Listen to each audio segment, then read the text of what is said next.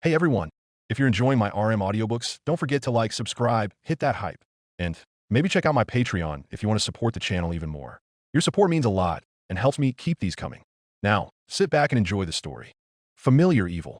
Chapter 1. Summoned to a New World. Tristane Academy of Magic, Kingdom of Tristane. Professor Jean Colbert watched as yet another student of his performed their summoning spell. The excitement in the air was palpable as everyone waited their turn, some more patiently than others, while those who already summoned their familiars took this early opportunity to start bonding with them. Most of the familiars were simply animals. A few dogs or wolves, some had cats of various kinds, and there were of course quite the colorful array of birds.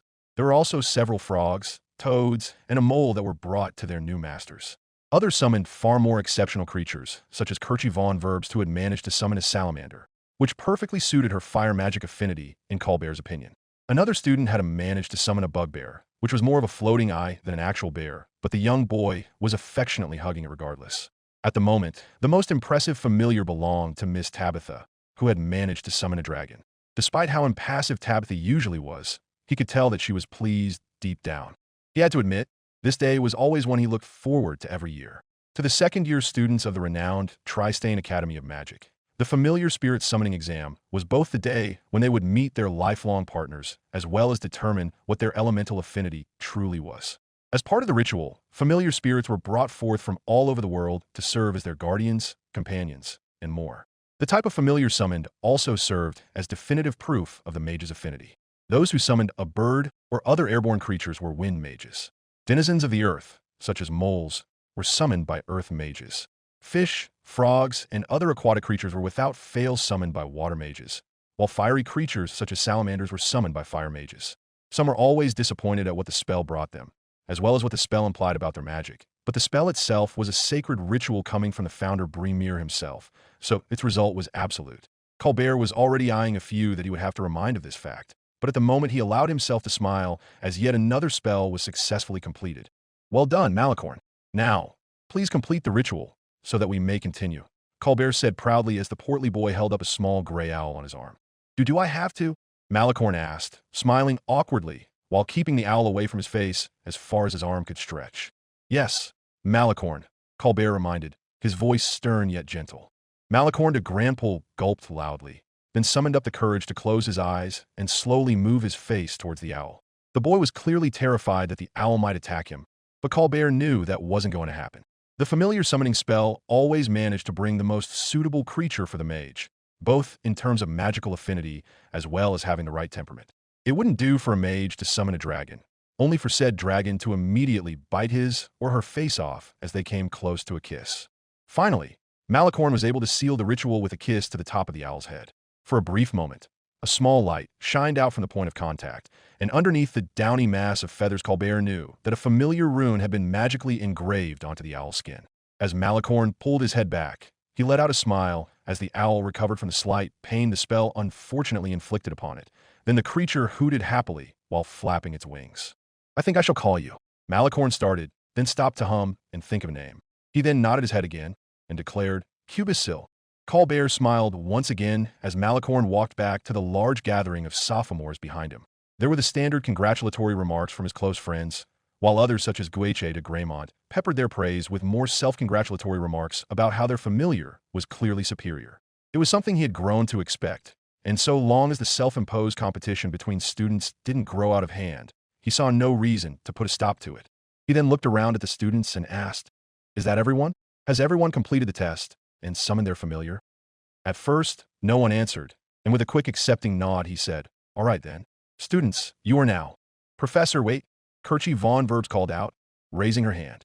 The Germanian girl had a knowing smile on her face, and with everyone's attention focused squarely on her, she stated, I believe that there's still one more person who hasn't gone yet.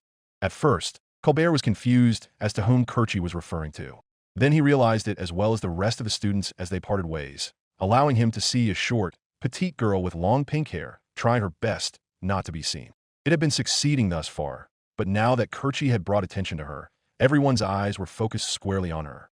Instead of the excited expectation that the other students had towards each other, their gazes and expressions housed only nervousness or outright contempt towards the poor girl. Colbert sighed, closed his eyes, and shook his head before asking, Louise, Have you taken your test yet? Louise looked at her professor. Then she steeled herself and resolutely declared, "No, professor. I have not." "I see. Well then, please step forward and complete the spell." Without breaking her stride, Louise Françoise Le Blanc de Lavalier stepped forward, walking past the students right to where she was supposed to complete the spell. At the same time, she was trying her best to ignore the scathing remarks the students were making behind her back, and Colbert couldn't help but frown as he overheard them. "Isn't that the zero? She's going to fail, just like every other time. Why is she even here? She's not even a mage. I heard she's not even a noble, just a commoner adopted into the Valier family. Whatever. At least we'll be done with her after this." Louise couldn't help but flinch at the biting words, even as she knelt over the ground to draw the summoning circle. Before the mockery could continue any further, Colbert barked to the students, "That's enough. You will all be quiet as your classmate takes her test. Am I understood?" The other students immediately clammed up, and although Professor Colbert couldn't see Louise's face, he knew she was grateful for the intervention. She continued to draw her circle, which Colbert couldn't help but notice was immaculate in design. That was always Louise's strong suit, a thought shared by all of her teachers and tutors. When it came to understanding magical theory, Louise was second only to Tabitha among her direct peers. But it was when she tried to put her vast knowledge into practical use that everything fell apart. For some as of yet unknown reason, every single spell Louise would cast had spectacularly failed.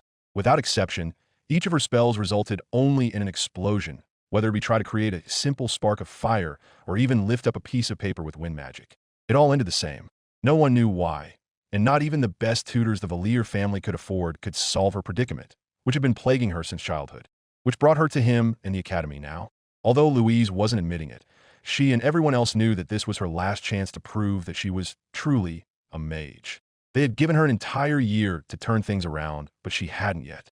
If she couldn't complete the familiar Sprit summoning exam, a spell that was supposed to work for every mage regardless of power or affinity, then she truly was hopeless. Colbert would no longer be able to protect her, and she would be expelled and sent back home, where she would be married off to some nobleman to live a comfortable life. He couldn't imagine the immense pressure she must be feeling, but he forced himself to remain neutral. Despite his care for the girl and her plight, his duty as her professor came first. It would break his heart to do so, but if she failed the spell, he would do what he had to. Finally, with the circle completed, Louise stood up and backed away, raising her wand and closing her eyes to begin the chant. At the same time, the other students took a few cautious steps back, not wanting to be caught in whatever explosion they were certain was coming their way. Colbert understood their concern, but remained rooted to where he previously stood, wanting to provide at least some reassurance to his student. "My name is Louise Françoise Le Blanc de Lavalier," she began, pointing her wand towards the summoning circle she had expertly crafted. "Pentagon of the 5 elemental powers, heed my summoning, and bring forth my familiar." No explosion came, and at first Colbert thought that perhaps she had finally succeeded where she had previously failed. But, to his dismay, nothing came. The circle was inert, unchanged, and when Louise opened her eyes to see what she had brought up, her face fell. "Louise," Colbert gently said, prepared to do the one thing he didn't want to do, but before he could say anything, Louise scrunched up her face and started over once again. "My name is Louise Françoise Le Blanc de Lavalier," she declared, this time much more forcibly. "Pentagon of the 5 elemental powers, heed my summoning, and bring forth my familiar." Once again, nothing happened, and Louise looked as though she was about to cry. With a sad frown on his face, Colbert stepped forward and gently placed his hand on her shoulder to say, "Louise, I'm sorry, but—" "Professor, please, just give me one more chance. I know I can do it. Just please," she begged, which surprised him. Ever since he had met the girl, she had never been one for begging. Her pride as the daughter of the Duchess Karen de Lavalier, the legendary heavy wind, was ever present, which only grew more pronounced as her failures mounted up higher and higher. He strongly suspected it was a defensive mechanism she had concocted over the years, and if she failed this spell, it would completely crumble and take her along with it. Colbert knew that he wasn't supposed to allow this, but once again his sympathy for the young girl forced his hand. He sighed and shook his head, then said, "All right, you can have one more chance, but if you fail, you won't get another." "Understand, Professor." "Thank you," Louise said, giving him a thankful nod as he returned to his previous spot. At the same time, the other students began murmuring among themselves, clearly not liking what they felt was a display of favoritism. "She gets to go 3 times? That's absurd. Why does Colbert tolerate her? If I was him, I would have jumped at the chance to finally get her out of here." Before the murmuring could grow louder, Colbert loudly tapped his staff onto the ground. The students got the signal and silenced themselves once again, although he felt a few harsh glares sent to him and Louise. Colbert ignored them, instead focusing entirely on Louise as she attempted her third and final summoning. Only this time, instead of repeating the customary spell that everyone else used, Louise sighed deeply before beginning to chant something he didn't recognize. "My servant that exists somewhere in this vast universe," she boldly declared, hoisting her wand skyward as everyone else looked on in utter confusion. Like him, they had never heard this incantation before and were left perplexed. "My divine, beautiful, powerful familiar, I wish and assert from the bottom of my heart. Answer my guidance." Louise finished the spell by gently waving her wand in a circle, then pointed it straight in front of her. This time, after a second's pause, the air in front of her exploded. Colbert was knocked down, with the rest of the students similarly affected. The courtyard was filled with black smoke, and he could hear everyone groan and cough as he recovered and began funneling the smoke away. "Gaga, just as expected," a student declared while coughing into his fist. Other students were similarly coughing and making crass remarks regarding her infamous reputation, but Colbert ignored all of that to instead focus on his apparently successful student. His heart felt elated at what he assumed to be her first true success, proof that she actually belonged here. Then the smoke cleared some more, and Colbert felt his excitement turn to shock. Instead of seeing Louise standing over her summoned familiar, as he had expected and hoped, he saw only an empty courtyard. There was nothing there, only a small patch of disturbed grass where her magical explosion went off. His shock turned into horror, and he ran up to the spot while clutching his staff tightly. "Miss Valier, where are you?"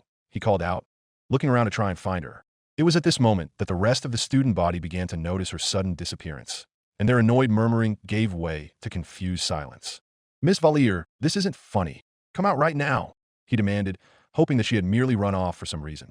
No one answered, and his eyes narrowed to the size of pinpricks as an intense fear gripped his heart and refused to let go. What happened?" a student fearfully asked. "Louise," Colbert heard Kerchie quietly ask, along with a few other students who began to realize the implication of what had just occurred. "Louise, Louise," Colbert shouted one final time, but to his dismay, she did not answer. It was then that he realized that Louise was no longer there, and he sharply turned around to the rest of the students and yelled, "Return to your dorms immediately. Tabitha, alert Headmaster Osmond and the other teachers, then go straight to your dorm. None of you are to leave until I say so." "Yes, Professor," Tabitha quickly replied, then hopped on top of her dragon Sylphid to fly up to the center tower at the heart of the academy. The rest of the students began to quickly return to their dorms, fear and confusion gripping them just as it did to him.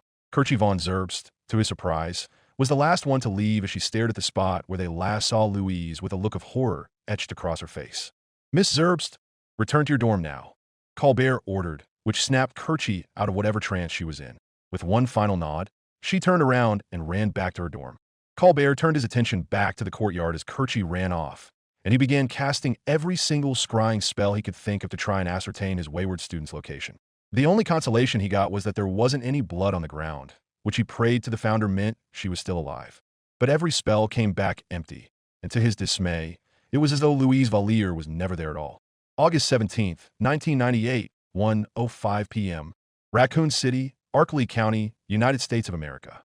Saito Hiraga hummed to himself as he walked along the bustling sidewalk, listening to the Backstreet Boys on his Walkman while he tucked away his laptop underneath his arm. It was a bulky, heavy contraption, and it had taken him an entire summer to save up enough money from chores and his part-time job to actually buy one, but it had been worth it. His own personal gateway to the wide, unknown world that was the internet. Plus, he could play Doom and Quake on it, which was always a good thing in his mind. Saito had even heard that there were websites out there now that he could use to meet people, which he felt would be nice. If only he could get the stupid thing to work, though. A few days ago, the laptop had suddenly stopped working, and he had no idea why. After a few days of fruitlessly attempting to fix it on his own, he finally gave in and decided to go to a nearby computer repair shop, hoping they might be able to get it running again. Hopefully without deleting everything on the hard drive. That would certainly not be good news. At least it was a wonderful day outside in Raccoon City. The summer air was nice and comfortably warm, cooled by a gentle breeze, and there wasn't a single cloud in the sky. Everything was as it should be, which is a nice breath of fresh air after the recent strings of horrific murders that had been going on the past few weeks. Murders that involved people being eaten.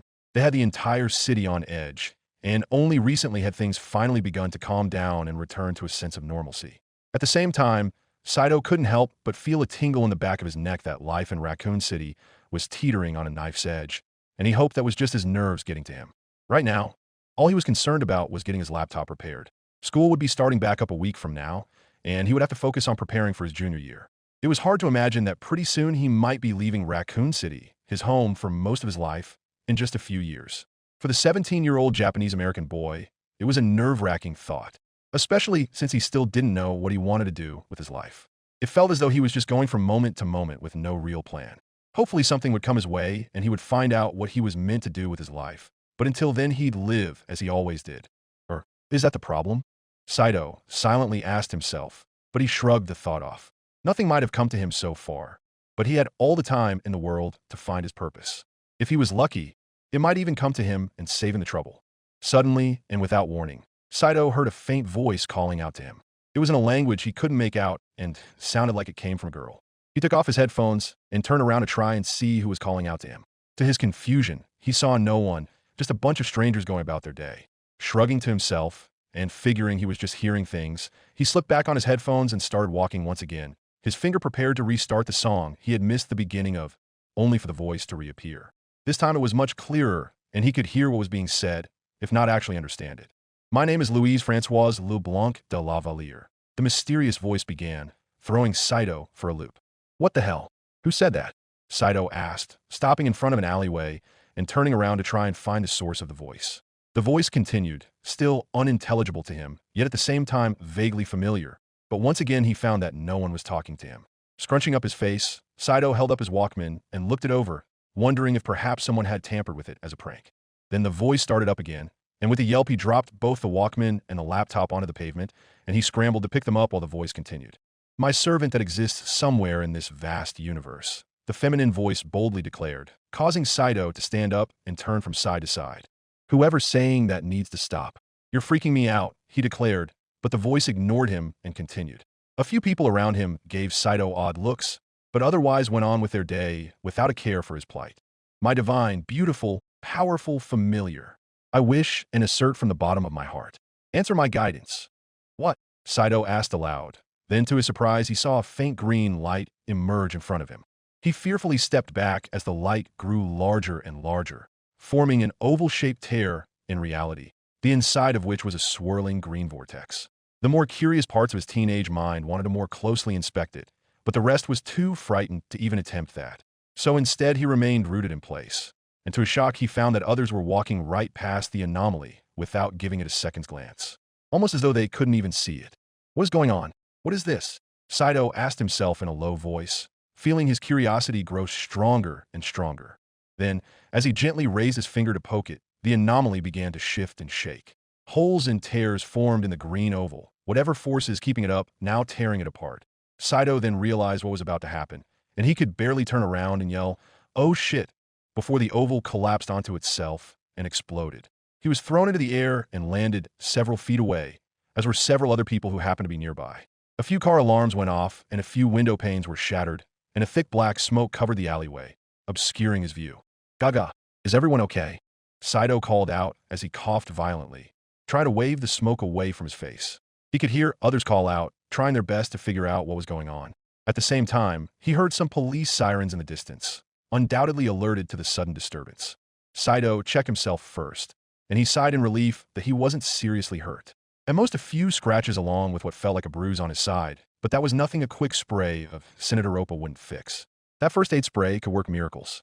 As the smoke cleared, he found that the others unfortunately caught in the blast were in the same boat, more dazed and confused than anything else.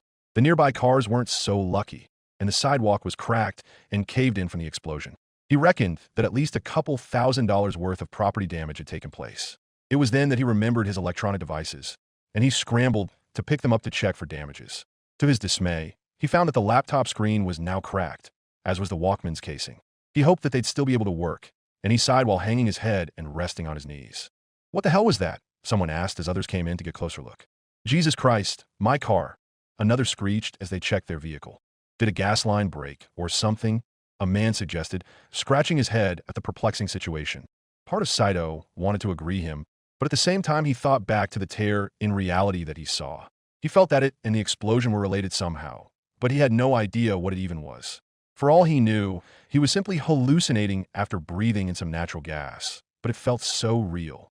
It certainly didn't seem like a hallucination, but at the same time it would explain why no one else saw it. Saito kept quiet, though, not wanting to make people think he was crazy or, God forbid, somehow responsible for this. At least no one was hurt. Then, from the corner of his eye, he spotted something laying on the ground inside the alleyway, just behind a corner out of sight. Getting up to his feet, Saito slowly began approaching the object, and to his surprise, he found that it was actually a girl. A girl wearing what looked like a cross between a witch's outfit and a school uniform. Why she was wearing a Halloween costume in August was beyond him, but he was far more concerned with the fact that she was unconscious. He quickly put two and two together and realized that she must have been caught up in the surprise explosion as well. Only she wasn't as lucky as everyone else. "Someone call 911, Saito shouted as he crouched over her, trying his best to check her for wounds. He heard people gasp as they saw what he saw, then several of them run off to the nearest payphone or police officer. In an outstanding example of the bystander effect, none of them decided to actually run up to join him and offer aid, which irked the boy to no end. Still, Saito tried to remember how to check someone for a pulse, and after a moment, he pressed 2 fingers against her neck. To his relief, he felt a gentle throb, telling him that she was still alive. Saito then began to check her for any obvious wounds, but luckily he couldn't find any, unless they were under that cloak of hers, but there was no way he was going to check that. Then, the girl's head began to move, and she let out an uncomfortable groan. Slowly, her eyes fluttered open, and she looked up to find Saito staring at her. "Hey, are you okay?" he gently asked.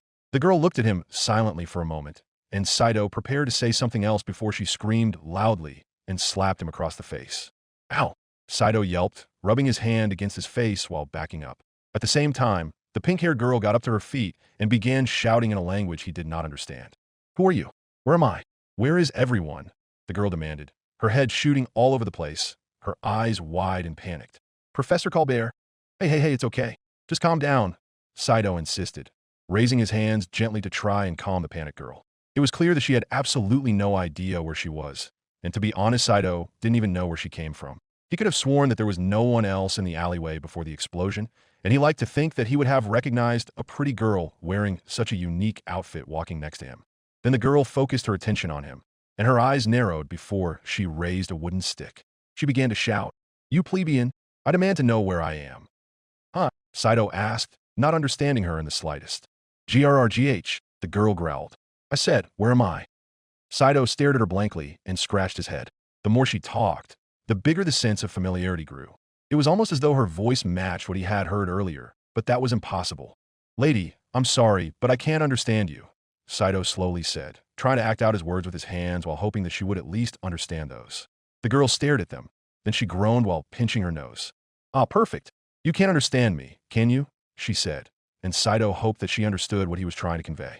At the same time, as he heard the police sirens get closer, he began to pick up hints as to what language she was speaking.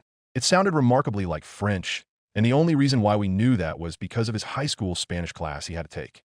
Funny how he could speak 3 languages to varying degrees, but when he finally needed to speak something other than English with someone outside of his immediate family, he was completely unable to. Then, the girl suddenly tilted her head, still keeping that stick pointed at him, and he could tell that the gears in her head were beginning to whirl. Like him, she was clearly trying to recognize what language he was speaking. Then she slowly began to ask, "Can you understand this?" "Oh, you speak English? That's a relief," he replied, answering the girl's question. At the same time, she gave him an odd look, as though the word English was alien to her. But then she shook her head and thrust her wand back into Sato's face. "All right, plebeian," she slowly said as though she hadn't spoken English in years. "Plebeian?" Saito asked, feeling slightly insulted, but the girl ignored him. "I do not know where I am or how I got here," she continued, growing more confident in her speech. "So you're going to answer my questions. Understand?" "Okay," Saito replied, feeling confused. He then scratched his cheek and asked, "I don't quite understand what?" The girl's face then scrunched up in anger, and before he knew it, she swung her wand to the side and aimed at a nearby trash can. She spoke a word in what he assumed was French. Then suddenly a small pop erupted onto the metal can, denting it slightly and creating a small puff of black smoke. The pop was drowned out by the background noise of the city, but Saito could hear it clear as day. He stared incredulously at the damaged receptacle, then slowly shifted his attention towards the stick she was wielding in her right hand. With her threat made apparent, she pointed the wand at Saito again, and this time he leaned back, now certain that whatever it wasn't just a harmless piece of wood. "Now, let's try this again," the girl harshly began, her eyes narrowed. "Who are you?" "My name," Saito started, unsure of just what the hell was going on. Then the girl dangerously tilted her head towards him in clear anger, and he gulped loudly before answering her. "My name's Saito Hiraga." "Okay, Saito," the girl said, clearly unused to the pronunciation, but continuing regardless. "Where am I?" "You're, in Raccoon City." "What kingdom is that in?" she asked, and Saito raised his eyebrow. "Kingdom? What country?" she harshly demanded, poking her stick into Sato's chest. "Okay, seriously, I don't know what that thing is, but it's making me nervous," Saito insisted. "I'm as confused about this as you are." The girl looked at Saito for a moment, then her eyes narrowed again and said, "I'll put my wand away when you answer my question, commoner. What country or kingdom are we in? I've never heard of this Raccoon City before." Saito felt more confused than ever when she called the stick a wand. Did she mean a magic wand? That was insane. Magic did not exist. But, at the same time, he couldn't help but somehow believe her. From the voice in his head that he was now utterly certain belonged to her, to the terror in reality that no one else saw, and finally the fact that she blew up a trash can by saying a word. A word that apparently caused a small explosion. It really seemed as though magic, literal magic, was at play, and right now, a very angry and confused witch was pointing her wand at him. Taking another gulp, Saito said, "Raccoon City is the county seat of Arkley County. The country we're in is the United States of America. We're not a kingdom, though. We're actually a republic." "There, I answered your question. Can you put that wand away now, please?"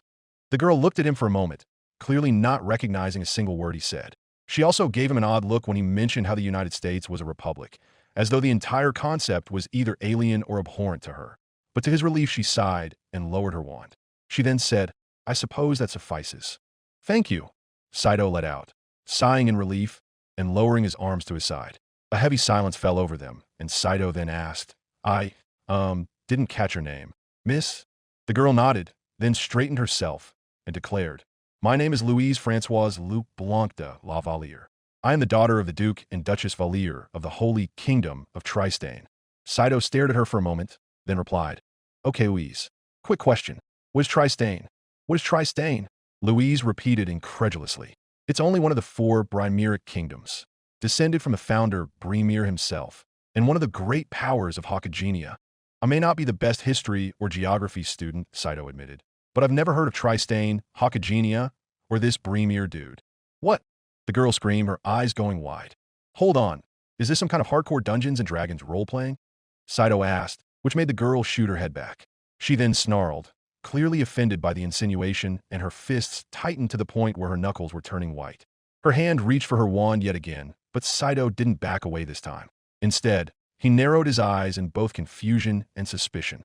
He had absolutely no idea what was going on with her, with part of him wanting to believe that she had simply gone crazy from the unknown gas that had to be leaking out somewhere. But at the same time, he still somehow believed her, or at least believed she believed what she was saying. There was one thing he was certain of, however. This Louise chick was not from around here. It was far beyond what a high school junior was capable of dealing with. Luckily for him and Louise, they heard footsteps walking down the alleyway, and they saw a police officer walk towards them.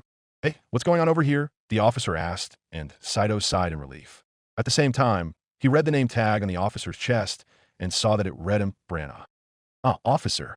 Thank God. You would not believe what has been going on," Saito declared, and Louise perked up at the fact that this was a person of authority. "You talking about the sudden explosion?" Officer Branagh asked, and when Saito nodded, he nodded back. "Crazy stuff. Were either of you hurt?" "Luckily, no," Saito replied, despite the fact that it blew up in my face. "Just a few cuts and bruises, nothing serious. I saw her laying on the ground, completely unconscious, further into the alleyway afterwards, though." Officer Branagh adopted a much more serious demeanor and calmly stepped forward to Louise. He kneeled slightly and began to check her over for injuries, gently asking, "What's your name, miss?" "Louise Francoise Le Blanc de la Valliere," Louise replied, trying to put on an air of authority. To her surprise, however, Officer Branagh merely chuckled. "Well, that's a mouthful. Mind if I just call you Louise?" he asked. After a moment, Louise slowly nodded, and Officer Branagh nodded back before saying, "You can call me Marvin.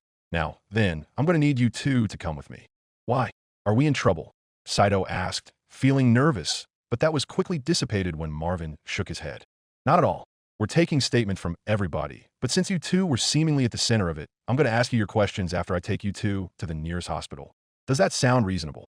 Personally, Saito didn't feel all that hurt, but the last thing he needed was to assume he was fine, only to find out later that he wasn't when in fact his insides had turned into mush from whatever that explosion was.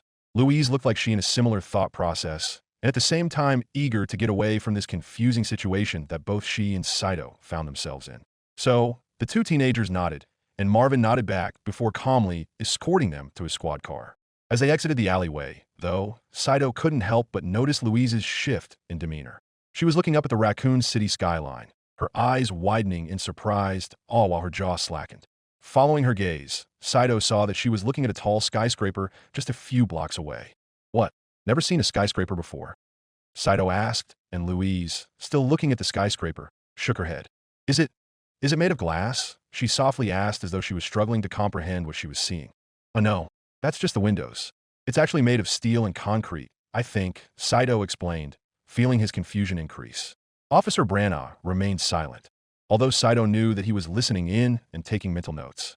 Then, when a car sped by, Louise shot her attention towards it, jumping back slightly. Saito couldn't help but compare her reaction to that of a small child's the first time they saw a car. And when a fire truck rolled in with its flashing lights and blaring siren, she shifted her bewildered attention towards it. Her reaction was yet further proof to Saito that she was definitely not from around here, and his confusion grew. Finally, Marvin Branagh was able to usher them to his squad car, which seemed to knock Louise out of her stupor. Without saying a word, she hopped into the back seat, with Saito climbing in after her. He immediately put on his seatbelt, but when he saw Louise awkwardly staring at hers, clearly not knowing what to do with it, Saito sighed and leaned over to help. She didn't say anything in response, only giving a gentle nod as thanks. Saito nodded back. Then Marvin started his car's engine. Louise jumped at the sudden noise, and Saito couldn't help but chuckle. His amusement faltered, however, after a few minutes of driving, and he shifted into a groan. What's the matter? Marvin asked as he continued to drive, looking at the boy from the corner of his eye through the rearview mirror. I just realized that my mom and dad are going to flip out when they find out about this, Saito groaned into his hands. Marvin couldn't help but let out an amused chuckle, and he continued to drive both teenagers to their destination. At the same time, Saito couldn't help but notice that Louise's face paled at the mention of his parents, and his confusion partially gave way to concern. August 17th, 11 p.m. Raccoon City, Arkley County, United States of America. Louise could only stare out the window in silent horror. It was practically all she could do for the last few hours, especially since the hospital staff had finished their tests for the day. They were going to do more tomorrow, she knew, but right now that anticipation paled to the utter dread she was feeling at the moment. For as she stared at the single pale moon that sat triumphant in the black sky, she was forced to face the reality that she was no longer in Tristane, Hakagenia, or even her own world. Louise tried to understand how this had happened, but the only explanation she could think of went back to her familiar spirit summoning exam. She had attempted to summon her familiar just like everyone else, to finally prove that she was actually a mage worthy of the Valir name. But after yet another explosion, she found herself no longer in the academy's courtyard. Instead, she was laying on the cold, hard ground, with an unknown boy apparently named Saito standing over her. In retrospect, she had probably overreacted when she had met and accosted Saito, if only a little. But since she was in a place completely unknown to her, she felt her hostility could be excused. Right now, she was simply trying to wrap her head around what had happened to her.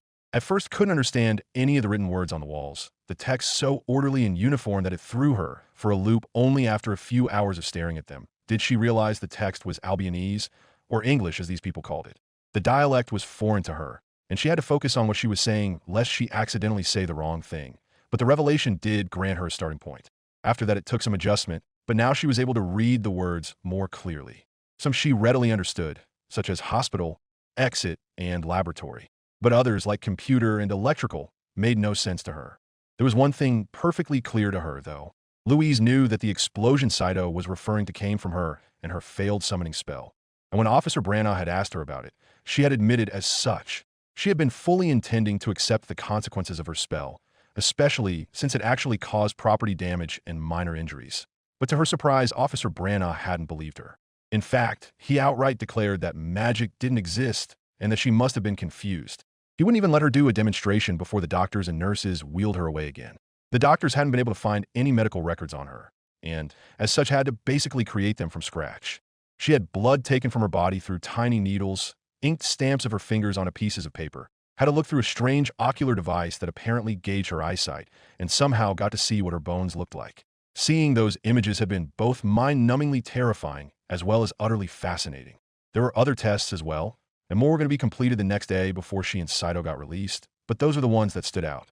She wondered just what they would do to her next, and at the same time wondered why she kept seeing the image of a red and white umbrella everywhere. Now, though, she could only stare out at the moon in solemn silence. More than ever before, Louise Valier felt completely lost, and she had no idea what to do. Author note: Hello, everyone. Welcome to my latest story, Familiar Evil. As you can see, it is once again another reverse summon from me. Only this time Louise pulled herself into the horrifying world that is Resident Evil. Specifically, a month before the events of the Raccoon City outbreak. As you can imagine, things are going to get very, very interesting. Outsiders, this is not, as I fully intend for this story to echo the survival horror themes of the actual games, along with a touch of action. I hope you guys enjoy this story and let me know what you think. Special thanks to my co-writers/editors, non-contributor and Jesse K, for their help in bringing this to life. Enjoy. Chapter 2. Welcome to Raccoon City. Tristane Academy of Magic. Kingdom of Tristane, Hakagenia. It had been 5 days since the familiar summoning ceremony took place. In years prior, the school ground would currently be covered with students bonding with their new familiars and showing them off to their friends. That sight had always brought a smile to Colbert's face, but unfortunately, that was not the case this year. Instead, the entire academy was still on lockdown. Guards patrolled the grounds, making sure everything was secure. All students were instructed to remain in their dorms, only leaving to have breakfast, lunch, and dinner. In perhaps the most extreme precautionary measure, any and all communication from students to their families were intercepted and destroyed on orders from Headmaster Osmond. According to him, the last thing the academy needed was to cause an outright panic among the noble families before they fully understood what was going on. Not to mention that the damage to the academy's reputation if this event got out would have been immeasurable. Colbert supposed it made a certain amount of sense, but that didn't mean he had to like it. Still, the lockdown persisted, and Colbert doubted it would be let up anytime soon. How else would they react when one of their students, the daughter of one of the most prestigious families in the entire kingdom, outright disappeared? Disappeared was perhaps the only word that Colbert could use to describe what had happened to Louise Valier. One moment she was there, trying her best to cast her spell like the rest of her classmates. The next, the entire courtyard was filled with smoke, Louise nowhere to be seen. For the past several days, he and the rest of the academy's teachers had been scouring every inch around the academy in search of her. No stone was left unturned, and they only called the search off after stretching 10 miles in every direction around the academy. It was clear Louise Françoise Leblanc de la Valier wasn't anywhere near the academy. A persistent fear and rumor was that Louise had accidentally blown herself up, but Colbert doubted it. He had seen the aftermath of someone caught up in a deadly explosion, and although Louise's were loud and quite forceful, thus far they weren't deadly. At most a few bruises, but nothing a mage or a low-quality potion couldn't fix. If Louise had truly blown herself up and died, they would have seen the messy aftermath. Instead, nothing was there except for a disturbed patch of grass and slightly upturned dirt. While they didn't know for certain, Colbert and the other teachers prayed that the lack of a body meant she was still alive, which then begged the more pressing question. What exactly had happened to Louise? It was something Colbert had been focusing on whenever he wasn't searching for her, and over the past few days he suspected he hardly got any sleep. He was utterly exhausted, kept up by only magic and potions as he scoured the academy's extensive archives, searching for any hint at all that might lead him to Louise's fate. So far, he hadn't found anything conclusive, which made him feel even worse. "Jean, you need to rest," Headmaster Osmond insisted as he and Professor Colbert sat in the headmaster's office. "No, I'm fine," Colbert countered, stopping to yawn while rubbing his tired eyes. "You're not.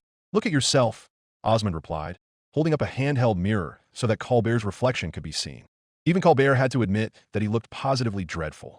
His eyes were droopy and sunken in, the hair on the back and side of his head frayed and disheveled.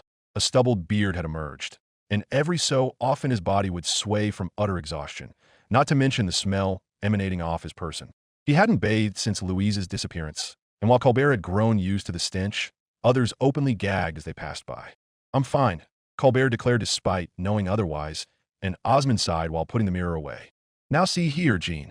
I understand you're worried about Louise. All of us are," Osmond said as he rubbed his long beard that stretched down to his knees. He then pointed at Colbert and added, "But I will not let you destroy yourself over this. But I'm about to find something, I know it," Jean shouted, but the strain in his voice made it weak. "Then I will gladly pick up where you left off," Osmond offered, his eyes narrowed. "The entire faculty is focused only on finding our wayward student. They can afford you taking one night's worth of sleep." "You don't understand," Colbert shot back. "Louise is my student. She's my responsibility, and she disappeared under my watch. If I hadn't let her do that damn summoning sheet.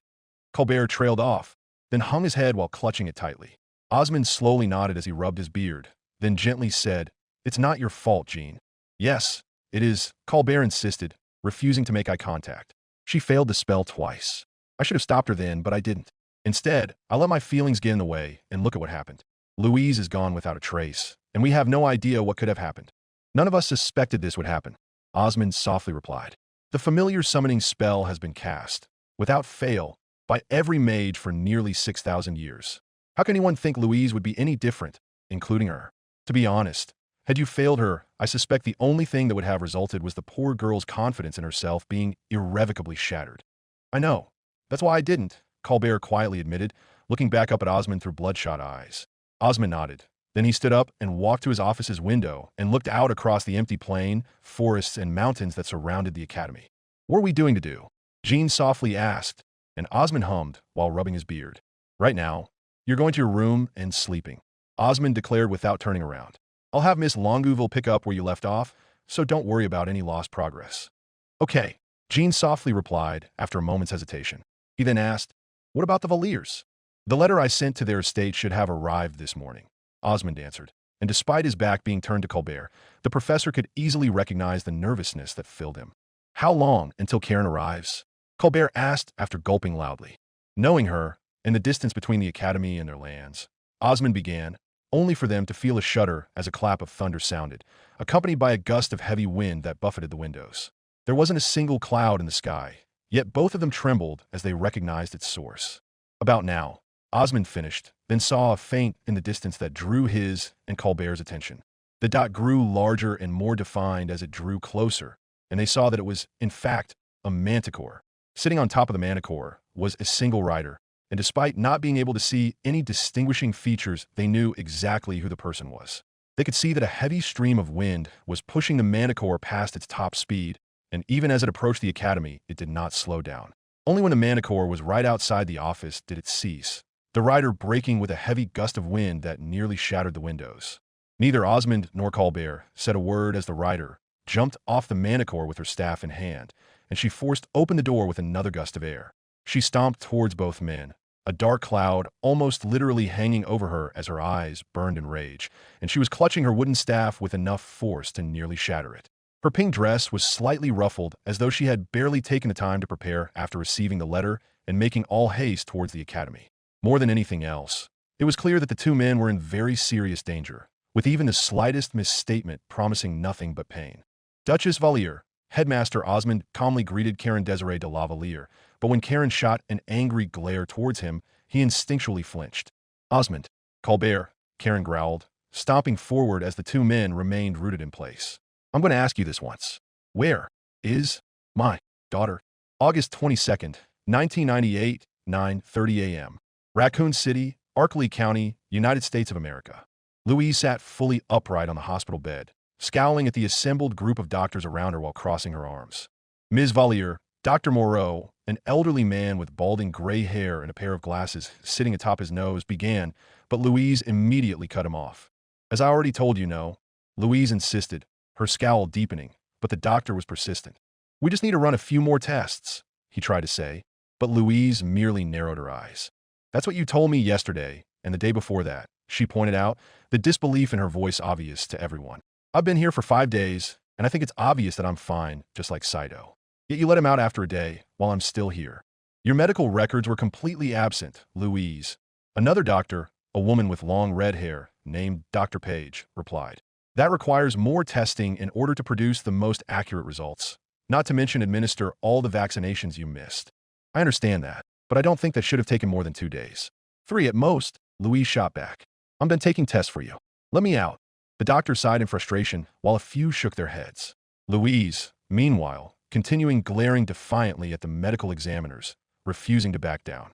She had been stuck inside the Spencer Memorial Hospital for 5 days now, with her only movements being from her hospital room to one of the many laboratories scattered around the building. At first, she had accepted it. She was in a brand new world, something she was still wrapping her head around, and the doctors were merely trying to make sure she was healthy. When Saito, the boy she had met upon her arrival, was let out the next day, she chalked it up to her recent arrival to Raccoon City and felt she'd be let out the day after that. But that didn't happen, and by the time the third day rolled to a close, concerns had begun to rear their ugly head. By now, it was clear to Louise. The hospital staff, for whatever reason, weren't letting her go. She didn't know why, but she did know that she wanted nothing to do with them anymore. With each passing moment, she felt less like a patient and more like a prisoner, which was not a situation Louise felt comfortable in. Even when she was alone, Louise felt as though someone was watching her. If she had her wand, Louise might have felt tempted to simply blast her way out of the building, but that wasn't an option for her, as the hospital had confiscated her belongings. At the moment, all she was wearing was a light hospital gown, which made her itch in places. Dr. Moreau sighed once again while taking off his glasses, then rubbing the lens and said, "Ms. Valier, I understand that you are uncomfortable. Believe me, an extended stay in a hospital is the last thing anyone wants. If it were up to me, I'd let you go, but Dr. Bard hasn't signed off on your release just yet." "May I ask why?" Louise demanded. "Some irregularities were detected, and he wanted to make sure they aren't harmful," he replied. When Louise narrowed her eyes, he raised his hands placatingly and added, "I don't believe it's anything of concern, but more importantly, there's the matter of what to do after your release. By your own admission, you arrived in Raccoon City alone under unknown circumstances. Do you have anywhere to go?" Louise moved to answer, but stopped herself. Were this in Tristane, or anywhere else on Hakagenia, she'd simply say she'd go back to the Tristane Academy of Magic or even the Valier estate. But she wasn't in Tristane nor Hakagenia. Instead, she was in another world entirely, completely cut off from her family and anyone else she might have turned to. Louise was well and truly alone, and if she were to leave the hospital, she'd be homeless. For anyone, much less the daughter of a duke and duchess, it was a terrifying prospect, and Louise couldn't help but hold her body close. Dr. Moreau frowned slightly and nodded as he placed his glasses back on, then quietly stated, "That's what I thought. More than anything else, Louise, I cannot in good conscience grant you release without knowing where you'd end up. Right now, the only thing I can think of is putting you in a foster home, but I don't think you want that." "No, I don't," Louise admitted, hanging her head. The doctors and nurses nodded again. Then they walked over to the door to head out into the hallway. "We'll come back in a bit," he declared. "This will all be over soon, don't worry." Dr. Moreau gently closed the door behind him, leaving Louise all to herself once again. She then looked back up at the doorway, steeled her gaze, and muttered, "Yeah, right." Releasing a long sigh, Louise fell back into the bed. There were still many questions swirling around her head, but she was fairly certain of a few things. The anomaly that Dr. Moreau spoke of was most likely her magic. Given how magic appeared to be non-existent on Earth, it would certainly be something that they'd be curious about. Louise would bet her title that she was perfectly healthy, and the only reason why the hospital hadn't released her was due to a desire to study her magic. On any other day, she might have been overjoyed to finally have someone confirm her magic, but right now, all she felt was disgust. At the same time, though, her stay in the Spencer Memorial Hospital wasn't entirely bad. To her surprise, after his release, Ido had continued to visit Louise daily, and the two would strike up conversation that would last for hours, or at least until the doctors ushered him away so that they could administer more tests. While Louise couldn't necessarily call him a friend just yet, he had definitely proven himself to be an enjoyable companion. If anything, she was more confused as to why he kept visiting her in the first place. According to him, he didn't quite know himself, just that he got a feeling and felt concerned. If it meant being able to talk to someone her age, even a commoner, Louise would gladly take it. It definitely helped that Saito was practically the only person to not outright dismiss her claims of being from another world. He didn't believe her entirely, but at the same time, he never quite refuted her claims, either. Saito didn't say why he did, but at the very least he provided a much-needed ear. Officer Marvin and other members of the Raccoon City Police Department had also frequently visited over the past few days, interviewing her in an effort to try to figure out what exactly happened. To her disappointment, the RPD didn't believe her claims about coming from another world in the slightest. Instead, judging by the questions they had for her, the RPD appeared to believe that Louise was a victim of human trafficking brought over to the United States from a backward region in Europe, thus explaining her complete lack of knowledge of history and culture regarding the world. Frankly, it was a miracle that English and Albionese were so similar, otherwise none of them would have been able to speak to each other. Louise was then broken from her thoughts as she heard a knock on the door. Sitting upright, she looked at the door as it was carefully opened, and to her relief she saw that it was, once again, Saito. A nurse had escorted him, despite the fact that he knew exactly where Louise's room was, and, as the door closed, he rolled his eyes. "You'd think they'd stop after the third time," Saito pointed out, and Louise merely shrugged in response. "Clearly not," she said as Saito pulled up a chair and sat next to her. "How's it going? Are they letting you out yet?" he asked, and Louise shook her head. "No, they're not," she admitted, And Saito frowned. What? What? Apparently, they found anomalies that they want to ensure aren't harmful, Louise replied, making air quotes with her fingers. By anomalies, they most likely mean my magic. Saito raised his eyebrow slightly at the mention of her magic, still having trouble accepting it despite seeing it with his own eyes, then scoffed and retorted. Seriously? Oh, that's bullshit. You and I both know you're perfectly healthy. I know, but there's nothing I can do, Louise declared, throwing her arms to the side. They can't just keep you here, Saito stated, leaning forward while resting his elbows on his knees. You're 16 years old, for God's sake. You're more than capable of making your own decisions. You think I haven't told them that? Louise asked, raising her eyebrow. She was still a little miffed that the doctors hadn't believed her when she revealed her age, until they managed to somehow measure the age of her bones and confirm it for themselves.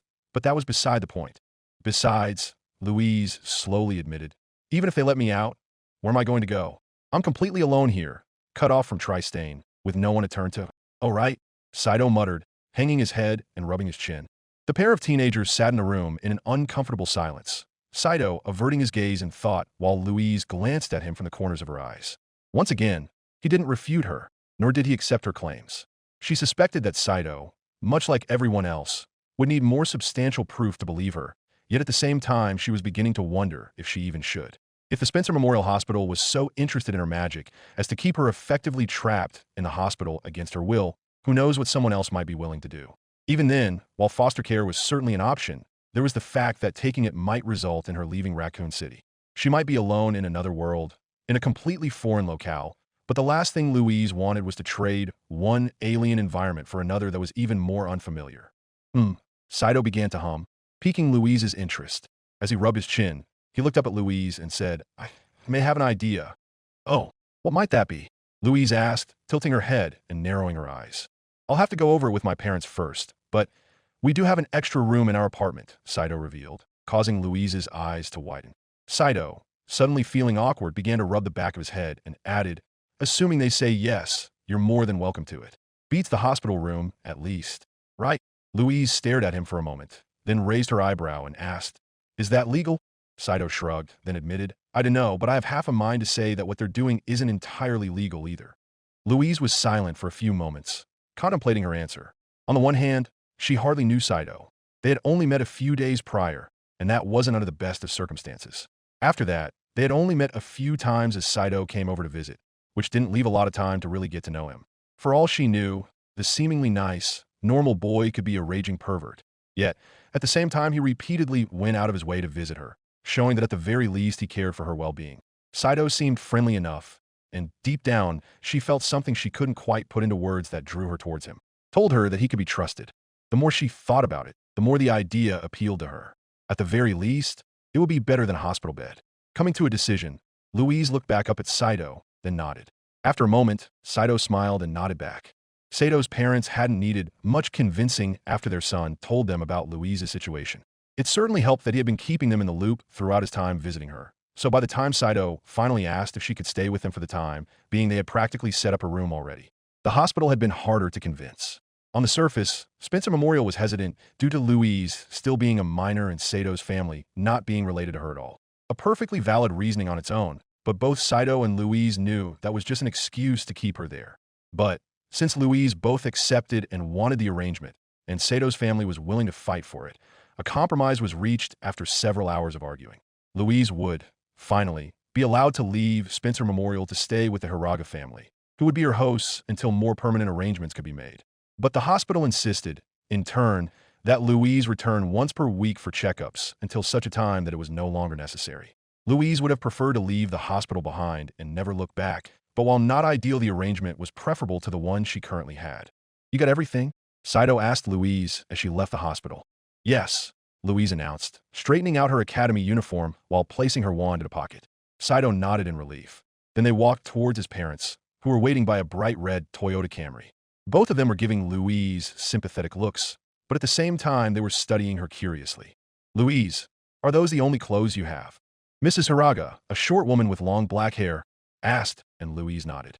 Frowning slightly, she shook her head and said, well, we can't have you going around only wearing that. Saito, dear, do you mind taking her around to get some new clothes? Sure, Saito replied while shrugging, then opened the car door for Louise to step inside. Louise, meanwhile, gave herself a once-over, wondering just what, exactly, was wrong with her outfit before getting inside. Seeing her confusion after getting in the car, Mr. Haraga, a tall man with broad shoulders, wearing a pair of glasses and a short, black hair neatly combed back, turned around in the driver's seat to look at Louise and added, "No offense, but you look like you're wearing a Halloween costume." "What's Halloween?" Louise asked, not knowing if she should be offended or not. Both Hiraga parents looked at each other in alarm, but Saito gently grabbed Louise's shoulder while waving them off. "Don't worry, we'll take care of it. Mom, Dad, if you can just drop us off at the mall, we'll call you when we're done," Saito requested. Both parents nodded. Then Mr. Hiraga started the ignition. Once again, Louise jumped slightly at the loud, harsh noise, but quickly recomposed herself. Remembering how Saito managed to lock the safety belt, she slowly repeated the action, and once everyone was strapped in, Mr. Hiraga drove away, leaving the hospital behind for good. Louise stole one last glance as they left the parking lot and entered the main street running adjacent to it, happy to finally be leaving it behind. At the same time, she could have sworn that she saw a figure staring at the car from an upper-story window, but the figure disappeared so fast that she chalked it up to her just seeing things. Letting out a sigh of relief, Louise leaned back into her seat and looked out the window. "So, Louise," Mrs. Hiraga began, "you seem to have enraptured my son. I can't imagine why else he would keep coming here day after day." "Mom," Saito protested, a faint blush erupting across his face while Louise merely looked on in confusion. Mrs. Hiraga was giggling, while Mr. Hiraga smiled in amusement while continuing to focus on the road. "Mind telling us a bit about yourself?" she asked, turning around in her seat to look at Louise. A warm, friendly, and genuine smile was across her face, and from the rearview mirror Louise could see that Mr. Hiraga was glancing at her every so often. Louise briefly glanced at Saito. Knowing that while he hadn't refuted her assertions did not mean his parents would do the same, she answered, "My name's Louise Valier. I'm the youngest of 3 daughters, and I'm from France, I think." "Ah, yes," Mrs. Hiraga slowly replied, her face falling into a sad, sympathetic frown once again. "I'm so sorry you had to go through that. But you made it out, and that's all that matters. You'll be safe with us, don't worry." "Thank you, Mrs. Hiraga," Louise replied, grateful for the assurance while knowing it was somewhat misplaced. Mrs. Hiraga smiled back, then turned back around to stare at the road. Louise sighed, happy that she didn't have to give out more details of the moment. At the same time, she figured that if she had to keep her magic a secret for the time being, she would have to get her story straight. Deciding that it was best to work with what she was given and use half-truths, she figured that playing along with what the police thought while adding basic details about her actual life would be sufficient. Turning away from that, Louise shifted her attention back outside the car, and she watched in amazement as they moved around the city. Louise had always thought that Tristania, the capital city of Tristane, was the largest city she had ever seen, and with a population of nearly 100,000 people, it certainly held tightly to the claim of largest city in the kingdom. But compared to Raccoon City, Tristania might as well have been small and cramped. The streets were wide as multiple lanes of cars drove by, some honking at each other as traffic built up. Pedestrians walked on the sidewalk, and only now did Louise realize that they were as wide as Tristania streets. With glass-covered skyscrapers reaching high overhead, the sunlight reflected back towards the ground, forcing her to avert her gaze after a moment. There weren't very many trees, and the only animal life she could see were pets being walked by their owners and birds perched atop lampposts. But Louise was enraptured, nonetheless. The only bad part she could think of was the noise and excessive light at night. What was more surprising to her, though, was when Saito revealed that Raccoon City had a population of over 100,000 people and wasn't the capital of their country. It was the county head of Arkley County, but that wasn't anything special according to him. When Saito revealed that some American cities had populations in the millions, that had thrown her for a loop. To them, a city of 100,000 people was considered small, which said a lot about just how big the United States of America truly was, as did their ability to construct buildings out of steel. Louise was no expert in metallurgy, by any means, but even she knew just how expensive high-quality steel could be. Yet these people were able to apparently make it whenever they wanted at whatever quantity they desired. It was a subject she still struggled to wrap her head around, especially since they were able to do so without any magic at all. Louise's thoughts were broken as they rolled to a stop in front of a large building, the parking lot filled with cars and people. Pulling up to the side of the nearest department store, Mr. Hiraga said, "We're here. You kids have fun. Meet us back here in 3 hours." "Got it, Dad," Saito replied as he unhooked his seatbelt and opened the door for him and Louise. Louise got out right after him, and after Sato's father gave him his debit card, they waved his parents goodbye as they drove off, leaving the 2 kids alone. "Well, we got a few hours," Saito announced as he and Louise turned back towards the mall entrance. Clearing his throat, He then gestured towards the building and declared, "Welcome to Raccoon City, Louise." Louise looked at the boy who had kindly offered to take her in, then smiled and replied, "Thank you." Saito smiled back. Then together they walked into the mall, eager to get started and get Louise whatever she needed. Once their shopping was done, Saito was happy that he was put in charge of the money. Louise, as it turned out, had very high taste due to her being a noble woman, and he had to talk her down from purchasing the most expensive items more often than not. They had still spent a couple $100s on clothes, but nothing too outrageous. Nor would it cause his dad to have a heart attack, which he suspected was the main reason why Louise backed down without too much of a fight. Had it been her money, he suspected she would have blown it all the first chance she got. "So how do I look?" Louise asked as she stepped out from the changing room. Saito studied her for a moment, taking it all in. She was no longer wearing her academy uniform, with only the brooch wrapped around her neck remaining. Instead, she was now wearing a pair of light blue jeans, a bright red, long-sleeve jacket over a white shirt that had the image of Mr. Raccoon on the front. Instead of walking around in a pair of black heels, she was now wearing a pair of red tennis shoes with black trim. All in all, she no longer looked out of place, and so he nodded while giving her a thumbs up. "It looks good on you," he admitted. Louise smiled, then went back into the changing room. After she handed Saito the clothes she wanted, he walked up to the counter and paid for them, then returned to Louise so that she could change back. Both of them figured it would be best for her not to wear her academy uniform for the time being. "Okay, I'm good," Louise announced as she left the changing room, stuffing her uniform into a bag. She held onto it while Saito carried the rest, and with one final nod, they walked out of the store. As they walked, they checked the time and saw that they had an hour and a half until Saito's parents returned. "What do you want to do now?"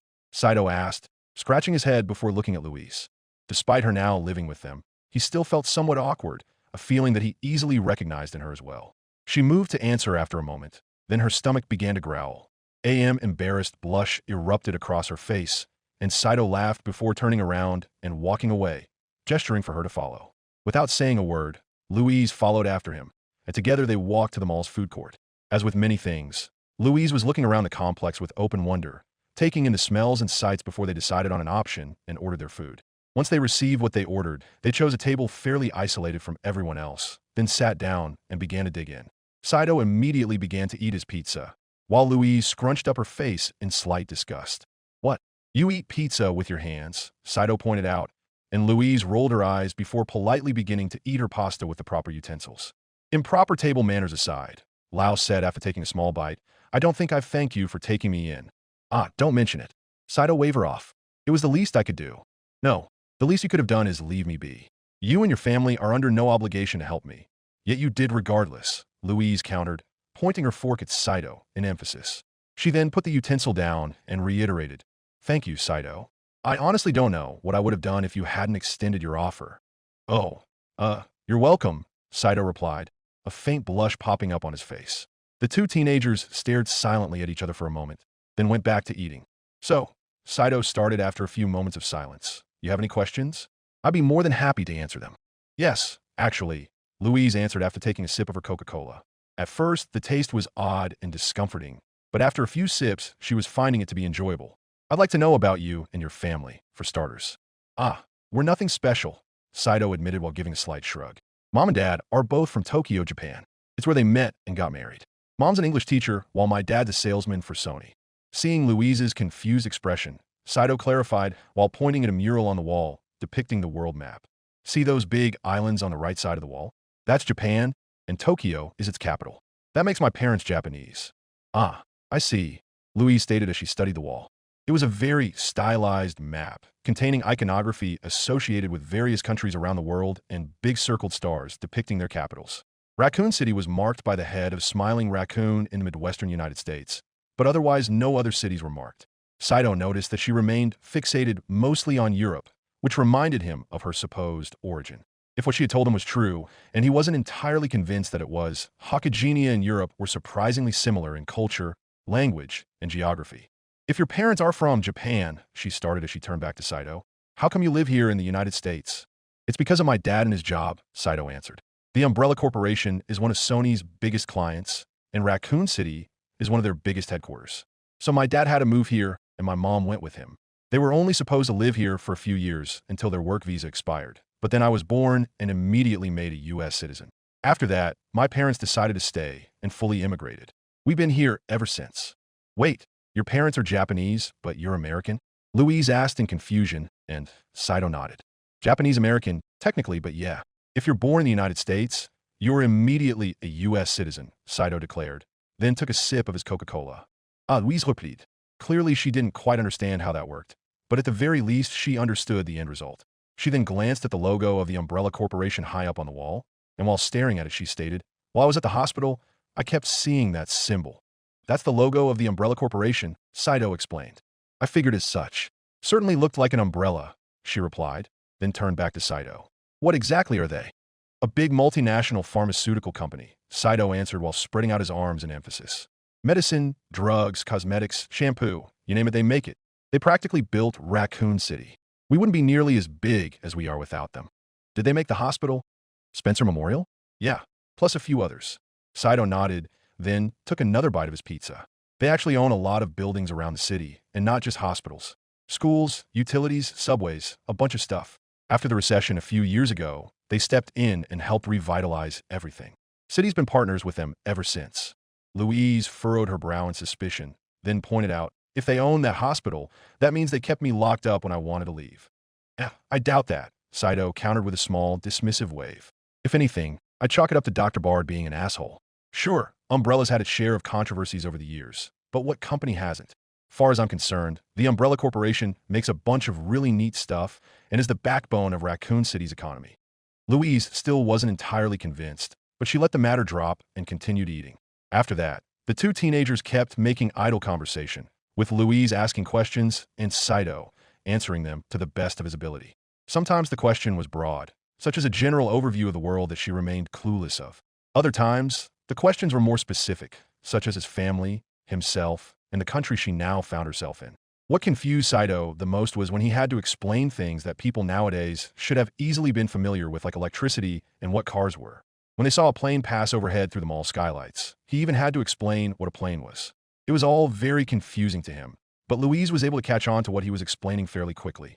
This convinced him that Louise was a very smart girl, if perhaps slightly delusional.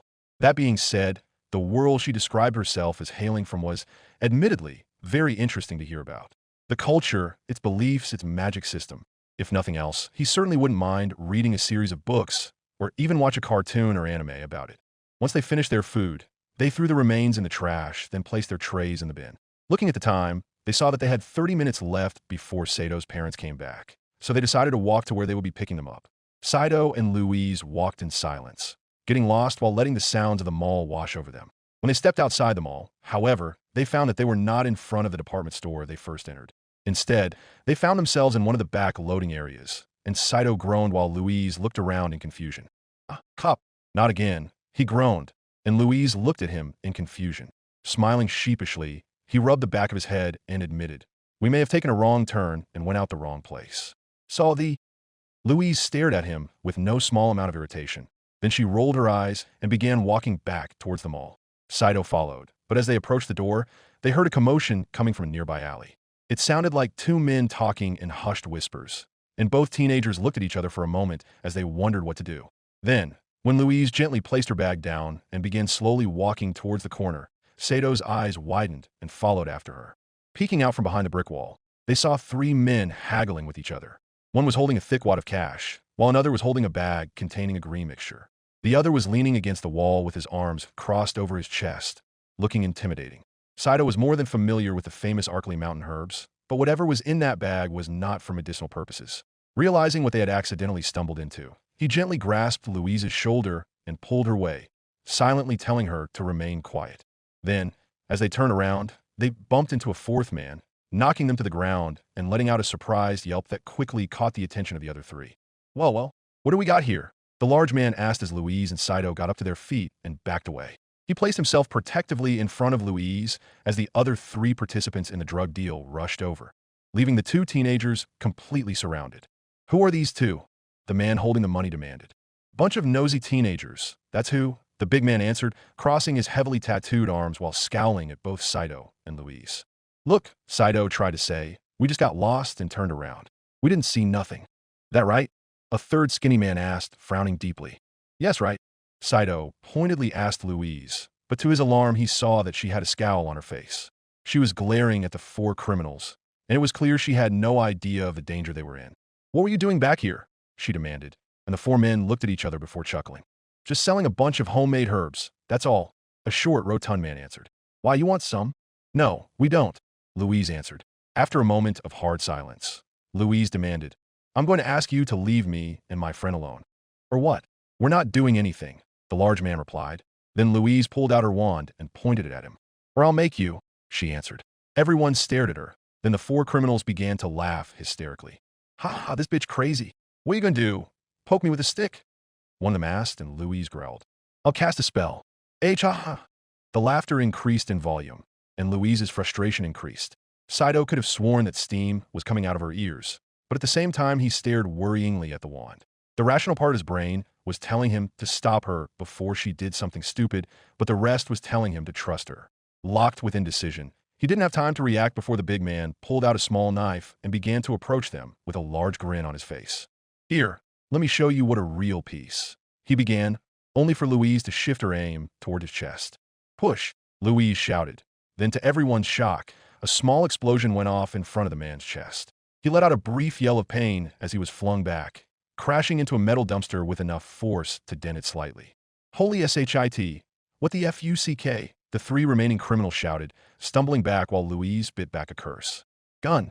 Get the hell out of here!" the dealer shouted as he ran after the fleeing customer. The other dealer helped the blown-back man to his feet, then gave Louise a fearful look before turning tail and running as fast as they could. Saito stared at them as they disappeared behind a corner, then slowly turned his head towards the dented dumpster. His mind was running a mile a minute, trying its best to comprehend what he had just seen. "Gag, that was supposed to be a gust of wind, not an explosion," Louise shouted in frustration, holding her wand close and gripping it tightly. "That was that?" Saito shakily asked while pointing his trembling finger at the dumpster. Louise sighed, then answered, "Yes, that was magic. I was trying to push that brute back with wind magic, not blow him up though. Founder, why do I keep screwing up?" Saito stared at the dumpster, then slowly turned towards Louise as she clenched her eyes shut and clutched her hair tightly in frustration. Only now did everything click into place for the young boy. What Louise just did was indisputably magic, and he couldn't chalk up what he saw to a gas leak. Neither could the four men who were Louise's victims, as well as the dented dumpster providing further proof towards its existence. Louise Valier had just performed actual magic, and everything that had happened to him when he met her now made sense. The portal he had seen, but no one else, the explosion, her strange clothes, her complete lack of knowledge about the world while knowing so much about another. Louise truly was a mage from another world, now trapped in theirs. That was so cool," Saito shouted, his fear giving way for excitement as he turned back towards Louise. She stared for a moment, disbelief on her face. Then she tilted her head as her eyes went wide. "Yeah, you just blew them up. That was badass. I wish I could do that," he added. Louise looked at him as though he was speaking a foreign language, completely unused to hearing praise towards her magical abilities. "Really? Yeah, that was awesome, Louise. You had them running with their tails between their legs. Huh, serves those druggy bastards right."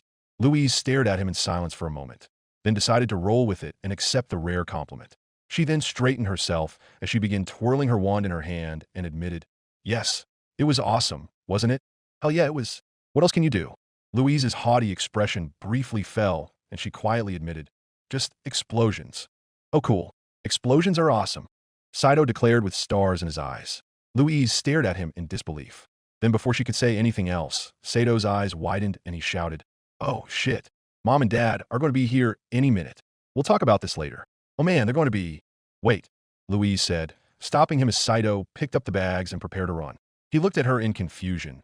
Then she quietly requested, "Can we just keep this to ourselves for the moment? I don't know why, but I don't think it's safe for me to have people know right now."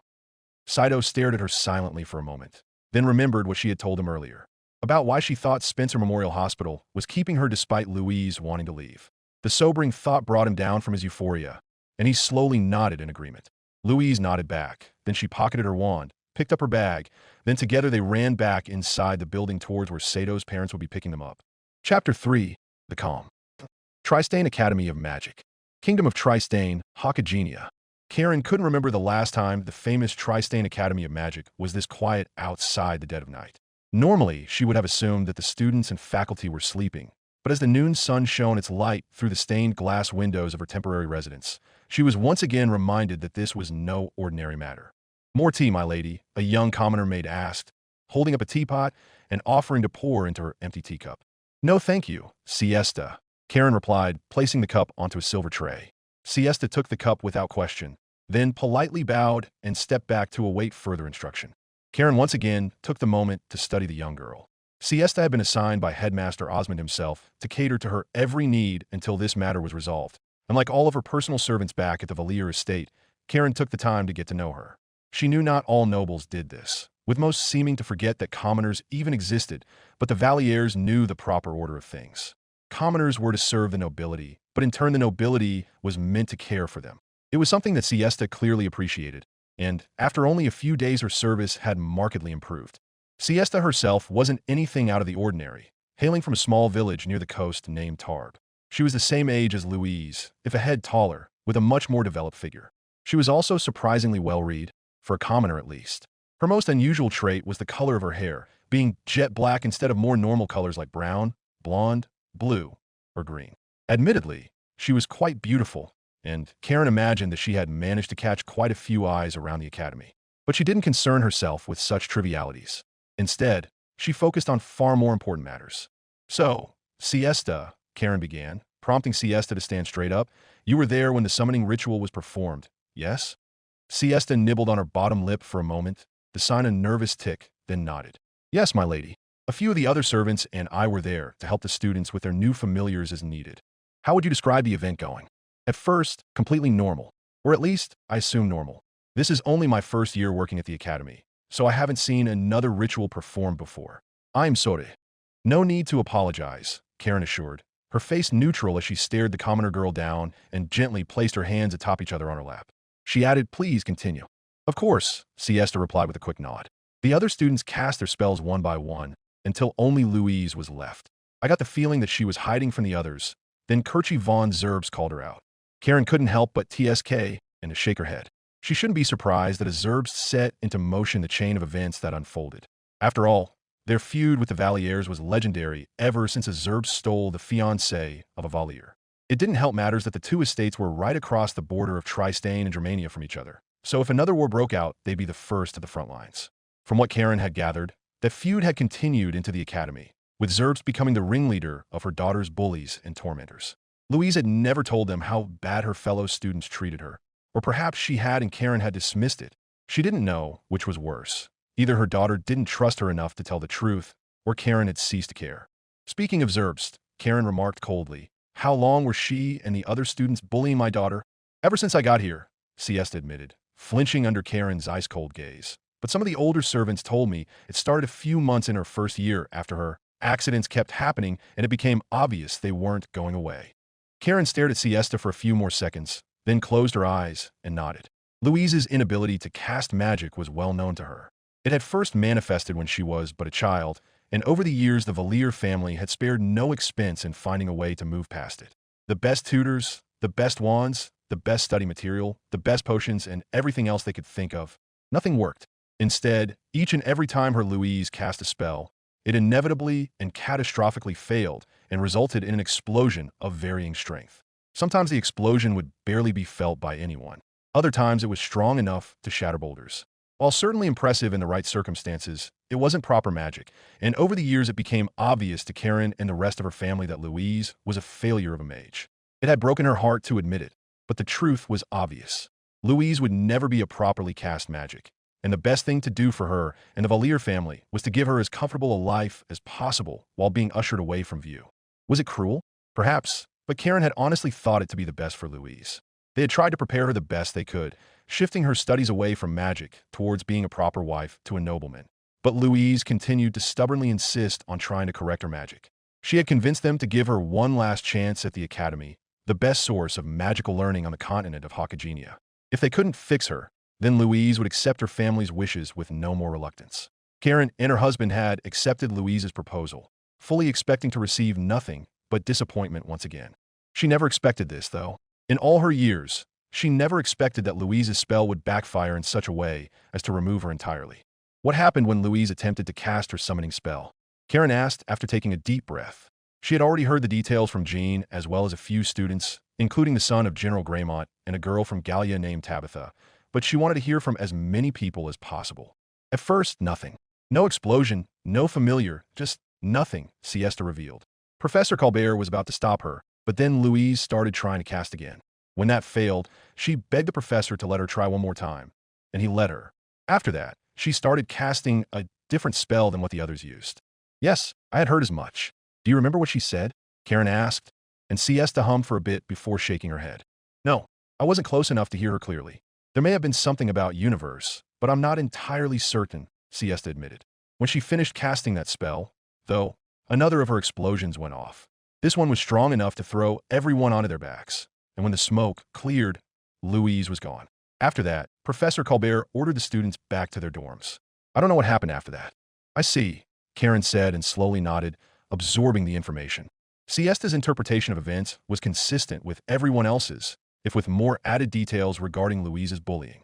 Many of the students she had interrogated had attempted to downplay their involvement, with the exception of Kirche von Zerbst, who had outright admitted to it. There had been a hint of regret in her voice, but for the most part Karen did not care. She did appreciate that the Zerbst was honorable enough to admit to it, at least. Thank you, Siesta. You are dismissed, Karen ordered, waving her away. Siesta politely bowed and brought her hands together in front of her waist, then asked, "Of course, my lady. Do you require anything else of me before I leave?" "Nothing at the moment," Karen replied, and Siesta bowed again, then left the room and gently closed the ironclad wooden door behind her. Once the door was closed, Karen let out a sigh she had long been holding in and hung her head. She felt exhausted, having hardly gotten any sleep after her hasty departure from the Valier estate. She was in such a rush, she had accidentally grabbed a magical staff instead of her sword wand, and until her husband, Sandorian, and two elder daughters, Eleanor and Catlia, arrived in a few days, she'd be without it. Her only regret from not having it on her was that she would have been vastly more intimidating towards Colbert and Osmond had she held it, but in the end it wasn't needed. More importantly, Karen's thoughts drifted towards what happened to her daughter, and the question as to why it occurred. In all her years of experience and learning, Karen had never heard of a summoning spell backfiring so dramatically. It was perhaps the only spell capable of being used by everyone, regardless of magical affinity, and it was supposed to bring her daughter a familiar. Instead, it made her disappear. That raised the question as to what exactly happened. Had her daughter accidentally killed herself, like so many, including Karen herself, feared? But Colbert had dismissed that early on due to the lack of remains, which was perhaps the only relief she felt regarding everything. That left a far more terrifying option, that the summoning spell had been reversed in some way. Rather than bringing Louise's familiar to her, instead Louise was brought to her familiar, leaving her trapped and stranded founder knows where. How the reverse summoning, as Colbert dubbed it, happened was still a mystery. The simplest explanation was that Louise, by casting a different spell, had somehow altered the spell on accident, reversing the magical flow. That was unlikely, however, as Colbert had pulled some reports from prior years of students changing the standard spell with no adverse effects. None were as drastic as Louise's incantation, mostly being frivolous additions to the base spell meant to emphasize their personalities, but the point remained. The other, and far more terrifying prospect, was that her spell had been tampered with in some way by an outside actor. An actor who managed to reach through Louise's summoning spell through some unknown magic and pull Louise to them, kidnapping her. The kidnapping of noble children wasn't unheard of, nor was it unheard of for fallen mages to resort to such barbaric acts. So hostile magic being involved wasn't an impossibility. Many times had a mage's magic been turned against them by another, more skilled mage in an effort to kidnap them for ransom. But never before had either of them heard of the summoning spell being the targeting vector. In any case, it was clear to Karen and the others that Louise was no longer with them.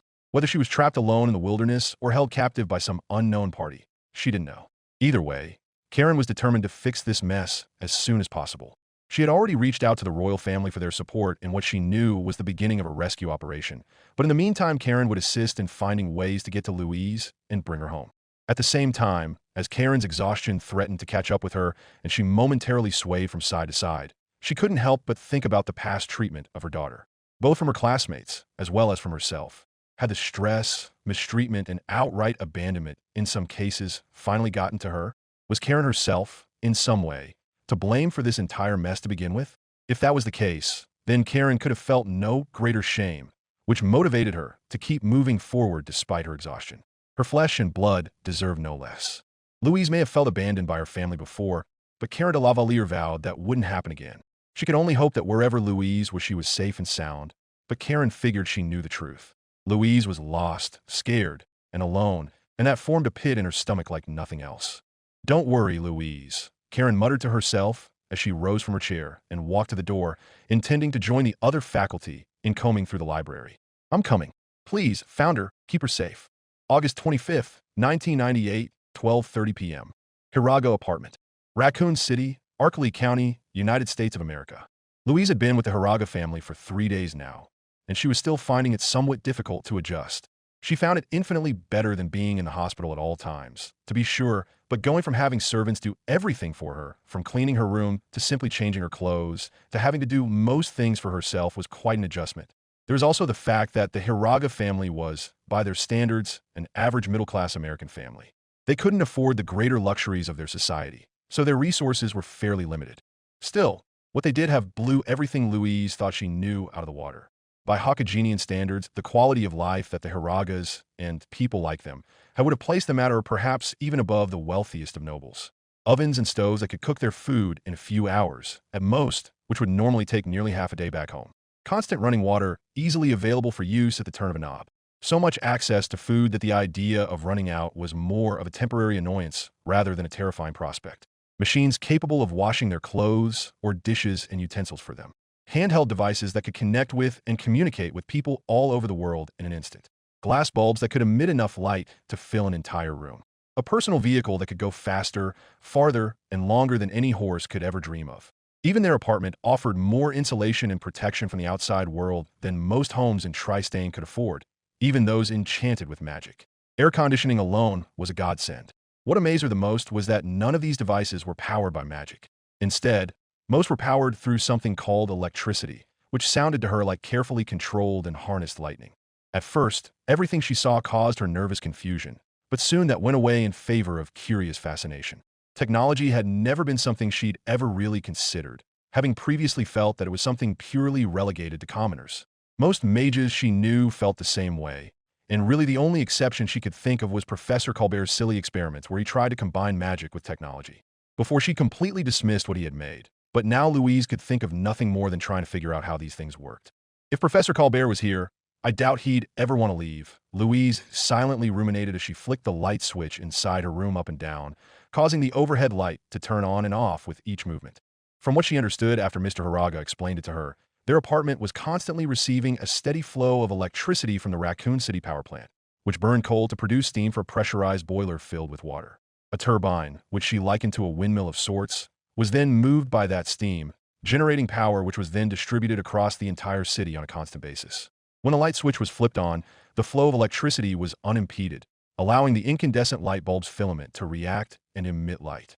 By flipping the switch off, however, the power was cut off, meaning no light was emitted. The same principle worked for every other electrical appliance the Hiragas had, from their radio and television to their oven, toaster, and microwave. She still didn't quite understand how the radio and television worked, but she wasn't ashamed to admit that the box capable of displaying moving images with accompanying sound locked her in a trance for several hours the first time she saw it, and she spent nearly the entire night listening to music on the radio. It was like having a concert or play brought to her, and she couldn't get enough.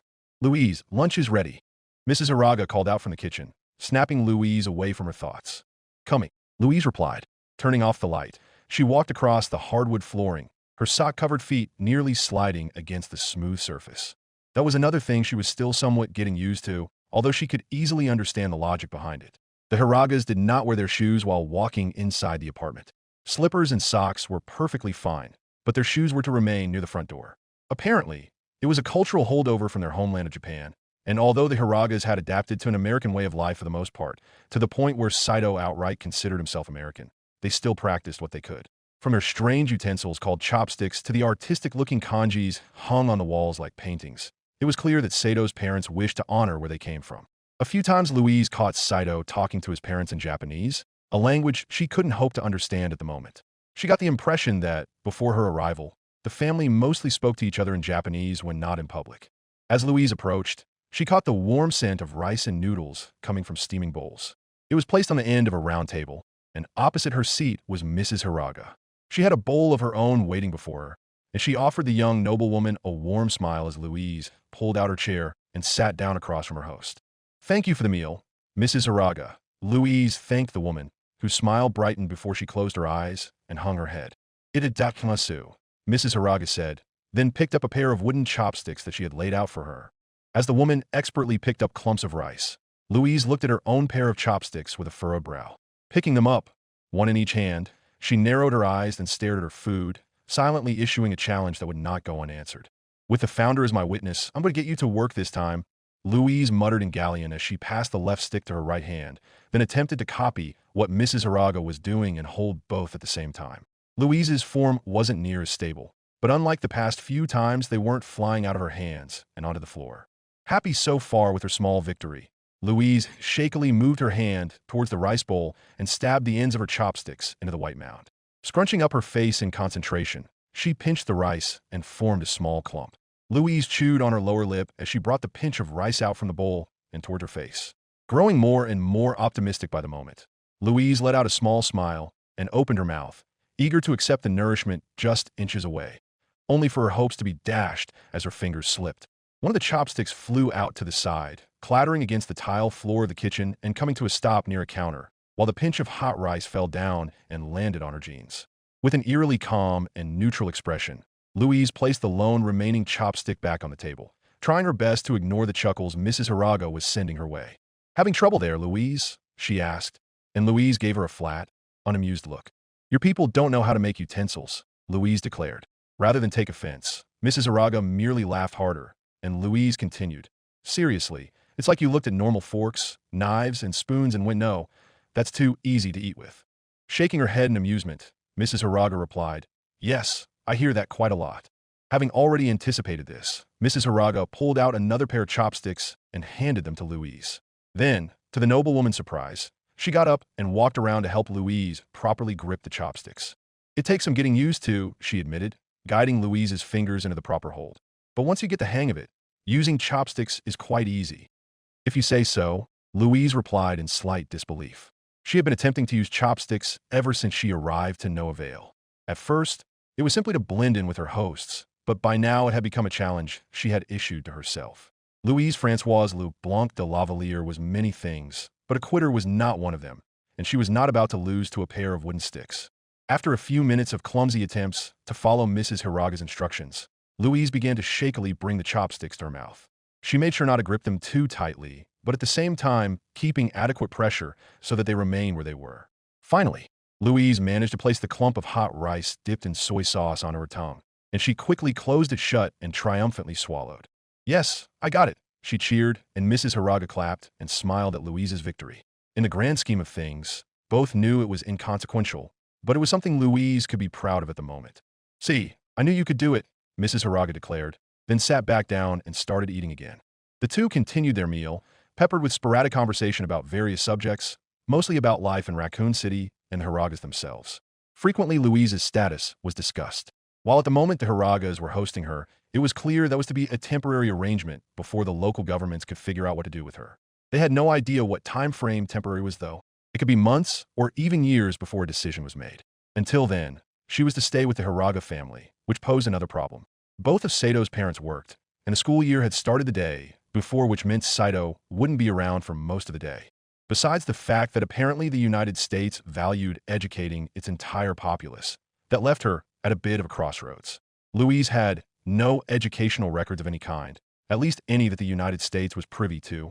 That being said, it was clear that she was behind on several subjects, meaning that attempting to enroll her in a public school would be a recipe for disaster. Luckily, Mrs. Hiraga had more than enough experience in teaching people her age, and so she graciously volunteered to help catch Louise up. So far, Louise had been attacking the subject material with as much gusto as she did with magic, and was proving to be a remarkably quick study. With any luck, and assuming she didn't find a way home by then, Louise would be able to enter public schooling by the end of the first semester. Louise's past was occasionally brought up, but Louise made sure to omit certain details. Part of her felt guilty about lying to her gracious hosts, but she honestly felt that there was no way they'd believe her. Her story of being from another world and brought to Earth through a magic spell gone awry was just too outlandish, even for her. The only reason why Saito believed her was because he was there when she arrived, then saw her perform magic firsthand right in front of him. There was no guarantee his parents would be of the same mind. At best, they would dismiss her story as playful fantasy. At worst, they'd kick her out of her home and send her to an insane asylum. While she doubted they'd actually do that, she didn't want to put it up to chance. As for why she hadn't openly demonstrated her magic to them yet, behind the pristine surface of Raccoon City, she felt that there was a darker undercurrent just waiting to spring up, one that had eyes trained on her, waiting like a hungry predator. She couldn't count the number of times she thought someone, or something, was looking at her, and she was certain that the Umbrella Corporation was far more than what they let on. The scary part was, though, that the Hiragas and the people of Raccoon City seemed completely oblivious. She supposed the only reason why she was cautious was because she wasn't from Raccoon City, and there was always the possibility that she was just overreacting, but she couldn't help but feel that something horribly wrong was on its way. It was then that the television, still turned to the local news station, brought up a news item that caught Mrs. Hiraga's attention. Turning around in her seat, Louise turned to face it and, to her surprise, saw a news reporter standing in front of the Spencer Memorial Hospital's front entryway. "We have just received confirmation that yet another victim of a brutal mauling has been admitted at Spencer Memorial," the lady stated, speaking in her microphone while facing the camera. "This has been the 10th attack this week, and the 30th since the beginning of August." Raccoon City News can't help but draw comparisons to the brutal cannibalistic attacks at the beginning of the summer, leading this reporter to ask, are these latest attacks linked in some way? "Cannibal attacks?" Louise asked, staring at the TV screen as the reporter continued to speak. "What is she talking about?" "We don't know," Mrs. Hiraga replied, frowning deeply while continuing to watch. "All we know is that, starting back in May, there were a series of horrific attacks in the outskirts of Raccoon City. Dozens of people were eaten," Louise repeated, looking back in horror at Mrs. Hiraga, who grimly nodded back. "Yes, eaten. Not by animals, though, at least not all of them." She shook her head and grimaced. "Some were eaten by people. For 2 months, the RPD couldn't make heads or tails of it. There was no suspect, no motive, nothing. So, eventually Chief Irons assigned the Special Tactics and Rescue Service to the case." "The SDRS, right? I remember Saito talking about them," Louise admitted, and Mrs. Hiraga nodded. "Yes, them. The SDRS, being the best of the best in the entire Raccoon City Police Department, were tasked with finding out what was going on, and in July they tracked the cases linked to some unknown disease to somewhere in the Arkley Mountains. After that, all 12 of them went in. Only 4 came back alive." "Founder," Louise muttered. Saito had mentioned how the SDRS were practically wiped out after a mission went horribly wrong, but she didn't think it was related to this. "Did they say what happened?" "They never got the chance," Mrs. Hiraga answered with a frown. "All they said was that they were launching an investigation into Umbrella, which they claimed was responsible somehow. But since they lost so many men, they were disbanded shortly afterwards and the case reassigned to the RPD itself." "Umbrella," Louise frowned, her suspicions once again rising, but Mrs. Hiraga shook her head. "The RPD found no evidence to back up their claims," she pointed out. "I admit, it's a little fishy, but I trust Chief Irons and the RPD. In any case, we thought that was the end of it, but it appears that was wrong." Louise turned back to the TV, where Dr. Nathaniel Bard had come out to give statement. "Let me assure you, Spencer Memorial Hospital and all the other hospitals and clinics owned and operated by the Umbrella Corporation is doing everything in our power to ensure the health, safety, and well-being of all residents of Raccoon City," he declared, but Louise couldn't help but narrow her eyes at him. "But we cannot do this alone. We need your help to get to the bottom of these horrific attacks. Please report any and all suspicious activity to the Raccoon City Police so that we can put an end to this. Let me be clear, however, that rumors of the so-called cannibal disease spreading into Raccoon City is nothing more than baseless rumor. There is nothing to fear, but above all else, do not give in to panic. Like a miracle, one day this will all go away, and we can return to life as normal." The words Dr. Bard was offering certainly sounded nice, but after spending a week under his care, Louise didn't believe him. She wanted to protest, but Mrs. Hiraga seemed to take him at his word, and so she decided to drop the matter. Besides, she had far more important matters to deal with, especially once they finished their meal and pulled the thick history textbook that they had been reading for back out. "Now then, let's continue where we left off," Mrs. Hiraga began. "The first civilizations in the world all formed around river valleys, with the first being between the Tigris and Euphrates rivers in Mesopotamia. September 2nd, 1998, 6:15 p.m. Raccoon City Public Library. Raccoon City, Arkley County, United States of America." "Ugh, I hate geometry," Saito groaned as he buried his face in his textbook, trying to give his brain some much-needed rest after hours of study, both in and out of class. "Geometry? That's the study of shapes, right?" Louise tentatively asked, looking over her own pile of books that was substantially taller than Sato's. "Yes, it is, and it's stupid," Saito continued to complain, turning his head to look at Louise while keeping his cheek on the paper. He was hoping for a look of sympathy from her, but instead she merely rolled her eyes and opened one of the thick textbooks she had procured. Well, whining about it isn't going to help you, Louise declared with a huff. Frankly, you should be honored you're getting an education in the first place. Where I come from, that's a privilege reserved to a few, not a right given to everyone. Saito flatly stared at her, wondering if her proclamation was something she honestly believed wholeheartedly in, or if she had been spending too much time with his mother. Probably both, if he was being honest. Nevertheless, he had no desire to hear yet another lecture on how important his education was and pulled himself up off the table to return to his studies. Yeah, I know. Geez, thought it was bad when it was just my mom telling me that. Saito grumbled, noticing Louise's smirk from the corner of his eyes. The two silently continued their reading, basking in the silence of the Raccoon City Public Library that was only occasionally broken by hushed whispers or muffled noise from the construction site next door. It was an old building built in a similar style to the art museum that later became the Raccoon City Police Department precinct. Not including the basement, the library had 2 floors. The first floor consisted of the main entry hall, which included the receptionist's desk nestled into a dividing wall that led to the public study room. Saito and Louise chose to study there in relative quiet, giving them a grand view of the statue displaying a woman wearing a robe while holding several books in her arms on the back wall, as well as the break room situated on the back eastern corner. Beyond the main entry hall, and connected via a central corridor that ran most of the perimeter of the building except for the north side, were the 2 main library wings.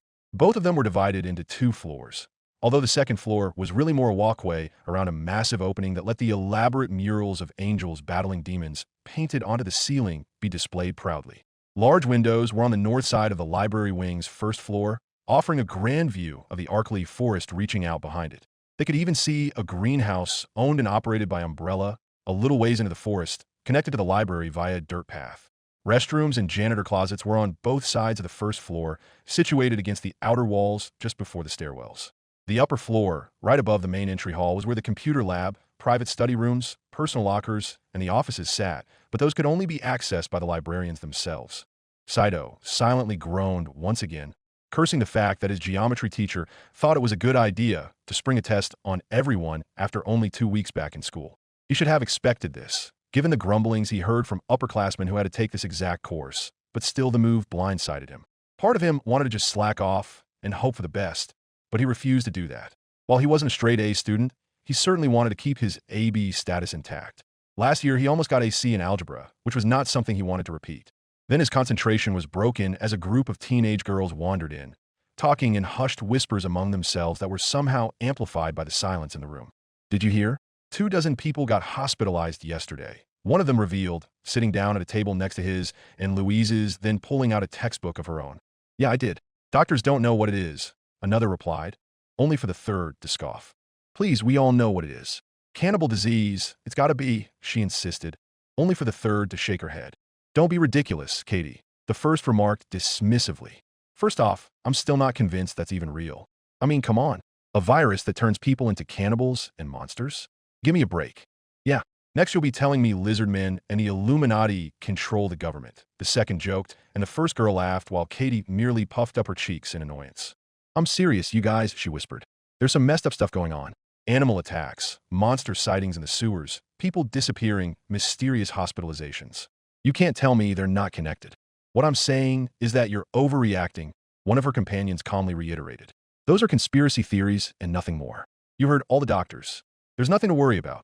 So let's stop talking about this and focus on the quiz we have on Friday. Katie looked as though she wanted to argue further, but relented under her friend's withering stares and joined them in studying. Saito glanced at them inquisitively for a few moments before turning back to his textbook, only to feel a slight tug on his tracksuit sleeve. Yeah, Saito asked, and Louise calmly moved her textbook over to him where he saw it was a biology book. You're looking at biology? It's interesting, and I've been looking into it to see if I can apply it to personal use, Louise admitted. Saito immediately understood exactly what she was referring to. Louise hadn't been lying when she admitted that she could only cast explosions while her fellow mages could manipulate other forms of magic centering around fire, water, air, and the earth. For the longest time, Louise had felt that she was doing something wrong, and had admitted as such to him a few times. Things like getting the incantation wrong, using too much or too little willpower, and more. But now that she was aware of at least the basics of biology, which was helped by the fact that the subject caught her interest due to the inheritance of magic among noble families, She had become terrified that perhaps her inability to properly cast magic wasn't due to a personal failing at all, but rather her genetics. That she was a failure due to coming from, as she called it, bad stock, or even the possibility of her actually being a bastard like some of the worst of her bullies had insinuated. Already she had created an extensive family tree in her room going back generations, containing everything she could remember about her ancestors. Heath, hair color, iris color, skin tone, and of course magical affinity. So far, Louise hadn't been able to fully calm herself, but at the very least she was able to be mostly certain that her parents were actually her parents. The physical characteristics they shared, especially with her mother Karen, were too many to dispute. There was the possibility that her mother had an affair behind her father's back, but Louise doubted it.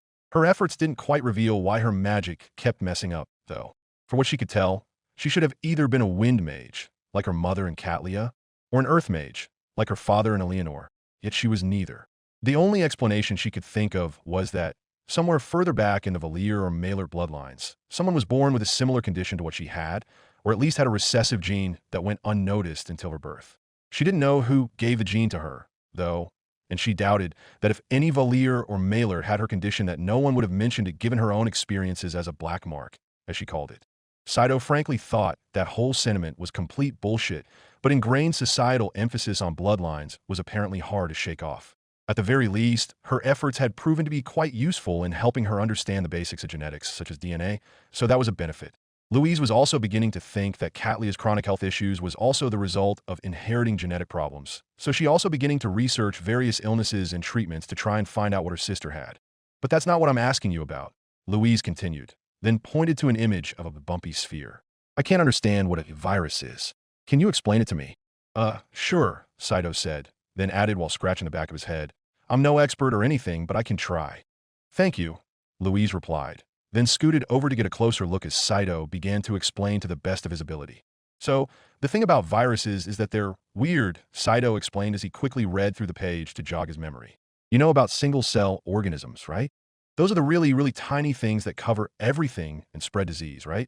Louise asked, and Saito nodded while twisting his palm back and forth. Yes, but they're more than that, Saito clarified. The human body has tons of them, with each of those cells being considered a living thing.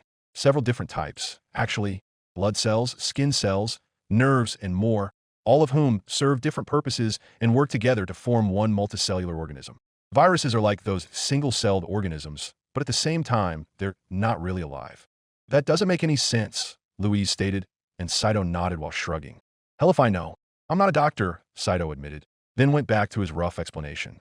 The thing about viruses is that they're kind of like microscopic parasites. They attack and infect other cells, spreading disease in the process. Stuff like the flu, chickenpox, smallpox, some really nasty stuff. Like the plague? Louise asked, but to her surprise, Saito shook his head. Kinda, but that was caused by bacteria, not a virus. Bacteria are actually alive and can be helpful. Our stomachs are filled with them, and they help us digest food, Saito clarified. That's disturbing, Louise admitted, idly rubbing her hands over her stomach nervously. Saito nodded sympathetically. Viruses, though, don't help anybody. All they do is get people sick. Saito frowned, then ran his finger to the text, drawing Louse's eye. The worst thing about viruses, though, is that you can't really cure them. Antibiotics can help get rid of bacteria, but they do nothing against viruses. All you can really do is alleviate the symptoms, or, if available, use a vaccine that'll help your body fight off the infection in the first place. That's how we eradicated smallpox and polio. Actually, got enough people vaccinated so that the viruses couldn't spread, and eventually they died out. I still can't believe your people managed to completely destroy a disease, Louise declared, shaking her head. Several of them, in fact. Not even our best water mages were able to do that, although part of me wonders if that was simply because we didn't know viruses and bacteria even existed in the first place. Well, now you know, Saito said with a smile. Yes, I do. Louise smiled back, then puffed up her chest and added, when I get home to Tri-Stain, I'll be sure to share what I've learned. Even just these high school textbooks would jump our understanding forward by centuries. I bet it would, Saito replied, then frowned slightly and whispered. Any idea on how you're going to do that, though? Louise's mood deflated, and she sighed. No, not yet. I've been scouring books on history and magic, though, and I'm convinced that I'm not the first thing to arrive on Earth. What do you mean? Louise pulled out a book detailing various monsters and myths from around the world, then opened up to a page depicting a dragon. This is why. Louise, dragons and monsters don't exist, Saito flatly stated. People just got confused after seeing fossilized dinosaur bones, mammoth skulls, and other large animals. Centaurs were just people on horseback. Monsters typically are large animals, Louise pointed out. More importantly, dragons, manticores, sea serpents, centaurs, and more do exist on my world. Many of them have the exact same abilities that Earth's myths depict them as having. I'm living proof that things from my world can cross over into yours. So who's to say that, occasionally, a dragon or other magical beast didn't arrive as well, thus giving weight to the myths? Huh, when you put it like that, I suppose it makes sense, Saito admitted, seeing Louise's logic. Still, I don't see how that's going to help you find a way back home. Have you tried casting whatever spell that brought you here again? Saito, I don't even know how. Exactly. I caused my summoning spell to bring me to whatever my familiar was supposed to be rather than the other way around, much less how I can repeat the process. Oh, right, Saito mumbled. That was one of the things that Louise had mentioned since the two of them met. Her arrival to Raccoon City was entirely an accident, the result of an extreme miscasting of a familiar summoning spell. From what she described, a familiar was supposed to be an animal servant bound to the mage, and the spell brought the familiar to the mage directly. All of Louise's classmates successfully cast the spell and brought a cavalcade of exotic creatures to their school, but somehow Louise's attempt resulted in the exact opposite occurring. Saito had offhandedly called it a reverse summon after she first explained it to him, and the two felt it was the most adequate term to describe what had happened.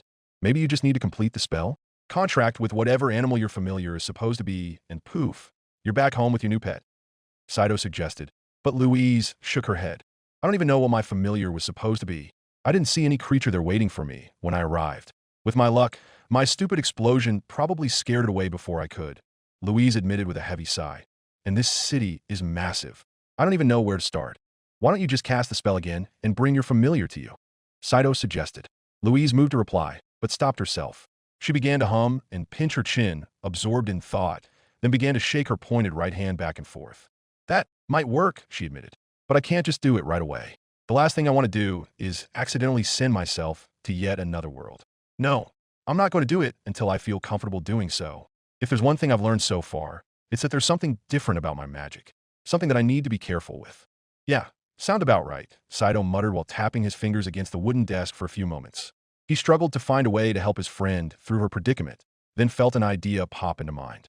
Saito smiled, then turned towards Louise and said, I may have an idea on how you can practice your control. Louise perked up an eyebrow and looked at them, then asked, Really? What do you have in mind? Well, first we're going to have to go to the store and pick up some raw chicken. Why do we need raw chicken? Because you're going to blow them up. You just want to see me cast more explosions, don't you? That's beside the point. Chapter 4. Oncoming Storm. Tristane Academy of Magic. Kingdom of Tristane, Hakagenia. That's the situation. Colbert finished his explanation to a captive audience inside Headmaster Osmond's office. Around him were some of the most important people in the Kingdom of Tristane, including the Duke and Duchess Valier, their eldest child Eleanor, Princess Henrietta, and the current regent of Tristane, Cardinal Mazarin. Catlia Valier had wanted to come as well, but her chronic illness made such a trip inadvisable.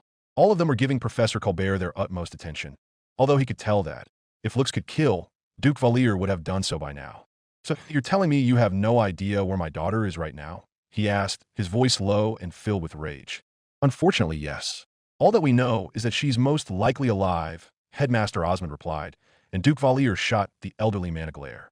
That's not good enough, he shouted, slamming his fist onto a wooden table. Pierre, calme yourself. It's unbecoming, Karen gently said, referring to his proper birth name rather than the affectionate nickname they used in private. The Duke looked at his wife, then after a moment sighed and hung his head. Do we even know how this happened? Eleanor asked, raising an eyebrow. I am more than aware of my sister's peculiarities with her magic, but even I'm hard-pressed to understand how one could reverse a familiar summoning, either herself or some outside actor. I've been scouring the archives ever since it happened, Colbert admitted. The Academy holds records stretching back thousands of years, since the time of Bremere actually. According to those records, the founder himself theorized that such a thing was possible, that with the proper application of magic, one could send themselves to the location of their familiar in lieu of the other way around in a reverse summon. Assuming that someone on the other side didn't bring her to them, that's what most likely happened. Somehow, Louise's spell was improperly cast in just the right way, reversing it entirely and sending her to her familiar. In that case, shouldn't she be able to complete the ritual and send herself back here? Princess Henrietta asked with a hopeful tone in her voice, but Colbert shook his head, causing her expression to fall. Unfortunately, while that is a possibility, I find it exceedingly unlikely. The most likely result is simply Louise marking her familiar and staying there, he declared, causing the office to fall into a heavy silence. All right, Princess Henrietta started after a moment, her voice firm and absolute. That leaves us with only one option then. If Louise can't come back to us on her own, for whatever reason, is there a way for us to get her? That's what I've been looking for, to little success for the most part, Colbert admitted. Our problem is that a reverse summon was only theoretical, so no one seriously contemplated making a spell to counteract it. If we're to pull her back or go get her ourselves, we're going to have to make something on our own. Is it possible that we simply don't have access to all the available information? Cardinal Mazarin asked. While I have no doubt that the Academy's records are extensive, it's unlikely that everything we need is in one location. It might be wise to reach for outside aid, if only to see if we are missing something. From who, the other kingdoms? Karen asked, raising her eyebrow. Unfortunately, Cardinal, we're not in a position to request aid. Albion, our only ally, is currently locked in a civil war.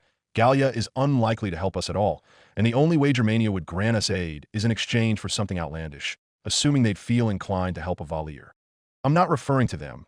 Duchess Valier, of whom we're in agreement, Cardinal Mazarin replied, then shook his head. No, I'm referring to the Church.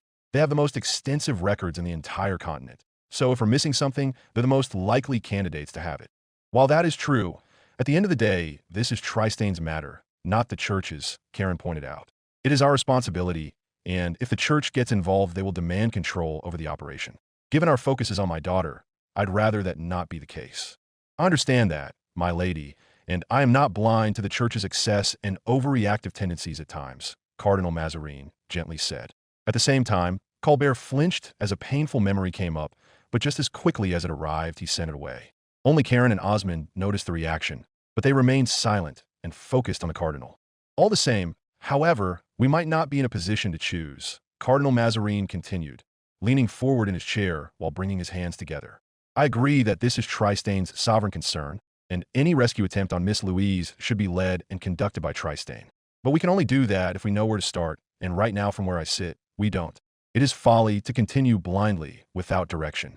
Our concern should be solely on getting Louise to safety, not letting the sin of pride prevent us from reaching out for help when we need it most. The others looked at each other, having a silent conversation among themselves. After a moment, Princess Henrietta looked back at Tristane's regent and asked, "What do you suggest we do then?" "Let me reach out to the papacy," Cardinal Mazarin requested. "I can have a letter written up and sent to them by the end of the day. It'll take at least a week to get a response, and in the meantime, we can continue developments on our own end. But if they offer to help, the resources they can bring to the table would be immeasurable. And if they ask for too much?" Karen asked, and Cardinal Mazarin sighed. "Then we'll have to make a choice," Cardinal Mazarin replied, then raised both of his hands. "Either we give in to their costly demands, hopefully increasing our chances of rescuing Louise, or we don't and lower our odds of success. Hopefully that doesn't come to pass, however." Once again, the office fell silent. They looked among themselves at first, then deferred to the Valiers. After a moment of quiet conversation between husband and wife, they turned their gazes towards Princess Henrietta. It was clear that they were giving her final approval on whatever option they'd pick.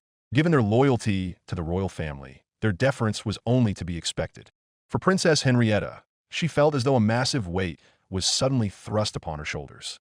Depending on what she said next, the life of Louise Valier, her friend since childhood, rested in the balance. She almost didn't want to make the decision, to instead let someone else do it for her. But at the same time, she knew she couldn't do that.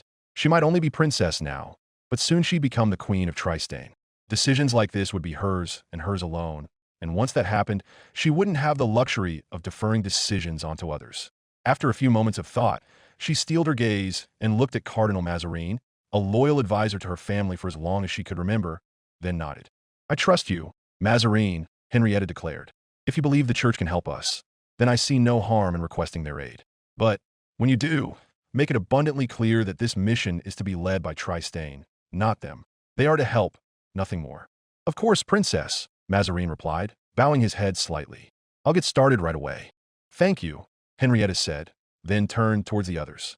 "In the meantime, I think our focus should be on researching anything the founder theorized about this phenomenon. Notes, artifacts, anything you can find. The more we have, the better. Professor Colbert, Duke and Duchess Valier, I assure you that you will have the complete and unyielding support of the royal family in this endeavor. You need but ask, and we will provide." "We appreciate your aid, Princess," Pierre Valier replied. We will not forget this generosity. Think nothing of it, Henrietta demurred. Louise is my friend, and I want to see her safe and sound as well. All the same, we thank you nonetheless, Karen replied, giving the princess a bow along with the rest of her family. Now knowing what their next steps were, the room's inhabitants stood up. They all bowed towards Princess Henrietta once again, then set off to complete their assignments.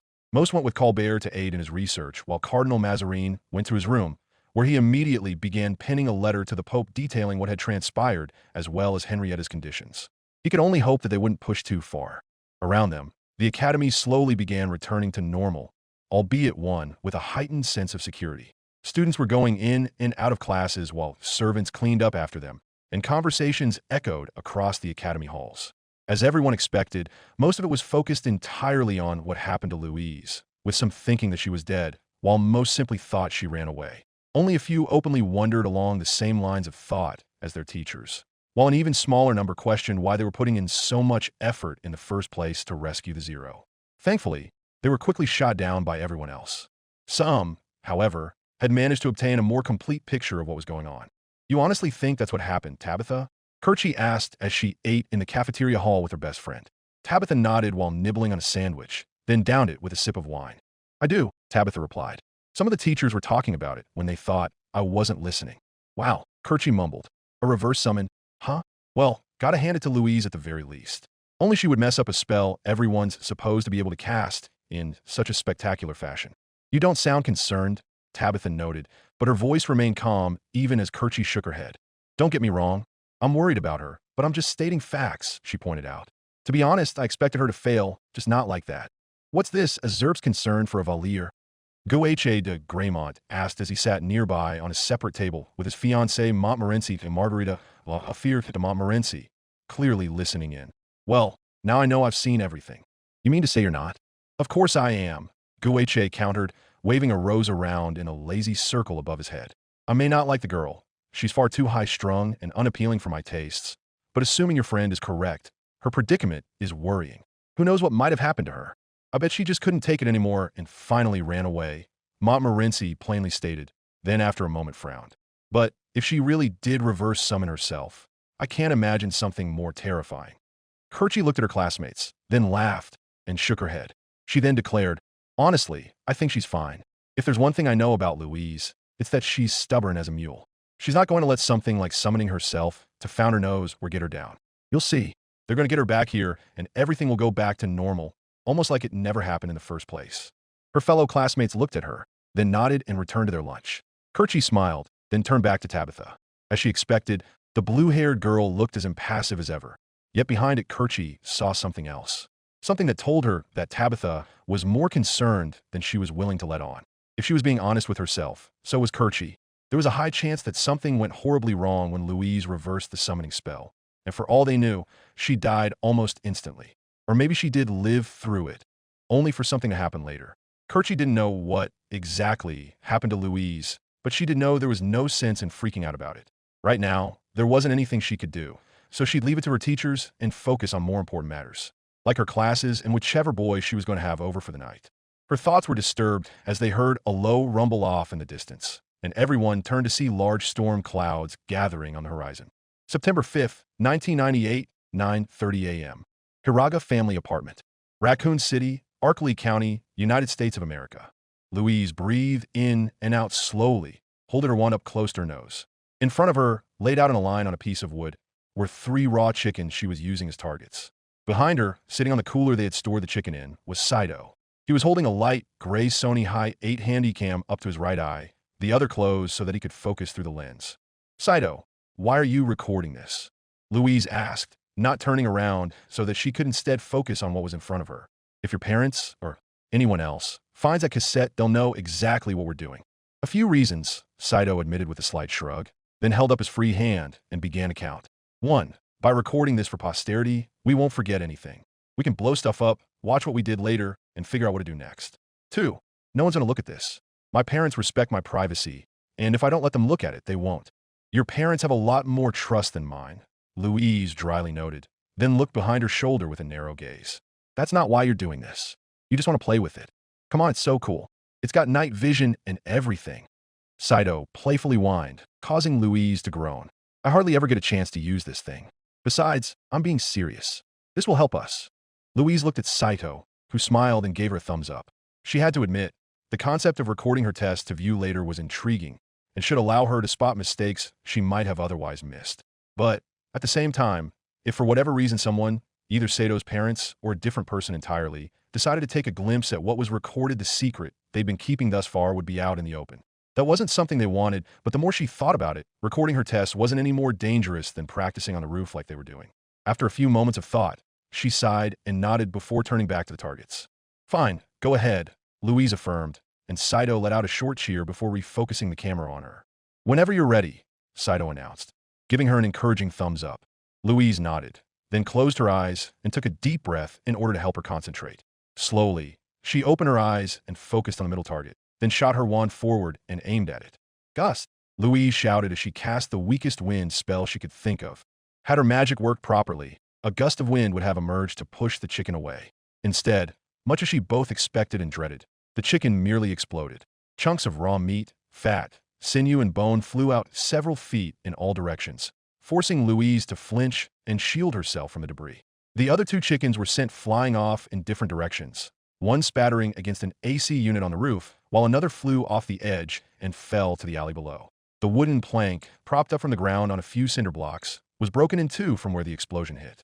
Luckily, aside from a faint scorch mark on the ground that looked more surface level than anything, there was no real property damage. Saito started as he and Louise stared numbly at the results of their first test. You know what? Maybe testing out explosions on the roof of an apartment complex isn't the best idea. You think? Louise shouted, both from indignation and embarrassment.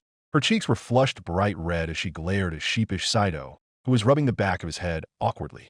Realizing that their tests for now were thoroughly done, Saito stopped his recording and helped Louise to pick up after their mess.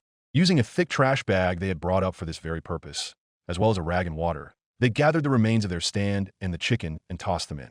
Once they were done with the roof, they descended the fire escape down to the alley, where they picked up the last chicken, threw it away as well, then tied up the bag to throw into a nearby dumpster. Looking around, it seemed that no one was disturbed by what they were doing as the noise was drowned out by the morning traffic, but it was obvious that was due to luck.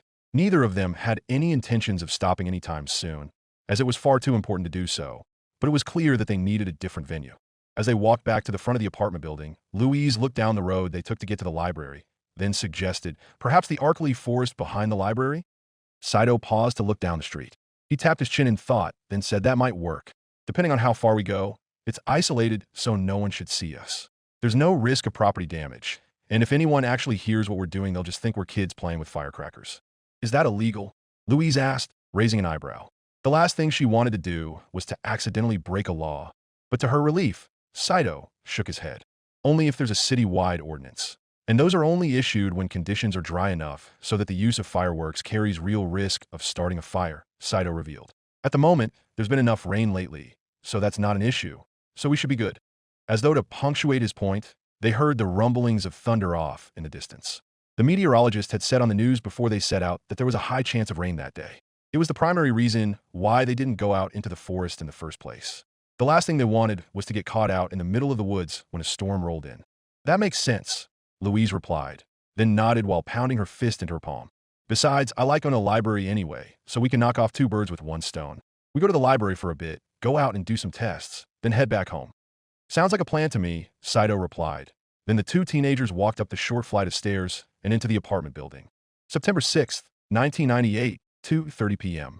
Louise barely understood what was going on as she watched Saito and his father work on their Camry. She got the basics. The starter was acting up, so Mr. Haraga decided to fix it on his own. That was 5 hours ago, and he was having no luck thus far. Seriously, Dad, I think we should take this to a mechanic, Saito pointed out, standing back while holding his hands to his hips. His body was drenched in sweat, his skin glistening under the sunlight that filtered in through the open spaces of the parking garage walls. Wiping away the sweat on his brow, inadvertently showing off bits of his lean physique, he picked up a nearby water bottle and took a few gulps of the nourishing liquid, then sighed in relief before spinning the cap back on. For brief moments at a time, Louise couldn't help but stare at him, a primal part of herself telling her to do so. But every time she forced herself to look away, grateful that Saito wasn't seeing the blush on her face. Nonsense, Saito, Mr. Haraga said, looked up at his son with a smile on his face. Above his head was the propped-up hood of the car, his hands deep within the engine block. Your old man's got this. No, no you don't, Saito countered, crossing his arms and giving his father a disbelieving look. That was obvious 4 hours ago. You're just too stubborn to admit it. I'm hurt, truly, Mr. Haraga joked, giving his soon a faux look of dismay. Saito tried to maintain his composure, but after a moment lost the battle and chuckled slightly. Mr. Haraga smiled victoriously, then returned to his work. Seriously, it's just the starter. I'm more than capable of fixing this on my own. There's no need to pay a mechanic to do this when I can do it for free. Saito stared flatly at his father, then mumbled under his breath, right? Louise looked back and forth between the father and son, then couldn't stop herself as she let out a small chuckle. Immediately, the two men turned their attention towards her, and Louise stood ramrod straight due to embarrassment. Ah, let's ask Louise, Mr. Haraga suggested, then pointed at her while continuing to lean over the car's engine. Louise, do you think I can do this for free? Or should I pay a mechanic instead? Saito tilted his head and gave her a pleading look, while Mr. Haraga smiled warmly. Once again, Louise looked back and forth between them, then gulped and answered, well, I don't know the first thing about engines, so if you say that fixing a starter is easy, then I believe you. See, Saito. She believes I can do it. Mr. Haraga cheered, only for Saito to hold up a finger. Wait for it, he said, knowing Louise wasn't done. But, she continued, proving Saito right. It's probably best to hire someone who knows what they're doing. If I own a house, and it needs repair, I'd rather hire an experienced carpenter whose trade is working with wood rather than do it myself and mess something up. Gag! Mr. Haraga grunted in shock, causing Saito to laugh victoriously. The middle-aged Japanese man grumbled and frowned towards his son, then looked back at Louise and smirked. What? Louise asked, not knowing what Mr. Haraga was thinking, only for the man to smile and shake his head. Oh, nothing, he replied as he got up from the car and cleaned his greasy hand with a rag. Just that it's funny how well Saito already knows you. None of the other girls ever got this far. Dad! Saito screamed, his face flushing in embarrassment while Louise stared at Mr. Haraga incredulously. Then she slowly turned her head and lightly glared at Saito, clenching her fist. What other girls? She asked, her voice tense. Saito frantically attempted to wave her off, only for his father to laugh and continue. Ever since elementary school, Saito's been pulling girls to him like flies to honey. Mr. Haraga teasingly revealed. Then they'd realize how oblivious he is and move on after a few weeks. You're the first one he's actually paid attention to, Louise. Really? Louise asked, tilting her head and giving Saito a menacing glare. To the panicking boy, it was as though a dark aura had emerged around her, one that threatened to suck him in like a black hole and promised nothing but pain. It's not like, I'm not. Gag! Saito grunted, then turned around. I'm going to get us some food.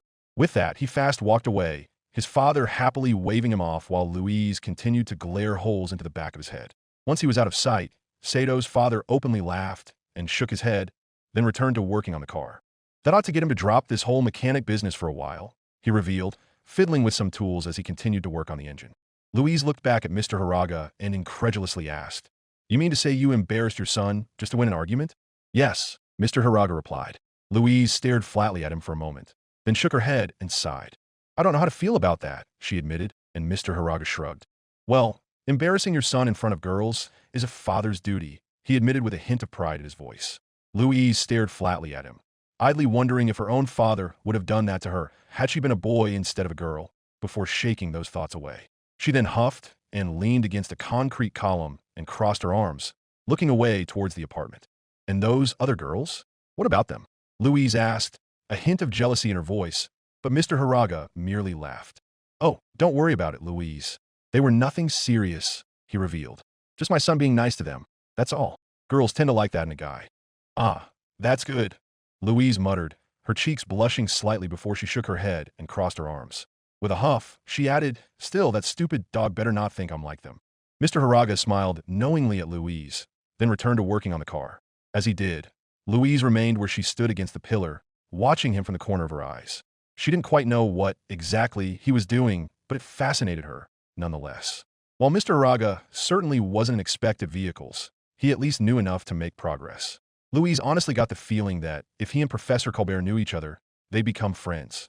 Oh, by the way, Louise, Mr. Haraga said, his face buried deep in the engine compartment. Yes, Louise asked, turning her head to look at him completely. Next time you and Saito decide play with firecrackers, please be conscious of our neighbors. A few of them were complaining about some kids messing around on the roof yesterday, he revealed. Louise stared at him for a moment, blinking a few times as she comprehended what he just said, Then her face filled red in embarrassment. "Oh," she quietly said, looking down at her feet. "Don't worry, Mr. Haraga. We, already figured that out. I thought as such, and don't worry, I won't tell anyone. We've all been young and stupid at one time or another. So long as you guys are being safe, I'm fine with it," Mr. Haraga admitted, then glanced up at her. "Also, Sakura, and I told you already, Louise, you don't need to keep calling us Mr. and Mrs. Haraga. Please call me Satoshi." "Yes, Mr." Louise began, only to stop herself as Mr. Haraga shot her a look, then corrected herself. "Okay, Satoshi." Satoshi Haraga smiled and nodded, then returned to working on the car. Several minutes passed by, with Louise watching over him in fascination. Then to her surprise, he got up from the engine, went to the side of the car, and sat in the driver's seat. "Okay, let's see if this works," he muttered, then turned the ignition. The engine turned over a few times, and at first she was worried that it wouldn't work. Then, after a few moments, the engine roared to life, and she smiled as Mr. Haraga pumped his fist in victory. "Uh-huh, I knew I could do it," he cheered, and Louise's smile grew. September 9th, 1998, 11:30 a.m. Spencer Memorial Hospital, Raccoon City, Arkley County, United States of America. "Breathe in and out slowly," Dr. Moreau said as he held a stethoscope to Louise's back. The metal felt cold to the girl's skin, more of an irritation rather than any real discomfort, and after a moment she complied. The air went in and out of her lungs calmly, and the doctor listened in as closely as he could before he moved away, taking the stethoscope with him. "Everything sounds normal," he revealed, then smiled warmly. "Looks like you're not having any issues with the change in weather." "Joy," Louise dryly replied. Her eyes narrowed suspiciously towards Dr. Moreau. He took it in stride, having grown used to Louise's attitude towards him, then held up a small lens with an attached light and a wooden stick. "Open and say ah," he instructed. Louise opened her mouth, but refused to say anything, remaining quiet and stern while allowing the doctor to pull her tongue down and out of the way. He then looked through his lens and turned on the light in order to see better into her mouth and the back of her throat. Moreau hummed to himself, looking over each and every inch, then nodded in satisfaction. Moving the lens away, he took a cotton swab and rubbed it against the inside of Louise's cheek, an uncomfortable sensation that irked her to no end. She had no choice but to comply, however, as this was part of her general checkup procedures. At the very least, it would be over soon. Once he was finished, Dr. Moreau backed away and removed the wooden stick from Louise's tongue. She smacked her lips, still feeling the wood's odd texture and bitter aftertaste on her taste buds, then proceeded to lick the inside of her mouth in an effort to remove the weird dryness left behind by the cotton swab. At the same time, Dr. Moreau tossed the stick into a biohazardous waste receptacle, then stored the swab in a container. "Even after the 5th time, that still feels uncomfortable. At least it's better than sticking it up my nose," Louise admitted, now rubbing the outside of her cheek where the swab had rubbed.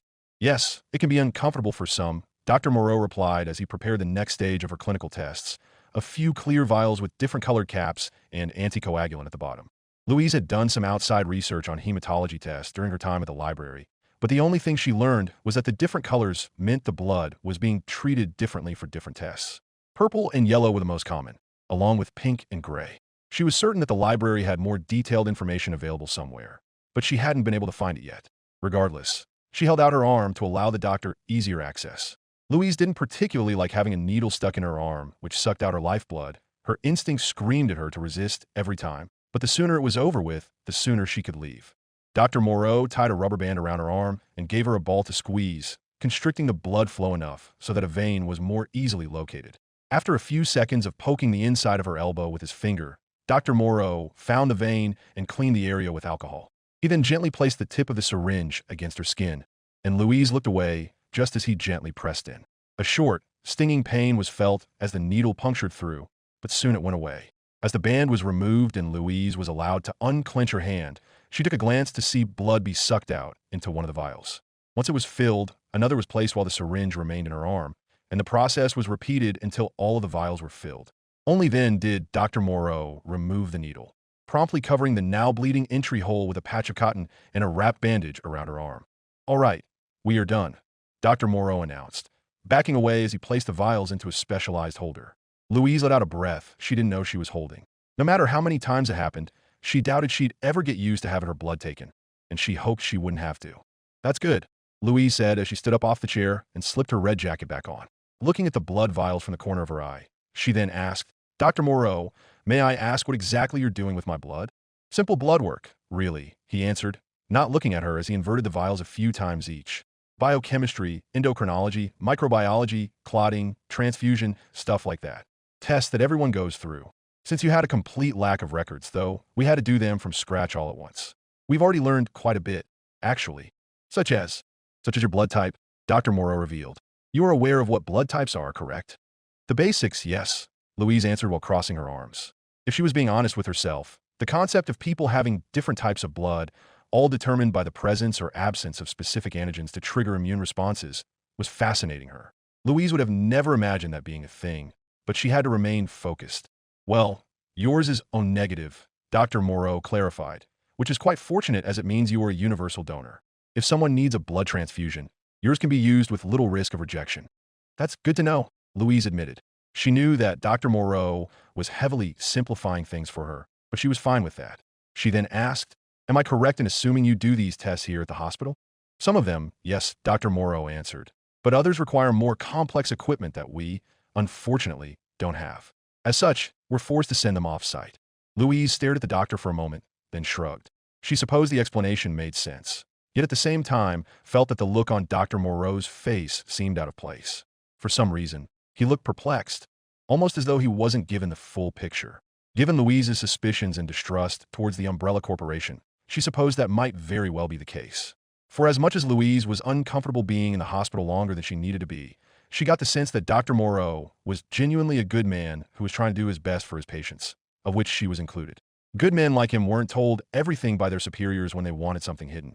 Yet clearly as he shrugged and continued putting the vials away, he wasn't all too questioning.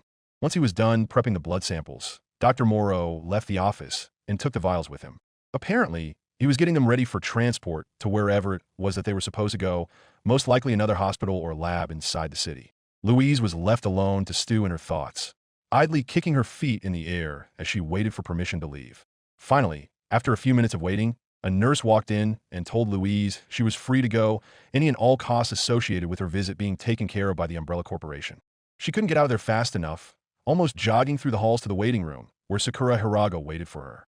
Now that her doctor's appointment was done, Louise and her temporary caretaker left the hospital towards their car. Only once they were outside of the parking lot and out into the street did she let herself feel relaxed.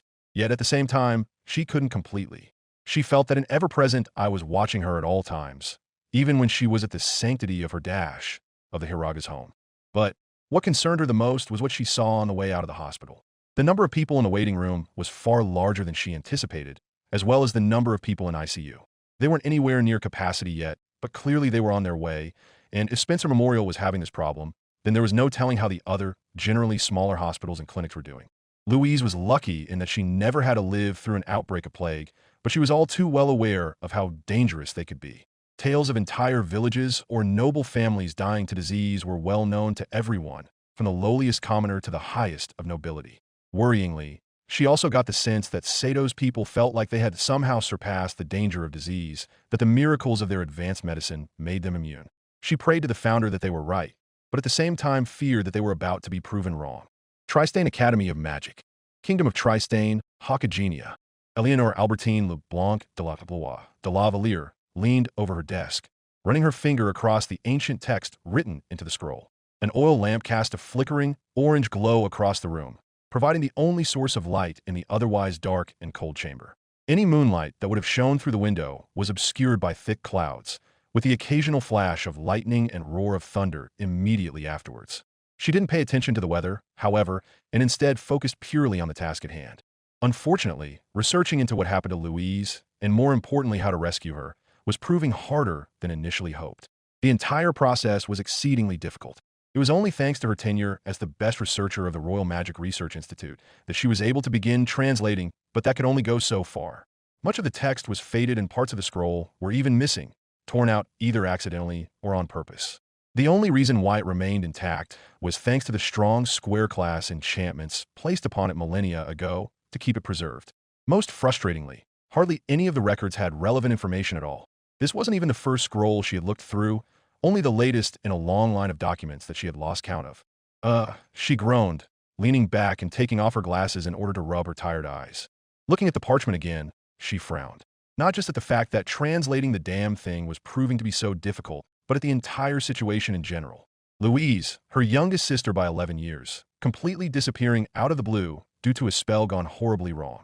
It was a nightmarish situation, one that made Katlia faint upon hearing it.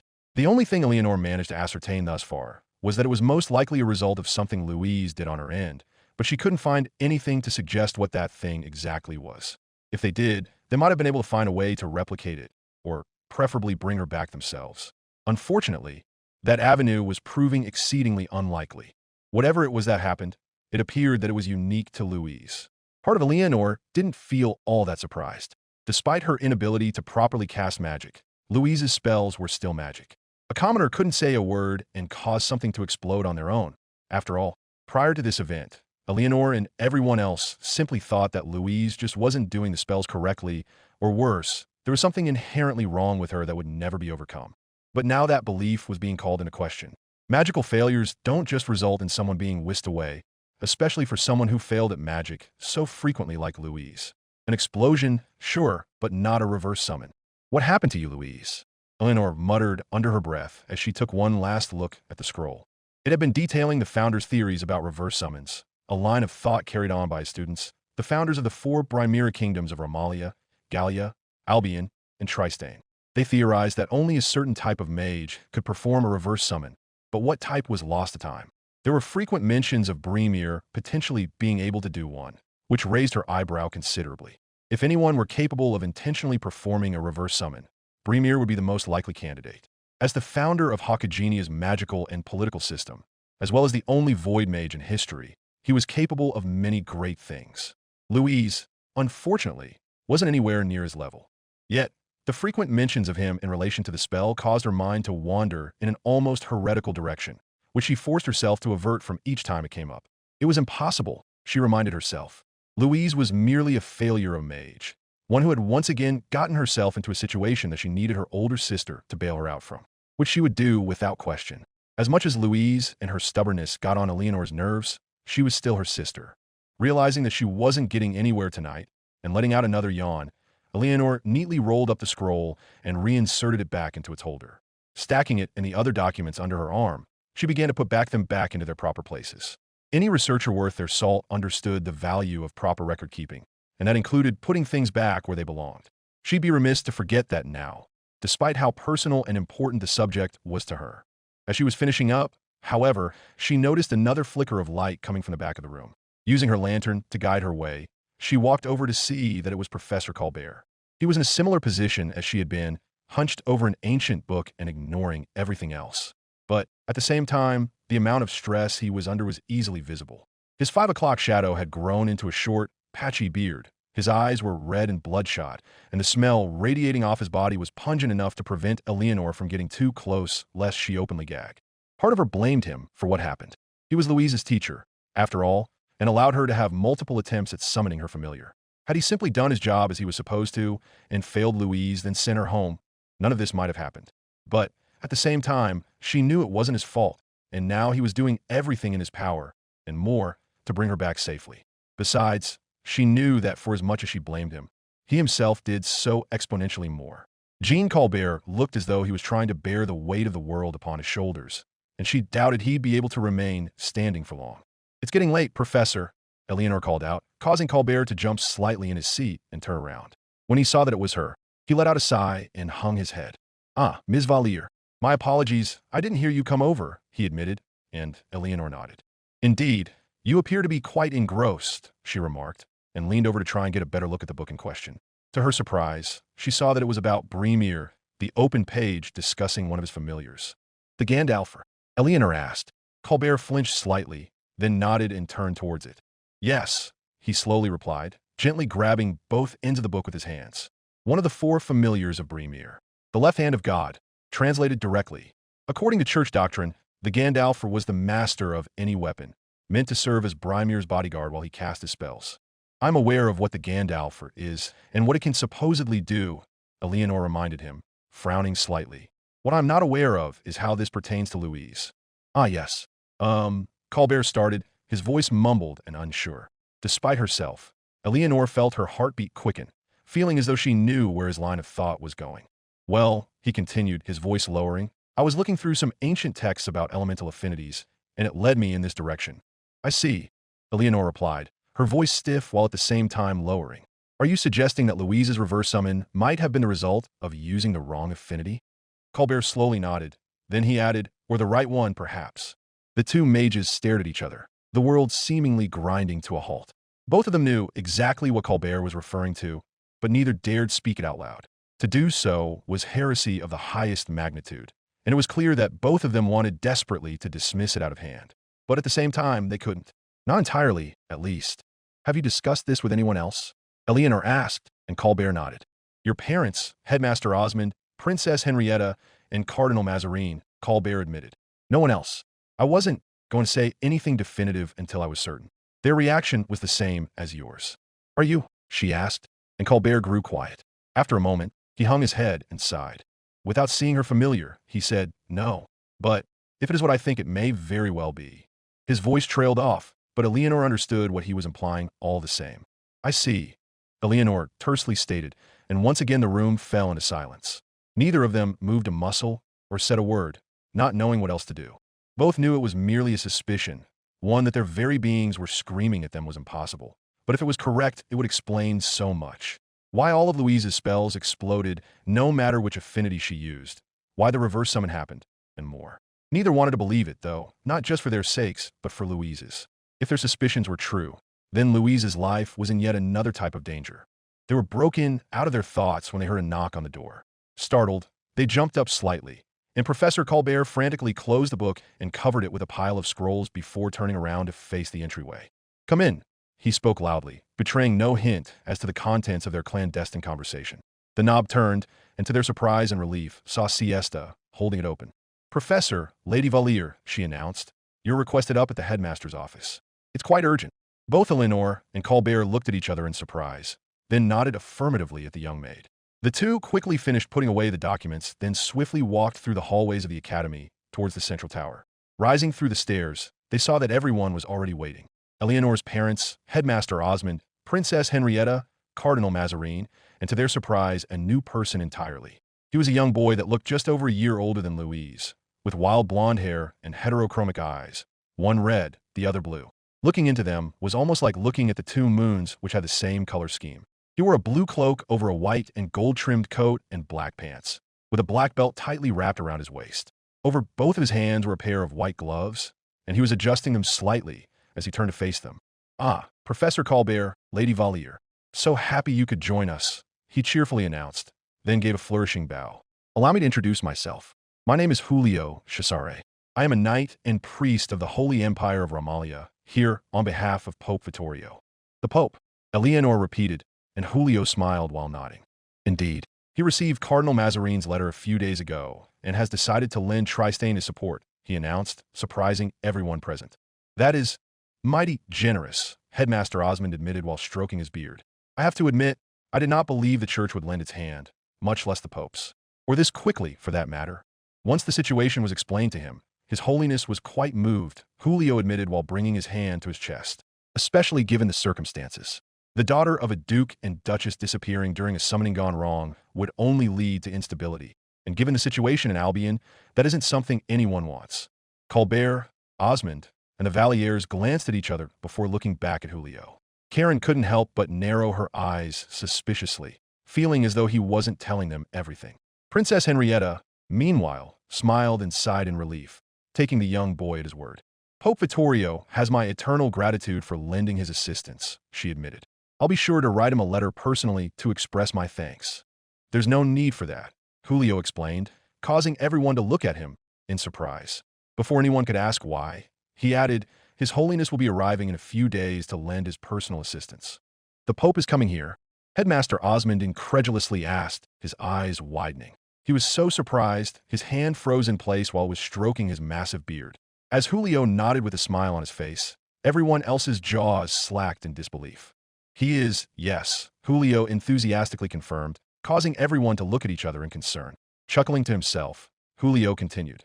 Of course, his personal guard and escort will be joining him, but I trust that won't be a concern? Of course not, Henrietta confirmed after taking a deep gulp.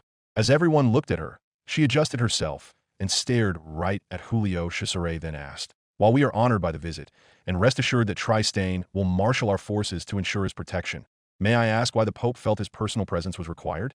This is quite sudden, and had we more time to prepare, we could have assembled a greater response. His Holiness understands your concern.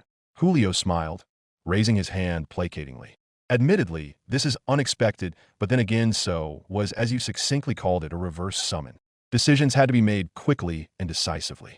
That doesn't explain why the Pope decided to come here, Pierre Valier reiterated. May I ask why?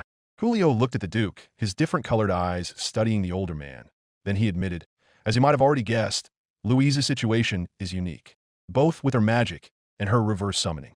As such, there's hardly any records on it. However, after we received your letter, the Pope had all his priests scour the archives for anything we could use. While the Academy's archives are, indeed, impressive, the churches are much more extensive and well-preserved. As such, we were able to find a ritual that would allow us to follow in her footsteps, opening a doorway from here to wherever it was she went. The others looked at each other. Then Colbert looked back at Julio and asked, couldn't you, then, deliver us the ritual for us to perform? Unfortunately, it's not that simple, Julio sadly replied, shaking his head. Only a scant few are able to cast this spell, otherwise it won't work at all. The only people we know are capable of casting it successfully are the Pope himself and Louise. The sound in the office disappeared, and it became so quiet that one could hear a pin being dropped. Tension rose as everyone stared incredulously at Julio, knowing exactly what he was implying and confirming. After all, they had begun to suspect it themselves over the past few days. Am I correct in assuming that declaration comes from the Pope himself? Cardinal Mazarin asked, his voice low and almost threatening, and Julio turned to him before nodding. Yes, you are. I suppose you've also had your suspicions by now, and we aren't entirely certain either, but the odds are likely, Julio confirmed. As you can imagine, getting her back is imperative for more reasons than I could discuss here. That was the understatement of the millennia, and everyone took a deep gulp. Only Karen and Pierre seemed to keep their composure, while the others were visibly nervous. Colbert looked outright panicked, while simultaneously chastising himself for missing the signs, but before he could do so for very long, Julio stopped him. You mustn't blame yourself, the priest advised. All we can do now is prepare for what needs to come. For one, while His Holiness knows the spell and can send a rescue party to retrieve Louise, for understandable reasons he cannot come with you. Instead, Louise will have to open the doorway back to the Academy herself. How can she do that without knowing the spell? Eleanor asked, finding the entire situation almost too hard to believe. To do that, we'll require 2 items from our lovely princess here, Julio replied as he turned to smile at Princess Henrietta. The young girl blushed slightly at the obvious flirtation, while Cardinal Mazarin and the others openly frowned. But Julio quickly shifted to a more serious demeanor. He then asked, Princess, do you happen to have the water ruby and the Founder's Prayer book on you? I have the water ruby on me at all times, Henrietta confirmed, holding up the blue gemstone ring neatly placed along her finger. As for the prayer book, it's currently at the palace in Tristania for safekeeping. But it's completely blank, so I don't see how it'll be of any help. A wise choice, given its importance, Julio admitted, then sighed. Unfortunately, we're going to need it here. If our suspicions are correct, when Louise holds the water ruby up to the Founder's Prayer book, the text held within will reveal itself, revealing Brimer's personally crafted spells and notes. She can use that to learn the spell needed to return to Tristane. I'll have it fetched right away, Henrietta immediately confirmed, stealing her resolve. Julio nodded and smiled back at her, then turned towards the others. Aside from those 2 items, we have traced an object of great importance to Tristania. An ancient sword that should be able to help guide us to Louise once we arrive, Julio added. If we find that sword, we can use it like a dowsing rod to find her. That would certainly make things easier, Eleanor admitted while rubbing her chin. Do you know what the sword looks like? Unfortunately, I do not, but I am told that it should become obvious once we find it, Julio answered with a shrug. Now, obviously we will need to gather a rescue party, but I will leave that to your capable hands. The Pope's only demand is that I accompany the team, but otherwise it is free to be led and composed by whomever Tristane sees fit. Henrietta pursed her lips in thought, then nodded. That sounds agreeable. Splendid, Julio replied, clapping his hands together. He then let out a short yawn, and he cupped his mouth. Goodness, it is getting quite late. Forgive me, but I've been riding on Dragonback for days on end from Romalia to here, which is quite the journey. I imagine so, Karen replied, knowing exactly what he was referring to. The distance between Tristane and Romalia was quite vast. After all, Henrietta nodded at her, then stood up and remarked, I suppose it's time for all of us to get some sleep, especially since we know what to do next. In the morning, we can figure out the finer details. Of course, Princess, Cardinal Mazarin replied, giving her a short, respectful bow. At the same time, he glanced at Julio suspiciously from the corner of his eye, knowing that the young man was hiding something. Something that didn't bode well for Louise, depending on circumstances. Nevertheless, he knew they had no other options, and so he'd play along for now. One by one, the others stood up and bowed towards Princess Henrietta as she retired to her guest chambers. Only once she was out of the office did they follow, all of them eager to get a night's sleep. At the same time, Eleanor couldn't help but wonder what Louise was doing at that very moment. Was she scared, alone, confused? Was she even still alive? Eleanor didn't know the answers to any of those questions, but knew that dwelling on them wasn't going to help. At least with this turn of events, they finally had a course of action available to focus on, with a potential method to reach Louise currently on his way to them. All she could do now was prepare whatever they needed to rescue her troublesome sister from wherever the Pope's ritual would send them, and pray. September 12th, 1998, 11:05 p.m. Hiraga apartment. Raccoon City, Arkley County, United States of America. Saito smiled expectantly as the movie he and Louise were watching ended, credits accompanied by a bombastic orchestral score. He was swaying his head from side to side in conjunction with the soundtrack, while watching Louise's face from the corner of his eye. He might as well have not existed as Louise's attention was glued to the TV, her mouth agape and her eyes wide in wonder and awe. "So what did you think?" Saito asked, his smile widening. "That was amazing," Louise breathlessly admitted as her face broke out into a wide smile. Sato's smile grew wider as well, and he pumped his fist victoriously. "And you thought Star Wars sounded dumb?" He playfully mocked as he pointed at her, to which Louise puffed up her checks and lightly punched him in the shoulder. Saito couldn't help but laugh at the response, falling back into the arm of the sofa, while Louise looked away and crossed her arms. "Okay, I was mistaken," Louise quietly admitted. "That doesn't mean you get to make fun of me."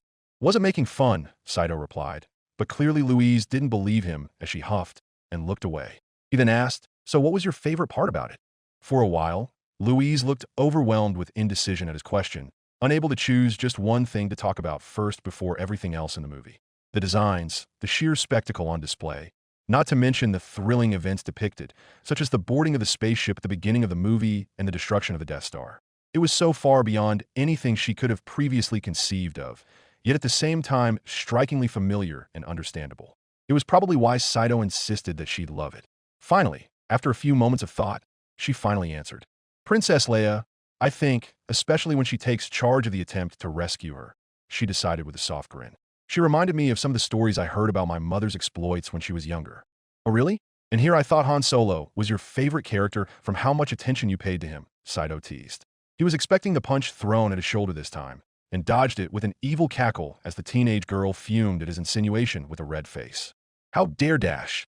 As if anyone would be attracted to such a scoundrel." "I didn't say anything about being attracted, though," he pointed out, then laughed. Sato's laughter was cut off by one of the couch pillows being smacked over his head, and he quickly surrendered and appealed for mercy. He still couldn't help chuckling throughout the process, though, which irked her no end. Glancing at the clock, he noted how late it was. He knew they should be getting to bed by now, but after seeing how enraptured Louise was with Star Wars, a different idea came to mind. Besides, it was a Saturday. They could afford staying up late. "You know," he began as he walked over to the shelf where his family stored their VHS tapes. "That was just Episode 4, A New Hope. There's still Episode 5, The Empire Strikes Back, and Episode 6, Return of the Jedi." "You mean there's more?" Louise asked as she looked at Saito with wide eyes, her earlier anger completely forgotten. In response, Saito smiled and waved the 2 cassette cases in front of him, and to his amusement, her eyes followed them wherever they went. "Yep, want to watch him?" Saito asked with a cocky grin. At Louise's fervent nodding, Saito chuckled, then rewound the first tape, took it out, and placed the second one in. Once he pressed play, he sat back with Louise as the pair were taken on a journey that happened a long time ago in a galaxy far, far away. Reflexively, he spread his arms along the back of the sofa in order to relieve some of the built-up tension, which inadvertently went over Louise's shoulders. Once he realized his position, he flinched and prepared to back away, but to his surprise, she absent-mindedly leaned further into him. Taking it as tacit approval, Saito kept his arm in place, and the pair continued to watch their movie in blissful, relaxing silence. Chapter 5, Left and Right Hands, Part 1. September 13th, 1998, 6 p.m. Arkley Forest. Raccoon City, Arkley Country, United States of America. Louise let out yet another yawn as she and Saito rode the bus towards the library. Both of them had gotten hardly any sleep that night, having spent their time marathoning the entire Star Wars trilogy. Despite how tired she got toward the end of Return of the Jedi, she was so enraptured by them that she was able to stay awake the entire time. Granted, she collapsed on the sofa and fell asleep as soon as the third movie ended, but she still felt as though it was worth it. Never could she have imagined before now such a grand and fantastical tale that was still understandable to her, despite her being as far from the intended audience as possible. Along with everything else she had learned since arriving on Earth, Louise planned to share Star Wars as well, for she was certain everyone in the kingdom would love it just as she did. Of course, her waking up at noon while being wrapped around Saito on the sofa like a pillow was something she could have lived without, even if it did feel kind of nice in the moment. Especially with the utter embarrassment she felt when Sato's parents ended up being the ones who woke her up in the first place. The worst part was seeing the grins on their faces, and even now she thanked the founder that, thus far, Saito had no idea what happened. Or at the very least, he wasn't saying anything, either out of mutual embarrassment that he was hiding better than her, or out of simple courtesy. In any case, she was grateful that Saito wasn't bringing it up. Eager to clear her thoughts, Louise looked out the window as they neared the library. It was several miles away, forcing them to use the bus, as it was too far for them to walk at a reasonable pace. Luckily, the library was among the first stops on their route. They had taken this bus numerous times now, both to and from the library, and by now Louise had memorized the shops and buildings along the way. Their route started right outside the Hiraga's apartment in the West District near West Park, then went north towards the Raccoon Zoo and the Central Raccoon Rail Line. After that, they continued north past Spencer Memorial Hospital along with the St. Michael Clock Tower, then Raccoon Park where they finally got off and walked the rest of the way toward the public library. On the way back, they would pass a few more notable landmarks, including the nuclear power plant which provided Raccoon City with all of its power, as well as the local community college, the police department, St. Michael Stadium, then finally returned to West Park. Once their bus finally stopped at the entrance to Raccoon Park, they got out of their seats and exited the vehicle with several other people. A few, including Saito and Louise, bid the bus driver thanks, but most were too busy and carried on with their day. The library itself was just a block away from their stop, and without missing a beat, they turned towards their destination and began walking. "Could you imagine having to walk from my house to here?" Saito rhetorically asked, holding the cooler containing the day's fresh targets. "It would take hours at least." Louise snorted and shook her head, then joked, "Honestly, that's not as big of a deal to me as you would think." "Oh really?" Saito asked as he raised an inquisitive eyebrow and glanced down at Louise, who looked right back up at him. "Yes," Louise declared. "Do you know how long it took for me to go from the academy to Tristania? It's only 30 miles away, which for you and your family's car is nothing. Yet I'd have to either walk for 2 days or ride horseback for 3 hours. That's normal for me." Saito looked at her for a moment, then shrugged and admitted, "You know what? Fair enough. Geez, it only just now occurred to me just how slow things are for you guys.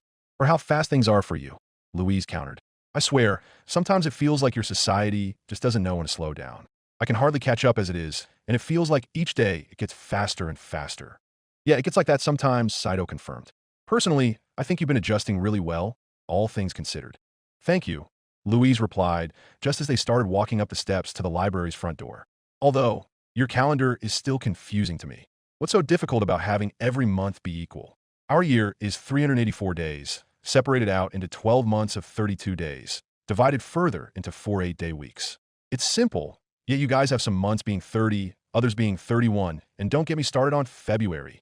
You people need to make up your minds. What even is a leap day?" Saito could only laugh and shake his head at Louise's rant. It was one she'd had quite a few times by now, and he found it amusing. "While I do agree that the months being the same would be a hell of a lot easier," Saito admitted. "Unfortunately, our planets just don't match up that way. I mean, Tristan was in late spring or early summer while we're in late summer or early fall. Can't expect our worlds to match up 1-to-1. Frankly, I say we're lucky enough as it is that we both have 12 months and 24-hour days." "True," Louise grumbled, then huffed and crossed her arms. Saito let out a chuckle, then turned his attention back to where he was going. Once they entered the building, both Saito and Louise took a brief detour to relieve themselves in the nearest restrooms. After that, Louise returned the books she had checked out, pulling them out of Sato's backpack. Then the pair left through the back door towards the Arkley Forest. Walking along the dirt path to the greenhouse, which was on the other side of the circular river which forced them to cross a wooden bridge, they peeled off and headed north near the halfway point. They continued walking until they reached a spot near the river's banks where no one was watching them. "All right, you take the chickens, and I'll get everything set up," Saito said as he placed the cooler down, then slid off his backpack. As he began to set up his camcorder along with a tripod mount he had purchased, Louise opened the cooler and pulled out one of the raw chickens they were using. Both of them had learned their lesson after the first time, and no longer were they setting them all up at once. Instead, using a fallen log that they had chosen as their mount that already had quite a few broken segments along the trunk, she placed one of the chickens onto a relatively flat spot. She supposed that, eventually, they'd have to find a new log to serve as their stand. Either that, or pile up a few rocks. But the moment neither Louise nor Saito felt comfortable potentially blowing one of those up. Once the chicken was properly set, Louise stepped back to her marked spot, which was a fairly flat stone that they had managed to find. A few moments later, Saito announced that the camera was set, and she was ready to start at any time. She nodded toward her friend then, took a deep breath.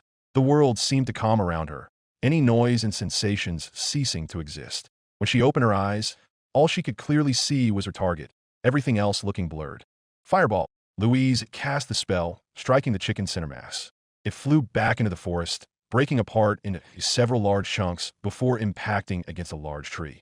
A few bits of meaty residue was left on the bark as the carcass fell to the forest floor, where it laid among the tree's roots. That was great.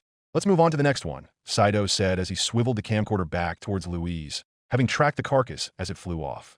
Nodding towards her coach, Louise pulled out another target, then set it on the same place as before. This time, she added more distance between herself and the fallen log. It was an exercise suggested by Saito, whose reasoning was that if Louise could hit her targets at greater ranges, that meant her control would improve.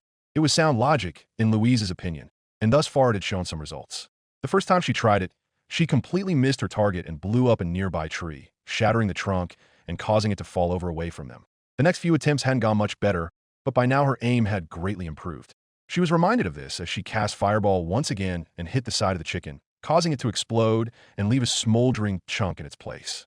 A few pieces of bone and attached meat flew by her head, forcing her to flinch and recoil back, but otherwise she smiled at the results of a successful test. A little to the side, but still good, Saito announced, then gave Louise a thumbs up. Let's keep going. Louise flashed a smile towards Saito, then proceeded to pull out yet another target. One by one for the next hour, she and Saito continued their tests, taking some breaks to review the footage Saito had shot. Once again, Saito was proven correct as the extra view afforded Louise several opportunities to spot when she had placed too much power into her magic, or too little in other cases. The results of her aim were also analyzed by watching where the explosion emerged on the target. Most hit along the sides, especially at greater distances, but there were far more center mass shots than before. Well, I think it's safe to say that you're getting a lot better at your explosions, Saito suggested. Or at least your aim. It's a start, Louise admitted, then sighed and shook her head. Still, the power keeps, what's the word? Fluctuating. Yes, fluctuating. It keeps fluctuating. Sometimes it's big, sometimes it's small.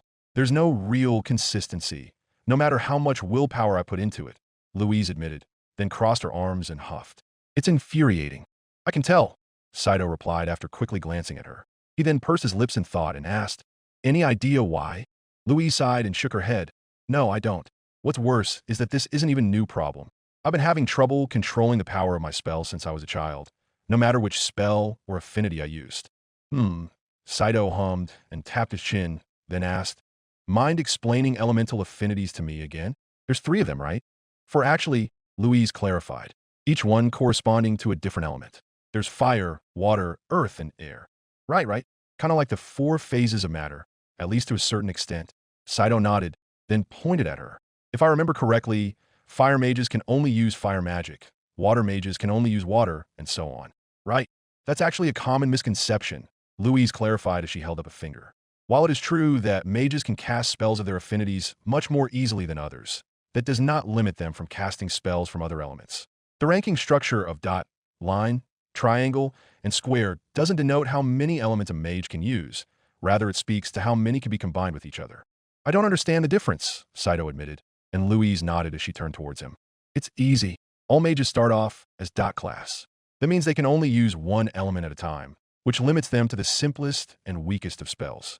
For example, the spell Fireball is the most basic offensive fire spell there is.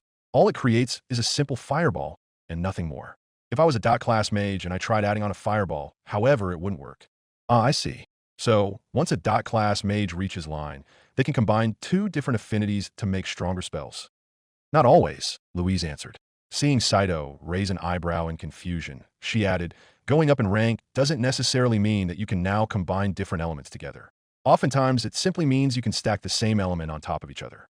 For example, My classmate Kerchi von Zerbst is a triangle class mage, but all she can do is stack 3 fire elemental spells on top of each other to boost their effects. Ooh, like going from fire to Fyra, then Firaga in Final Fantasy, Saito surmised.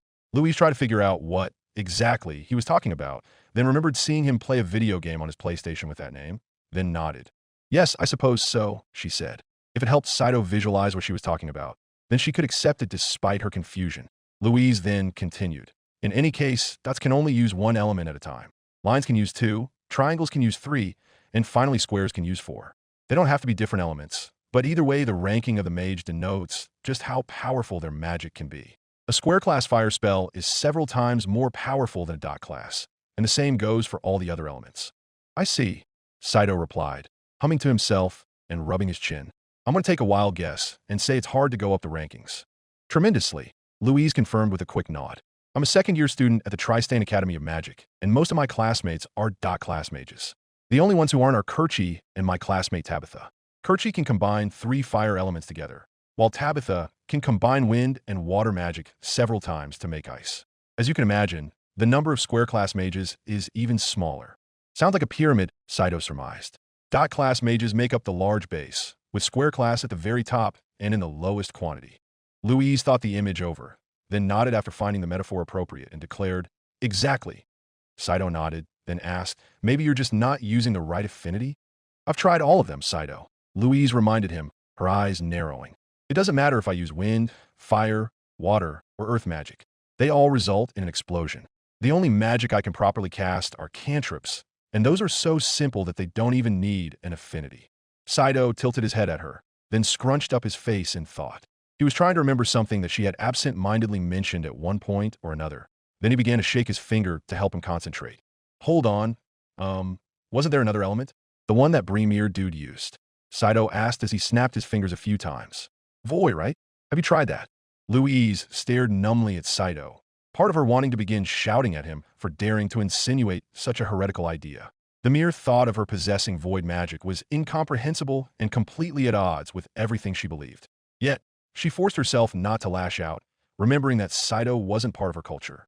He didn't understand why suggesting such things was heavily taboo, and he was just trying to help her. No, because I can't, Louise answered, taking a long, heavy breath. Yes, there's a 5th element. Void magic, the same type of magic Bremir used 6,000 years ago. But after he died, void magic never reappeared. The only void mage in history was the founder, and last I checked, I'm not him. But if you've tried all the rest, Saito began, only for Louise to angrily cut him off. I'm not a void mage, she snarled. Saito recoiled back in surprise, and Louise's face softened as she realized what she did.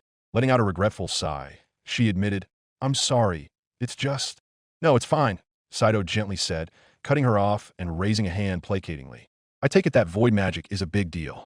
You have no idea, Saito, Louise admitted, letting out another sigh. She then looked up at him and explained, Founder Bremir is a messiah for my people. He gave us everything, how we perform magic, the kingdoms, even our magocracy. Without the founder, we would be just a bunch of savages living under the mercy of wild spirits and elves. To say that you're a void mage is to equate yourself with the founder, which is heresy of the highest order. Besides, as I said, he's the only void mage in history. Not once in 6,000 years has it returned. So the odds of me, of all people, being able to use it instead of, say, Princess Henrietta, who is a direct descendant of the founder, is ludicrous. It's impossible, really. I think I see what you mean, Saito replied, then looked Louise straight in the eye.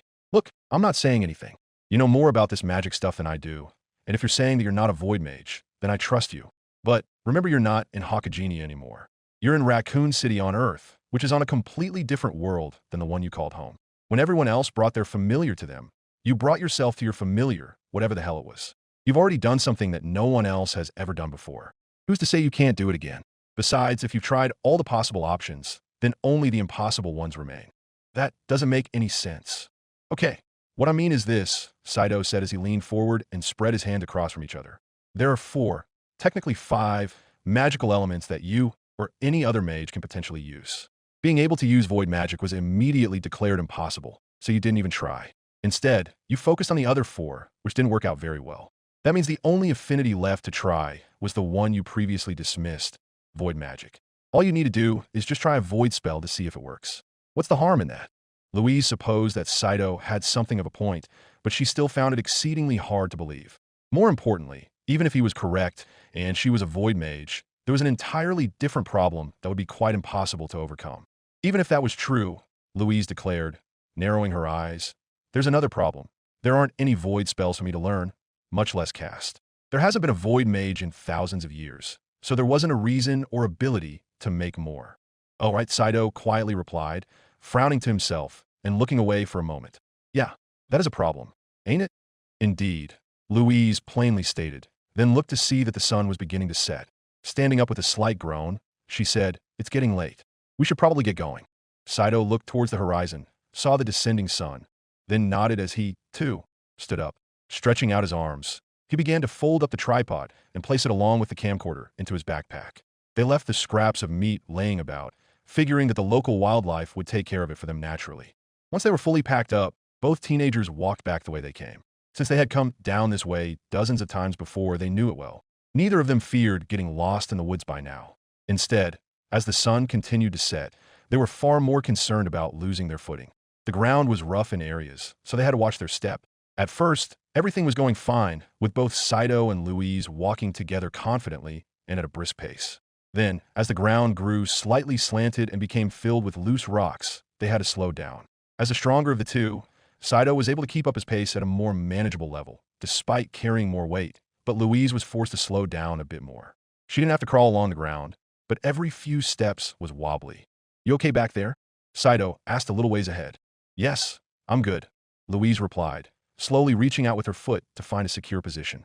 Once she found it, she took a step, then repeated the process ad nauseum. "Okay, just be careful. Some of these rocks look a little loose," Saito pointed out as he carefully walked forward. "I'll be fine, Saito," Louise said as she took another step forward. "There's no need to."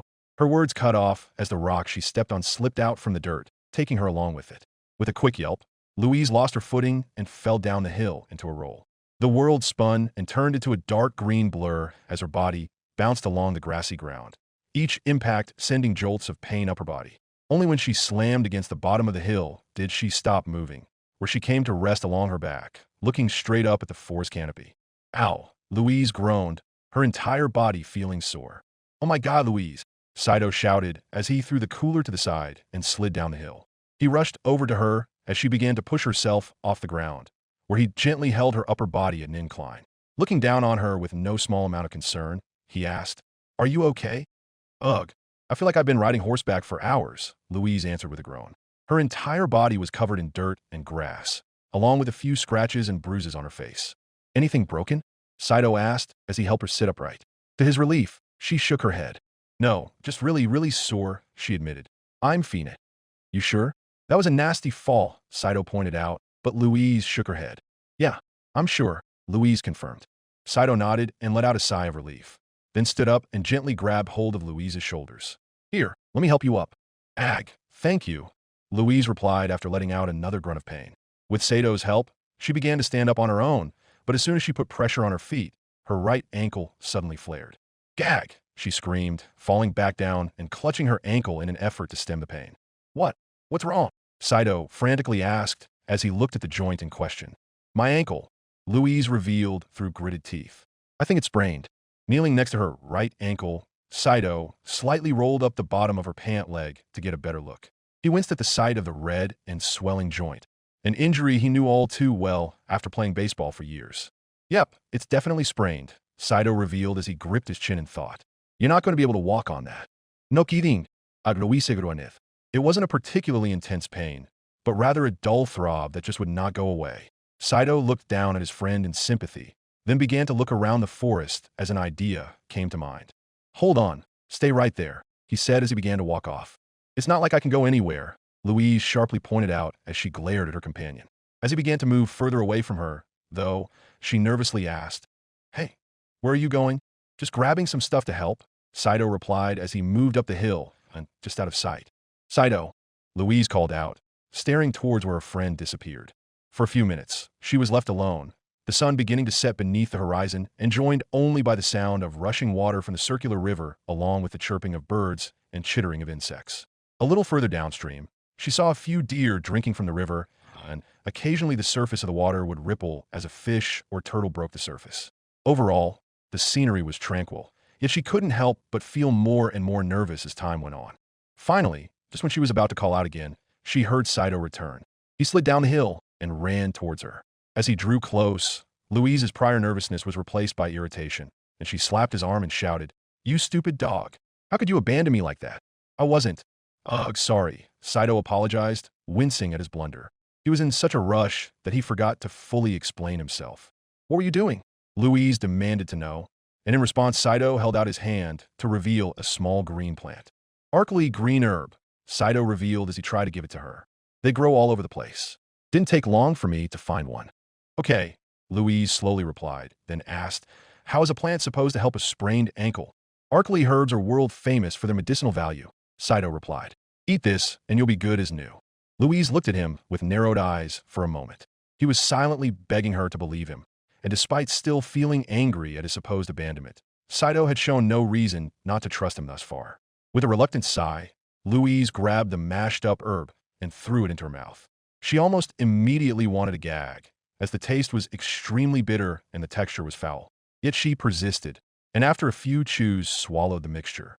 What was that?" Louise gagged and shook her head, her entire body following suit.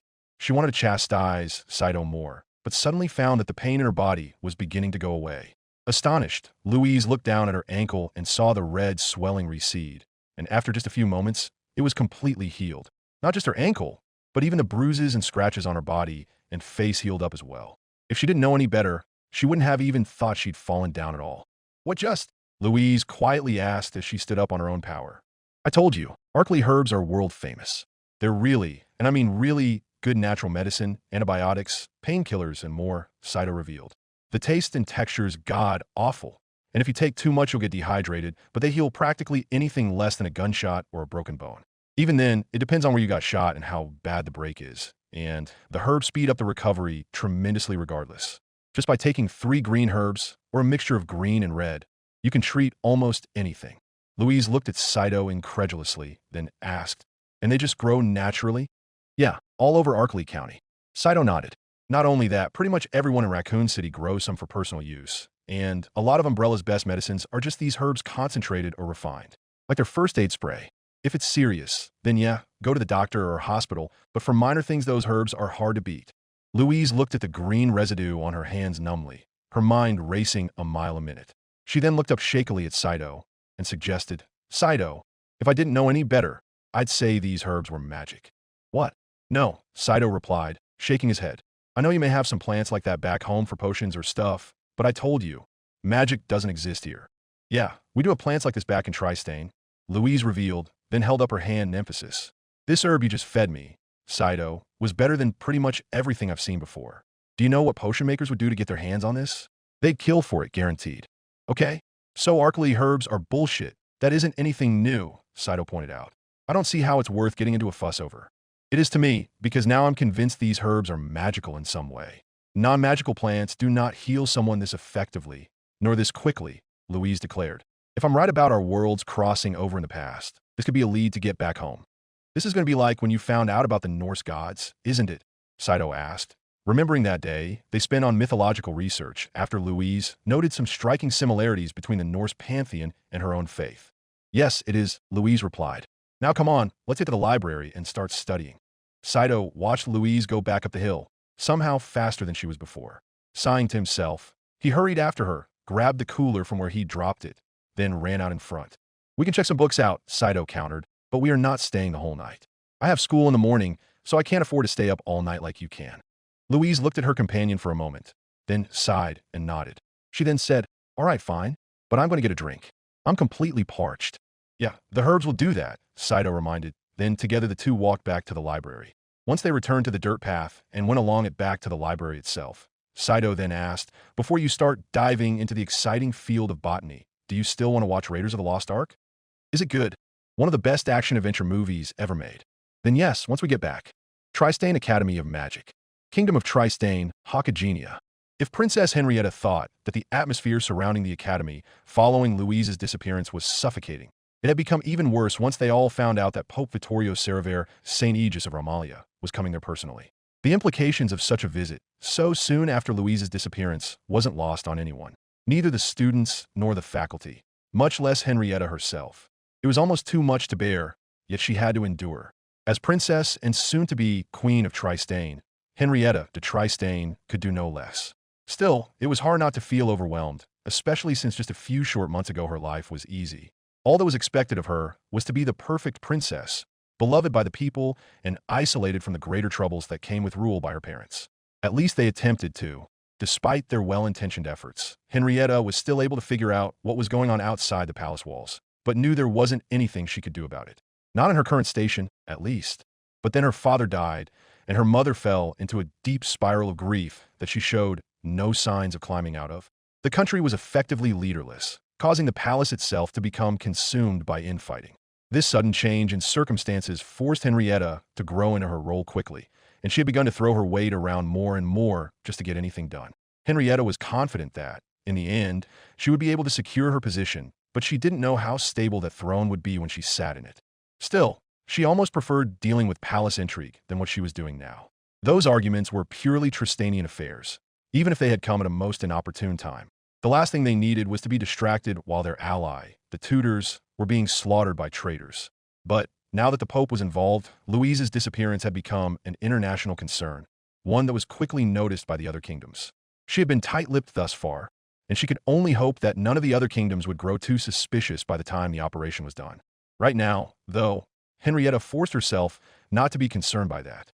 Instead, she allowed herself a moment of respite as she sank into the warm bath water, letting it soak into her body and relax her muscles. After over a month of nonstop stress, just the act of taking a bath felt like a much-needed vacation.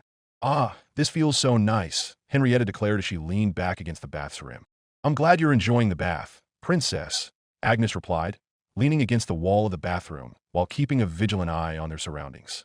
"You're free to join me, if you want," Henrietta offered, but Agnes shook her head. "I'll be better suited to perform my duties here," Agnes pointed out. Henrietta sighed and shook her head, having expected that answer despite the fact that they were the only ones in the bathhouse.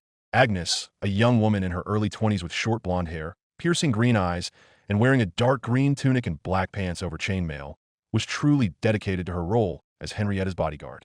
The two had known each other for a few years now, and Henrietta had come to trust Agnes tremendously in that time. If there was something she needed to get done, she trusted Agnes to be able to do it quickly and quietly, such as when she had Agnes deliver the Founder's Prayer Book to her from the capital, as well as accompany Julio Cesare in the search for the ancient sword they needed to find Louise. Finding the prayer book was easy, but it took several days to find the sword.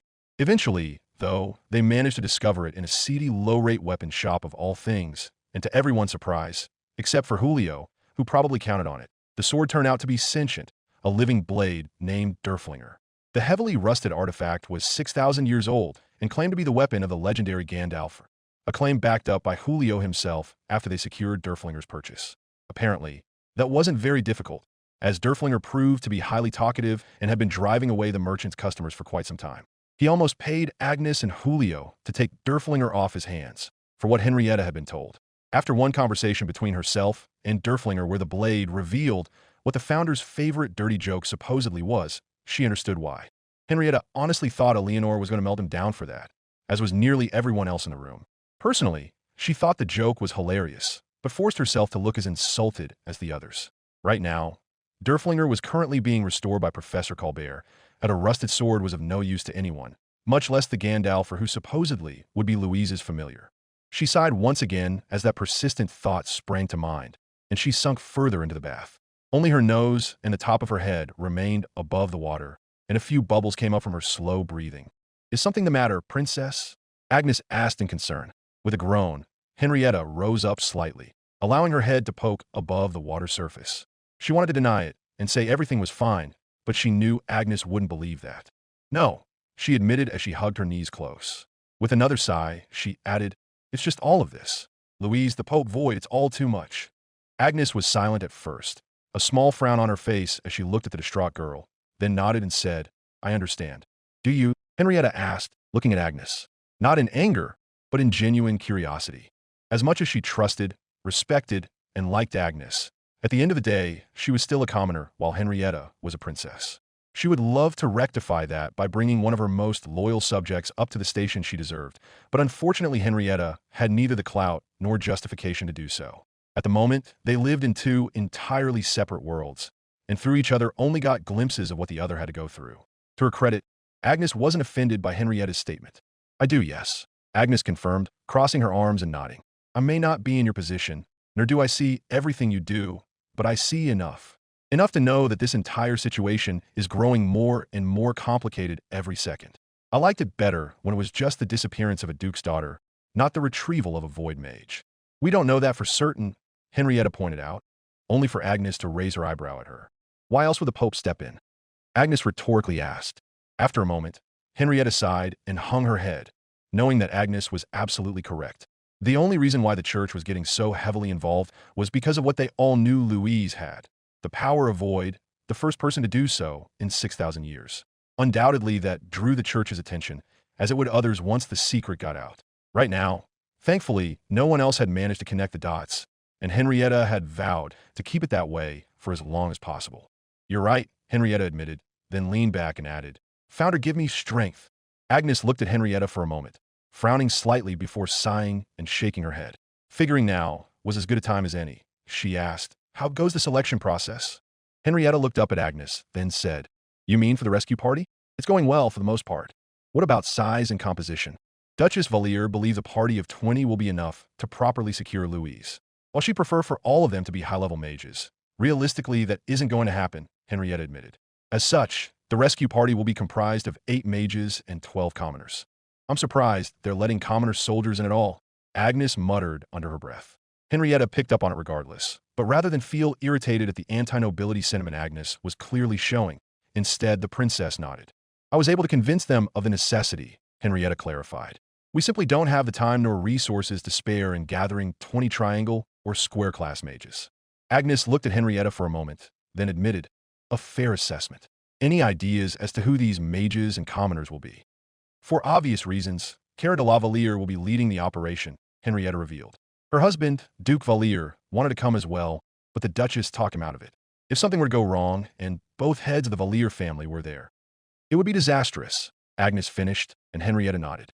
Nodding back, Agnes continued, "I sense Professor Colbert will be coming as well." "Yes, he is," Henrietta confirmed. Despite his friendly nature, Professor Colbert is actually an ex-soldier and a square-class fire mage. He also feels guilty over Louise's situation, so he was the first to volunteer. "I'd imagine so," Agnes replied, frowning at the mention of the fire mage. She only met him once, and while he definitely was much kinder than most of the other nobles she had met, the fact that he was a fire mage made her distrust him immediately. It was fire mages who burned down her village of Dangleterre over rumors and lies 10 years prior, and after that she vowed to never blindly trust a mage again. Only Princess Henrietta had proven worthy of her loyalty and respect so far, and she doubted anyone else would. Other than Priest Chasseret, no one else has been selected, Henrietta confirmed. "I believe, though, that Duchess Valier plans on reaching out to the Viscount of Wards, Jean-Jacques Francis, on account of him being both the captain of the Griffin Knights and Louise's fiancé." Agnes nodded, figuring that his presence made sense. At the same time, though, she frowned as she began picking up on subtle details regarding the decision-making process. Deciding to be upfront about her suspicions, Agnes said, "Princess, if I may, while all of these party members are sound choices, it appears to me that you're letting Duchess Valier make all the decisions." Henrietta looked at her trusted bodyguard and wanted to refute the accusation, and found that she could not. She sighed and hung her head, then admitted, "Yes, she's been. It's her daughter, after all, so she should have final say in this matter." "But you're the princess," Agnes pointedly reminded her. "Despite her age and rank, she is beneath you in station. You cannot let her nor anyone else continue to make decisions without your input." "You think I don't know that?" Henrietta asked, frowning slightly at Agnes. "I'm completely out of my depth here, Agnes. The most serious planning I've ever done before was for palace balls, and even then, those were small and mostly handled by my mother. I'm only 17 years old, so anything I say is almost immediately dismissed by those older than me. The only reason why Karen even agreed to the addition of commoners to the party is because she was already thinking of it." "I understand that," Agnes replied, stepping forward off the wall, "and I'm not saying you need to disregard the opinions of those who are more experienced than you. Doing that would be stupid, which you're not. What I am saying, though, is that you need to assert yourself more, not only for your best friend, but for the country. The last thing Tristane needs is for its queen to be easily pushed around." Henrietta glared at Agnes for a few moments, who glared right back. Neither were willing to back down, but eventually Henrietta released a sigh and looked away. Agnes was right, she realized. She had to assert herself and her authority more in this matter, despite her age and inexperience. But she had to do it in a way that wouldn't jeopardize the entire mission. Attempting to insist on something inadvisable just because she wanted to add her stamp to it would only lead to disaster, as well as an erosion of her support. Henrietta had to find a middle ground. Then, as she looked back at Agnes, an idea came to mind. With a smile on her face, Henrietta said, "You're right, Agnes. I do need to assert myself more here, and I intend to do that during our next meeting this afternoon." "I'm glad to hear it, Princess," Agnes replied, a faint smile on her face, only for Henrietta to continue speaking. "Which is why I will be forwarding your nomination to act as my personal representative," Henrietta declared. The smile on Agnes' face disappeared and was replaced by incredulous bewilderment. "What, me?"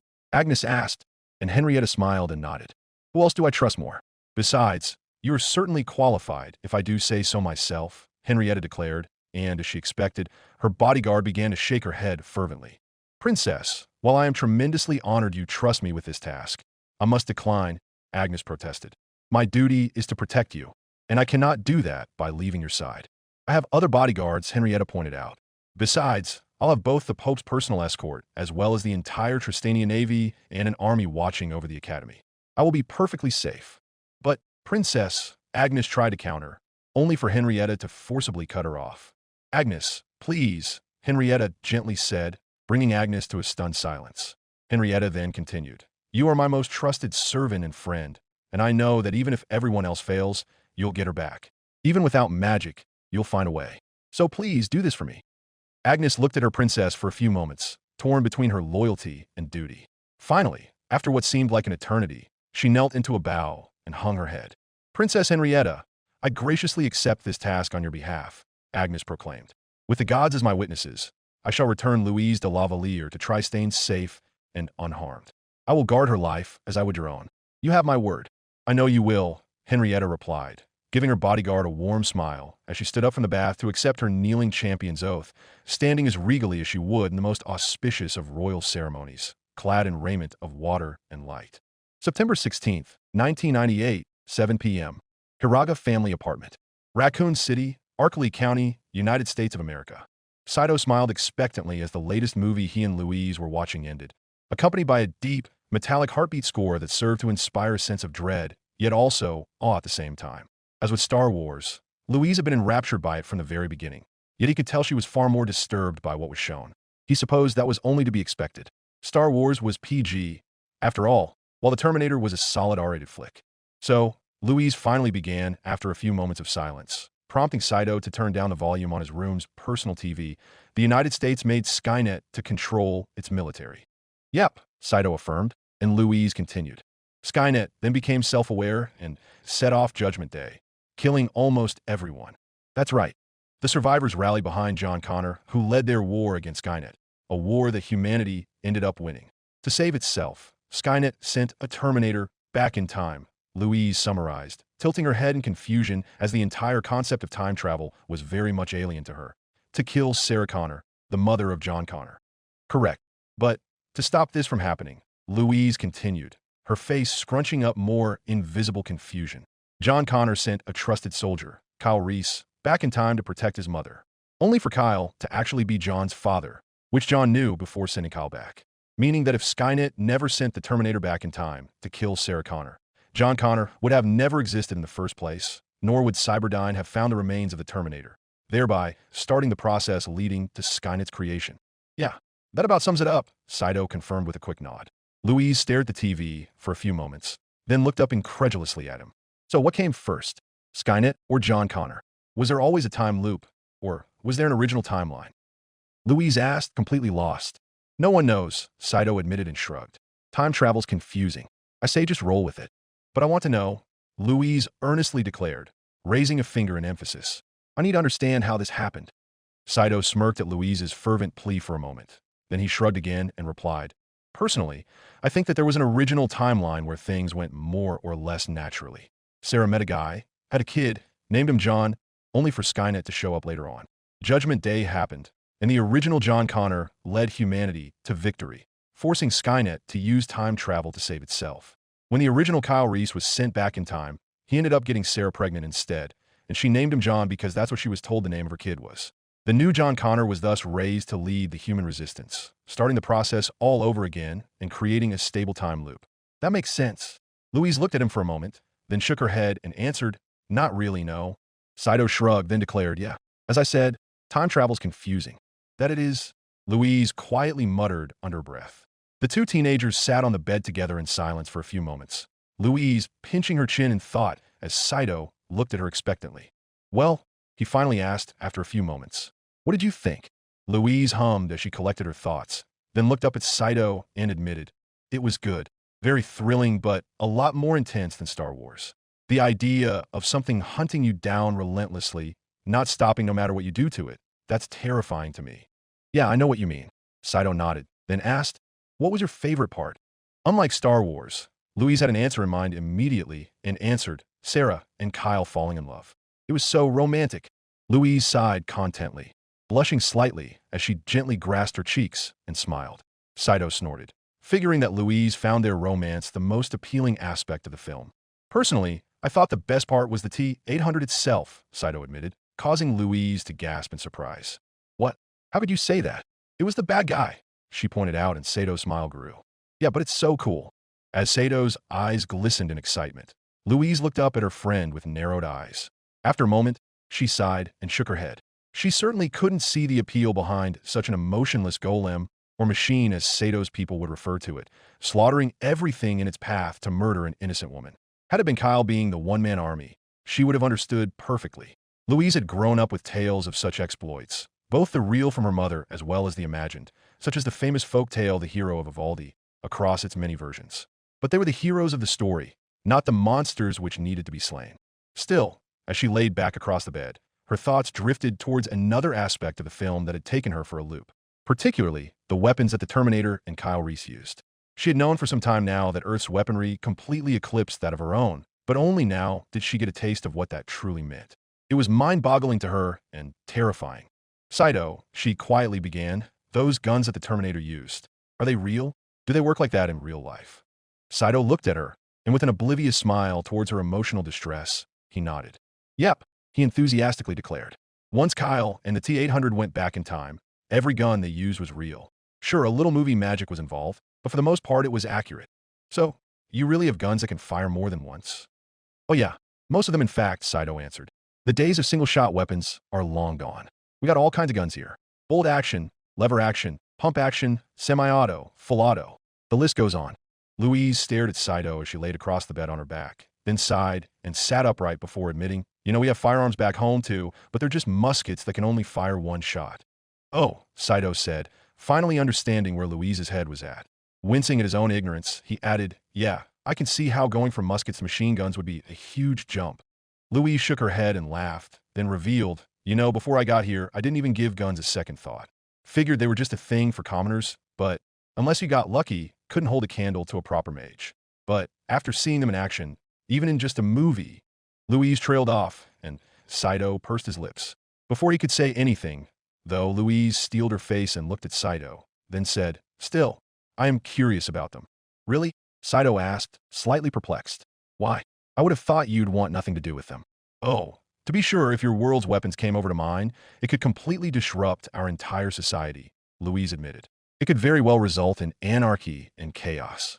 But, if handled properly, these guns could secure Tristane's independence. To me, that's worth the risk." Saito thought it over for a moment, then nodded. "Yeah, I see what you mean. Even if you could just replicate bolt actions, it would throw everything else you guys have out of the water." "Exactly," Louise declared, then pointed at him. "Tomorrow, I'd like to go to the library and check out some books on firearms. That way I can." "Actually, you're in luck," Saito cut her off, standing up and placing his hands on his hips. "Because, Louise, you're living in the same apartment as a complete gun nut." "Meaning, I think guns are cool, and I have a ton of magazines about them in my room," Saito flatly stated. "Oh," Louise replied, then stood up and began looking around. "Well, what are we waiting for? Let's pull them out." Saito nodded, then began fishing around his room for the magazines in question. Unfortunately, given that it had been so long since he had touched them last, it was quickly proving difficult to find even one. After a few minutes of him looking through drawers and cabinets, Louise decided to help as well. Together, the two of them searched every nook and cranny of his room, trying to find the magazines so that Louise's curiosity would be satiated. Finally, reaching deep into his underwear drawer, Saito felt the edge of a magazine, and with a victorious cry, he pulled it out and declared, "I found Dash." "Saito." Louise coldly cut him off. Surprised, Saito turned towards her, only to see that Louise's back was turned against him. She was facing his bed, her entire body rigid as she held something in her hands that he couldn't see. Then, as she turned around and held up a magazine, Sato's heartbeat began to quicken as she asked, "What is this?" Saito looked at the magazine, depicting a scantily clad woman on the cover alongside the logo of a white rabbit head. Then up at Louise's unreadable face. Her bangs were covering her eyes, and a dark cloud of miasma seemed to envelop her. The shadows themselves appeared to stretch, and Saito knew he was very much in danger. Gulping loudly, Saito awkwardly chuckled and asked, that? Where do you find it?" "Under your bed. Is there a reason why it was hidden there?" Louise dangerously demanded, gripping the magazine tightly. "I'm, holding it for a friend," Saito answered, but as Louise glared daggers at him, he could tell that she didn't believe him in the slightest. Beginning to panic, he quickly admitted, "Okay, yes, it's mine, but I only read it for the articles." "I swear." Whatever hope he had that Louise would accept that answer died as she glared wrathfully at him, and all he could do was whimper as Louise took in a deep breath and prepared to shout.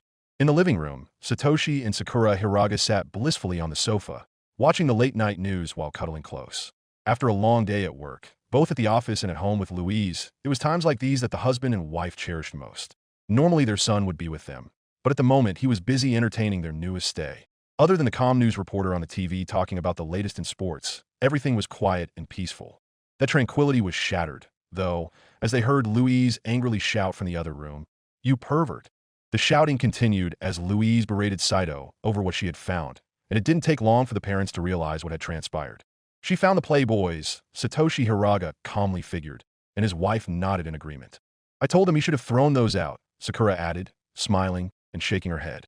Satoshi listened a bit more as Louise continued to castigate his son, and after a moment chuckled and shook his head in amusement. Orleans Estate, Lagdorian Lake, Gallia, Hakagenia. When Kerchi spotted Tabitha attempting to sneak out of the academy atop her dragon Sylphid, she knew something was amiss. She had known ever since Tabitha received an unmarked letter, one that she refused to let Kerchi, much less anyone else, catch even a glimpse of. Whatever it said, it caused Tabitha to grow even more sullen and withdrawn than usual, and Kerchi took it upon herself to figure out what, exactly, was causing her best friend so much distress. To do that, Kerchi had graciously volunteered to accompany Tabitha to wherever it was she was going, and by now Tabitha had learned that attempting to dissuade Kerchi was only an exercise in futility. That being said, even after several hours of flight, Tabitha had barely said a word. By now the sun was beginning to rise over the horizon, and the pair were flying over the waters of Lagdorian Lake near the border of Gallia and Tristane. Kerchi couldn't help but notice that the lake itself appeared to be severely flooded, including an entire village submerged underwater, but she pushed that observation away for another time. Right now, she had more pressing concerns. "You know you could talk to me, right?" Kerchi said, leaning forward to speak into Tabitha's ear. The blue-haired girl didn't reply, instead focusing entirely on steering her familiar towards their destination. Sighing to herself, Kerchi leaned back and closed her eyes, then muttered, "At the very least we could have some idle conversation. Watching the ground fly by gets old and boring after a while." "You didn't have to come," Tabitha reminded her, only for the Germanian girl to scoff. "And leave you all alone?" Kerchi rhetorically asked, hoping to get the Gallian girl to say something. But, alas, her efforts were in vain as Tabitha remained silent once again. Kerchi groaned and hung back her head, then shifted her attention towards the horizon. To her relief, she saw that they were headed towards the direction of a grand manor, meaning their flight was almost at an end. A thick forest surrounded it, and even from here she could tell that it was quite well-maintained and extravagant. But, as they flew closer, her eyes settled on a symbol emblazoned above the front entrance. It was a blue shield surrounded by thick gold, with two gold lines crisscrossing each other in the center. Kerchi recognized that symbol immediately, and with an incredulous look, she turned back to Tabitha as they began to descend. "Wait a minute. Tabitha, that's the symbol of the Gallian royal family," Kerchi declared. "Are you?" She couldn't finish the sentence, and on the surface Tabitha didn't respond. But, after being her friend for so long, Kerchi had managed to learn the subtle cues that Tabitha often communicated by. Her shoulders slightly sagged, and she hunched forward by an almost minuscule amount, and despite not seeing her face, Kerchie knew Tabitha had adopted a sullen expression. It was all the answer she needed, and at once Kerchie knew exactly why Tabitha was here, or at least partially. The Pope's arrival to Tristane would be in just a few days. It was all anyone was talking about, and it all centered on exactly why he was coming. After all, the fact that he was coming to the academy so soon after Louise's disappearance and the immediate investigation as to what happened to her was no mere coincidence. At the moment, Kerchie still didn't quite know why the church was getting so involved with Louise's disappearance. While Louise was the daughter of high-ranking nobility, that wasn't enough to get the Pope involved, yet he did regardless. Needless to say, that caught all the other kingdoms' attention, including Gallia's. Since Tabitha appeared to be Gallian royalty, that gave them the opportunity to have a much closer look at what was going on. When Sylphid finally landed, they were greeted by an elderly butler with light gray hair, a thick mustache that edged around his upper lip down to his jaw, and a pair of glasses nestled atop his nose. He was standing at attention, a warm smile on his face as Tabitha and Kerchie got off Sylphid and walked towards him. "Welcome back, miss," the butler announced as he gave a short, respectful bow. As he stood back up, he added, "We've been expecting you, Lady Charlotte. Please come inside." While Kerchie looked at her friend and the butler in utter bewilderment, Tabitha gave a short, curt nod, then walked towards the manor. The butler opened the door for her, and once she was inside, he turned to face Kerchie, who remained frozen on the spot. "You are more than welcome to enter, my lady. Any friend of Lady Charlotte is a welcomed guest in this house," he declared, knocking Kerchie out of her stupor. "Oh, of course. Thank you," Kerchie replied, then hurried after Tabitha into the mansion. The butler closed the door behind her, then escorted Kerchie and Tabitha, who had apparently decided to wait for her, to a nearby living room. Once inside, the butler laid a few logs into the fireplace, then set it alight by striking an iron against a piece of flint a few times. After a few strikes, the kindling was set ablaze, filling the room with light and warmth. "If you'll excuse me, I'll grab some tea," the butler declared, then gave another bow and walked out of the room. Closing the door behind him, Kerchie and Tabitha were left alone, the Germanian sitting on a sofa while Tabitha stood off to the side. The only sounds they heard was the crackling of the fire and the occasional splitting of a log under the intense heat. It might as well have been deafening. "Tabitha, what is going on?"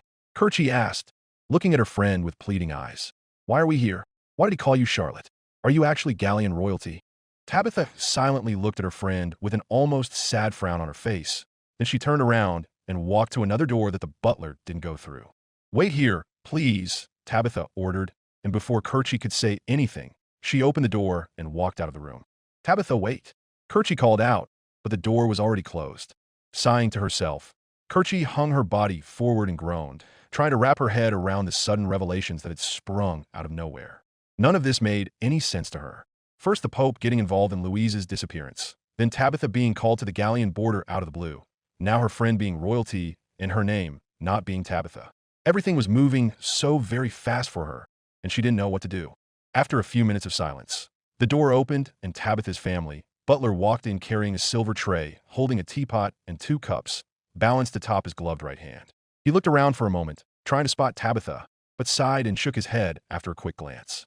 "I see Lady Charlotte will not be joining us for now," he surmised, then perked himself back up and walked over to Kerchie.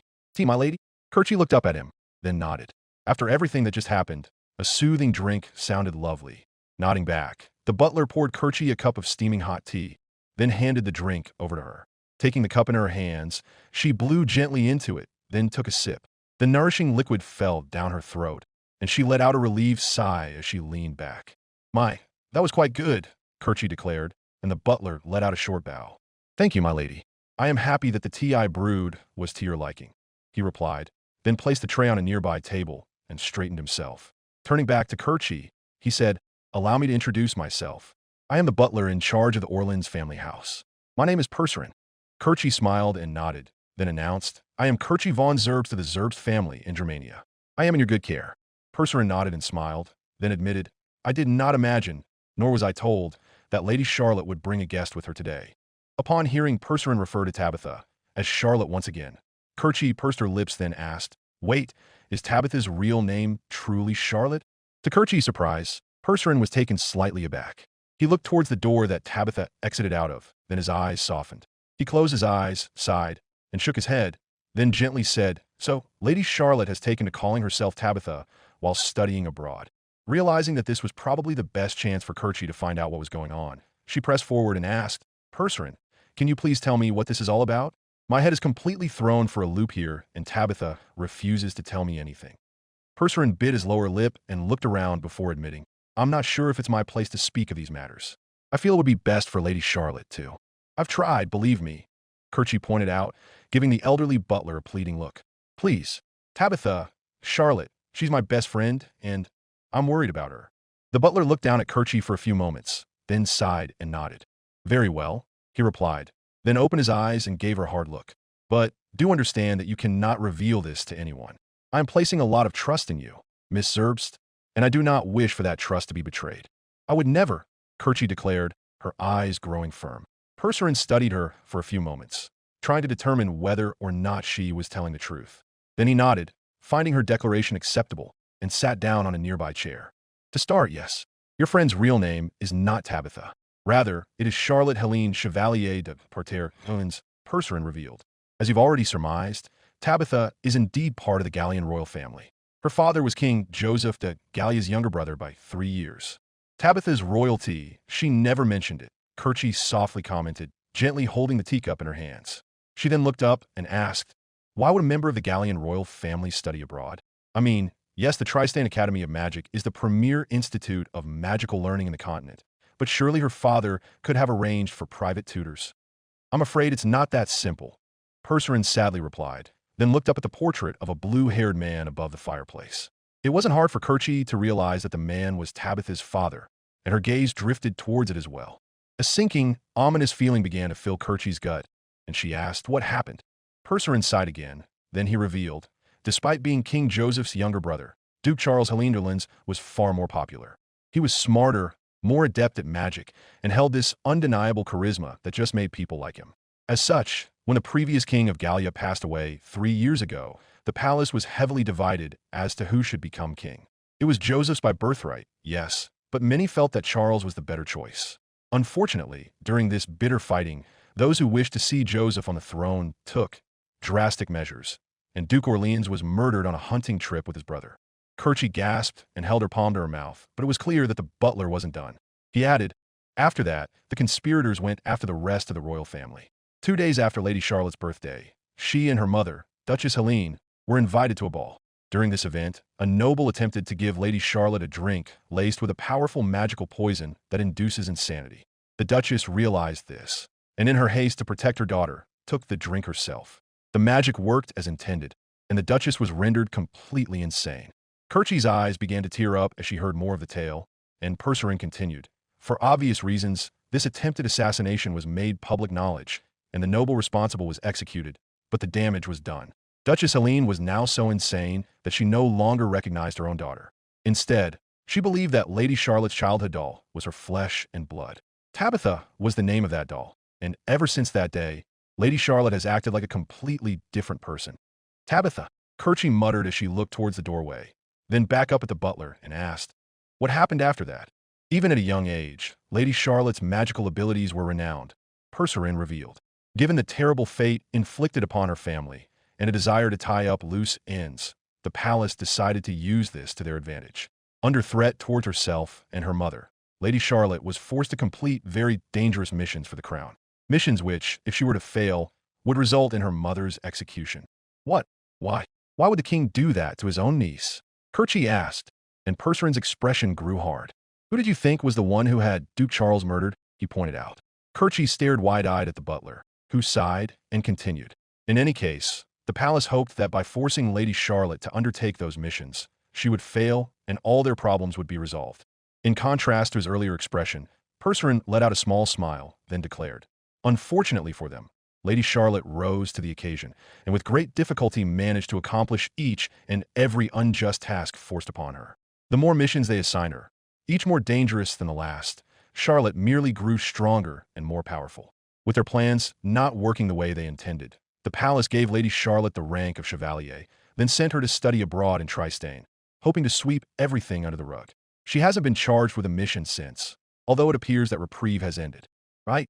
Kerchie muttered under her breath, then turned towards the door. She then asked, where is she now? Most likely visiting her mother, Percerin answered. After that, she's to receive her mission. Do you have any idea what Gallia want her to do? Unfortunately, I do not. only that Tabitha will immediately accept no matter what it is, nor however dangerous and life-threatening. Percerin immediately replied, a sad tone in his voice. Kerchie narrowed her eyes, then thought back to the timing of this visit. Her voice low, she declared, I think I have an inkling as to what they want her to do. You're referring to the Pope's upcoming visit to the Academy of Magic? Percerin asked, and Kerchie nodded. I don't see how it can be anything, but, she revealed. Percerin looked at her for a moment, then nodded in agreement. It was clear to the Germanian girl that his thoughts were along the same lines. But at the moment, all they could do was wait. They sat there for at least an hour, calmly, sipping away at tea and chatting with each other. Their conversation centered entirely around Tabitha, both before and during her time at the academy. Or, rather Charlotte, as Kerchie supposed her real name was. She didn't know what to call her now. Did she call her by the name she used before, or the name she had given? The last thing Kerchie wanted was for her friend to be uncomfortable, and she resolved to ask her when she got the chance. Eventually, the tea grew cold and empty, and after Kerchie made a polite request to have some more, Percerin dismissed himself to brew another pot. As she expected, a few minutes later, Tabitha returned to the living room, giving her and Kerchie some much-needed privacy. The two students looked at each for a few moments, neither speaking up and letting the fireplace fill the room with its gentle roar. How much did he tell you? Tabitha asked calmly, and Kerchie's face fell into a sad frown. Enough, she revealed, and Tabitha stared silently at Kerchie again before nodding. Before we get started, do you still want me to call you Tabitha, or would you rather me call you Charlotte? Tabitha is fine. Tabitha immediately answered, and Kerchie nodded. Kerchie wanted to apologize on Tabitha's behalf, but she knew her friend wouldn't want that. Part of her was worried that Tabitha would lash out to protect her family's most important secret, but she knew Tabitha wouldn't do that. Knowing her, the only reason why Tabitha even left her alone with her butler in the first place was because she trusted her enough to know. What was the order? Kerchie asked, hoping that Tabitha would let her in, even just this one time. At first, Tabitha said nothing, and Kerchie was afraid that her friend would shut herself off once more. But to her relief, Tabitha began to answer. They're planning a rescue mission for Louise, Tabitha revealed, which wasn't new to Kerchie. Everyone in the academy had figured out that simply pulling Louise back to them was impossible, otherwise they would have done already. That meant they had to go get her, but how they were going to get back was another mystery. I know that, Kerchie pointed out. What does that have to do with you? I've been ordered to participate, find out what happened, and bring back anything of interest, Tabitha revealed, and Kerchie's eyes widened. You're what?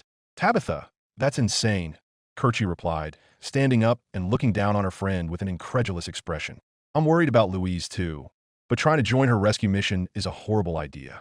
We have no idea where Louise brought herself, assuming she's even alive. For all we know, she could have landed in the middle of an active volcano or the tundra. That doesn't matter, Tabitha stated, causing Kerchie to shake her head in exasperation. Somehow I knew you'd say that. Kerchie sighed, then asked, Okay then, how do you even plan on joining that mission in the first place? I'm a triangle-class mage and a chevalier, Tabitha answered. One who has accomplished many tasks for the Galleon Crown. I'm more than capable of serving on a rescue mission, and Sylphid would also be a tremendous help in locating her. So what? You're just going to volunteer? Yes. Well, that sounds all fine and dandy. But there's one problem. Louise's rescue is being led by her mother, Duchess Karen the Heavy Wind Valier, Kerchie pointed out. Who, might I remind you, is arguably the strongest mage alive today. The Zerbsts and the Valiers have been feuding for generations, and even I recognize that.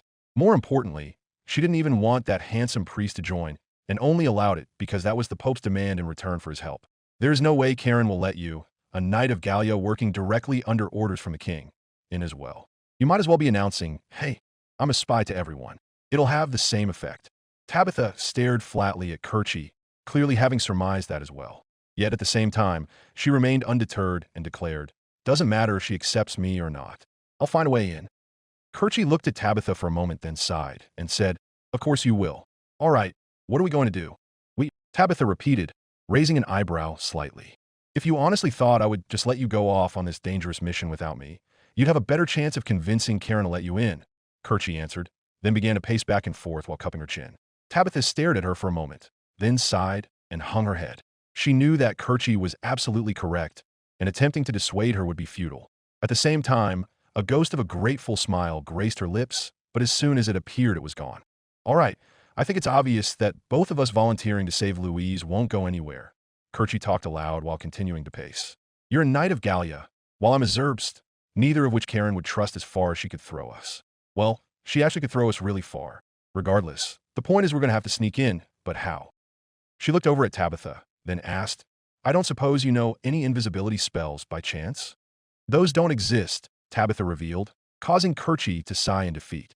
Before the Germanian could say anything else, Tabitha added, I do know several disguise spells, though, but they take time to prepare. Kerchie looked at Tabitha and hummed to herself in thought while tapping her chin, then said, that could be useful. Do we know how many people are coming on the mission? For what I've been able to tell, 20 people. 8 mages and 12 commoners, Tabitha revealed, subtly telling Kerchie that her friend had been spying on the planning process from the beginning. She ignored that for now, though, as she instead focused on the plan for perhaps the most dangerous and idiotic thing she would ever do in her life. Right. Kerchie nodded, then admitted, well, our best bet would be to disguise ourselves as members of the rescue party. If 20 people are expected to come, and 20 do form up instead, they would be immediately suspicious. I'm pretty sure they'll figure out our deception quickly, Tabitha stated, but Kerchie waved her off. We don't need to be disguised forever. Just long enough for us to get to wherever it is they're going until they can't send us back, Kerchie pointed out. No, we're going to have to take the place of 2 people, make us look and sound like them just long enough to get us in. 3. Tabitha cut in, causing Kerchie to look up at her in confusion. 3? Who else do you want to bring? Kerchie asked, raising her eyebrows. Sylphid, Tabitha answered. Tabitha, I love you, but your familiar is a dragon, Kerchie pointed out. I'm certain we can disguise Flame as a large dog. Gods know he acts like one. But Sylphid is a completely different animal. More importantly, why would we need to disguise her as a human?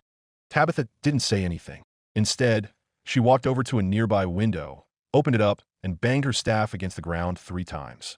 A few moments later, they heard the flapping of wings, and soon Tabitha's wind dragon, Sylphid, appeared in front of the window. The young dragon cooed affectionately as she rubbed her head against Tabitha's hand. All the while Kerchie looked on in confusion. Okay, I still don't see, she began, only for Tabitha to cut her off. Irukaku, Tabitha said, I'd like you to meet my friend Kerchie. Sylphid looked at Tabitha for a moment in shock, then to Kerchie's surprise said, Okay, big sister. Wadash, hello.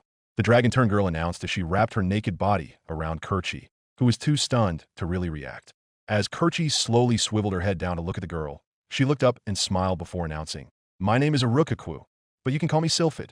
Tabitha is my big sister, and you're her friend, which means you're my friend. Kerchie continued to stare at Irukaku, who was now rubbing her head affectionately against Kerchie's chest. The Germanian then looked up at Tabitha, silently begging for an explanation. She could have sworn that Tabitha took a small amount of enjoyment at what she was seeing, but remained as impassive as well. Sylphid isn't a wind dragon, Tabitha revealed. She's actually a rhyme dragon, a child by their standards. I'm only 200 years old, but fully sapient and capable of disguising herself as a human girl. Big sister told me to never do that around people, but she told me to introduce myself by my real name, which means it's fine. Irukaku happily added, continuing to hug and snuggle herself against Kerchie. Kerchie stared incredulously at Tabitha for a few moments, then looked down at Irukaku and shrugged before patting the top of her head.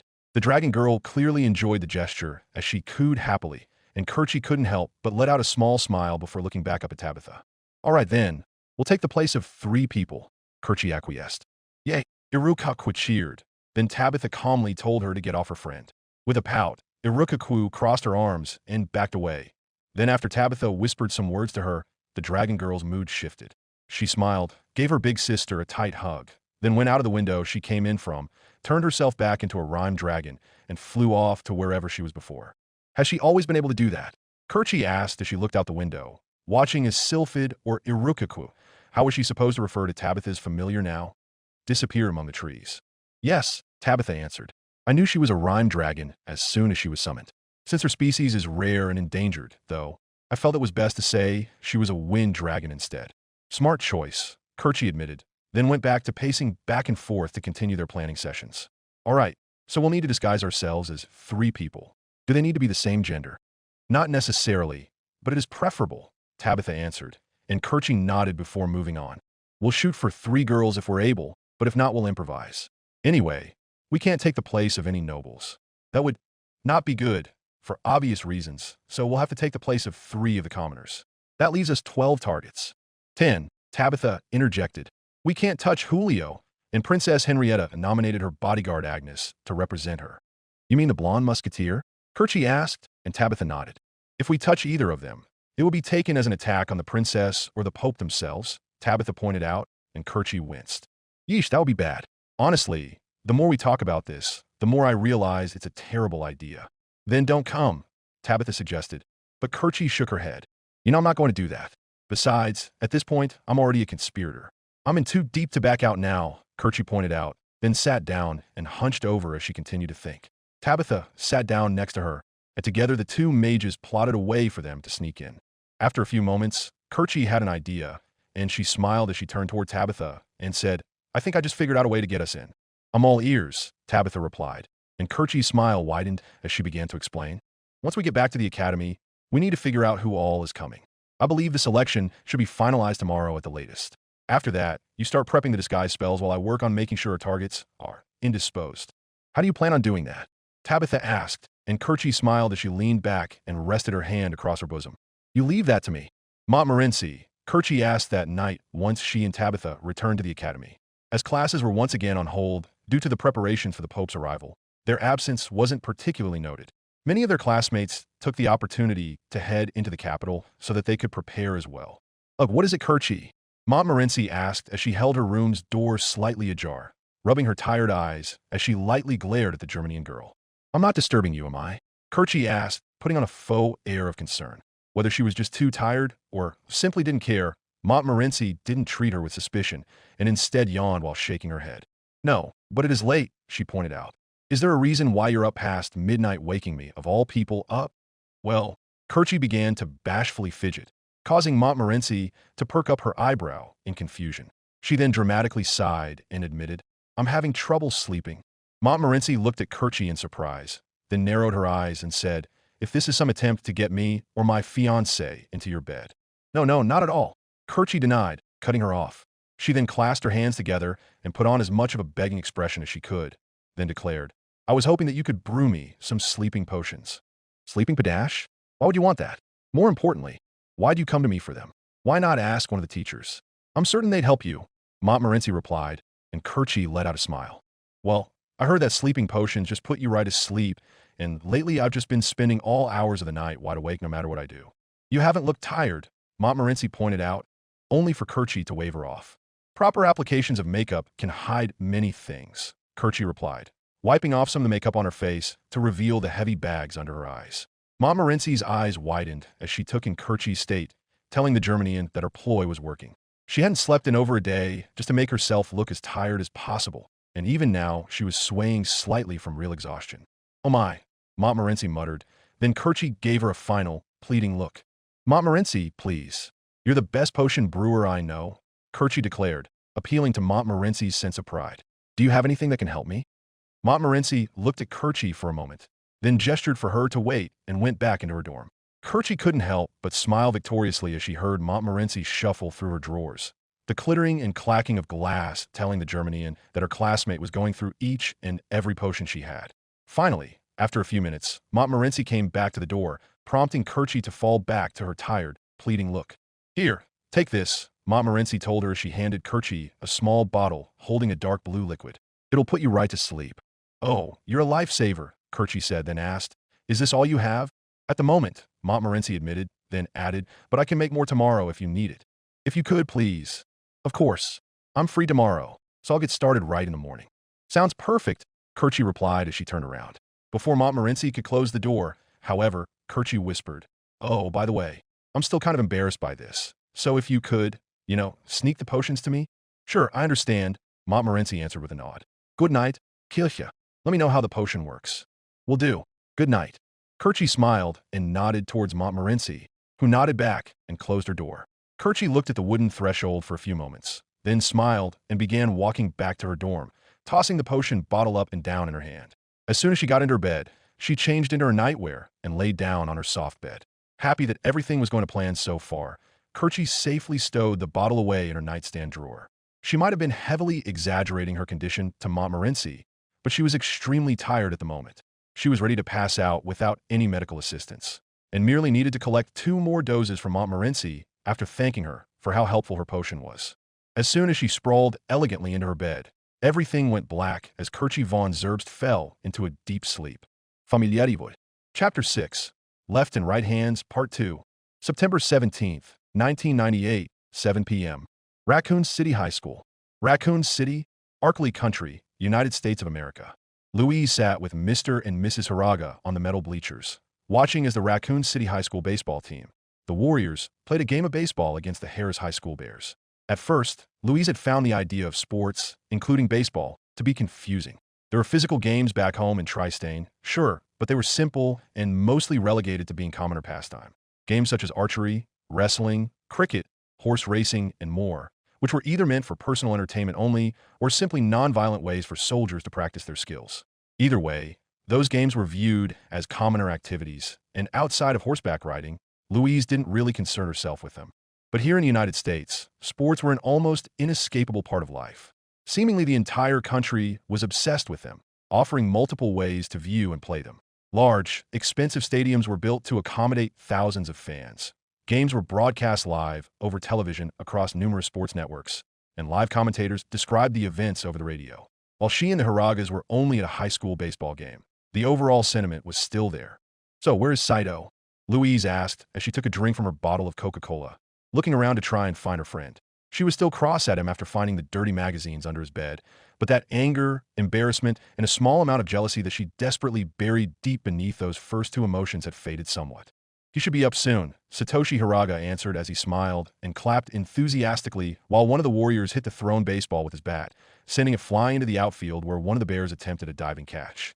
The effort was just shy of successful, with the ball landing on the grass and bouncing out of reach. By the time it was recovered, the runner had already reached second base, but a hard throw to third forced him to remain there. Despite not particularly caring about sports, Louise had to admit that baseball was somewhat entertaining and, more importantly, easy to understand. It helped that, in addition to Saito being a military nerd, as he called himself, he was also a member of his high school's baseball team, specifically one of their pitchers. While he had come up to the plate and hit the ball a few times over the past few innings, he hadn't yet been called up to replace the Warriors' starting pitcher. Given how tired the young boy seemed to be getting, though, she anticipated that happening by the end of the game. "I'm glad you were able to come with us, Louise," Sakura Hiraga proclaimed as yet another Warrior stepped up to the plate. A ball was thrown and the batter swung his bat, but unfortunately the ball curved to the side at the last moment, giving him a strike. The crowd audibly winced, and Sakura added, "Ooh, that was a tough one. How'd it curve to the side like that?" Louise asked as yet another curveball was thrown, with the result the same as the last. "It's how they grip it. You'd be better off asking Saito after the game, though. He can actually do it," Satoshi answered as he took a handful of popcorn and threw it into his mouth. Louise nodded, finding the answer acceptable, then turned back to the game just as the third ball was thrown. As with the other two, the batter swung and missed, and the umpire declared him out. Visibly disappointed, the young boy ran back to his dugout, allowing the next batter to step up to the plate. "Ooh, there's Saito. He's up next," Sakura excitedly shouted, pointing to her son as he left the dugout. Wearing a dark blue uniform, with a number 22 emblazoned in white along the back and the word Warriors across the front, a dark blue and white helmet, and finally a pair of white pants, Louise had to admit he looked quite good in it. If he had noticed his parents cheering, he wasn't acknowledging it, as instead he focused on observing his teammate go to bat, taking practice swings whenever he could. Regardless, Louise found herself focusing entirely on him, only to notice from the corner of her eye that Sato's parents were smirking approvingly. With a furious blush erupting across her face, Louise forced herself to look away, instead focusing on the batter in front of him. "Are you having fun?" Satoshi asked, and after a moment Louise nodded, just as a ball was thrown, this time just to the inside of the batter's box. As such, the hitter didn't swing, giving him a ball. "It is enjoyable," Louise admitted, taking another sip of her drink. "It's certainly much more complex than the sports I have back home, but I can certainly see the appeal." "Well, baseball is America's pastime," Satoshi pointed out with a shrug. "It was popular back in Japan, too." "Oh, really?" "Yes. It's one of the many things that brought America and Japan together. Even after the Second World War," Satoshi pointed out and smiled, and Louise nodded back before turning back to the game. At the same time, the mention of Second World War brought a pang of apprehension to her. She knew what it was.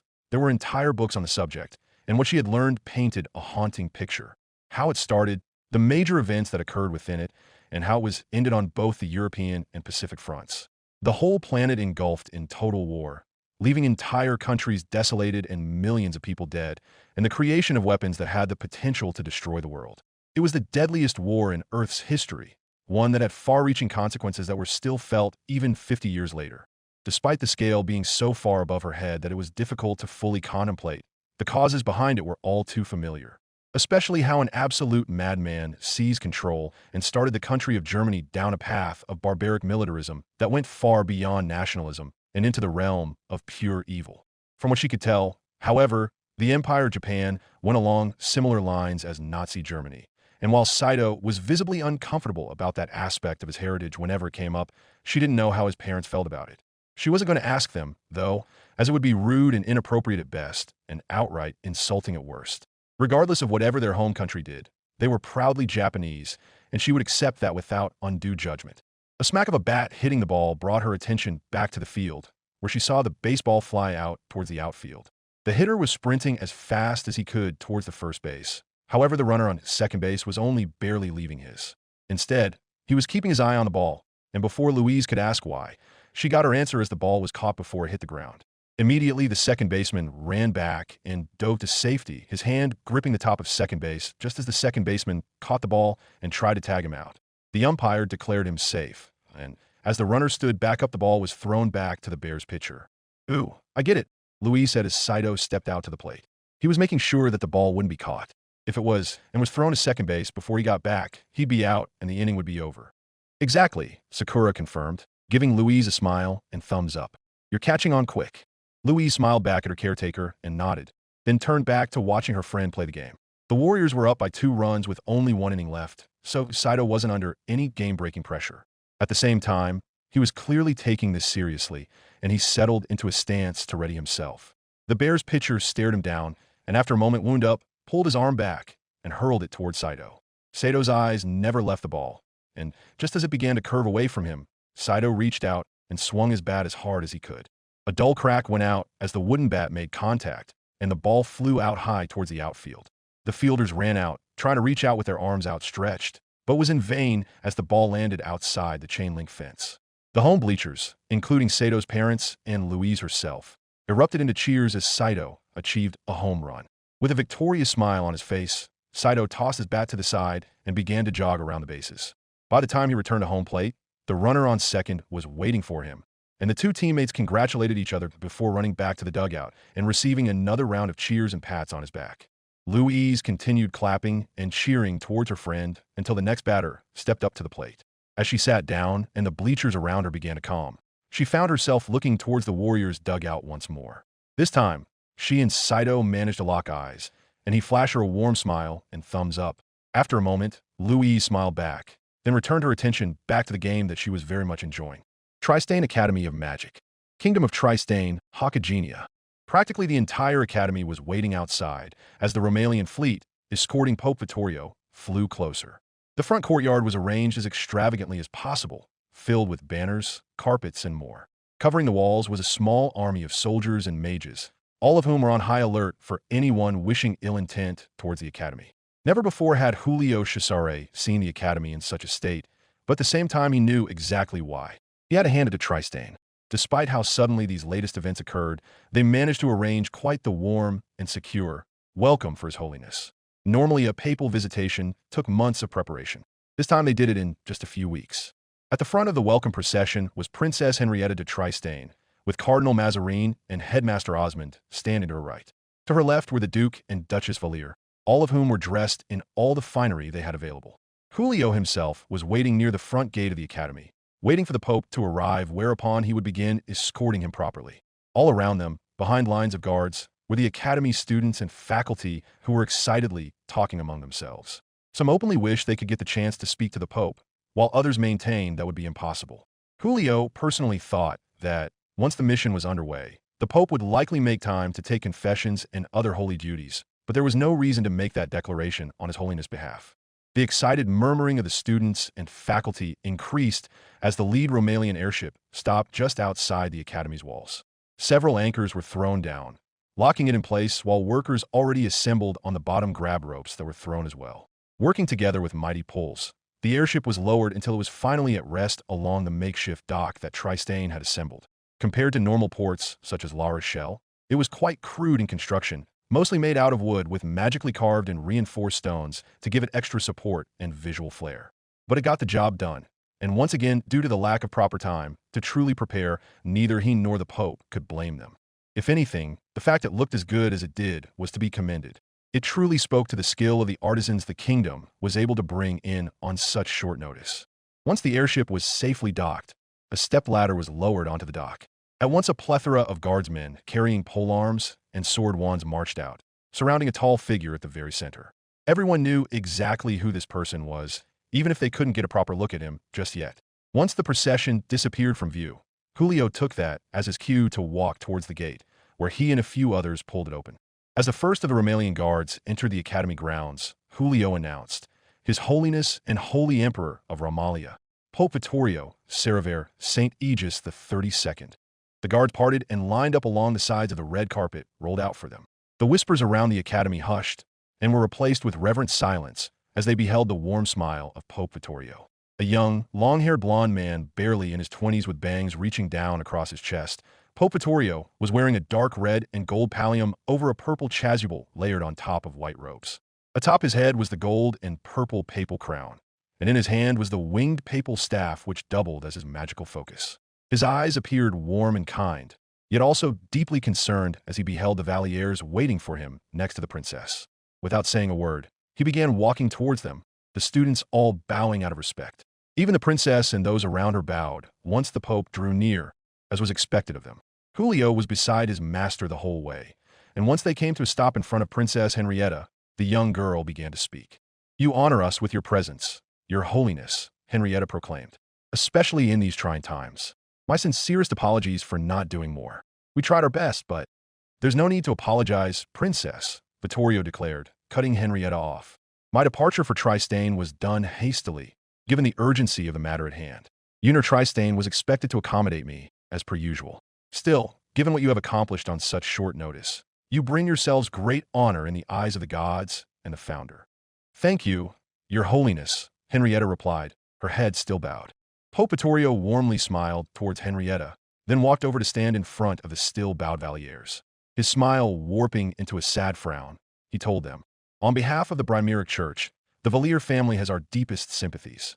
To have a daughter taken in such a manner is something no parent should ever have to experience.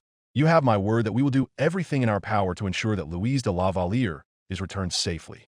Your assistance in our time of need is most appreciated, your holiness." Both Duke and Duchess Valliere spoke in unison. "We are forever in your debt." "There is no need to give thanks just yet," Vittorio demurred with a gentle wave of his hand. "Let us first ensure Louise's safety." Pope Vittorio moved on to speak to Headmaster Osmond, and Julio allowed his attention to drift away as he focused squarely on the Valliers. While it was clear to everyone that they truly were grateful for the Pope's direct aid, there was a hint of suspicion and distrust in their eyes, especially Karen's. They were both subtly watching the Pope in only ways that experienced and battle-hardened soldiers could. Julio figured why they both felt this way. Both of them likely took the Pope's involvement as indirect confirmation as to Louise's void mage status, and their distrust was born out of concern for their daughter's safety. The last thing anyone wants is for their child to be used or targeted, and being a void mage led to a high possibility of both. Julio truly sympathized with them, but knew that there wasn't anything they could do. Louise was far too important, even more than they realized. Hakaginia's fate quite literally depended on Louise's void magic. Otherwise, they would all be doomed.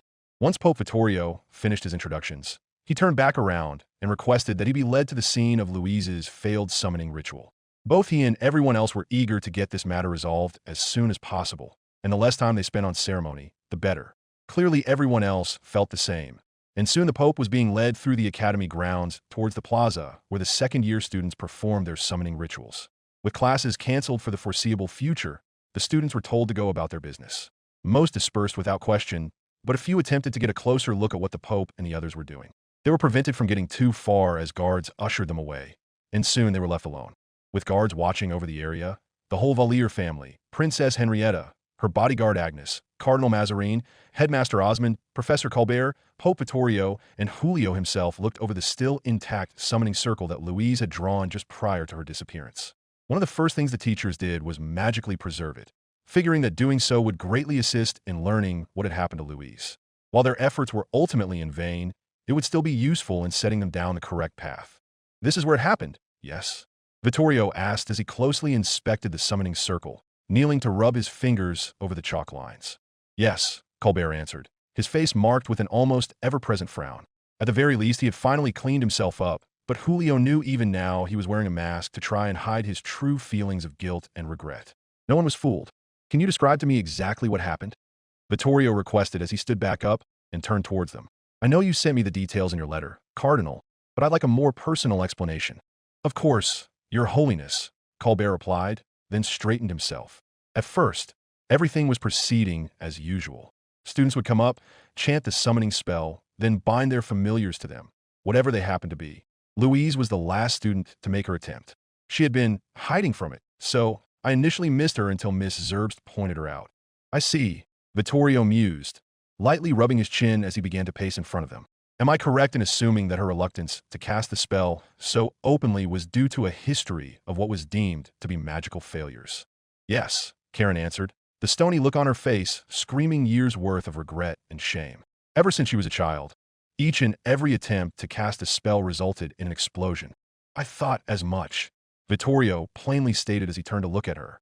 The mark of a void mage is an inability to cast anything else other than void. After all, what makes you so certain of that?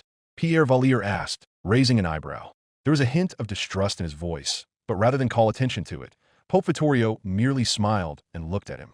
Ramalia has access to countless volumes of the Founder's and his apprentices' writings, and according to them, void mages can only use void magic, Vittorio answered. Even the Founder couldn't cast anything else. Yet it is an example of his divine brilliance that he was able to devise our magical system regardless. In any case, attempting to use another element results in failures much like the ones Louise experienced, if not always so explosive. The fact that hers were indicates she inherited the offensive form of void. The others looked at each other for a moment, a flash of regret going across Colbert's and the Valier's faces. Clearly they were asking themselves why they didn't realize this before, but once again Julio didn't blame them. Church teachings had insisted for thousands of years that only Bremir could use void magic, so the possibility had never crossed their minds except for heretical thoughts that they quickly brushed aside.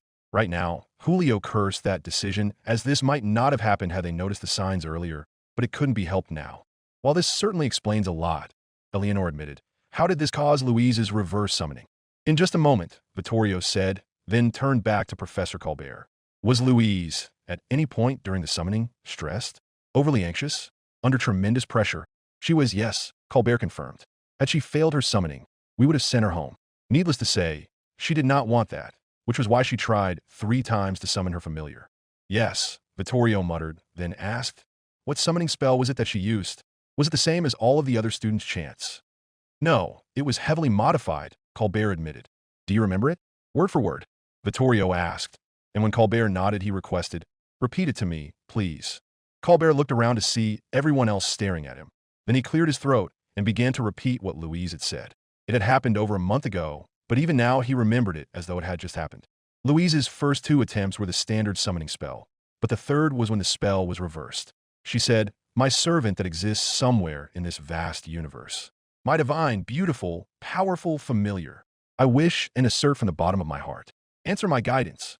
After that, the spell exploded, and she was nowhere to be seen.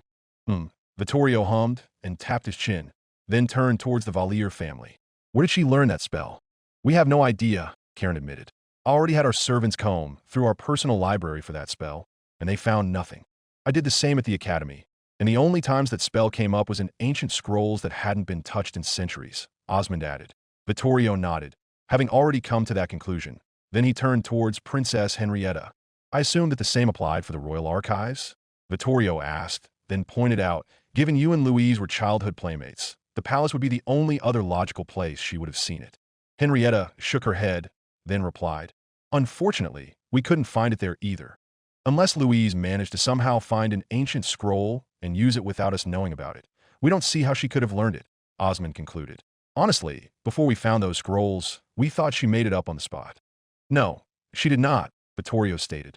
The spell that Louise used was a specialized summoning ritual meant only to be performed by void mages. It's more powerful than the standard spell, and when combined with her obvious emotional distress, it backfired horribly. Karen's frown slightly deepened, then she stated, so it would seem. But that doesn't answer the question as to how she learned that spell in the first place. I believe I have an answer to that, Vittorio admitted, then turned towards Princess Henrietta. Princess, Do you have the Founder's Prayer book on you right now? Yes, I do, Henrietta confirmed, then motioned for Agnes to hand the holy artifact over to the Pope. He gratefully took it, and with excess care, he opened it up. The others leaned in to get a closer look, but to their dismay, it was entirely blank. But the Pope wasn't done, and he held out his hand towards Henrietta, then requested, "The water ruby, please." Perking an eyebrow in slight confusion, Henrietta did as requested. She slid the ring off her finger and handed it to Pope Vittorio. Rather than slip it onto his own finger, he held the gemstone close to the prayer book. At first, nothing happened, but then to everyone's surprise, the page they were on began to glow. Ancient runes inked out of pure light emerged on the paper, leaving the others astonished. That's the spell Louise cast, Colbert realized after he looked them over. The only reason why he was able to translate them so quickly was because he had already done so in the Academy's archives. Those runes, Eleanor muttered as she studied them closely. They're the language of the Founder. That they are, Vittorio confirmed.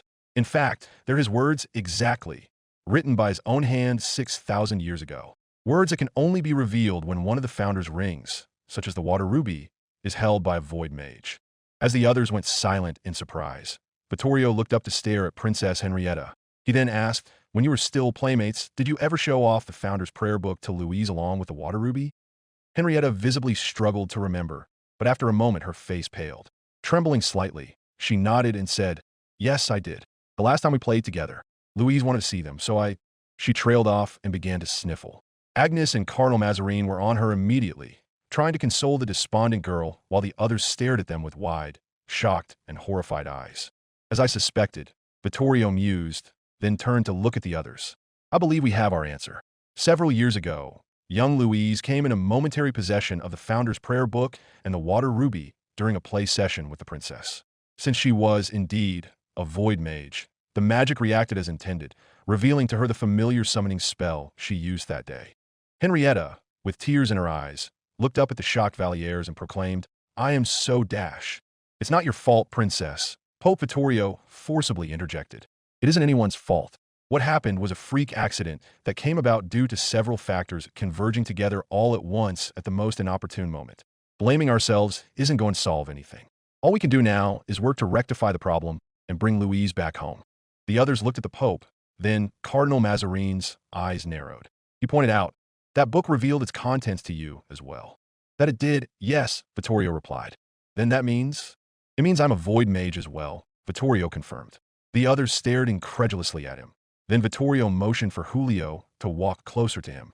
When Julio did as his master requested, the Pope continued to explain, "Like Louise, for much of my life, any attempts I made at casting spells simply did not work. Mine didn't explode like Louise's. Rather, they simply failed to cast. Despondent, I threw myself into my religious duties, which eventually attracted the notice of the papacy. When the previous pope died 3 years ago, I was elected into his position as the youngest pope in the church's 6,000-year history. Once I achieved this position, I came into contact with Brimir's holy artifacts, including the Founder's Mirror, which is where I learned the truth. The truth is, void mages can only truly be revealed if they come into contact with one of the Founder's artifacts, each held by one of the royal families. His prayer book, his music box, his incense burner, and finally his mirror. Otherwise, they'll go entirely unnoticed. As the mirror was held by Romalia, it revealed to me my true heritage, a heritage that the church was aware of.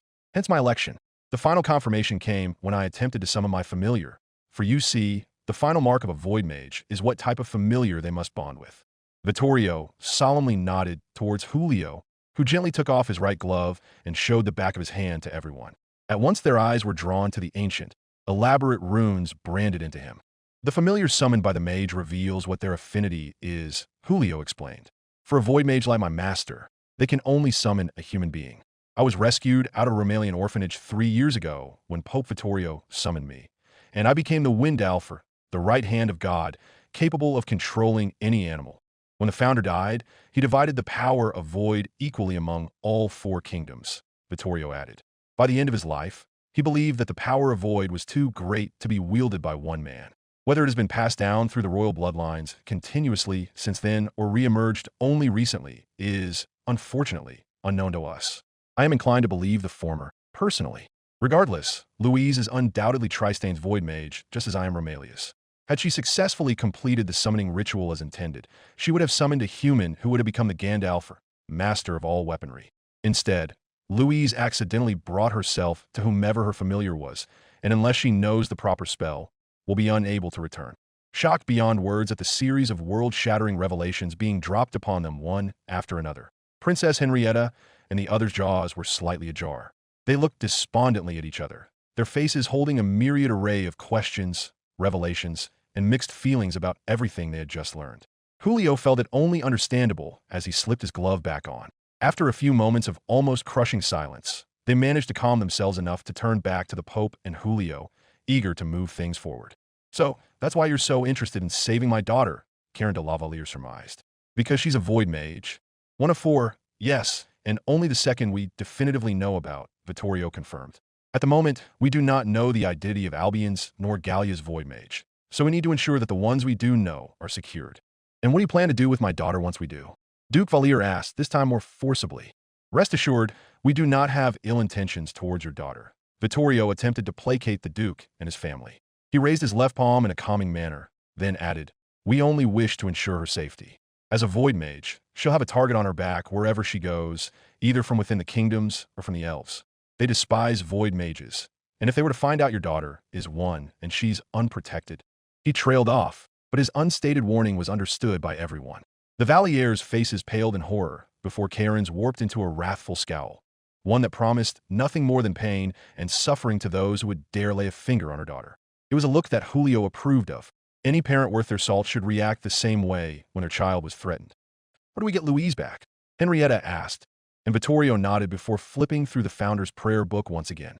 "First, I need to see the proper spell," Vittorio admitted, sending the others slightly aback. "I thought you already knew it," Eleanor accused, her voice rising slightly from anger, but Vittorio hushed her with a raised finger. "I knew the ritual needed to get Louise back and how to learn the spell itself," Vittorio clarified. "But the spell I need is in this book. Since I am a void mage, it should." Vittorio was cut off as another page came alight. Ancient runes once again emerged from a blank page, this time written differently. Not even Colbert could understand what was being said, but Vittorio's eyes grew blank for a few moments. Then the light subsided and his eyes returned to normal. "World door," Vittorio muttered, causing the others to look at each other in confusion before looking back at the Pope. "What just happened?" Eleanor asked, and Vittorio looked up at her as he handed both the water ruby and the prayer book back to Princess Henrietta and Agnes, respectively. "The Founder's prayer book working as intended," Vittorio answered. "It revealed to me the spell needed to get Louise back, world door. With it, I will be able to open a doorway to another world, the same one that Louise brought herself to." Karen and the others were sent aback once again. Then she demanded, "What do you mean another world? Your daughter is not on Hakagenia," Vittorio revealed as he turned around and aimed his staff out in front of him. "Nor is she on this planet. You see, the Founder cast a spell in his life that bound our world to another, one where magic does not exist. Based off the spell Louise attempted to cast, there is no doubt in my mind that was where she ended up. Now, if you'll excuse me, I'm going to cast the spell now." Karen's eyes widened, and she reached out and proclaimed, "Wait, we're not Dash." "My intention isn't to send us through now," Vittorio clarified. Karen blinked for a few moments, then stepped back and nodded at the sound logic. The others nodded as well, and they all stepped back to give the Pope enough room. Julio also felt that they were nervous and wanted to put as much space as possible between them and whatever the end result of this spell would be.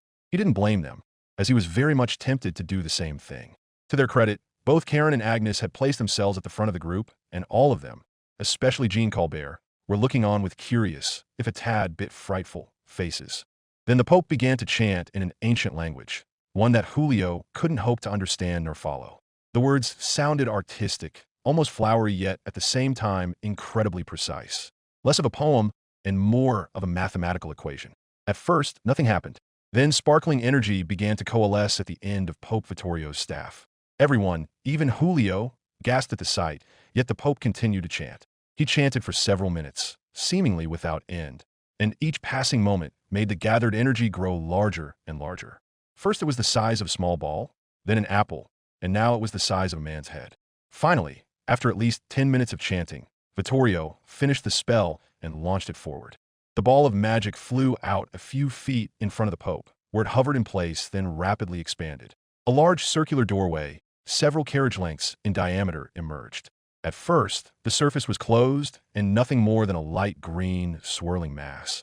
Then the image began to clear. What was beyond the world door was revealed to all present, and everyone, including Vittorio himself, felt their eyes go wide and their jaws hang in astonishment. By the founder, someone said. Julio wasn't certain who. It might have been him, but he wasn't concerned about that. All his attention was focused squarely on the vast cityscape displayed in front of them. He of course knew that the other world was far more advanced than anything on theirs, even elves, but seeing was entirely different than just being told. The portal had emerged on top of a large building that oversaw a vast, expansive city. One far larger and more organized than anything Hakagenia had, with the possible exceptions of the capitals.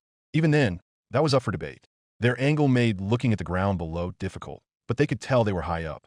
Higher than any building in Hakagenia. As Julio expected, much to his disappointment all the same, Louise was nowhere to be seen. It would have been far too easy for the world door to open up right in front of her. All the same, he focused his attention on the wondrous scene before him, trying his best to absorb it all in the short time they had. The buildings, they're made of glass, Henrietta rapturously whispered. It's beautiful. Look how tall they are, Eleanor added, her eyebrows as raised up as they could possibly be. They're practically scraping against the sky. A strange flying object flew by in front of the portal. It wasn't a dragon, nor pulled by any animal. Far faster than one, too. Instead, it looked somewhat like a tadpole with spinning blades on the back of its tail and atop its body. Colbert's attention was immediately focused on it, more specifically the loud noise and smoke coming out of it. That's a machine, Colbert muttered. I don't think they're using windstones. Are they using those spinning blades to fly? Amazing, Julio heard himself say. It was hard not to be amazed at what he was seeing, especially since it was accomplished entirely without magic. From the corner of his eye, he saw Pope Vittorio flash a quick scowl. Unseen by the others, it quickly went away. A few moments later, the spell fizzled out of existence as the magic dispersed. Then Vittorio's strength failed, and he fell to his knees.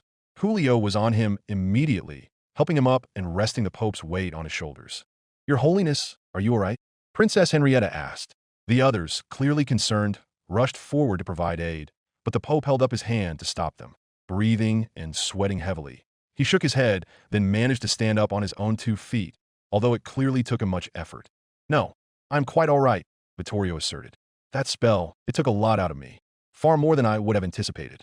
That could pose a problem. How so? Colbert asked, and Vittorio nodded towards the professor as he began to explain. My hope was that I could send you and the rescue party through then pull you back myself. I already know a scrying spell that I can use to monitor your situation. So once you found Louise, I could cast it again where you were, he declared. Unfortunately, the spell takes up too much of my willpower. I'm afraid I won't be able to cast another spell for several days, at least. My deepest apologies. Karen sighed and shook her head, then replied, It's quite all right. We were already planning on having Louise learn the spell to return us anyway. This changes nothing. Still, it would be good to have a backup plan, just in case Louise can't learn the spell for whatever reason, Agnes pointed out, then turned towards the Pope. How long do you think it would take to cast the spell again? Pope Vittorio hummed as he thought about the question, then answered, Given how much strength it took out of me, I suppose I could be ready in just a few days, although a week would be preferable. So 8 days then, Agnes surmised with a nod. All right, I think we should stick to the original plan. Pope Vittorio opens the world door with the Founder's Prayer Book and the Water Ruby in hand. Once we find Louise, we give her the artifacts and hope she can learn the spell quickly. If not, for whatever reason, we hold out for a week until Pope Vittorio can open another portal. That sounds like a reasonable plan to me, Karen replied, nodding in approval. Julio did as well. Despite being a commoner like himself, it was clear that Agnes had a good head on her shoulders. He supposed it was why Henrietta trusted her so much, enough to go on a mission to another world even. That sounds perfect to me, Vittorio added, then swayed threateningly to the side. As Julio helped him stay upright, the Pope tiredly proclaimed, I believe it would be best for me to retire to my private quarters for now. I'm more tired than I anticipated. Of course, Headmaster Osmond replied. We already had a private dormitory set up for your use. I'll have one of our maids escort you. I appreciate your kindness, Headmaster, Pope Vittorio said with a warm, tired smile. With that, the group began to disperse, Julio helping the Pope along towards the grand castle that was the Tristain Academy of Magic. More of the Pope's guards joined them, their careful eyes watching everything as though there was a threat just out of sight. As they entered the building, a young maid around Julio's age with long brown hair greeted them. With a reverent bow, she happily escorted the 2 men and their guards through the hallways and up a few flights of stairs. Eventually, they found themselves in a luxurious suite, one that was freshly made and extravagantly decorated. While the Papal Palace's room was far larger and more accommodating, this was still nice as well. Please let me know if either of you need anything, the maid proclaimed. We'll be fine for now. Thank you, Pope Vittorio replied. The maid respectfully nodded, then closed the door and walked away. Julio and the Pope listened through the door until they could no longer hear her. Once they were certain that they were completely alone, with only their guard standing watch just outside, the smile on Julio's face dropped, and he turned back to the Pope with a small frown on his face. You didn't tell them everything, Julio accused. His voice lowered so that the guards didn't hear him through the wooden door, and sitting atop his bed, the Pope merely sighed as he removed the weight of the papal crown from his head. What else was I to tell them? Pope Vittorio replied as he raised his hands questioningly. That the world Louise pulled herself to is dangerous, filled with terrifyingly powerful weapons and ruled by our ancient enemy, the Variag? Along those lines, yes, Julio said with a vigorous nod, as well as that world being the true homeland of the founder and the Marquis. Our homeland. Not to mention how you could have used the founder's mirror to get them to the Holy Land and recover Louise instead of both of you learning the World Door spell. We're already taking a massive risk by sending the founder's prayer book with them. It would be unwise to send two holy artifacts, and there was no need to tell them when we have a safer alternative. Besides, revealing the truth about the Holy Land wouldn't have accomplished anything useful, Vittorio dismissed. If anything, it would have thrown our plans into question had they known. Julio sighed, knowing exactly what His Holiness was referring to. He then asked, You still won't do it? Believe me, I don't want to, Vittorio sadly replied, a frown on his face, but I see no other option. The Windstones are growing out of control. At most, it'll only be a few decades until they break the continent apart, dooming us all. The only way we can save our people is by taking the Holy Land and moving all of us there. Julio frowned as he asked, Are you even certain we can? You and I have both seen the weapons they are capable of making now. Weapons that make the most powerful mages and elves seem tiny in comparison, and that's only the surface of what they can do. You're asking us to invade an entire planet that we know nothing about. Not the terrain, not the people, nothing but a glimpse of the terrifying power they wield. What we just saw is the most we've ever seen of them, and the scale of that city alone gives me pause. Maybe we could have a century ago, but now, after what they started making in the past few decades, I'm less sure. We have no other choice, Vittorio insisted. Nothing can stop the Windstone's unchecked expansion. Either we flee or we perish. There's no other option available to us. Julio sighed and hung his head. He had this exact conversation with the Pope numerous times before, and each time he was reminded of the necessity of what they needed to do. It made him sick to his stomach at times, but it was as his master said. The only way they could save the people of Hakagenia was to take the Holy Land. But to do that, they needed Louise and all four Void Mages brought together alongside their familiars, the rings, and the Founder's artifacts. Otherwise, their efforts would be doomed from the start. Very well. Julio yielded with a long, heavy sigh, and he felt Vittorio place his hand comfortingly atop his shoulder. I know this pains you, Julio, Vittorio declared. You're a good man, pure of heart and honorable. A better man than me, even. You're not made for bloody conspiracies, but know that of the pain you feel in your heart, I bear as well tenfold. I would not do this if I had no other option, believe me. Julio looked up at Vittorio, then replied, I know, master, and thank you. Vittorio smiled and patted his shoulder a few times, then sat upright and adopted a more serious expression. Julio did the same, and the Pope declared, Still, regardless of the dark task we need to undertake, we shouldn't do so blindly. Louise's unfortunate reverse summoning affords us an opportunity to observe the Holy Land more closely, to gather information, see their capabilities for ourselves, then adjust our plans accordingly. Of course, master, Julio replied, then added, I'll be sure to make note of everything I see. I know you will, Vittorio proclaimed. He then pursed his lips in thought, looking to the side for a moment, then requested, Also, Julio, if you by any chance see anything that can help us turn the tide in our favor. I understand, Julio answered with a nod. He knew exactly what the Pope was asking for. After all, the weapons of the Holy Land were far above anything Hakagenia or the elves could produce. If they made something that they could use to ensure Hakagenia's victory in their upcoming crusade, it was imperative that Julio secure it. Even a small advantage could mean the difference between victory and death. Vittorio nodded. Then his face fell into a sad frown. Lowering his voice to barely a whisper, he said, Also, Julio, although it pains me to say it, we must address the possibility that Louise may not want to return. Her life here was, admittedly, rough, and given her familiar is from the Holy Land, she may have grown close to it. While I am certain we can convince her of the necessity of our crusade, should she return, if she will not, we must ensure that Tristane's void magic returns to Hakagenia, by any means necessary. Julio looked at the Pope, horrified beyond words. Yet, at the same time, Julio recognized the necessity of the dark command. Although Julio would want nothing more than to return Louise to safety, alive and well, he couldn't risk the lives of millions on just one. It would break and damn his soul to the darkest pits of hell, but if he had to, he'd do it without a second thought. "I will, master, but I don't think it'll come to that," Julio declared. "I hope you're right," Vittorio replied, and the room fell into a deep, suffocating silence that seemed to stretch on for eternity. September 20th, 1998, 4:30 p.m. Raccoon Cinema Movie Theater. Raccoon City, Arkley County, United States of America. Saito and Louise stood in front of a line of movie posters, trying to determine which one they wanted to see. There were plenty to choose from the most anticipated summer releases to even homegrown indie offerings like Disaster, Bad Luck Game, and Air Combat 1942. Neither of them were really interested in those, though. For as much as Saito was proud of calling Raccoon City his home, the local productions never quite rose up to the same level as those straight out of Hollywood. "Armageddon? What's that about?" Louise asked as she pointed to a poster depicting two men and a woman over a planet seemingly on fire.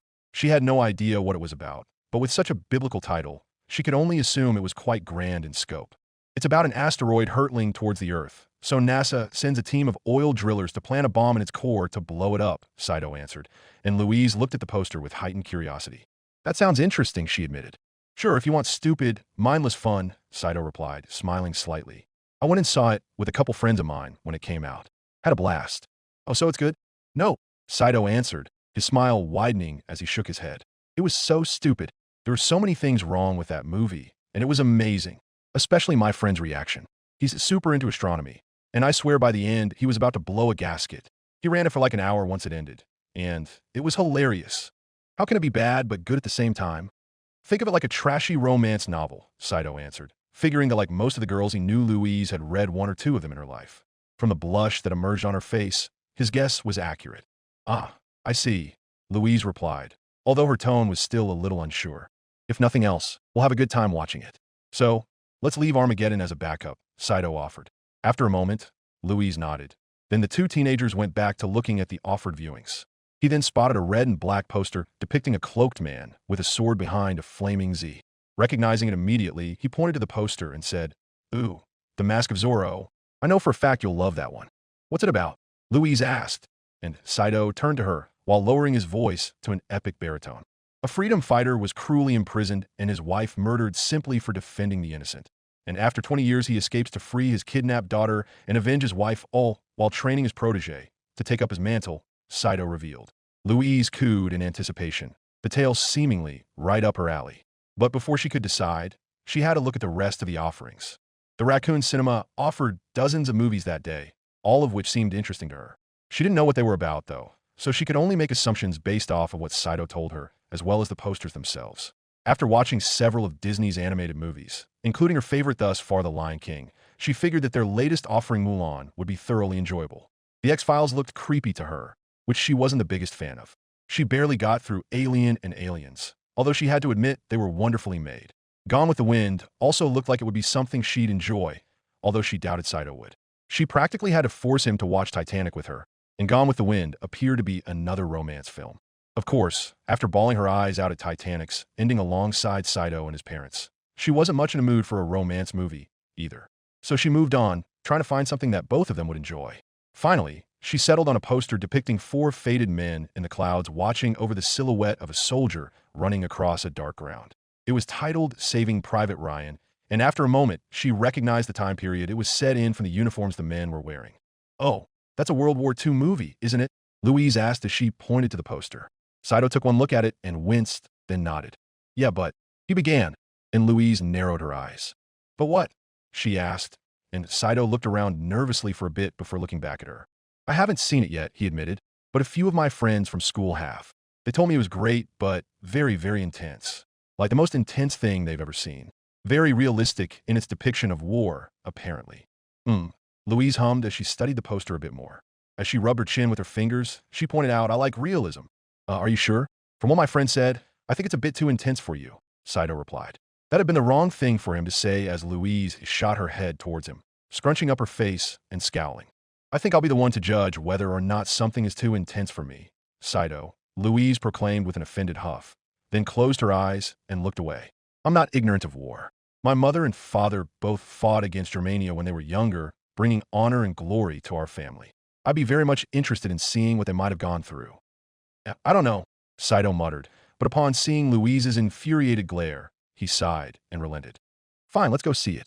But don't get mad at me if it's too much for you.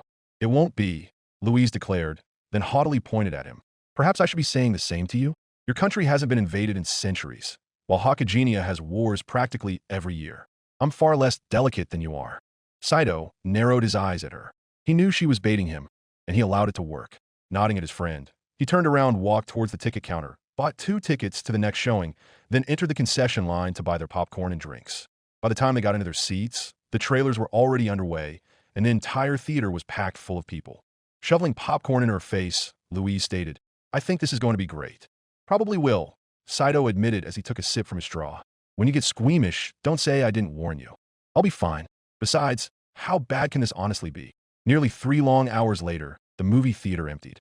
Silent, shocked patrons, including Saito and Louise, walked out into the sidewalk, ruminating over the tableau that they had just seen.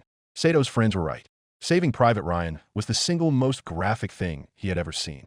Countless men dying horrific deaths, their limbs blown off from explosives and machine gun fire, drowning under the weight of their own equipment. And that was just the opening scene. The rest of the film served to only highlight the brutality of war, and only now did he really get a sense of what those brave men went through. For Louise, though, her reaction was even more stark. Gone was the haughty bravado she displayed at the beginning.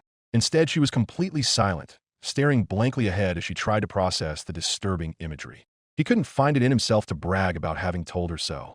He was just as disturbed and made no effort to hide it. Eventually, they found themselves at their bus stop. It was just them sitting on a metal bench, a light rain trickling down around them and the plexiglass roof over their heads. For a few minutes that seemed to stretch on into eternity, neither of them said anything. Both clearly wanted to say something, but neither of them could find the words. Finally, Saito gently said, Okay, that was intense. That's one word for it, Louise quietly replied, looking down at her feet as she twiddled her fingers together. I think I understand now why my mother and father don't talk about the battles they fought. Saito was still for a moment, then nodded and admitted, I can see why.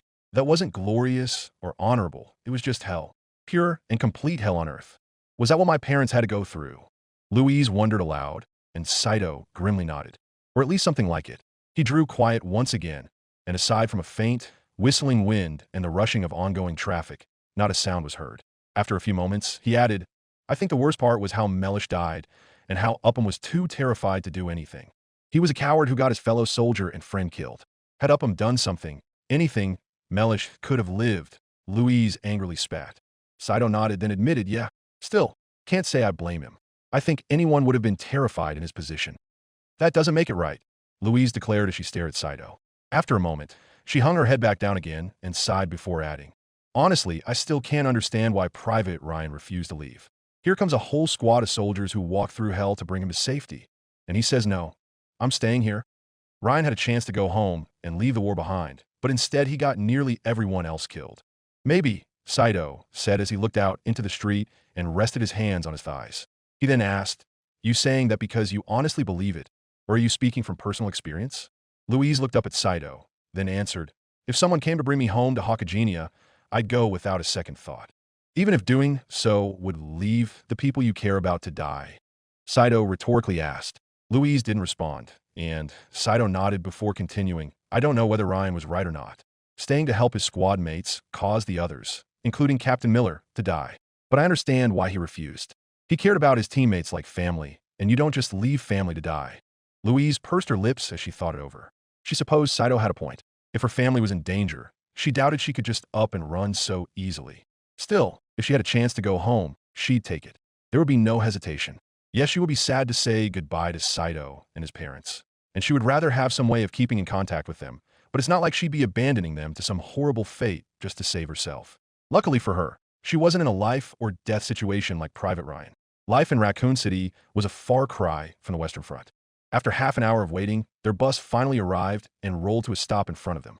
Without saying a word, they hopped on then, took their seats next to each other, eager to get home after a long day.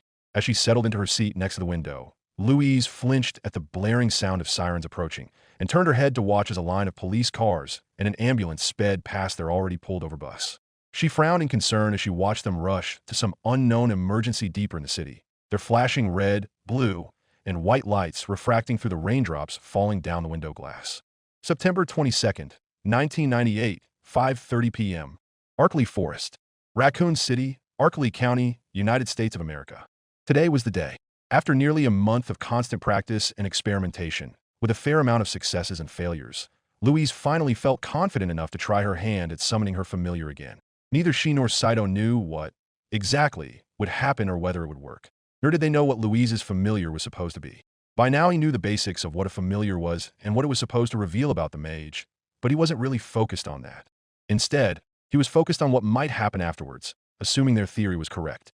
If Louise successfully summoned her familiar, whatever magic that brought her to Raccoon City might very well send her back home to Tristane.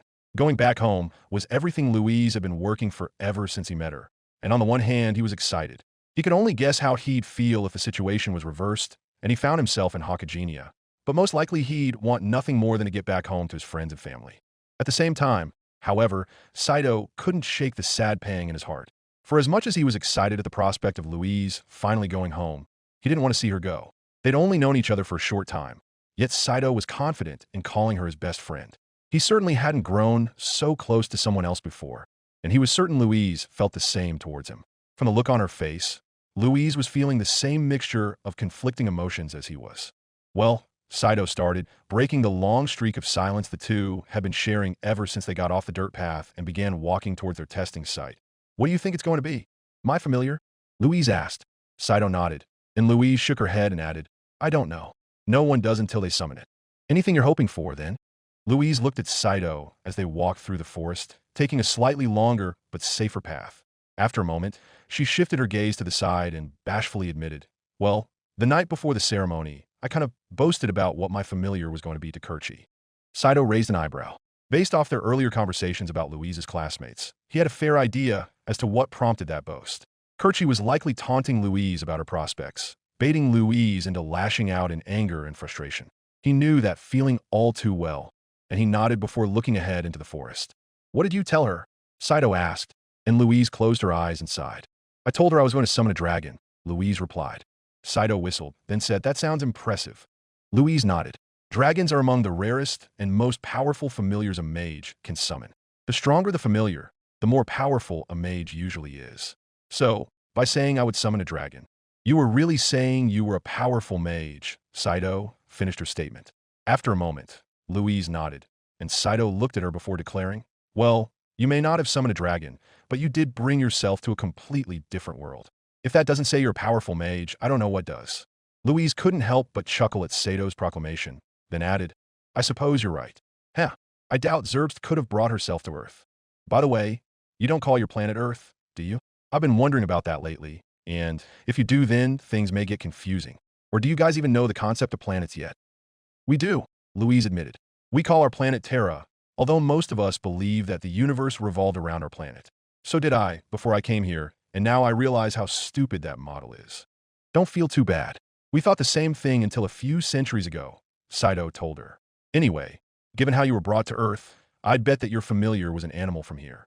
So, no dragons, obviously, unless your spells can reach back through time and grab a dinosaur.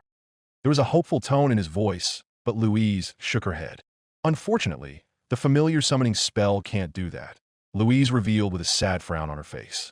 After watching Jurassic Park, she shared Sato's assessment that dinosaurs were awesome, although she found the velociraptors terrifying. Damn, that would have been cool. Saito dramatically snapped his fingers and shook his head, then looked back towards her. Oh well, there's still a lot of cool animals here. Earth's got lions, tigers, bears, elephants, gorillas, alligators, crocodiles. Sharks are cool, but they tend to die when outside of water, so that's kind of limiting. Maybe you'll get one of them. Perhaps, Louise replied, liking the sound of any of those options. Of course, the rational part of her was thinking of the upkeep of those familiars and how expensive it would be. Not to mention how she couldn't fit the largest of them in her room, which was what she had intended. Louise had even set up a bed of hay for her familiar the night before. She wondered what happened to it by now. Was her room untouched? Or had the academy already cleared it out for someone else? Someone who had more obvious magical potential. Louise, you okay? Saito called out to her, snapping Louise out of her thoughts. She shook herself and looked up to Saito, who had a concerned look on his face. She fervently nodded her head, but Saito merely frowned. All right, but if you need to talk to me, I'm here, Saito told her. Louise looked at Saito for a few moments, then nodded. She tried to dismiss her anxieties regarding her family through force of habit, but that annoying voice at the back of her head refused to go away entirely. She forced herself to ignore it, then continued walking through the forest. Soon, the two teenagers found themselves at their testing site. The signs of their presence was easily seen, from the burnt grass and fallen logs reduced to piles of splinters alongside shattered rocks. Both of them had lost count of how many hours and chickens they'd spent here, and now all their efforts were coming to fruition. Possibly for the last time, Saito pulled out and set up his camera. That sad yet hopeful look appeared on both of their faces, but they shook them away to focus on the task at hand. Once the tripod was set up and the camera in position, Saito hit record, then stepped back slightly. He'd rather watch this through his own eyes than through a camera lens. At the same time, he was keeping a close eye on their surroundings, an added sense of nervousness creeping through him. Something seemed off about the forest now, and he couldn't quite put his finger on it. It felt as though someone or something was watching them, off in the shadows just out of sight. Over the past few days, that feeling had only intensified, especially after they caught sight of a man shambling towards them in the forest while watching a recording from a few days ago. He was so far away that they didn't notice him while they were out there, and even when they fully zoomed in, his image was so blurry that any details were impossible to make out. The only thing they could tell was that the man was thin, and his skin appeared to be a pale, almost deathly gray. Needless to say, the fact that they didn't notice him until well after the fact got them both on edge.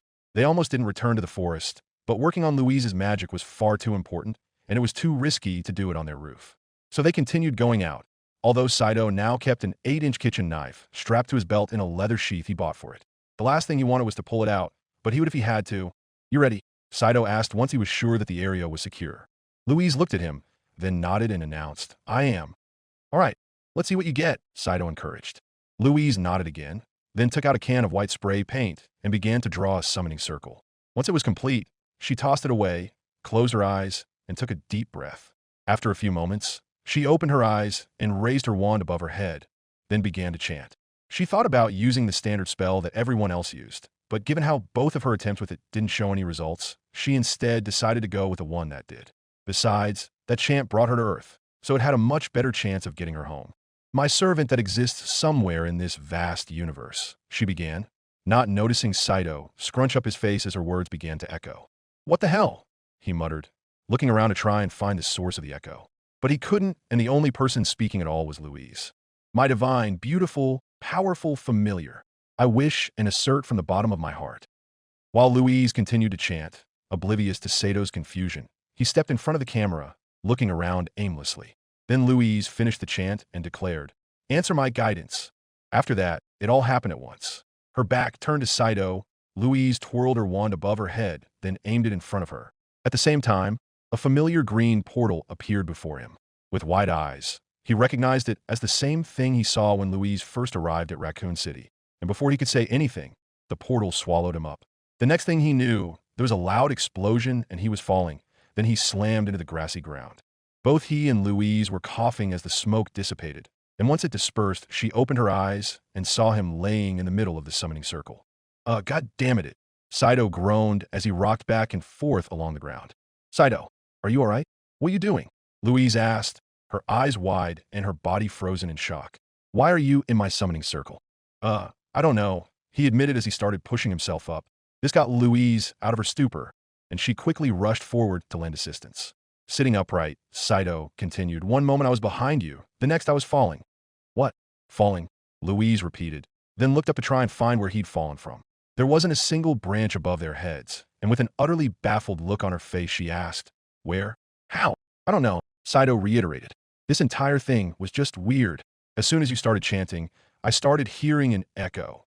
Louise shot her head down towards Saito and asked, You heard an echo? Yes.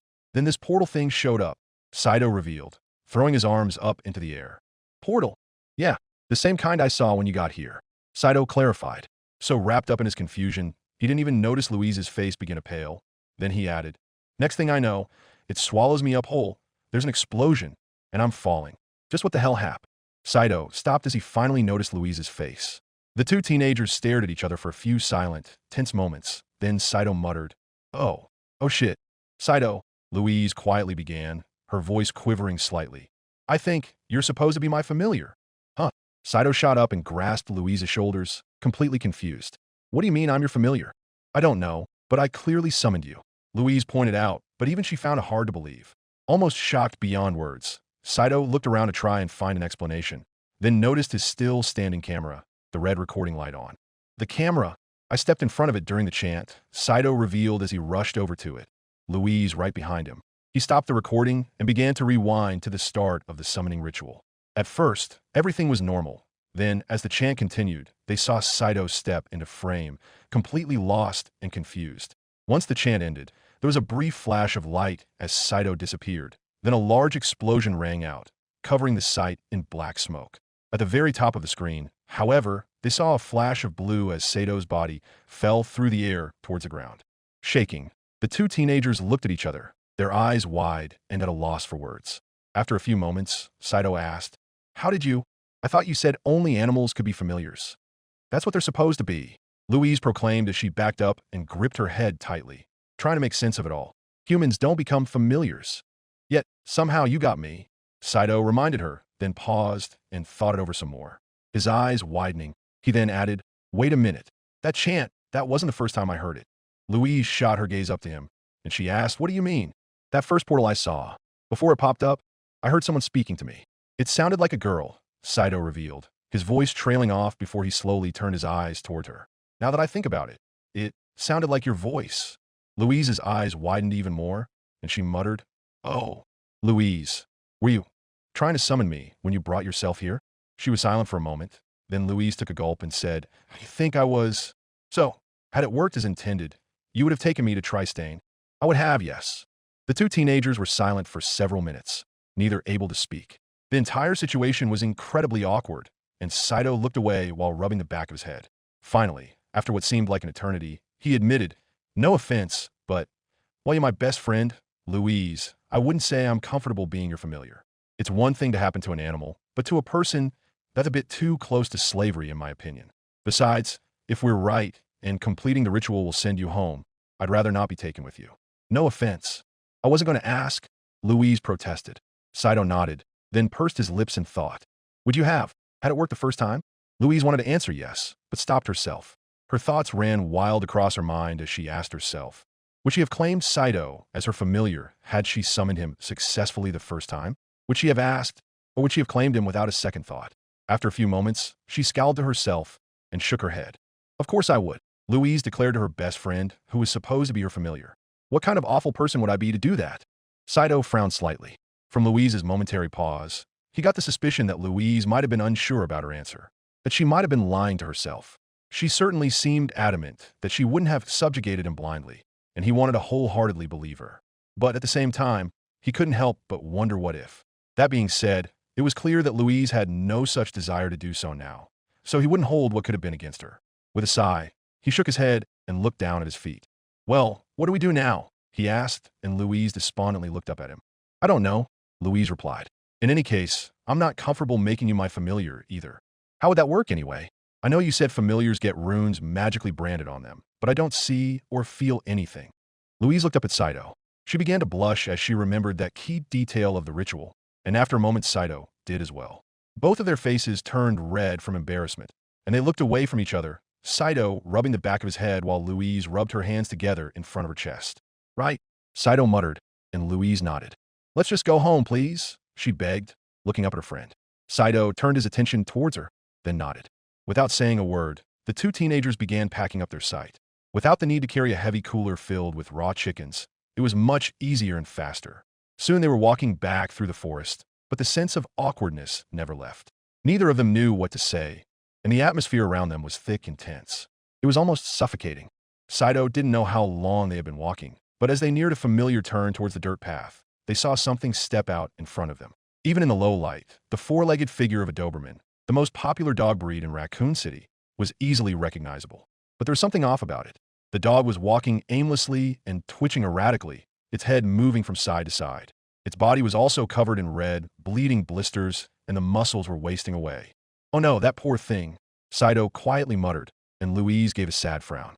Rabies, she whispered, then added, looks like it is wasting disease, too. And cancer, Saito pointed out. Gently grabbing Louise by the arm, he told her, stay away from it. We'll call a park ranger and have them put it out of its misery. I could do it right now, Louise replied, holding up her wand.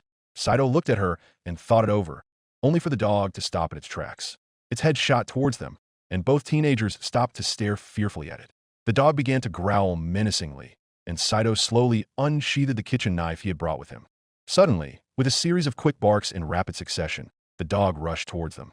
It was moving far faster than they would have expected, given its state, and Saito pushed Louise out of the way before he dived to the side. The dog leapt through the air where they previously stood, then it turned on its heels and rushed towards Saito as he tried to push himself up. Backing away, he held the knife out as the dog leapt towards his neck, its teeth bared and ready to clamp down. Fireball, he heard Louise shout. A moment later, a large explosion rang out, hitting the dog and sending it flying to the side where it impacted against a tree with a sickening crunch. Blood and gore shot out from where Louise's spell made contact, but luckily none of it hit Saito. Her wand still in hand, Louise rushed over to Saito and helped him up, the young boy gasping for breath as his heart raced. Are you okay? Did it bite you? She asked, and Saito fervently shook his head. No, I'm fine, he assured. Louise sighed in relief, then paused as they heard the rustling of grass. Turning towards the source, to their shock and horror they saw the dog, despite having all of its legs broken and its rib cage caved in, dragging itself towards them. A deranged, hungry look was in its eyes, and it was snarling and snapping its foaming, bloody jaws at them. How the hell is that thing still alive? Saito asked, stepping back slightly. Louise did the same, yet the dog kept coming. Knowing that it was too dangerous to keep alive now, Louise steeled her gaze and aimed her wand at its head. Fireball, she said, casting another explosion that popped the poor canine's head like a balloon. Bits of bone, muscle, and brain spewed out, painting the immediate area a dark shade of red. She felt sick to her stomach, and Louise wanted to hurl, but other than a few gags, she was able to keep her composure. Saito was able to do the same, although he was noticeably greener than she was. Let's get the hell out of here, Saito declared, and Louise nodded. Then, as fast as their legs could carry them, the two teenagers sprinted their way out of the forest, never once looking back. Chapter 7, Outbreak.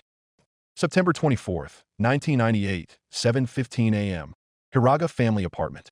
Raccoon City, Arkley County, United States of America. Slowly, Louise roused herself from her slumber. She sat upright on her bed, stretching out her arms and letting out a yawn. Smacking her lips a few times while her eyes remained droopy, she lazily got out of bed and began walking towards the apartment's bathroom. Outside of the apartment, she could hear birds chirping and people beginning to start their day, and from the voices outside her door, she could hear Saito and his family up and about. When she opened the door, she was immediately greeted by the sound of running water, with Saito washing his hands as he quickly ate a piece of toast. Morning, Louise, Saito greeted, giving her a wave as he finished putting away his stuff into his backpack. Good morning, Saito, Louise replied as she walked towards the refrigerator and pulled out a mostly empty gallon of milk.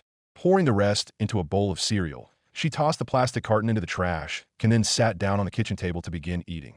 Are you about to head to school? She asked between bites, and Saito nodded as he chewed and swallowed his piece of toast. Yeah, he confirmed. Should be a pretty boring day, all things considered. No tests or anything. That's good, Louise replied, taking another spoonful of cinnamon toast crunch into her mouth. As she chewed and swallowed, her thoughts drifted back to what happened 2 nights ago. Not just the unexpected and unwelcome results of her summoning, but the thing that happened right afterwards that completely overshadowed it. Neither of them had really talked about it all that much, outside of what they told the police and Sato's parents once they got back to the library. The police had immediately gone out and retrieved the corpse of the dog Louise killed, with the intention of conducting a rabies test, while Sato's parents came to pick them up. Mr. and Mrs. Hiraga were somehow more distraught than Saito and Louise. The parents fussed over the two teenagers practically all night to make sure that they weren't harmed in any way. Luckily, they weren't, but it was still way too close of a call. Saito and Louise weren't allowed to go back out into the forest again. Sato's parents explicitly forbid it. Not that either of them had any intention of doing so anytime soon. While they were able to remain calm in the presence of adults, it was only later that night, when Louise finally went to bed, that the implication finally set in. She and Saito were attacked by a savage animal, one that possibly could have killed them had Louise not had her wand on hand, or at the very least severely injured them. She didn't want to think about what would have happened if that dog had come across someone else. From the way it lunged towards Sato's throat, it was going for the kill. Yet that wasn't the most disturbing part. That illustrious honor belonged to what it did after Louise had struck it with an explosion the first time. Its legs were broken, part of its chest was caved in, and it was bleeding profusely. By all accounts, that pitiful creature should have been reduced to a dying, broken mess, yet it wasn't. The dog acted as though it didn't notice nor care about its injuries, and instead kept crawling back towards them with bloodthirsty intent. She hadn't voiced her thoughts then, but at that moment Louise knew that creature was no longer a dog. It was something else entirely, a monster that needed to be put down before it could hurt anyone else. But what scared her the most was that she didn't know what exactly it was. Part of it reminded her of some of her parents' stories, mostly pertaining to foul necromancers who defiled corpses to do their bidding. But that was back home, where magic was prevalent and commonplace. Magic, and necromancy by extension, didn't exist on Earth outside of herself. So whatever happened to that dog, she was reasonably certain that it wasn't the dead brought back to life. At the same time, there was that pang of uncertainty that just wouldn't go away. Given Sato's relative silence, it was clear that he didn't want to talk about it all that much, either. So Louise kept her thoughts to herself. She was reasonably certain that he had come to the same conclusion she did, but figured it was best to put some distance between herself and the encounter before bringing it up again. "What time are you leaving?" Louise finally asked, breaking the silence that fell between them. "The bus should be here in about 10 minutes, Saito revealed, finishing up his toast, then standing up. Hoisting his backpack over his shoulder, Saito announced, "Dad's already at work, while Mom's at the store. She should be back in a bit. I'm heading out. See you after school." "Bye," Louise replied, giving a slight wave as Saito went out the door. She heard him lock the door behind him. Then she went back to eating her breakfast. Silence fell over the apartment, and Louise felt content to bask in it for a bit. Once she finished eating her cereal, Louise rinsed out her bowl, then stuck it in the dishwasher before moving to sit on the couch. Deciding that watching the news seemed like a good way to pass the time before Mrs. Hiraga arrived to start their lessons for the day, she grabbed the remote control and turned the TV on. Luckily for her, it was already tuned to the local Raccoon City news channel, so she didn't have to worry about changing the channel. Today is going to be a bright and sunny day, with a high of 72 and a low of 65, the weatherman reported, pointing at a projected map of Arkley County behind him. With a 0% chance of rain, there's no need to worry about today's game being interrupted. So, go on out and support your Raccoon City Sharks. Back to you, Amanda. "Thanks, Tom," the anchorwoman replied as she looked into the camera. She then announced, "We are getting reports of a spike in hospitalizations this morning of the unidentified disease that has been plaguing Raccoon City as of late. At this point in time, it is unknown why this is the case, but both Spencer Memorial Hospital's Dr. Nathaniel Bard and Chief of Police Brian Irons have insisted that everything is perfectly under control. We have reached out to Mayor Michael Warren for comment, but his office has not responded. In any case, we will continue to monitor the situation as it develops." The anchorwoman shifted the discussion to different topics, but Louise remained fixated on what she just said. A sinking feeling formed in the bottom of her gut, one that asked if the dog attack was somehow related to what had been going on in Raccoon City ever since she arrived. She tried her best to accept the news as given, that everything was under control, but she couldn't. She didn't know why, but something was screaming at Louise that things had gone horribly wrong. Sitting next to the window on the bus, Saito looked out and stared silently at the city as it passed by. His backpack was neatly laid next to his feet, and around him he could hear his fellow students talking to each other about a myriad array of subjects. "What did you get on question 4? I wasn't able to figure it out. I can't believe Professor Lee is having us do another quiz. We just had one like last week. He hates us, I swear. Dude, my dad got tickets to the Sharks game today. He's pulling me out at lunch. We have an extra ticket. Want to come?" "Hell yeah." More conversations were happening deeper into the bus, but Saito didn't care to focus too much on them. They weren't his concern, after all. Instead, his thoughts drifted closer to home, mostly about what happened 2 nights before. The summoning, that sick dog, all of it still disturbed him even now. Subconsciously, his hands went to his throat, rubbing the spot where the dog's jaws would have most likely clamped down upon. Had Louise not been there, or had been just a few seconds slower with her casting, Saito knew he could have died, or at the very least been hospitalized. Death had literally been just a few feet away from him. He shivered and held his body close, trying his best to drown out his fear by simply watching the buildings go by. Traffic was about normal, along with a fair number of joggers doing their morning runs, some of them drinking from refillable water bottles. Everything seemed normal, yet he couldn't shake this nagging sense that something was amiss. Saito prepared to chalk it up to bad nerves and move on, only for something to cut into his thoughts. "Hey, Saito, you okay, man?" He heard a voice call out to him. Jumping slightly, Saito turned his head to see one of his friends, a boy his age with trimmed black hair and dark skin named Deshawn, looking at him from behind his seat. Recollecting himself, Saito quickly nodded and answered, Yeah, I'm fine. Just got a lot on my mind right now. You want to talk about it? Saito shook his head, then replied, No, I'm good. Sorry, but I'd rather not talk about it right now. Deshawn pursed his lips. It was clear that he wanted to press on, but quickly sighed. Dropping the subject, he added, All right, man. If you want to talk, though, I'm always willing to lend an ear. Thanks, Deshawn, Saito replied, smiling slightly. I appreciate that. Really? Deshawn smiled and nodded, then looked around the bus slightly. Leaning closer to Saito, he conspiratorially whispered, So, me and the guys were wondering, when are you going to introduce us to your girlfriend? My girlfriend? Saito asked, shooting his head back slightly. I don't have a girlfriend. What did you even get? Oh, come on, dude. You know exactly who I'm talking about, Deshawn interjected. You know?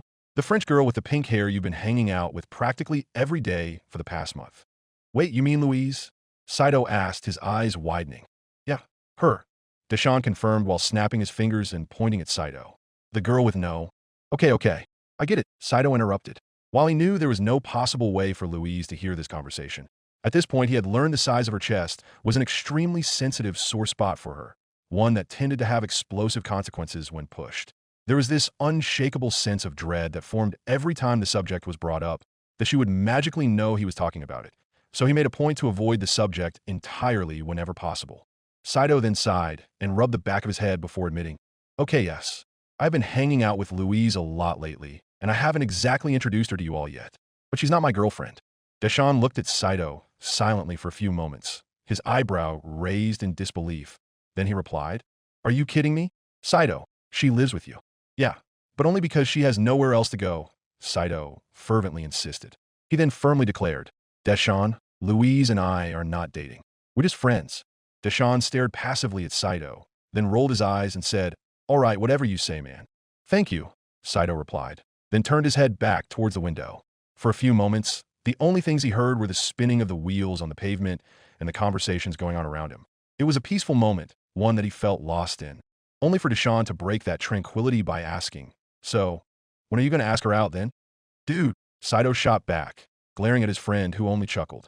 Come on, Saito. I've known you since freshman year, Deshawn reminded him. You can't hide this stuff from me, and I know for a fact that you like her. You told us yourself that you think Louise is smart, beautiful, has a cute accent. I get the point, Saito interrupted, slightly glaring at his friend who cheekily smiled back. Just repeating what you told me, Deshawn smugly pointed out. It's obvious you're at least interested.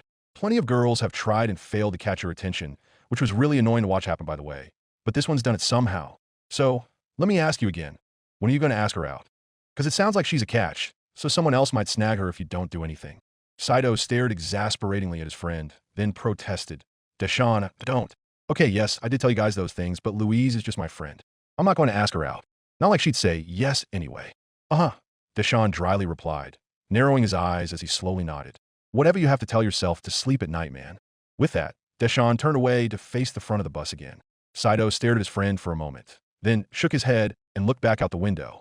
He tried to convince himself that Deshawn was just seeing things, but the truth was that he didn't quite know how he felt about Louise. She was definitely one of his best friends, that's for sure, and he hadn't gotten as close to anyone else as he had with her, especially in so little time. But that just meant they were really good friends, right? Any further ruminations on the nature of his relationship with Louise were cut off by the sound of blaring sirens. 3 squad cars raced past, drawing everyone's attention.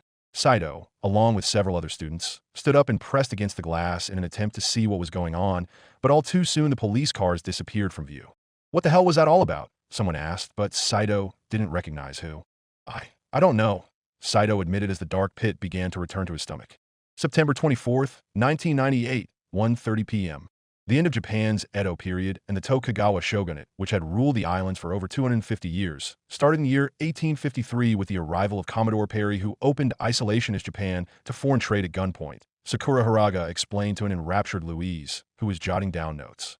In the background, they could hear cars passing through the street, and the soft volume of the TV turned to the local news station. She continued, recognizing the gap between them and the Western powers, such as the United States and the various empires of Europe. Several of Japan's leaders realized that they were in a very precarious situation. Western nations at the time were expanding their imperial ambitions into Asia, and Japan could have very well been next. While the shogunate attempted to maintain its power and continue Japan's extreme isolationist ideology, one that made it punishable by death for citizens to leave the islands or foreigners to set foot on Japan at all, reformers sought to restore a centralized imperial government and open the country to the outside world.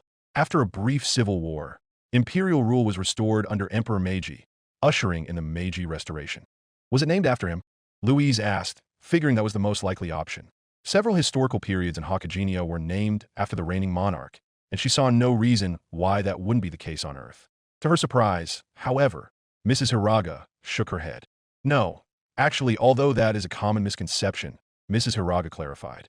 During his life, Emperor Meiji was simply known as the Emperor. His personal name, Mutsuhito, was never officially used outside of signatures. The Meiji Restoration was named first, with Meiji meaning enlightened rule. It was only after his death in 1912 that he was posthumously renamed to Emperor Meiji, in accordance with imperial tradition. Oh, I see, Louise replied. While she didn't completely understand the philosophy behind it, she could at the very least understand where they were coming from. Jotting that down in her notepad, she then asked what exactly happened during the Meiji Restoration. Japan opened itself up to the world with the aim of modernizing its outdated institutions, Mrs. Hiraga answered. Institutions that left it vulnerable to outside powers. They concluded that by taking the initiative, they'd become a dominant power in the world. Otherwise, they'd be dominated. To do this, they began to adopt Western ideas and advances while at the same time merging them with their traditional Eastern ideologies, creating something new, something uniquely Japanese. As a part of this effort, Japan began sending students to prestigious universities all over the world to learn what they could from the great powers, then bring them back home to share what they learned with their homeland. A strong national identity was fostered through the creation of a national dialect. Land reforms were passed, the feudal samurai were abolished over the period of several years, and public school systems were established all across the country. That was another interesting difference between Louise's homeland and Earth. Back in Hokuginia, only the nobility were educated, both on how to use their magic as well as politics. They were expected to rule, after all, and proper rulers needed to know what they were doing. In contrast, most commoners couldn't even read, relegated to a purely servile existence. On Earth, though, at least in most developed countries, a point was made to educate near everyone under the belief that education was a universal right. The idea of limiting education to a handful of people while leaving everyone else in ignorance was considered to be extremely outdated, if not outright oppressive. While she wasn't entirely sold on its merits just yet, she had to admit that educating everyone had borne fruitful results.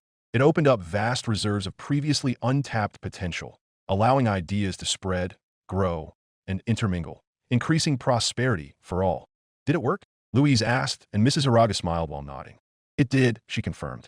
When Emperor Meiji ascended to the throne in 1868, Japan was a feudal, agrarian society. By the time of his death in 1912, Japan had grown into an industrial powerhouse, one that could stand side by side with the other great powers of the world. Today, Japan is the second largest economy on Earth, behind only the United States. Wow, Louise murmured, her pen resting against the paper. Her mind raced as she thought over the implications and possibilities. While their situations were different in many regards, in just as many ways, Tristane reminded her of Japan. Both were fairly decentralized feudal societies ruled by a royal family, with the country itself divided among dozens, if not hundreds of smaller holdings and lords. Both were, at the time, weak countries surrounded by much more powerful neighbors who wanted nothing more than to exert their influence on them, if not attempt outright conquest. If Japan was able to modernize so quickly and become a dominant world power in so short a time, just a few decades, perhaps Tristane could do the same? It clearly worked for them, and their neighboring country China provided a near-perfect example of what happened when a country refused to modernize while their neighbors did. China was one of the world's oldest countries, one that dominated the Asian continent for much of its history, but became stagnant, turned insular, and ended up becoming dominated by several Western powers. Only recently has China begun to retake its place on the global stage, but the last thing Louise wanted was for Tristane to fall into that kind of situation. If there was a way to establish permanent contact between Tristane and Earth, they could send students to Earth countries, learn whatever they could, then bring that knowledge to Tristane, allowing them to leapfrog centuries. Undoubtedly, it would be much more difficult than her thoughts were making it out to be. While Louise was certain Princess Henrietta would jump at the opportunity to improve her country, and her own family would probably do so as well, there were plenty of nobles all across the kingdom who would view these reforms as threats to their sovereignty. Especially with the spread of ideas from Earth into Hokuginia, ideas about equal rights, education, and the distribution of power. They'd undoubtedly push back, much like the shogunate did. The probability of civil war would skyrocket. Not to mention the church would probably push back on it as well. They always had a vested interest in keeping things stable, especially when it came to advancement. Contact with Earth would rock the boat like nothing else. There is even a possibility that the elves might not appreciate it, given all the effort they'd taken over the centuries to confine her people to just Hakagenia. But she wasn't too concerned about that. The elves were simply too far away to really do anything if they wanted. What's more, the possibility of Earth nations dominating Tristane and Hakagenia rose dramatically if permanent contact was established. In every regard, with the notable exception of magic, Earth was just so much more powerful. More people lived on Earth, their weapons were so terrifyingly powerful that they made even the strongest mage look weak and pathetic, and they could manufacture and produce more things in a month than Tristane could do in an entire year. If Hakagenia and Earth were to ever get into a fight, or even just the United States, her beloved home would be brought back to the Stone Age. The only saving grace was that Terra and Earth were two entirely different planets, and the connection between them was dependent on Hakagenia magic. Otherwise, Earth dominating them wouldn't even be a challenge. Attempting to perform a mage restoration for Tristane would be incredibly risky, but if they could pull it off, Tristane's security and dominance would be all but assured. They wouldn't need to rely on alliances of marriage for protection. They'd be able to protect themselves. Louise would have to think about it more, but she figured that by the time she made it back home, she'd find an answer. Thoughts of returning to Tristane soured her mood, making her frown. While she knew that completing the summoning was always a long shot, part of her hoped that it would have worked. At least until she learned Saito was supposed to be her familiar. Even if there was the remote possibility that completing the summoning would get her back home, she refused to risk ripping Saito away from his family. For the foreseeable future, she was stuck on Earth, at least until she found a way back home. Something that she still had no idea if it was even possible. At least it wasn't all bad. Living on Earth, in Raccoon City with the Hiragas, was nice, her misgivings about Umbrella aside. Overall, she was happy. Still, she couldn't help but wonder how long it would take to get back home. By now, she had resigned herself to living on Earth for at least a few years. Hopefully, her home would still be recognizable by the time she got back. It was obvious to everyone that Reconquista was winning the Albion Civil War at the moment, and if they successfully overthrew the Tudors, Tristane would be next. There actually might not be a home for her to return to in just a few months. Her frown deepened, and she couldn't help but let out a sigh. "Louise, are you all right?" Mrs. Hiraga asked, her voice filled with concern. Knocked out of her stupor, Louise shook her head and waved her hand. She then said, "No, I'm fine.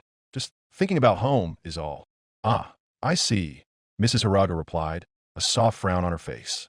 Unlike Saito, both of his parents still had no idea that Louise was from another world entirely, nor that she could cast magic. They were still under the impression that Louise was a victim of human trafficking.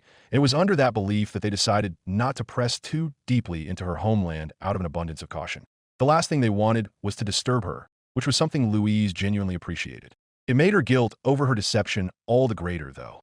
"Anyway, I'm fine," Louise dismissed, bringing her pen to her notepad while looking back up at Mrs. Hiraga expectantly. "Please continue." Mrs. Hiraga pursed her lips, then nodded and resumed her lecture. "All right. During the Meiji Restoration, Japan began to..." She was interrupted by a blaring sound from the TV, drawing both her and Louise's attention to it. Turning around in alarm, they saw a breaking news bulletin flash across the screen, and Louise felt the pit in her stomach deepen. Breaking news: a riot is underway at the Sharks Thunders game in Warren Stadium, a news reporter declared. She was standing in front of the colossal building, yelling into her microphone as terrified spectators ran past her. All the while, numerous police officers attempted to re-establish control over the situation. "There are over 50 officers here right now. Kathy, can you describe what's going on? Why are people rioting?" the anchorman asked, attempting to remain calm, yet his face easily showing everyone his fear and confusion. "Witnesses are telling me that a man began rampaging across the stands, assaulting dozens of people who then began attacking others in turn," the reporter answered, then looked over her shoulder for a moment as an ambulance rushed past. "It's complete chaos, Tom. Nanti Kodo da," Mrs. Hiraga muttered under her breath, and Louise stared wide-eyed at the screen. "Fonditeur," Louise echoed her guardian at the same time, her studies completely forgotten as they focused all their attention on the screen. Only the sound of helicopters passing overhead broke them away, and Louise rushed over to the window to see what was going on. To her surprise, the sound wasn't coming from a news helicopter. Instead, she saw 3 Chinook helicopters flying by, all whilst the sound of police sirens rose all around them. Saito struggled to pay attention to his history teacher's lecture, not because it wasn't interesting, but rather because his and nearly everyone else's attention was drawn elsewhere. Students were being pulled early from class by concerned parents all over the school, with nearly half of his classmates already gone. He had no idea what was going on, but the unceasing sound of police sirens and military helicopters left him feeling scared and confused. Feeling his throat parched, he sipped the last of his Dasani water bottle, but that did little to quench his thirst. Now, archaeologists are still looking into this ancient civilization, but what they have found thus far after only a few years of excavation is extraordinary. Mr. Dalal continued his lecture, seemingly oblivious to his students' anxiety. Or perhaps he wasn't, and was attempting to placate everyone by acting as though everything was normal. The tactic clearly wasn't working, given how many students were too busy looking out the window, watching as police officers set up barricades along the street, to pay attention. If only to distract himself, Saito tried to listen to what his teacher was saying. The Variag, as they apparently called themselves based off of translated Nordic runes found in Scandinavia, appear to be a highly advanced civilization that existed 6,000 years ago, Mr. Dalal revealed, drawing on a projected map of Northern Europe with chalk. They had a complex writing system, a religion that resembled the Old Norse religion, yet differed in several key areas which will be discussed at a later date, and most shockingly of all, knowledge on how to make steel. That piqued Sato's curiosity, and he raised an eyebrow, then asked, "The Variag used steel? 6,000 years ago?" "By all accounts, yes. Comparatively high-quality steel, in fact, akin to Damascus steel," Mr. Dalal confirmed, turning to face Saito. A brief frown crossed his face when he saw that only a few students were paying attention, but he continued, nonetheless. Whereas their neighbors used primitive bronze alloys, at best, the Variag had already mastered steel weapons and armor. The scope of their civilization is, at the moment, unknown, but 6,000-year-old steel artifacts which were located in the Arabian Peninsula by the Umbrella Corporation years ago indicates that their reach was far and wide. "That doesn't seem right," Saito admitted as he scratched his head. "I thought we only figured out how to make steel 4,000 years ago, and even then it was hard to make in large quantities until relatively recently. That's what makes the Variag so exciting," Mr. Dalal proclaimed with a smile on his face. "They have the potential to throw everything we thought we knew about world history to the wayside. The Variag are perhaps the most advanced ancient civilization we've ever discovered. A real-life Atlantis, if you will." "If they were so advanced," another student called out after raising his hand, "how come we only just now found them? And how come there aren't any massive cities lying around?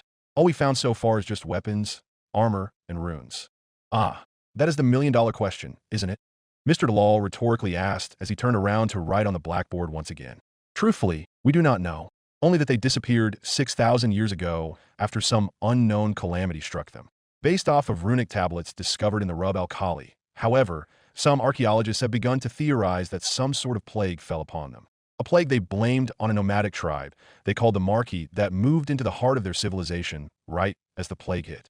No one quite knows why, but it seems that the Variag may have mobilized nearly their entire civilization into hunting them down all the way from Scandinavia to Arabia, which drove both into extinction.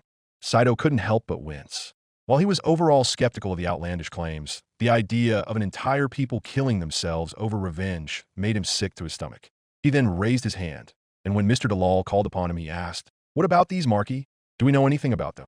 Sadly, the only surviving records come from the Variag themselves, who are far from an unbiased source, Mr. Dalal revealed, a sad frown on his face.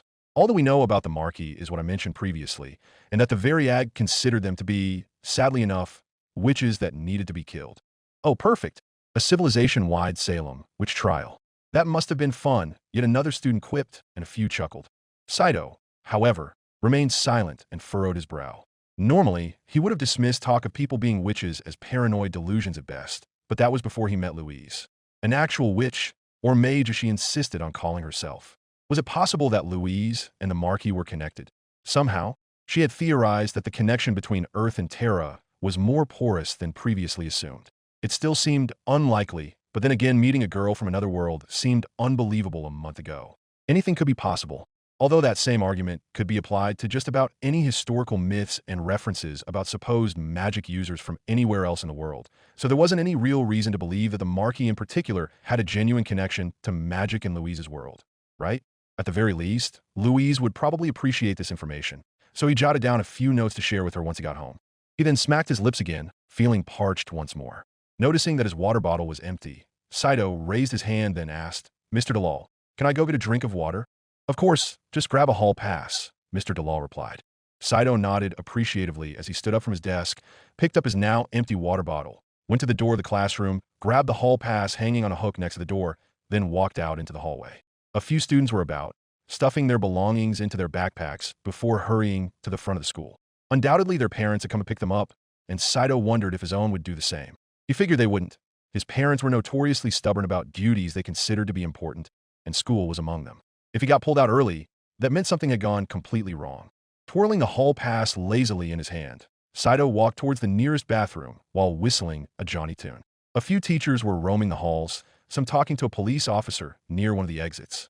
Another student was drinking from the water fountain, so Saito calmly got behind him and patiently waited.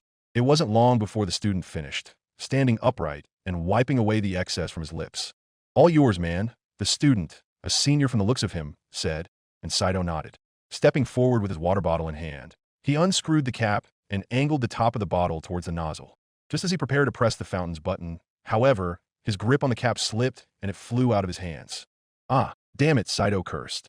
He placed the still empty bottle on top of the fountain, then leaned down to pick up the loose cap. Dusting it off a bit, he blew into the plastic for good measure, then prepared to continue from where he left off while also getting a quick drink of his own, only to hear something big slam against a nearby locker. Surprised, Saito turned to the side where he saw the student from earlier slumped against the blue lockers. He was coughing violently, clutching his throat while his back was turned towards him. Concern overcame Saito's thirst, and he left his water bottle behind and began walking towards the senior student. "Hey man, you okay?"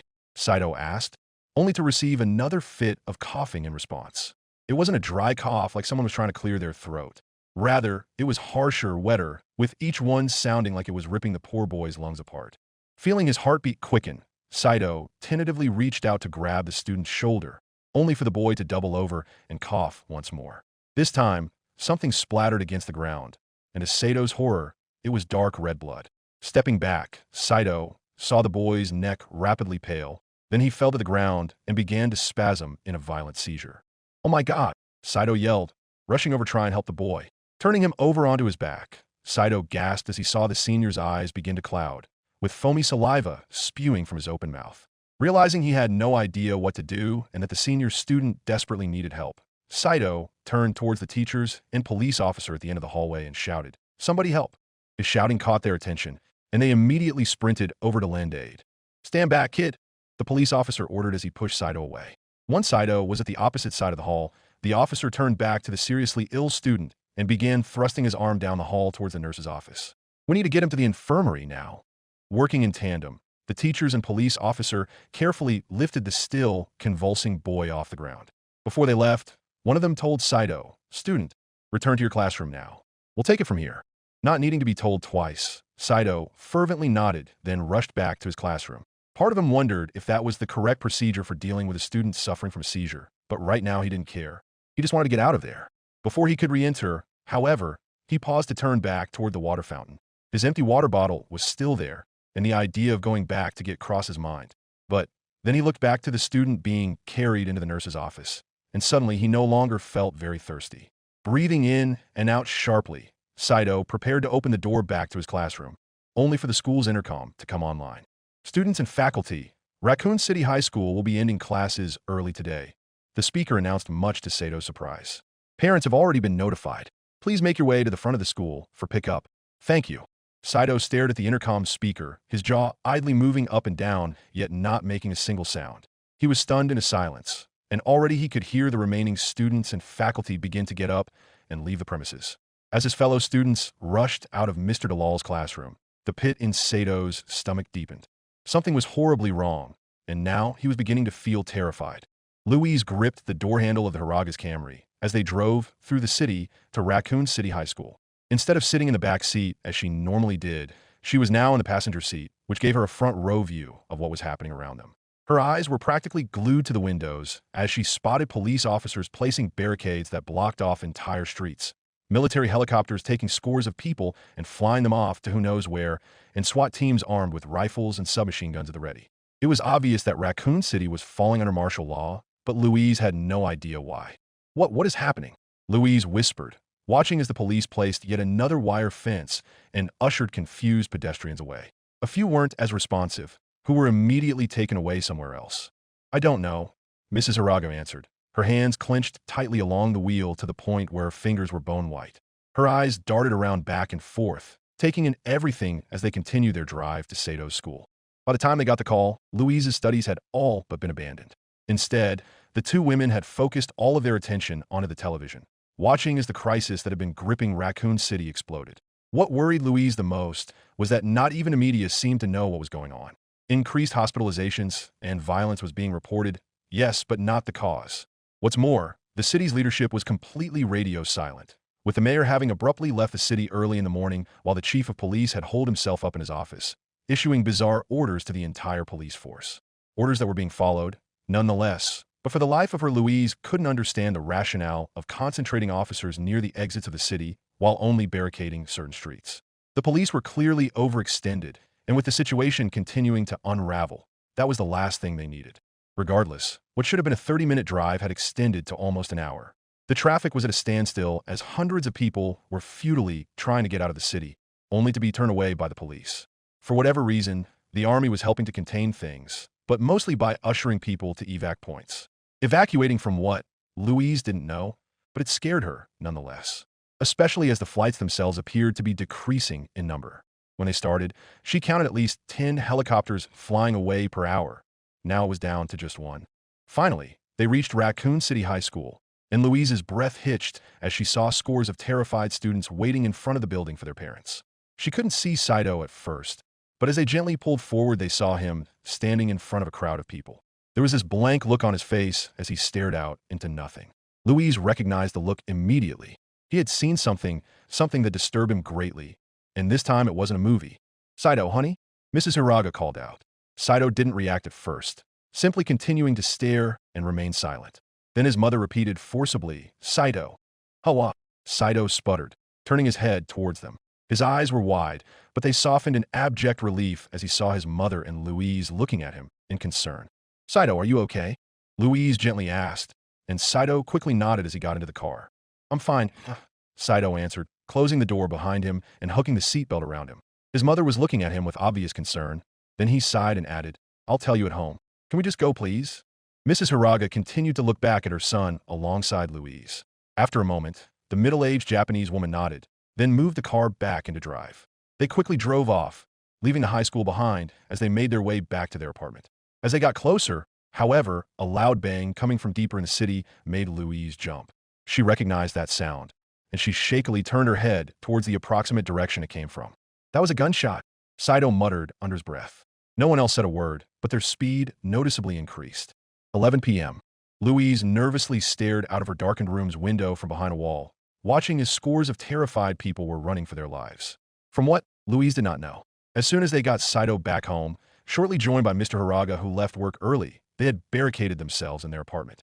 The door was locked, boards were being nailed in place over the windows, and Saito had started keeping his baseball bat close to him at all times. If it wasn't obvious before, some kind of disaster was happening.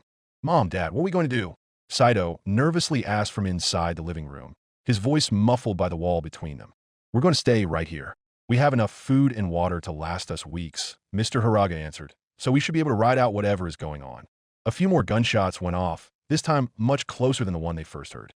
The volume of occurrences had increased dramatically over the past few hours, and within the past hour, it seemed to practically explode. When they first started, Louise thought that perhaps the police were shooting at someone, or that perhaps the riot that engulfed Warren Stadium had spread to more parts of the city. But now Louise was unsure, and she couldn't help but nervously bite her lower lip while she fiddled with the wand she had placed within her pocket. "Are you sure that's the right thing to do?" Saito asked, as his muffled footsteps told Louise he was pacing back and forth. "Dad, I know what I saw back at school. That guy, whatever was in the water he drank, messed him up bad, and I'd bet my life that it and the riots and the hospitalizations are connected. Which is why we're not drinking from the tap. There's plenty of water bottles here, so that isn't an issue," Mr. Hiraga replied, causing Louise to frown slightly. Once everyone had been gathered, Saito had revealed what had disturbed him so much. Just before school was ended early, he wanted to get a drink of water from one of the school's many water fountains. Just before he could, though, a fellow student who had drunken from the tap fell seriously ill, having to be carried off by some of the school's teachers and a police officer who happened to be there for some reason. It was obvious to everyone that something in the water made the poor kids sick, which was why they refused to touch the sink at all. Part of her worried that they might have gotten whatever pathogen was in the water earlier in the day when they were freely using the tap water, but Louise could only pray to the gods that it hadn't reached their apartment by then. Either way, it was clear that something in the water was getting people sick, which led to their current situation. "Saito, you're worrying too much," his mother said. Try to placate her son. "Just take a deep breath and calm down. We're going to be fine. Nothing bad is going to happen." Clearly not buying it, Saito shot back. "No, you guys aren't understanding. We need to leave like right now. Just grab what we can, jump into the car, then drive out of here. Because if we don't, whatever is going on is..." "Saito, we are not leaving our home," Mr. Hiraga forcibly interjected.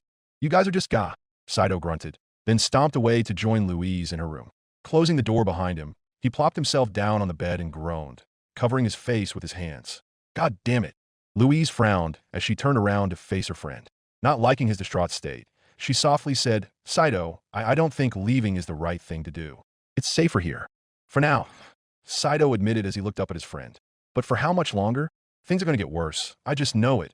And pretty soon our apartment's thin walls won't be enough to protect us. We need to leave while we still have a chance." "Okay, how?" Louise pointedly asked. "I agree with you that leaving the city is probably the best option, but you saw how clogged the highways were. If we try to just drive out of here, we're going to be stuck and left at the mercy of whatever is going on outside. At least here, we're out of the thick of it." Saito silently stared her, and the air between them grew heavy with tension. Finally, Saito broke the silence, sighed, then said, "I hope you're right." With that, Saito stood back up, his bat still in hand, then walked out of the room. As he closed the door behind him, Louise continued to stare at it.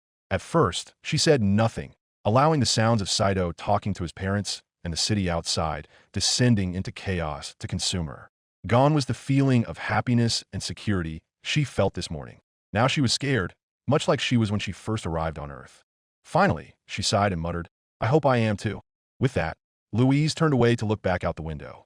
More people were running past, and quite a few cars were barreling through without much care for the people around them. To her shock, she saw one vehicle run right over a person who lazily walked into the middle of the road. They didn't even stop to check on them. Instead, the vehicle and its occupants sped off without giving so much as a second glance. "What is happening?" Louise asked herself, once again biting her lower lip as she continued to watch. The night was cloudless, and the full moon shone brightly overhead. Combined with the streetlights, Louise was able to see much of her surroundings, but part of her wished that she couldn't. Raccoon City no longer looked pristine or inviting. Instead, it looked as though it was turning into something out of a bad dream. Then, out of the blue, Louise heard a few thuds coming from above. Shooting her head up, she couldn't ascertain what made the noise, but it sounded like a few people stomping around. She then heard a faint whine and approaching rustle, almost as though something was being lowered. "What the?" Louise muttered, then pressed her ear against the wall. The noise was still faint, but she could feel the reverberation of the faint sounds its source was making. Her heartbeat began to quicken, and she stole a quick glance out the window to try and see what was going on. At first, she saw nothing. She was prepared to leave it at that, but then she saw a dark silhouette on the roof of a building across the street. A figure obscured by shadow, looking right at their apartment. Specifically, the still-alight living room where Saito and his family currently were. Her eyes widened, and she prepared to yell out towards the Hiragas about the apparent danger. She never got the chance. Before she could even so much as turn around, she heard the sound of breaking glass in the living room, followed by small explosions. The thin boards over the apartment windows were smashed in, and the Hiragas screamed in terror as people forced their way inside. "On the ground now!" a man yelled, his voice muffled by both the still-standing wall Louise was hiding behind and what sounded like a face-covering mask. She heard grunts and shoving, along with doors to the bathroom and master bedroom being forced open, then a loud thud as something struck Mrs. Hiraga, sending her to the ground. "Mom, you bastard!" Saito shouted, only for Louise to hear his body fall to the floor as he was struck as well. "Don't move," a woman with a German accent ordered, and something clicked. Louise's breath hitched, and slowly she cracked open the door to peek inside the living room. Saito and his parents were being held in the middle of the living room, shattered glass strewn about all around them. There was a nasty bruise on Mrs. Hiraga's face, and Saito was clutching his stomach while grimacing. Mr. Hiraga was forced to his knees, protectively placed in front of his family, while glaring hatefully at the people invading their home. Around them were 5 heavily armed men and women, wearing black and gray armored BDUs, their faces obscured by helmets and gas masks. Each uniform was slightly different, likely denoting their occupation. One, a blonde woman with a short bun and carrying what Louise recognized as an M4 carbine thanks to Saito, was wearing a black, leather tunic that didn't seem too out of place from a macabre hospital. Another, An Asian woman with short black hair, who only had the bottom of her face covered by a mask, was wearing a much grayer uniform that housed several canisters, syringes, and some kind of extractor on her back. An MP5 submachine gun was in her hands, aimed squarely at Mr. Haraga's head. The last woman, who had long brown hair tied into a much larger bun, was wearing a form-fitting black BDU with gray highlights along the outside of her legs and inside of her arms. Her face covered in a light blue gas mask that left her eyes showing behind its transparent face for anyone to see. Strapped to her back was an assault rifle Louise didn't recognize, but it appeared to have a carry handle on the top. She was holding a silver-gray pistol in her hand, which was aimed at Saito himself. The two men who were with them were completely covered head to toe in armor.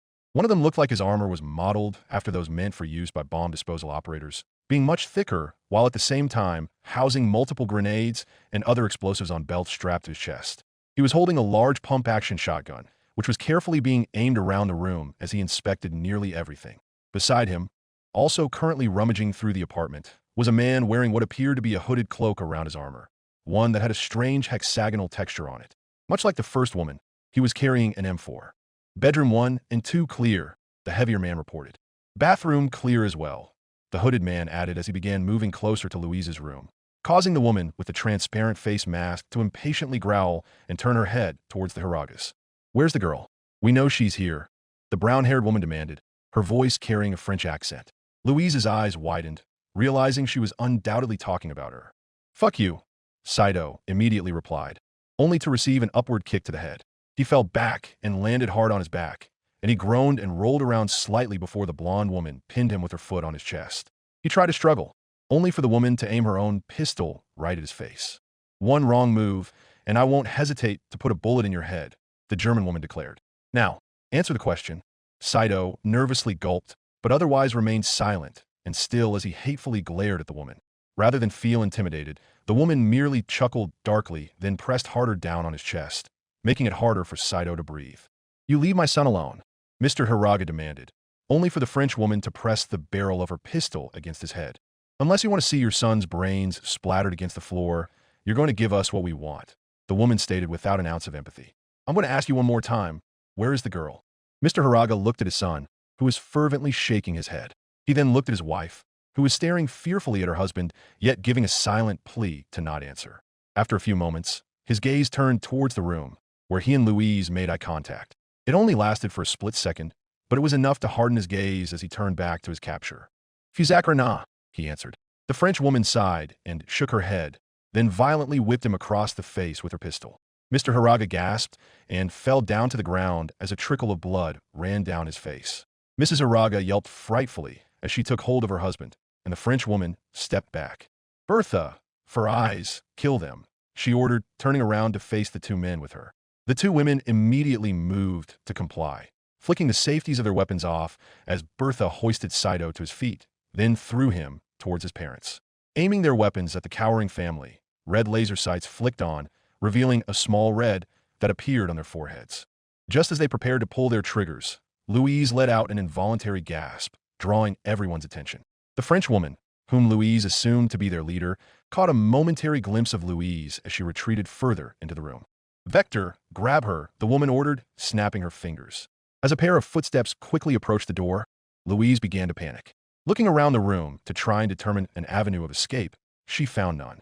Desperate, she threw herself under the bed and covered her mouth with her hands tightly, trying her best to shroud her heavy, sharp breathing as the armed man made his way inside. Glancing over, she saw the man's thick, black boots stomp next to the bed, and it took everything in her to prevent Louise from screaming out in fright. As the man continued prowling the room, he all too calmly said, "Come on out, Louise. I know you're in here. There's nothing to be afraid of. We don't want to hurt you." Louise refused to reply, instead pressing her hands harder against her mouth while her entire body began to shake. Vector continued, "You're far more important than you even realize. What you can do, it's going to change the world. The people I work for want to help you do that. So, show yourself, and I promise the nice people outside won't get hurt." Not believing him for a second, Louise remained hidden. Sweat trickled down her body, and tears began to pool at the edge of her eyes.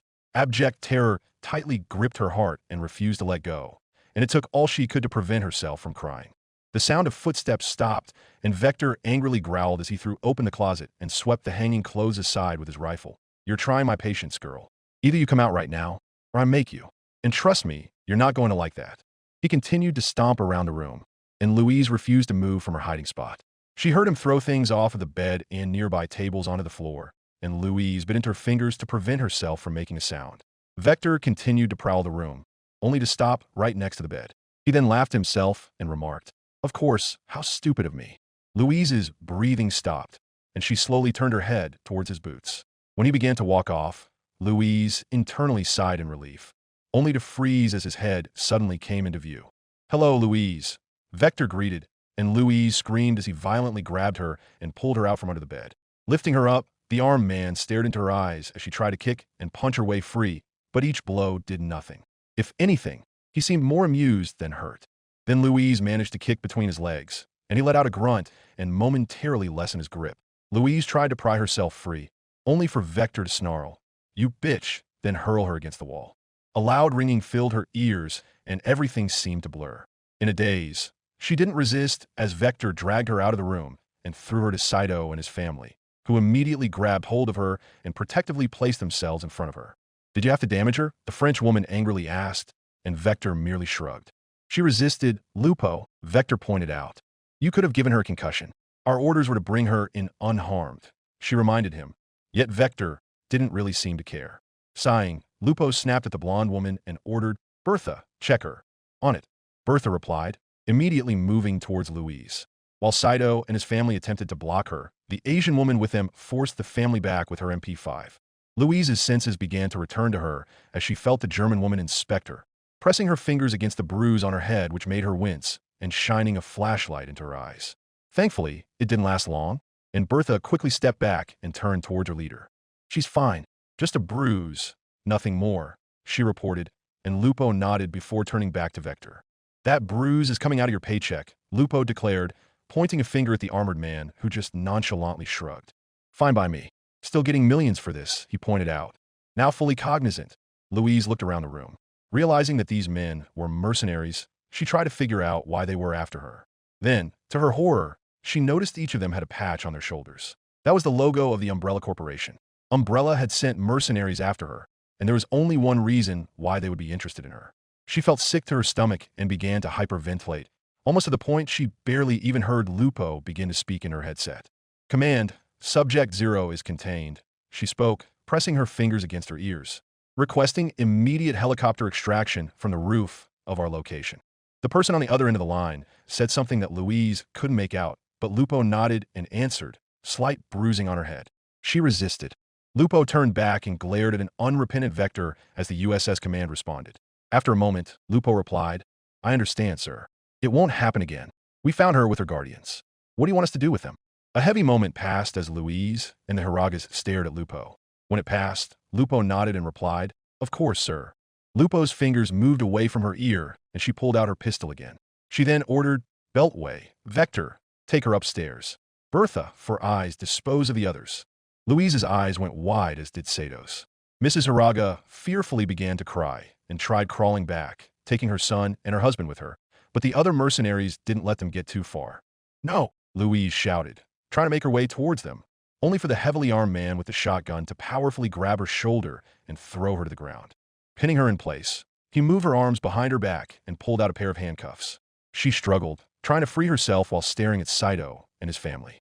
Mr. Hiraga held his wife close, while Saito stared at her with wide eyes. At the same time, he glanced towards a discarded baseball bat that was lying next to the sofa, and his body began to tense. Realizing what he was about to do, Louise could only watch helplessly, unable to do a thing. Suddenly, they heard a loud, screeching noise of tires on pavement from right outside, followed by the crunching of metal as a large semi-truck lost control. It swerved, swiping away scores of abandoned and parked vehicles before slamming into the front of the apartment complex, sending a rattling tremor throughout the entire building. "What the hell?" Beltway yelled as the mercenaries reflexively turned towards the source of the disturbance.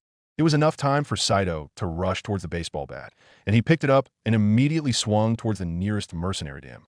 It turned out to be Four Eyes, who was struck in the gut, and she doubled over as Saito spun around and hit Bertha on the back, knocking her down as well. "Shit!" Vector shouted, aiming his rifle at Saito. Just as he pulled the trigger, however, Mr. Hiraga barreled into him, tackling him into the ground and attempting to wrestle the rifle away from him while also punching his head. The shot went wide, but the noise was enough to make Louise's ears ring. Lupo attempted to fire on him, only for Mrs. Haraga to join her husband by slamming herself into the ringleader against the wall, brandishing a kitchen knife that she had been hiding beneath her skirt and was now attempting to use it with deadly intent. Without missing a beat, Saito ran up and upward swung his wooden baseball bat against Beltway's armored head. The blow wasn't enough to topple him over, but it did make him stumble back and allowed Louise to roll away. He reached for his pistol, but before he could raise it up, Louise tore her wand out from her pocket and aimed it squarely at him. "Fireball!" she shouted at the top of her lungs, not bothering to control how much force she put into it. The resulting explosion sent the heavily armed and armored mercenary flying back and through the drywall, and the fighting momentarily ceased as everyone stared at her. Sato's parents were shocked, trying to comprehend what they had just seen. Even the mercenaries were surprised, but not as much. More like they had been notified of what she could do, but still seeing it for the first time threw them for a loop. That hesitation lasted for only a moment, though, especially as Beltway began to pull himself out from the rubble. Louise prepared to cast again, only for Mr. Haraga to shout, "Louise, Saito, go." Realizing what he was being asked, Sato's eyes widened and he began to protest. "But Dad dash. Just go." His mother joined in, and the two parents continued to fight the mercenaries. It was obvious that they weren't as strong and were losing the edge their surprise attack provided them. Knowing what they had to do, but hating herself for going along with it, Louise began to pull Saito back towards her room and the fire escape on the other side. "Saito, come on," she instructed, but Saito struggled and tried to rejoin his family. "No, I'm not leaving them," he protested, only for his parents to shoot him a pleading, tearful look. "Saito, please, take Louise and run," they begged, even as his father was clubbed off a vector, and Lupo twisted his mother's knife hand away before pulling her into a chokehold. Bertha and Four Eyes began to pick themselves up as well, glaring hatefully at the boy with murderous intent. "But," Saito tried to articulate, only to feel Louise desperately pulling at his hoodie sleeve. Giving his parents one last regretful look, the two of them ran into Louise's room and slammed the door shut. They then heaved over a large cabinet, which served as Louise's closet, temporarily blocking the armed men from barging inside. "Come on, let's go," Saito yelled as he threw the window open and climbed through, Louise right behind him. As they began rushing down the fire escape, they heard her wooden door begin to splinter before finally being broken off its hinges. Looking up, they saw Beltway's armored head angrily peering down at them from the top of the fire escape, and he slammed his fist against the metal before following through, shotgun in hand. Then a shot rang out and a bullet struck the masonry, right behind Saito and Louise, just as they got onto another level of the fire escape, making them both scream. Louise's head shot to the other end of the street, where she saw a third man, wearing a light gray BDU with telescopic goggles over his masked helmet, aiming at them with a scopeless rifle. "Hold your fire, Spectre. You might hit the girl," Beltway yelled out as he rushed down at them. Realizing that they had to get out of their line of sight immediately, Saito and Louise picked up the pace and continued down the fire escape. Once they reached the bottom level, Saito jumped down, narrowly avoiding a sprain by landing in a crouch, then turned back and held out his arms for Louise fall into. She jumped down as well, with Saito catching his much lighter friend before carefully placing her on ground. He quickly picked his baseball bat back up, then together the pair of teenagers ran out into the dark city, their pursuers right behind them. Chapter 8. City of Fear. Louise was running through the streets and alleyways faster than she ever had before in her life. Her legs burned, her body was covered in sweat from the exertion, and each breath now felt pained and forced. Yet, despite how exhausted she was getting, Louise refused to stop and rest. Saito was right next to her, the athletic boy slightly ahead, but always making sure to stay close, his left hand clasping her right while he held his baseball bat with the other. He too was gasping for breath, his body damp with sweat, but like her, he refused to stop. Both of them knew it wasn't an option, especially as they heard the shouting of the mercenaries pursuing them. They went that way. One of the male mercs yelled as Saito and Louise dashed into an alley. Glancing over her shoulder, Louise saw the 6 members of the fire team giving chase, glaring at them from behind their masks and goggles. They were also gaining ground, a testament to their physical prowess despite the heavy gear they were carrying. Realizing that they needed more room, Louise tightened her grip on her wand and aimed behind her back, not even bothering to properly aim. Fireball. Louise cast the spell. A small explosion immediately rang out, releasing a small shockwave that broke the glass immediately around it while shaking everything else, including her and Saito. Glancing behind her shoulder once again, she saw the mercenaries picking themselves back up, having dove for cover as soon as she aimed her wand. This wasn't the first time she had to throw them off with her magic, and she doubted it would be the last, either. Taking advantage of the momentary respite, Louise and Saito picked up the pace. Running down the alley, they noticed it curved down a flight of stairs, which they immediately took before turning sharply to the right. Behind them, they heard the pounding of feet as the mercenaries rushed towards them. Their voices were faint, but echoed across the brick walls, allowing the two teenagers to hear them well enough. "Lupo, we're running into a red zone," they heard Spectre shout from overhead, still following them from the rooftops like a bird of prey. Louise didn't know what a red zone was, but she easily recognized a twinge of fear in the mercenary's voice. She didn't know if that was a good thing or not, but if it meant it might give their pursuers pause, that was good enough for her. Evidently, Saito agreed, and he led her deeper into the city. Further along in the alleyway, they came across a wire fence with boxes stacked up on the side. There were no other paths available to them, with brick walls on either side, so both teenagers immediately began climbing up the boxes. Louise was first, hopping over the wire fence and running forward a bit to give Saito room. Just before he reached the top, he kicked the pile of boxes over, preventing their easy use by anyone else.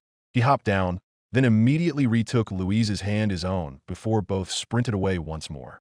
"God damn it!" They heard Beltway yell in frustration as he slammed his body into the fence, rattling it. As the mercenaries immediately began to pull out wire cutters in order to cut their way through, Saito and Louise continued to run. Soon, the only sounds they could hear were their own feet slapping against the concrete, along with the slamming of metal trash cans and wooden crates that both Saito and Louise were throwing against the ground in an effort to hinder their pursuers in any way possible. It would only delay them by, at most, a moment or two, but that might be all the time they needed. As they got further away from the fence, and the voices of the mercenaries began to die down, Louise began to feel that they might have lost them. Then, almost as soon as the thought entered her head, she felt a sharp pain on her leg, causing her to stumble. "Gag!" Louise screamed, falling to the ground and letting go of Sato's hand. With burning tears in her tightly closed eyes, Louise clutched her leg in an effort to stem the pain racing up the limb from her thigh. "Louise!" Saito yelled, scrambling to a stop as he turned around to try and help her. A moment later, a loud crack rang out as something hit the ground next to him, followed by Saito gasping in pain as something slammed into his back. Like Louise, he was thrown to the ground by the force, but he was able to quickly recover and pull her behind a dumpster as more shots were fired. Breathing heavily, Saito looked around to see what was going on. Up on the rooftop, down the alleyway they just ran down, he saw Spectre aiming his rifle at them. The sniper's cold, calculating eyes never once left their position, and Saito immediately had to duck behind the dumpster as another shot rang out. The bullet ricocheted off the metal object, making it ring and Saito flinch. Yet it didn't sound like a bullet. In fact, when he reached around to the spot on his back where he was shot, Saito found that he didn't feel any blood. He did gasp in pain, though, as his fingers skimmed across a fresh bruise. Realizing what was going on, Saito blurted, "He's using rubber bullets." That only made sense, in Sato's opinion. The mercenaries were trying to capture Louise alive and unharmed, apparently, and shooting someone with live rounds tended to prevent either of those things. Rubber bullets were less lethal than actual bullets, but if used improperly could still cause serious injury. The fact that the armed men hunting them down were now willing to use such potentially deadly ammunition against them told Saito that they were getting desperate, and as he heard the others get closer, he found that he was as well. Pinning himself against the metal dumpster, Saito shouted, "Louise, you need to hit them. Take that bastard off the roof, or we're done." Still clutching her bruised leg, Louise opened her eyes slightly. Her entire body was trembling from fear, and she began to hyperventilate. Yet, as she saw the armed men and women who forced her out of her newfound home, her fear was quickly replaced by utter rage and indignation. Fighting through the pain, Louise quickly glanced up and mentally aimed at the sniper who had momentarily pinned them. It would be the farthest she had ever fired her magic at something, her target at least a dozen yards away on top of a 3-story building, only his head and part of his upper body exposed. She knew that she only had one shot at this, and if she missed, she'd immediately be put down and captured alongside Saito. Fear once again gripped her heart, but she fought through it as she gripped her wand, swung it up right at the sniper, and yelled at the top of her lungs, "Fireball!" Another explosion rang out. It didn't hit the man directly, unfortunately, but it was enough to send him flying back in chunks of rubble raining down. Shifting her arm downward, she cast again just as the first of the mercenaries, the man who had dragged her out of her room, named Vector, got within 10 feet. Unlike his partner, the spell hit him directly, sending him flying back and rolling to a stop on the ground. "GGGHH." Vector wheezed in pain, clutching his chest tightly as he gasped for breath. The other mercenaries momentarily broke their pursuit of Louise and Saito to tend to their fallen comrade. allowing Saito the chance to rush upward and pick Louise up on her feet. Together, the two teenagers ran off again, this time with noticeable limps in their strides. Turning down the alley, they came across another wire fence, this one with a gate in the middle.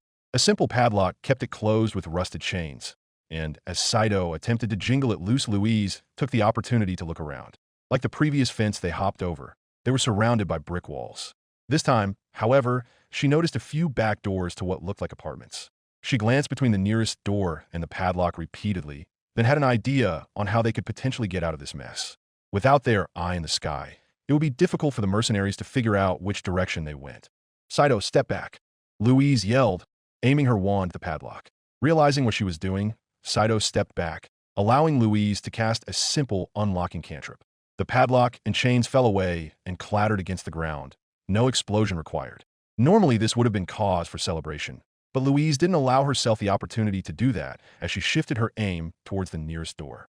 Rather than using a cantrip, Louise blew it open with a small explosion, nearly knocking it off its hinges.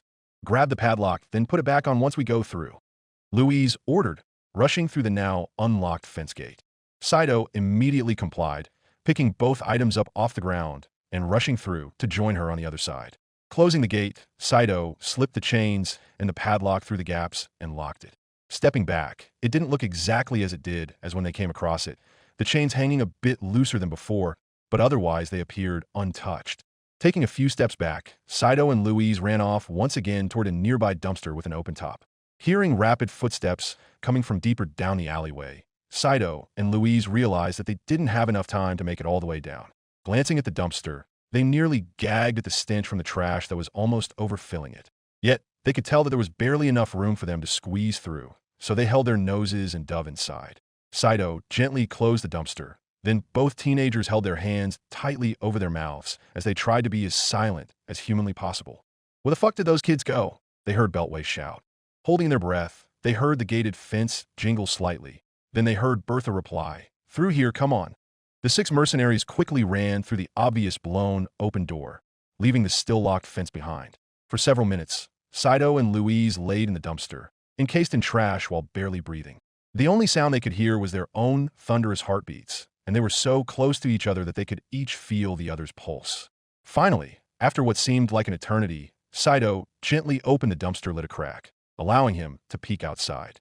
"They're gone," he whispered, gently opening the lid up more so that he could crawl out. He held it up so that Louise could exit as well, then silently closed it so as not to make sound. Breathing heavily, the two teenagers looked to where the mercenaries had disappeared. Then Saito took her hand into his own and began to lead them away. Saito led Louise further into the dark, damp alleyway. They passed by numerous buildings with locked doors. With Louise's magic, they could easily get into any one of them, but he wanted to put as much distance between them and the mercenaries chasing them as possible. It was still hard for him to even comprehend what had just happened. One moment, they were nervously holing up in their apartment. The next, they were running for their lives from armed men and women, forced to leave his parents behind as they tried to buy them time to escape. The thought of his parents' fates made Saito's blood boil, and he had to force himself to calm down. It took a tremendous amount of effort, but eventually he was able to do so. Losing his cool right now would only make things worse for him. He could do that once they found a safe place to hunker down and just process. Do you think we lost them?" Louise quietly asked, her hand tightly clenched around his own. Glancing behind his shoulder, Saito looked down the alleyway and up on the rooftops. As far as he could tell, their deception worked. None of the mercenaries were anywhere to be seen, at least for the moment. There was no doubt in his mind that they'd catch on eventually, then go right back to tracking them down. But at least they had a moment of respite. Any further thoughts were broken as the bruise on his lower back flared up again, making him wince in pain. With the adrenaline beginning to die down, the flare-ups were growing more frequent and intense. Realizing that they had to find a place to rest now, Saito led Louise further into the alley, taking a left at another gated fence. They came across the back of a restaurant, the lights flickering on and off, giving it an eerie glow. "In here," Saito said, gripping the door and trying to open it. But the metal door wouldn't budge despite how hard he pulled, telling him it was locked. Louise then stepped forward, placing the tip of her wand against the lock and whispering, "Unlock." As before, they heard a click as the door was magically unlatched, granting them entry. The two teenagers immediately rushed in, closing the door behind them and locking it back up. Backing up, they turned their heads on a swivel, checking their surroundings to find that they were in the kitchen. The restaurant appeared to be a 50s-style diner, with vibrant red upholstery and bar stools near the front. Whatever life this place held was long gone, though.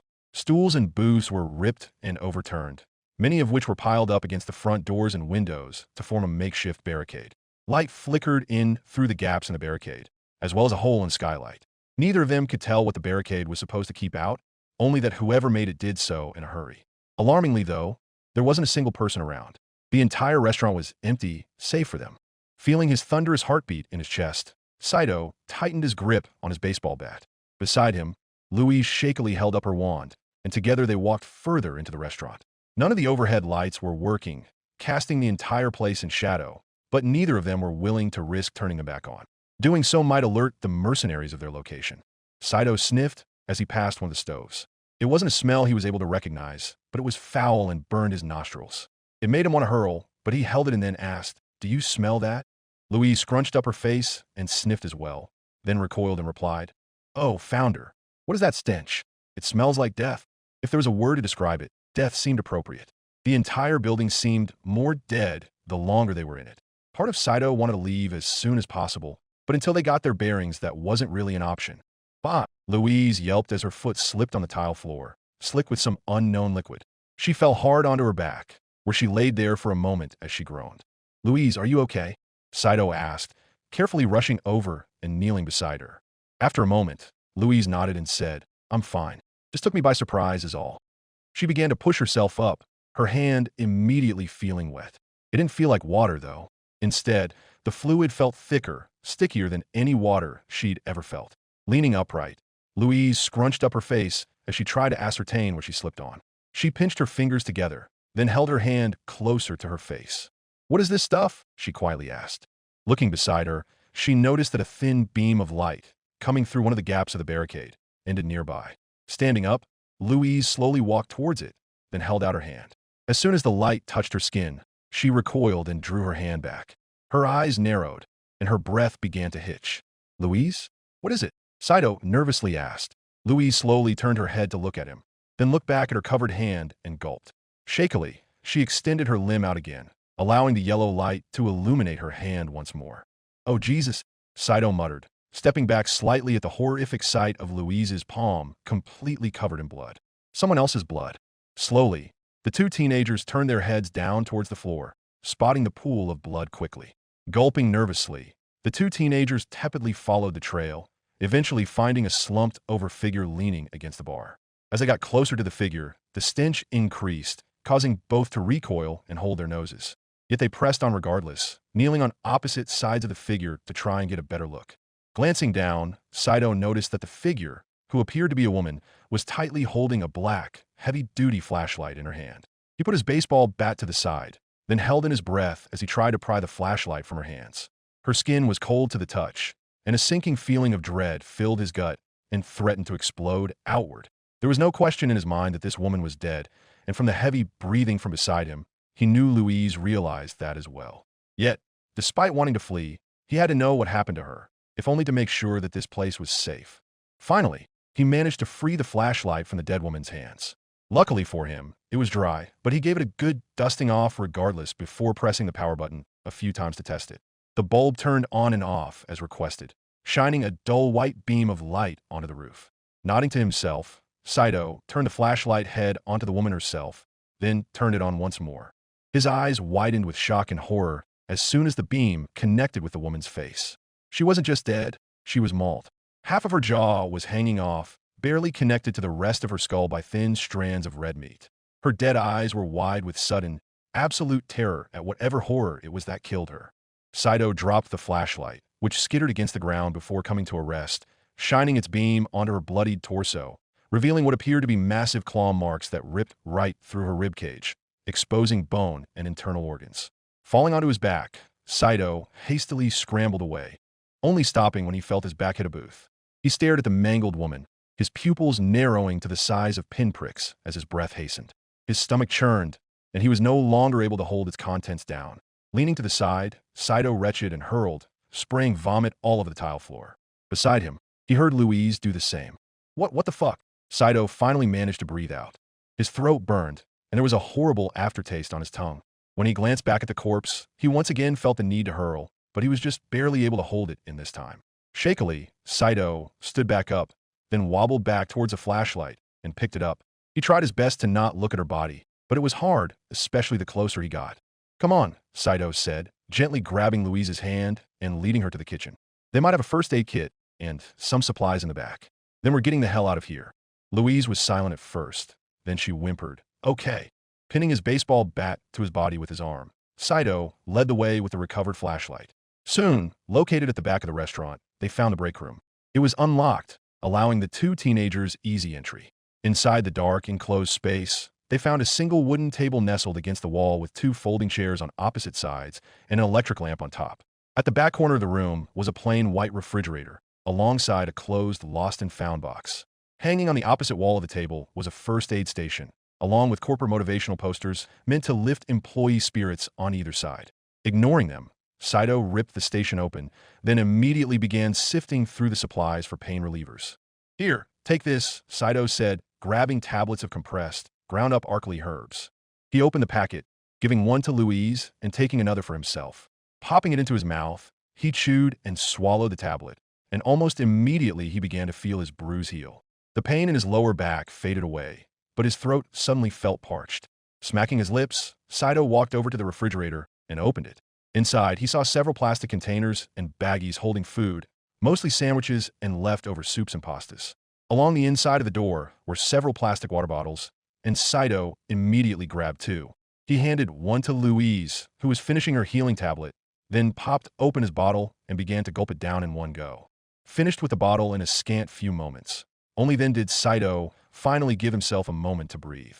He gripped his head tightly as he began to pace back and forth while a silent and despondent Louise sat down on one of the folding chairs. Okay. We need to," Saito began, increasing his pace as his voice began to rise a few octaves. "Oh, goddamn it, I don't know what to do. What the fuck just happened? Who were those people? What killed that lady? Just what the actual fuck?" Saito slammed his fist against the drywall, punching a hole through it. Luckily, there weren't any studs behind it, but his hand and upper forearm was covered in white powder. Breathing heavily, Saito glared angrily into thin air, trying to wrap his mind over what had just occurred. After a moment, Louise quietly spoke up. "That was Umbrella." "What?" Saito asked, turning sharply around towards her. Louise was holding her half-empty water bottle in her hands, looking down at her feet. "Those mercenaries?" Each of them had a logo on their shoulders. "It looked just like that," Louise revealed, pointing at one of the motivational posters next to the open first aid station. Turning his head towards it, Saito immediately saw the poster in question. It depicted a smiling man and woman in front of a serene, natural landscape. The sun shone brightly behind their heads, and a few puffy, white clouds could be seen against a bright blue sky. Underneath the couple was a block of text, located to the right of the ubiquitous Umbrella Corporation logo. The text read, "Umbrella. Science for a comfortable life. Umbrella sent those mercenaries after me," Louise whispered, but she might as well have been yelling at the top of her lungs. Sato's gaze hardened against the poster, and he tightened his grip. Snarling, he violently ripped the poster off the wall, causing it to fall against the floor as he yelled, "God damn it." He kicked the poster away, then began to walk around in circles as he ranted, "I'm going to kill those fucking bastards. Why the hell does Umbrella have mercenaries? Why'd they kill my fucking parents to kidnap you?" Saito threw his water bottle at the open first aid station, causing the contents to fall out and scatter across the floor. Standing ramrod straight, Saito seethed, his fists clenched as tightly as they could possibly be while grinding his teeth together. Any fear and confusion was completely consumed by raw rage, and he felt his blood boil. Then he heard a sniffle, and Saito turned around to face Louise once again. To his surprise, she was crying, hot tears trailing down her face. She looked up at him, then sobbed. "You're right. It's my fault." Realizing his error, Sato's eyes widened, and he rushed over. Crouching in front of her, Saito began to refute. No, it's not." "Yes, it is," Louise suddenly shouted, her face racked with grief. "They were after my magic. Me.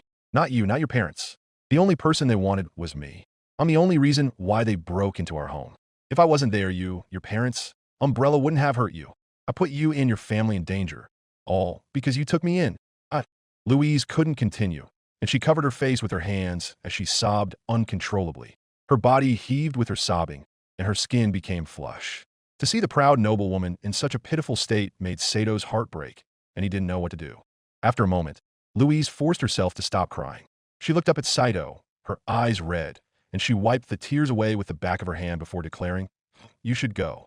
"What?" Saito numbly asked, recoiling at the request. "Umbrella's only after me," she reminded him. "They want me alive, not you. If they catch us, and you're with me, they'll kill you. But if you leave me behind and save yourself, they might leave you alone. You'll have a chance to escape."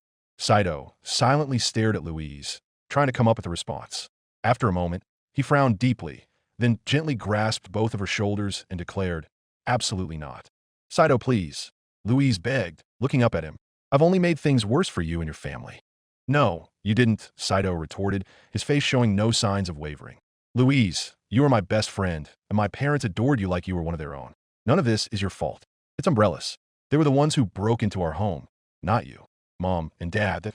His breath hitched, and tears threatened to spill from his eyes, but he carried on regardless. "They sacrificed themselves for both of us, despite knowing what was going to happen. Umbrella took everything from us, not you, and I'll be damned before I let them take anything else. I won't let my parents' sacrifice be in vain, so no, I'm not leaving you. We're in this together to the end, wherever it takes us." Louise silently looked up at Saito in shock and surprise. After a moment, her face contorted and tears began to fall once again. She then lunged at Saito and wrapped the teenage boy in a tight hug, where she began to sob into his shoulder. Saito hugged her back just as tightly, sobbing equally alongside her. Both of them remained in that position for some time, taking comfort in each other's presence. Eventually, though, they broke apart. Their eyes were red, and a few sniffles escaped from them, but overall they were as composed as they possibly could be. Louise sniffled a few more times, then wiped away snot from her nose and asked, What do we do now?" Saito looked at her for a moment, then stood and answered, "We need to get out of the city. I don't know what's going on, but it's clear we can't stay here." "How are we going to do that?" Louise asked, standing up as well. "I don't know," Saito admitted, then began to scratch the back of his head. After a moment, he started pacing once again, and he suggested, "We could always grab a car and just drive out of here. It can't be ours, though. Trying to run back home for it will only get us caught." While she preferred the solution now much more than before, Louise quickly replied, "I don't think I can control my explosions well enough to clear the way for us. We'll just be stuck." Shit," Saito spat, frowning at the predicament they were in. Louise then thought back to earlier in the day, and she added, "But I did see Army helicopters evacuating people this morning. If we can get ourselves to them, wherever they are, they could get us out of here. That would be better, and they might be able to protect us from Umbrella," Saito admitted, then stopped to look at her. "But it looks like the city's falling into hell, and I haven't seen or heard any helicopters fly by in hours. They might have stopped evacuating people, or worse." Neither of them really wanted to consider what that worst-case scenario was, but the dead woman's body at the front of the diner made that nearly impossible. Swallowing the bile in his throat, Saito continued, "Either way, we can't stay here. We do that, we're dead." Saito gestured around the room with a wave of his arm, then said, "Grab whatever you can carry. Food, water, medicine. A bag if you can find one. Then we're getting the hell out of here." Louise nodded, and together the two teenagers began looting the temporarily safe room for anything valuable. Checking inside the lost and found box, Saito found a single black nylon bag with a white soccer ball logo on the front. 2 pull strings sealed it, and he immediately opened the bag and dumped out the contents inside. A moment later, he and Louise began shoveling their supplies into it. Then he pulled it closed and slung it over his shoulders. "Ready?" Saito asked, moving to the door. Louise looked at him for a moment, then took in a deep breath. Releasing it, she held up her wand tightly, then steeled her gaze and nodded. Saito nodded back. Then together the two teenagers walked through the door towards whatever waited on the other side. Karina Lespreux, Lupo, kicked down yet another door, then breached the threshold into the room. The rest of USS Delta Team, Wolfpack as they were informally called, piled in behind her, their weapons trained as they scanned the room. "Clear," Vector called out, his calm voice slightly muffled by the gas mask which obscured his entire face. "Clear," Michaela Schneider, Bertha, added as she fanned out to the other side of the room. One by one, the other members of Wolfpack gave the all clear, searching every inch of the hastily abandoned home for any signs of their quarry. Whoever lived here left in a hurry, leaving behind all their valuables and belongings. A few pictures adorned the walls and tables, showing a young couple with 2 small children, a boy and a girl no older than 6. Lupo didn't know if they actually managed to escape the hellhole that Raccoon City was quickly becoming. But even if they didn't, it wasn't her concern. "She's not here," Christine Yamada, for eyes, declared, lowering her MP5 and giving her an aside glance. "GRGH, this is the 5th house we've searched, Hector Hivers, Beltway," growled while clutching his Remington 870 shotgun tightly. No sign of her or her boyfriend in any of them. I'm beginning to think we went the wrong way. Karina, Vladimir Bodrovsky, Spectre, suggested through a thick Russian accent, taking position at the window and mounting his G3 rifle against the frame, keeping watch for any hostiles. Lupo turned her head towards him, then remarked, "You know protocol, Spectre. No names while on assignment." "Doesn't make what I said wrong," Spectre pointed out, looking at her from over his shoulder. "They're not here, and there's no signs they ever were. No forced entry, no footprints, nothing. It's like they just turned into ghosts and vanished. Hell, maybe with Subject Zero's magic they could, I don't know." Lupo's stare hardened at the team's sniper. Then she groaned and shook her head. While they had thought that the two teenagers had been in a reckless panic when they blew down that first door, especially since the front door of that building was already opened, in retrospect that had been an obvious decoy. When they might have been able to spot had the Rosette not decided to fire explosions at their overwatch. After that, Lupo made the decision to order him back to ground level, as it was obvious that if they saw him again up there, they'd take him out immediately, potentially knocking him down a multi-story fall. Had she not then immediately blasted Vector with enough force to nearly break his ribcage, they would have caught her regardless. She bit back a curse at not recognizing the ploy earlier, but she did let out a groan. "Well, this is just perfect," Vector complained, taking position at the window alongside Spectre with his M4 carbine at the ready. "If they didn't come this way, then where'd they go? There was that chain-link fence, they didn't have enough time to climb it, but it had a gate," Farais offered after a moment of silent thought. "I checked that," Vector replied. "It was locked, complete with rusted chains with no damage whatsoever. Didn't look like anyone touched it in weeks. Maybe they unlocked it. With what? There wasn't a key just laying around, and even if they knew how to pick the lock, there wasn't enough time. Besides, Intel said that all of her spells just make things explode," Vector said, looking at the team's field scientist with an irritated look behind his mask. He then sighed and added, "Something about using the wrong element or whatever. None of it made any sense to me." "Nor to me," Farais admitted. "This magic of hers, even after seeing it in person, it's hard to believe. It flies in the face of every law of physics there is. It's fascinating." "Well, Vector and I both got hit directly by whatever she was doing," Beltway spoke up. "So I wouldn't call it fascinating." Vector growled angrily at the mention of his injury, then winced as the massive bruise on his torso flared again, sending a jolt of pain across his body. Bertha immediately came over to check up on him, but the team's recon specialist held up his hand and stopped her. "I'll be fine," he insisted. "Save our resources for when we actually need it. I'm not going to let a bruise put me down." "I need you at 100%, Vector," Lupo immediately countered, then gestured at the armored man with her head. "Bertha, make sure he's taken care of." "Already on it," Bertha replied, pulling out an injector filled with a green fluid. She placed the bottom against Vector's shoulder, then pressed a button on its side. A small needle immediately shot out, stabbing into the mercenary's flesh, who let out an involuntary gasp of pain discomfort. A moment later, the green fluid emptied the canister as it was injected into Vector's body, causing the pain to quickly ebb away. With the aid dispenser exhausted, Bertha tossed the useless object away. "We better not need that later," Vector complained, yet the relief in his voice was easily noticeable. "Quit being a baby," Bertha sarcastically retorted, then stood up and walked towards the front of the room, taking position near the front door. Refocusing on the task on hand, Lupo said, "Interesting or not, it's obvious that Subject Zero's magic is an unknown variable that we don't fully understand. If I remember the surveillance reports correctly, she mentioned something about cantrips, spells that don't require an element. Perhaps she was able to cast one that unlocked the gate. Then she and the boy locked it behind them, leaving behind an obvious trail that we took like suckers," Spectre finished, shaking his head. "If it weren't for the fact that they did it to us, I'd be impressed." "Well, I'm not," Vector retorted. "I don't give a shit about kidnapping a kid anymore, not after she nearly blew me up. Can't wait until I get my hands on her." "Stow it, Vector," Lupo immediately ordered, turning towards the man and narrowing her eyes at him. "I don't care if you're angry with her or not. Keep your temper in check. She is not to be harmed any more than absolutely necessary." I know," Vector replied, throwing his left hand into the air. "Just venting is all." "Make sure it's only that," she reminded him all the same. "You know the order of importance. Survival, the mission, then pride. That's what's kept us alive all these years, and I won't let a 16-year-old girl mess that up. Actually, her bone age says she's a little over 17, in spite of her testimony." Bertha spoke up.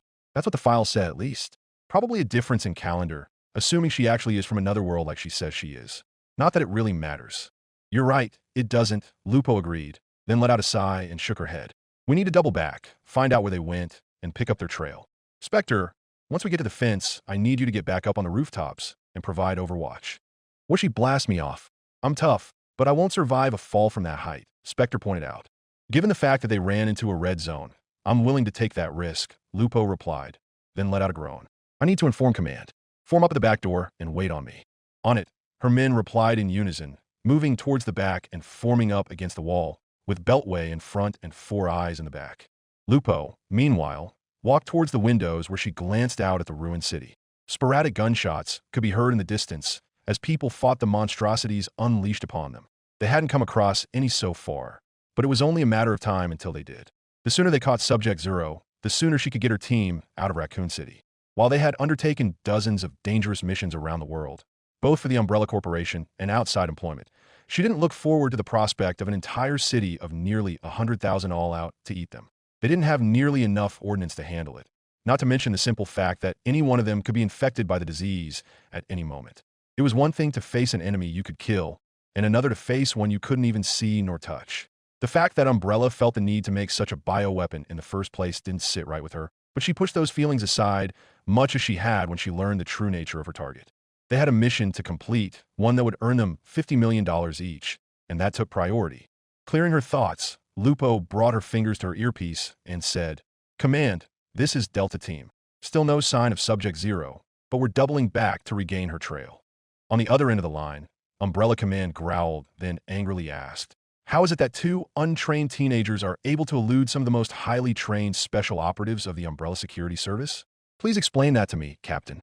"She got lucky, and her magic proved more variable than we anticipated," Lupo calmly answered, keeping any irritation out of her voice. "The Umbrella Corporation does not operate on luck, Captain, nor do we believe in it. Why is your team's incompetence jeopardizing the mission?" Command hissed. "You had her in your grasp, yet you disregarded our warnings and didn't relieve her of her weapon, allowing her to use it to escape. Now she is loose in the city, and rest assured that for every hour she is not contained and brought to Nest 3 is another 300,000 taken off your earnings. Should she be killed or infected, your payment is forfeit entirely. Do you understand me, Captain?" "Of course, sir. I understand perfectly," Lupo replied, frowning slightly. "Good. Now, then, we have a secondary mission for you and Delta Team," Command revealed. "Our moles have informed us that the United States military has sent Special Forces teams into the city who are aiming to recover any information they can about the T-virus outbreak. They cannot be allowed to succeed. As you pursue Subject Zero, you are to recover and/or destroy any evidence linking the virus to Umbrella." "Of course, sir," Lupo immediately said. "We'll see that they don't recover anything. Apprehending Subject Zero is still your team's top priority, but this is just below it. Do not disappoint me, Captain," Command warned. Then, without saying another word, the irritable man signed off, the line going dead. Lupo stared out the window for a moment, frowning in irritation before shaking her head. As she turned around, Beltway sarcastically quipped, "Always nice talking to Command." The other members of Wolf Pack, even Vector, let out slight chuckles while Lupo smirked. She then recomposed herself, then said, "We have new orders. Along with the capture and recovery of Subject Zero, we are to gather any evidence linking Umbrella to the T-virus. Won't that make it harder for us to catch her?" Spectre asked, tilting his head slightly. "Not if we do our jobs right. Now come on, we've wasted enough time as it is." At Lupo's declaration, the team prepared to move out again. Before they did, however, Vector spoke up, "Lupo, we're about to head into a red zone. Hell, with how fast they're expanding, I wouldn't be surprised if we're in one already. But rubber bullets aren't going to put those things down." "I know," Lupo immediately replied, then pulled out her silenced G36 rifles magazine, unchambered the rubber bullets still inside, then swapped a fresh magazine with live rounds in its place. "Make sure you don't hit the target. Once we subdue her, we'll take Subject Zero back to the safe house for extraction to Nest 3. Understanding her unspoken authorization, the other mercenaries swapped their ammunition for live rounds as well. Once they were reloaded, they formed up with Lupo at the front, then ran out the door. Leaving the cramped alleyways behind them, Saito and Louise ran out into the streets of Raccoon City. Around them, they saw scores of terrified people running away, diving into buildings and underneath, closing garage doors before locking the way in behind them. Wrecked vehicles littered the pavement, with a large pileup blocking one end of the street. An exploded fuel tanker was at the center of the pileup, now a raging inferno that sent swathes of heat in all directions. Even from several dozen yards away, Saito and Louise could feel the heat sweltering across their skin, the orange glow and black smoke trailing upward into the night sky with the waxing crescent moon hanging overhead. It was as though they had stepped into hell itself. Hey, what is going on out here? Saito tried calling out to a passerby, a young man who appeared to be a few years older than himself. But the college student didn't bother stopping, only sparing a single terrified glance behind his shoulder before he continued to run, disappearing under a garage door that was closed behind him. Others ran past, completely ignoring both of them despite their efforts to get someone to provide answers. But in their state of blind panic, the citizens of Raccoon City didn't even seem to know they existed. They were entirely dead set on getting away. From what? Neither of them knew, but a sinking feeling of dread formed in their guts all the same. Soon, Saito and Louise were the only people left on the street. The only sound they could hear was the crackling of the fire and the rushing of the wind that carried the stench of death towards them. Saito, Louise muttered, gripping her wand tightly as she held it next to her thigh. Something's wrong. Yeah, no kidding, Saito replied, gripping the handle of his baseball bat with both hands as he slowly began leading the two of them further down the street. As they went, he thought back to what one of the mercenaries had said, then remarked, "Those mercs mentioned something about a red zone before we lost them. I'm beginning to think this is what they were talking about. They did seem to try harder to get me after they said that," Louise added, nervously looking around. Almost like they were scared to go in. But from what? I don't know, Saito answered, breathing in and out slowly as to control himself. If I had to guess, red zones are where people are getting sick the most. Louise supposed that made sense. Calling epicenters of disease red zones seemed like a reasonable designation, although part of her felt that was too simple. Perhaps if this disease was anything like the plague, and, judging by Sato's description of a poor soul who succumbed to it right before his very eyes, that would justify the mercenaries trying to prevent them from entering a place where they could get sick. Their orders were likely to bring her in alive and unharmed if possible, given how angry their leader, Lupo, if she remembered correctly, got when another hit her head against the wall. Her getting sick would likely go against their mission parameters. But that didn't explain why so many people were running. When outbreaks of disease happened, while those of means often retreated to the countryside, most simply stayed indoors and tried to limit interactions with other people. Surely by now, people would have noticed that the water supply was where this disease was spreading from. Given how quickly everything fell apart, Louise felt that a virus or bacteria was the most likely culprit behind the infectious disease. But you can't run from something that small, not really. Yet these people were definitely running from something. Some of them even looked like they had wounds on different parts of their bodies. Were they running from something that was attacking them? Turning right on an intersection, Saito and Louise saw more terrified civilians fleeing into nearby buildings. A squad car was parked on the curb, its engine running and its red and blue lights flashing and illuminating the area around it. Standing in front of the car was a uniformed police officer, yelling into a megaphone in both English and Spanish, ushering civilians to safety. "Get inside and lock your doors. Intro y Sierratus Portis Conlave," he ordered, lowering the megaphone to his side as people complied with his request. Saito and Louise, however, began running straight towards him, a huge sense of relief coursing through their bodies. The police officer only noticed them as they reached the back of the squad car, jumping slightly at first and shooting his hand down to his holster pistol, but relaxed as soon as he realized they were just kids. "Officer." "Oh, thank God," Saito said, running around to the front of the car and stopping in front of him.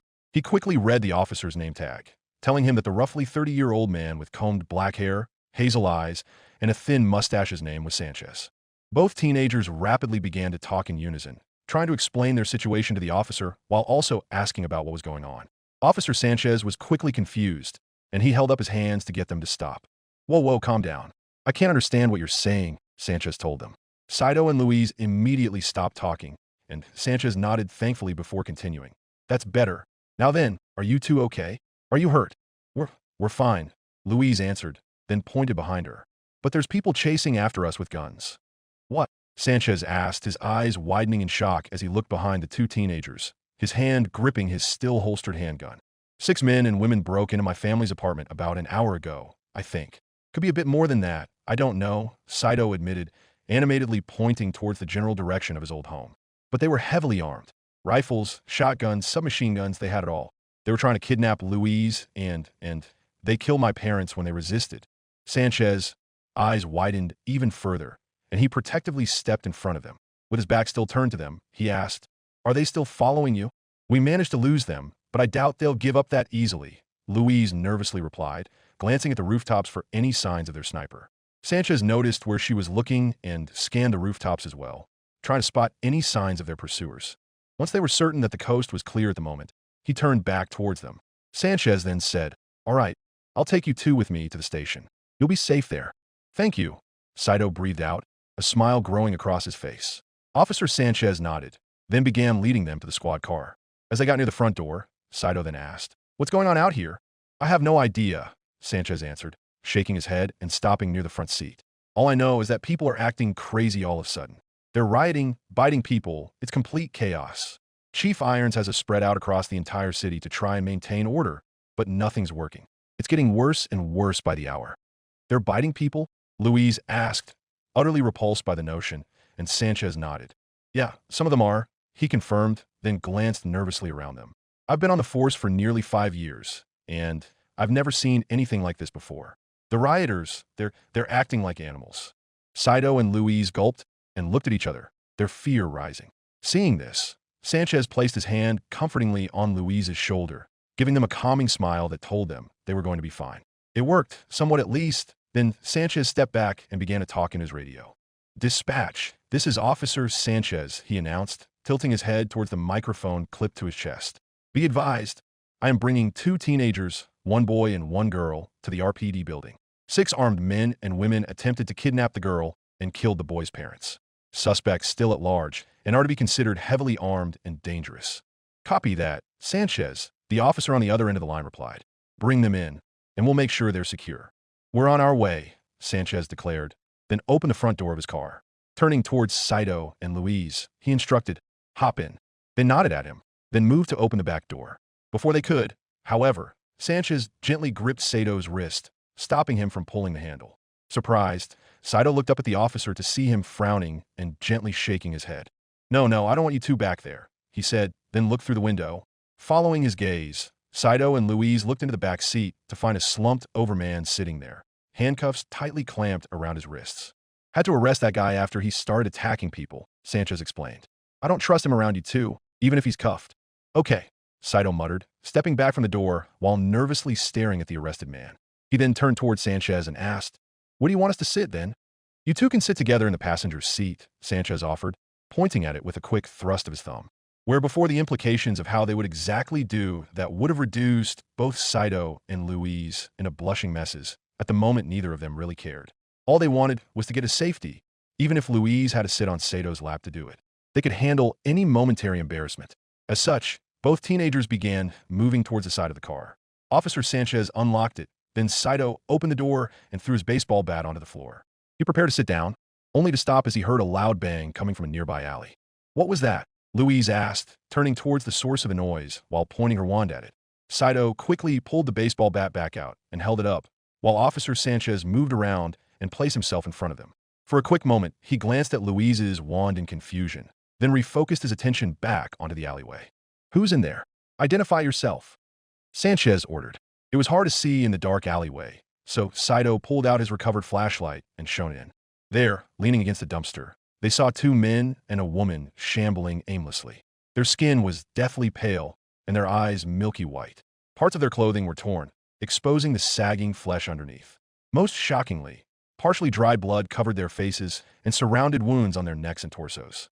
They quickly noticed the light shining on them, and they wordlessly moaned before walking towards them, their feet dragging against the ground. Hey, stay back," Sanchez ordered, his hand shooting to his gun once again. "Stop. I'm ordering you to stop." But the people didn't listen and continued to shamble towards them. The only sounds they made were mindless moans, and as they drew closer, Saito, Louise, and Sanchez stepped back. "What happened to them?" Louise asked to no one in particular, her eyes wide. "Stop moving now," Sanchez once again ordered. When the men and woman didn't, the officer cursed under his breath, then pulled out his pistol. "Stop, or I'll shoot." The people didn't seem to care, and in fact as they got closer they reached towards them and snarled hungrily. With no other options, Officer Sanchez opened fire. Saito and Louise screamed and covered their ears as Sanchez emptied his magazine. One of the bullets struck a man in the head, and he dropped like a rock with dark red blood oozing out of the hole in his forehead. The other man and the woman all took shots to the chest, their bodies reacting to the bullets hitting them, but not stopping. They didn't seem to care about the bleeding bullet holes in their chests. His eyes widening, Sanchez stepped back and reloaded, then began to fire once again. He emptied his second magazine into them, and only then did they finally drop down right at his feet. What the fuck?" Saito yelled, his ears ringing from the loud noise. Sanchez was breathing heavily, aiming his empty gun at their bodies. PCP? Meth? Sanchez asked himself, trying to determine how those people were able to survive such punishment. Saito and Louise were asking themselves the same thing. A normal person would have dropped after just a few shots, at most, not 2 entire magazines. Saito hadn't seen anything like it before, yet at the same time it strangely seemed familiar. After a moment, he realized he had seen this happen just a few days before with the sick dog in the forest. That had taken extreme punishment, courtesy of Louise's explosions, that should have killed it. But it didn't die until she blew up its head, just like how one of the attackers dropped immediately to a headshot. Louise, meanwhile, silently stared at the dead bodies as blood pooled around them. Her pupils narrowed to the size of pinpricks and her breathing quick and shallow. When Saito noticed and placed his hand on her shoulder, she jumped slightly, then nervously stared at him. After a moment, Sanchez shook his head and regained his composure. He turned around to face them, fear and confusion written across his face. "Get in the car," Sanchez ordered, his voice leaving no room for argument. "We are leave dash." He couldn't finish his sentence as the woman he had just killed suddenly got back up. With a shriek, she grabbed onto Sanchez's body and bit down onto his neck, her teeth digging into his flesh. Sanchez involuntarily dropped his empty gun and screamed in pain and terror as the woman was joined by the other man who began biting him as well. Together, their weight proved too much for Sanchez to handle, and he fell face first onto the ground. "AGH!" Sanchez screamed, thrashing around as he tried to force the people off. But it was to no avail, and with a sickening rip the woman tore a chunk of flesh from his neck. Warm red blood spewed out like a waterfall, and Sanchez gurgled before going still. She looked up hungrily, more like an animal than a person. She was immediately met by Sato's swinging baseball bat, the blow cracking open her skull and sending her back. "Get away from him!" Saito yelled, swinging his bat as hard as he could. Aiming for the head, he swung again and again, breaking the woman's skull and causing brains and blood to ooze out like slime. The other man ceased eating Sanchez's body and attempted to go for him as well, but Saito was able to hold him off with his bat. He pushed the man back, then swung again and struck the man in his temple. He fell to the ground, where Saito continued to mercilessly beat the man again and again, only stopping once his skull was reduced to chunky red paste. Breathing heavily, Saito stared at the bodies of the people he just killed. Once more, his stomach churned. He felt as though he was going to throw up, and his throat even burned as bile began to rise despite him already emptying his stomach just minutes ago. But Saito was able to hold it down, and he gulped loudly before glancing at his blood-covered bat. Turning around, he saw Louise checking Sanchez's body. She looked up at him, tears in her eyes, and shook her head. He's gone," Louise announced as she stood back up. As she began to hyperventilate once again, Saito quickly rushed over to check on her. "Are you hurt?" he asked, and Louise shook her head. "They ate him. You killed them," she muttered, the noble girl looking behind his shoulder at the dead corpse. "I know," Saito said, trying his best not to look at his handiwork, lest he lose all control of himself. "It didn't give me a choice. I was trying to... Saito stopped himself, then began to cry. The feeling of relief and safety that they felt when meeting Officer Sanchez was thoroughly extinguished, leaving only despair. Louise hugged him back, each trying to find comfort in the other's presence. She then pulled away and tried to say something, but the words died in her throat as she looked over Sato's shoulder. There, to her surprise and horror, she saw Officer Sanchez push himself off the ground, ignoring his wounds and standing upright. He looked around, then settled his hungry gaze on them, his eyes milky white as his skin turned gray. Sanchez snarled and rushed them, his arms extended and his mouth open wide. Just as Saito turned around to see what Louise was looking at, she pushed him out of the way and jumped back. Sanchez ran right through where they were standing, his body slamming into the passenger door and knocking it shut. "Officer, calm down. We have medicine," Louise tried to say, holding her wand out. Sanchez only snarled animalistically in response, then rushed her again. Louise ran out of the way once more, causing Sanchez to stumble out in front of the car. As Saito ran forward, bat in hand, Louise aimed her wand at Sanchez and scrunched up her face. "Please don't make me do this," she begged, but he didn't listen and came towards her. Seeing no other option, Louise shouted, "Fireball!" A single explosion went off, popping Sanchez's head like a balloon. Bits of bone, brain, blood, and muscle shot out in all directions, spraying Saito and Louise as well as the nearby police car, windows, brick walls, and sidewalk. Sanchez's body dropped to the ground, lifeless and inert. Louise stared at it for a moment, shaking at what she had done. A moment later, she looked at the gore that had splattered over her, then lost all composure and dry heaved to the side. "Sanchez," Saito muttered, his eyes wide at the scene. He just attacked me. Just stood back up and attacked me, Louise began to say, wiping away the excess and the blood off her face with the sleeve of her red jacket. Why would he do that? How would he do that? Saito looked at Louise, then glanced at both Sanchez and the other people's bodies. His mind raced as he tried to determine just what had happened. Slowly, the answer came to him, but it was hard to believe at first. It should have been impossible, something that only existed in movies, yet now it was staring him in the face. Cannibal disease, Saito breathed out, drawing Louise's attention towards him. That's what this is. It's turning people into zombies. Zombies? What's a zombie? Louise shrilly asked, and Saito turned to her with wide eyes. The undead, hungry for the flesh of the living, he answered. Can only be killed by a headshot, turns others into zombies with a bite. It all adds up. Those people, Sanchez. Hell, probably that sick dog from the other day. They were all zombies. Louise stared at Saito for a moment, her eyes widening at the implications. While she wanted to refute the assertion, the noblewoman found that it made sense. After all, her mother had dealt with similar creatures a few times during her long career, only they weren't called zombies. She then glanced at the bodies before looking back at Saito and said, I thought you said magic doesn't exist here? It doesn't, Saito replied. Then Louise pointed frantically at Sanchez's body. Then why is there necromancy? Louise demanded. Saito didn't have an answer, before he could even begin to provide one. However, they heard several moans and groans coming from nearby. They stopped and stared at the source, where they saw several more people begin to shamble down the alleyway towards them.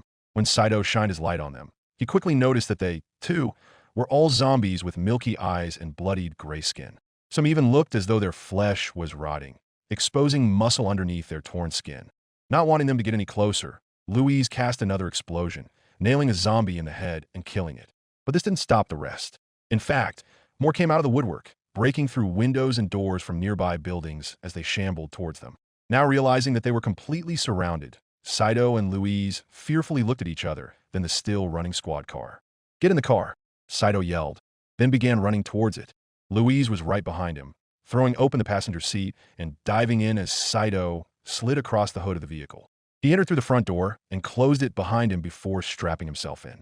A moment later, the zombie slammed itself against the car, its bloodied face smearing blood over the glass. It moaned hungrily, staring at him, while Saito could only look on in horror.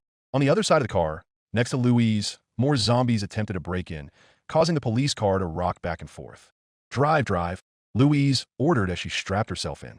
Saito quickly slammed his foot against the gas pedal, causing the police car to speed off. A few zombies were in the way, but Saito barreled right through them. Some went over the car, while others fell under the hood and were run over. The car lurched at the impacts, with one of the zombies' bodies cracking the windshield, but otherwise they weren't impeded. Not stopping for anything, the two teenagers burst out onto a main street like a bat out of hell. Founder have mercy, Louise breathed out as she looked through the window, watching as dozens, if not hundreds of zombies roamed the streets, attacking anyone unfortunate enough to be caught in the open. Saito kept his grip firmly on the steering wheel while focusing on his surroundings. He saw zombies shambling after people running for their lives while others feasted on their corpses. Some were attempting to fight them off, but they were quickly surrounded by dozens of zombies and torn apart. It was a grisly scene, and Saito tried his best to ignore it in favor of driving away. Any zombies that were in his way, he simply ran over, refusing to stop for anything. Louise, check the glove box, Saito ordered, rounding a corner as to avoid yet another road-closing wreck. What? Louise asked, breaking her attention from the outside world to look at him. Sanchez might have had an extra gun in there, he explained. We're probably going to need it. Louise nodded, then quickly opened the compartment in front of her. Inside were several papers, which she rummaged through without bothering to look at their contents. Eventually, she felt something hard and metallic. Quickly grabbing hold of it, Louise pulled the object out and found that it was a small pistol with a black steel body and wooden grips. Here, found one, Louise said, handing the pistol over to Saito grip first. As he took it, she rummaged through the glove box again, then quickly pulled out an extra magazine. Holding the pistol in his hand, Saito looked it over. He recognized it as a Browning High Power, the standard issue sidearm of the Raccoon City Police Department. The safety was already on, and it felt as though the magazine was full. What do we do? Louise asked as Saito grabbed the steering wheel with both hands again, then sped up. Are we still going to the RPD? Hell no, Saito answered, looking around to find the best path forward. We're driving out of the city. Louise found nothing wrong with that and nodded in agreement. At the same time, she kept her grip on her wand tightly, nervously watching though the windshield and windows for any threats, both from the zombies as well as the mercenaries who ran them out into the city in the first place. Then, suddenly, something slammed into the divider right behind their heads. It was the man they had forgotten in their haste, still cuffed in the back seat of the squad car. He roared animalistically while violently smashing his face into the barrier, causing Saito and Louise to look back at him and scream in surprise and fear. One look told them that the man was obviously a zombie, one who was only inches away from them. Louise briefly looked away from the zombie and quickly noticed that Saito was driving right toward the light pole. She screamed, "Look out!" and instinctually curled up. Saito looked back out the windshield. Noticing where he was driving, he sharply swerved out of the way. But he quickly lost control, and the police car skidded across the ground. As Saito tried to regain control, the car fishtailed and began to spin, only coming to a stop when it drove right into a parked fire engine. The front of the car crumpled, and the airbags in front of Saito and Louise deployed while the glass windows and windshield shattered. The two teenagers breathed in and out deeply, trying to comprehend what had just happened while flinching in pain from the small bruises and cuts they received during the crash. At the same time, the trapped zombie in the back seat continued trying to get to them. Luckily, the barrier fence separating them had remained intact, but it was jarred slightly loose. Each slam against it loosened it even more, and it wouldn't be long before the zombie would break free entirely. Realizing that they had to go, Saito and Louise hastily climbed out of the car. Saito had to kick his door open, while Louise was able to open hers without much difficulty. The zombie, meanwhile, continued snarling hungrily at them, but Saito and Louise simply left it there as they regrouped a few feet away. "Now what?" Louise demanded, looking at the wrecked vehicle in despair. "I'm thinking," Saito answered, looking around to determine where they were. They hadn't driven far, only a few blocks at most. He didn't get much time to come up with a solution to their predicament. However, as several zombies attracted by the crash began shambling towards them, hungry moans escaping their lips. Their eyes widening, Saito and Louise ran off, only to stop as more zombies came around a corner. Looking around, he saw that dozens of zombies were in all directions. Saito breathed in and out a few times, then shifted his baseball bat to his left hand while pulling out his scavenge high power with his right. Flicking the safety off, he told Louise, "We're going to have to fight our way out. Aim for the head." Louise grimly nodded, then aimed her wand at the nearest zombie while Saito did the same. Despite being a self-described gun enthusiast, he had never actually fired a gun before in his life. His parents weren't the biggest fan of them, so he never had the chance to. At the very least, he had watched enough movies, played enough video games, and read enough magazines to understand the basic functions. Extending his arm out completely, Saito aimed one-handed at the shambling zombie, then fired. The gunshot rang out, causing him to flinch at the painful noise. The bullet, meanwhile, whizzed harmlessly past the zombie, striking a nearby window. Cursing at himself, Saito aimed and fired again, this time hitting the zombie in the chest where the heart would be. The zombie drew closer, and Sato's eyes widened as he aimed once more. When he fired again, the bullet struck the zombie in the eye, causing it to fall dead to the ground. He didn't have time to celebrate his success, however, as Saito quickly shifted targets to another zombie blocking his and Louise's path. This one had its flesh partially decomposed, which he guessed meant it had been a zombie for a longer period of time.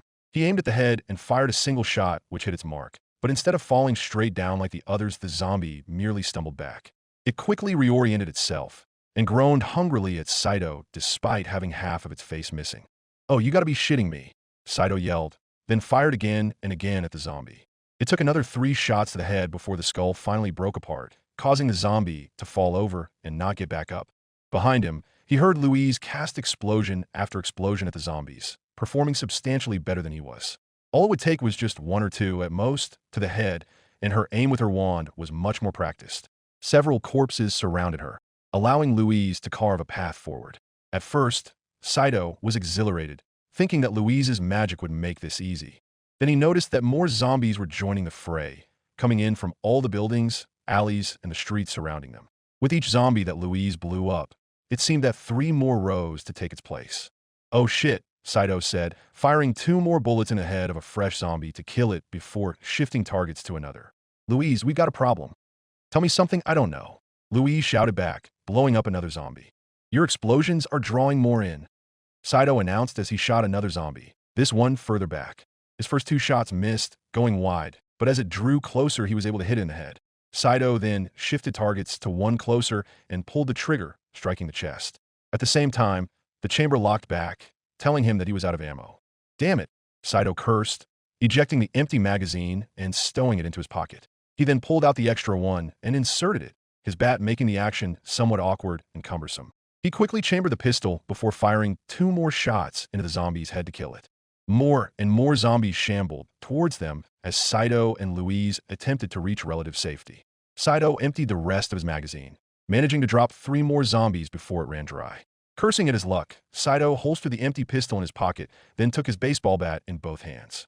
He swung back and forth, striking the zombies in the head to carve him and Louise a path forward. But it didn't matter how many they took down, as more and more were attracted by the fighting, hungry for their warm flesh. "There's too many of them," Louise declared, blowing up yet another zombie. Looking around, Saito saw that they were now completely surrounded. Even the path they had already cleared was filling in, like water coming back in with the tide. With the zombies shambling towards them, Saito and Louise looked around and spotted the fire truck they had crashed against. Simultaneously thinking the same thing, Saito and Louise beat and fired their way through, eventually reaching the large vehicle. They climbed up, using the hood of the police car as a stepping stone to reach the top. Looking out across the street, the 2 teenagers saw an ocean of zombies surrounding them, moaning, groaning, and snarling every step of the way. Those closest to them tried climbing up the fire truck, but Saito and Louise beat them back. "Saito!" Louise screamed, kicking a zombie off the fire truck as it tried to climb up. It fell back into the sea of zombies, disappearing in the mass of bodies. Abandoning all restraint, she started casting as many powerful explosions as she could. They went off like grenades, causing zombies to fall over with chunks of their bodies missing. Some even lost limbs, but those at the edge of the explosions continued their advance without even noticing. As she did, more and more zombies arrived, breaking through and falling out of multi-story buildings before getting back up and shambling towards them. Shit. Saito cursed, continuing to beat back the zombies trying to eat them. He was at a loss on what to do. On the one hand, Louise's magic was the only reason why they hadn't been overrun yet. But, on the other hand, each loud explosion might as well have been ringing the dinner bell. If they didn't do something soon, they were going to be overwhelmed, become nothing more than zombie chow. Saito tried looking around to see if there was anything they could do to get away, but there was nothing. At least 100 undead souls surrounded them, the fire truck a lone island in a sea of death, a sea that was quickly rising. He didn't know what to do, and a fearful look towards Louise told him that she didn't know either. They were stuck, but both of them refused to just sit back and accept death, even if it seemed hopeless. Not after coming this far. So they continued to fight back against the odds, Saito slamming his bat into the zombies' heads while Louise blew them up. More and more zombies came in, their moans filling the air in a cacophony of noise, occasionally interrupted by Louise's explosions. Despite their best efforts, though, they weren't able to keep the zombies off the fire truck forever. A zombified woman wearing purple nurse scrubs managed to clamber up, reaching out towards Louise, who attempted to push her back. She wasn't strong enough, however, so Saito rushed over and beat it back with his bat. With his flank open, the floodgates broke as 2 zombies made it up. They shambled towards Saito and Louise, arms extended and their mouths hanging open. Using his baseball bat as a brace, Saito attempted to hold them back, visibly exerting himself under the strain. Yet, despite his best efforts, he was pushed back, and it took everything he had to keep himself from falling over. Saito knew that if he did for even a second, it was all over for him. Louise pushed up against his back, trying to make sure he remained standing while other zombies reached out from the side of the fire truck, attempting to grab her by the ankles. A few cold fingers grazed her legs, and Louise attempted to kick them back. Then, as she kicked one zombie in the face, she tripped and fell. Louise was barely able to keep herself from falling over the side completely, but having lost her support, Saito nearly fell back. At the last second, Louise was able to get up and throw herself against Saito's body, preventing him from falling over completely, but it was clear that this was the end. Louise wanted to cry, but she refused to do so in favor of blowing up at least a few more zombies who attempted to climb up the fire truck towards her. Saito yelled in exertion, trying to push the zombies back, but their faces got closer and closer to his neck. His eyes narrowed, and his teeth chattered from the utter terror he was feeling. The zombies' hot, rancid breath made him gag, and he began to feel the strength in his arms fail. Finally realizing the futility of it all, tears began to leak from his eyes. Silently, Saito offered an apology to his parents and Louise, trying not to think of the fate that they were about to suffer. But just before the zombies could bite into him, they heard a loud crack. A moment later, a bullet whizzed through both zombies' heads, causing them to fall over. More shots quickly followed, killing the zombies closest to them. "What the hell?" Saito yelled, flinching and covering his head as gunfire erupted behind them. Scores of zombies fell from single or double shots to the head. Looking around, Saito and Louise tried to find the source of the gunfire which had saved them, hoping that perhaps it was the RPD or even the army.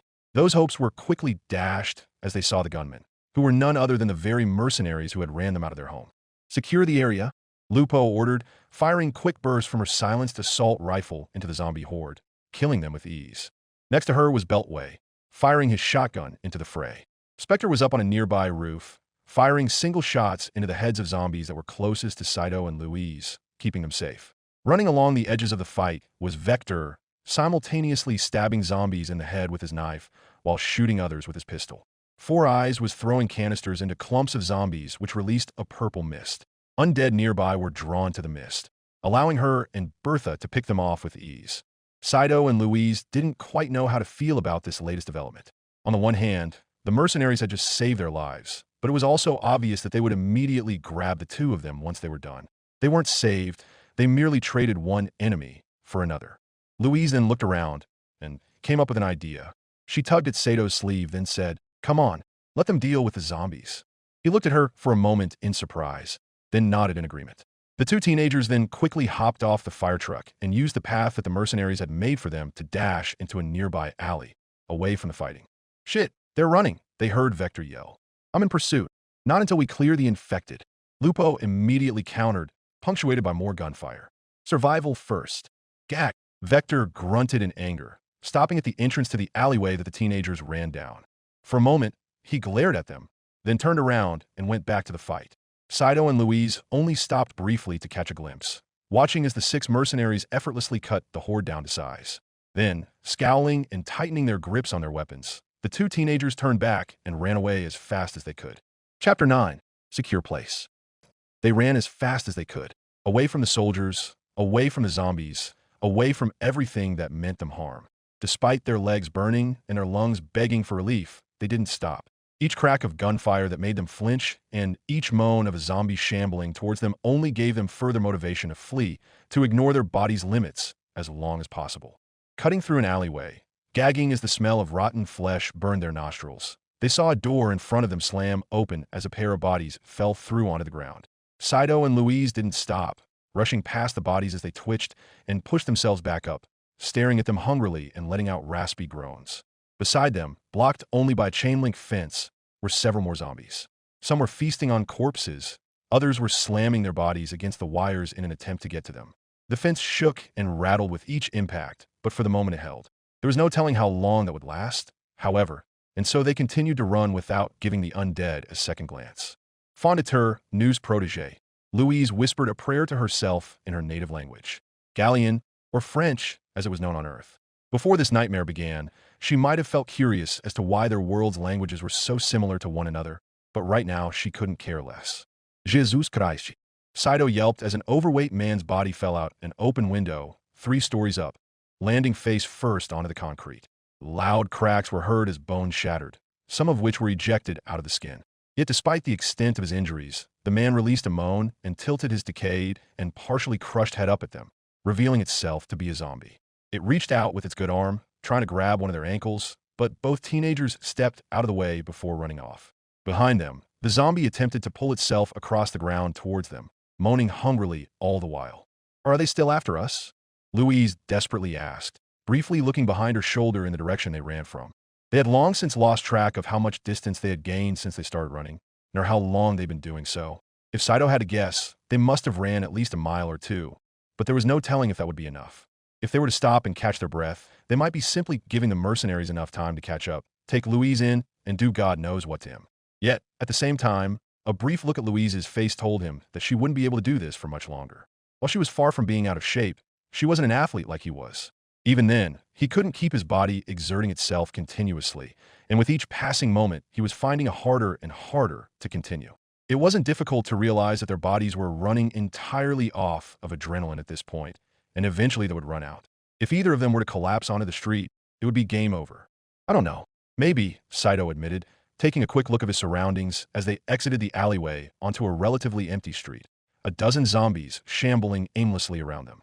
Through the open windows of nearby buildings, he could see more of the undead moving about, some standing in place while others slowly slammed their bodies repeatedly against walls and windows.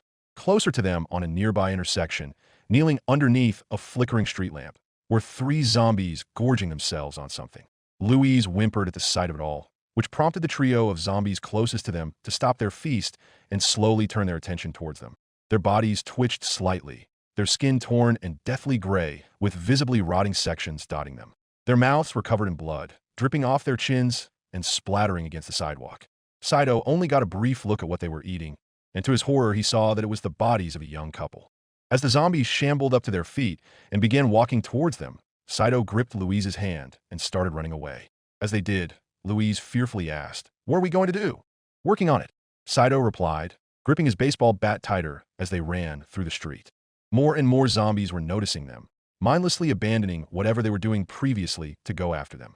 It was as though pure, raw hunger was the only thing that drove them, nothing else mattering in the slightest. It made Sato's stomach churn, seeing all these people have their humanity stripped away. Whoever they once were, it was clear that these zombies weren't people anymore.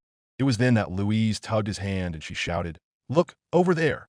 She was pointing at a 10-story apartment complex, the front doors open. A few zombies were banging themselves against the brick wall, but overall the entrance looked relatively clear. Realizing what she was suggesting, Saito and Louise sprinted through the gap. The zombies nearby attempted to reach out and grab them, but they were able to slip past, rush up the stairs and through the doors. Quickly turning around, almost losing their footing in the process, they slammed the doors shut.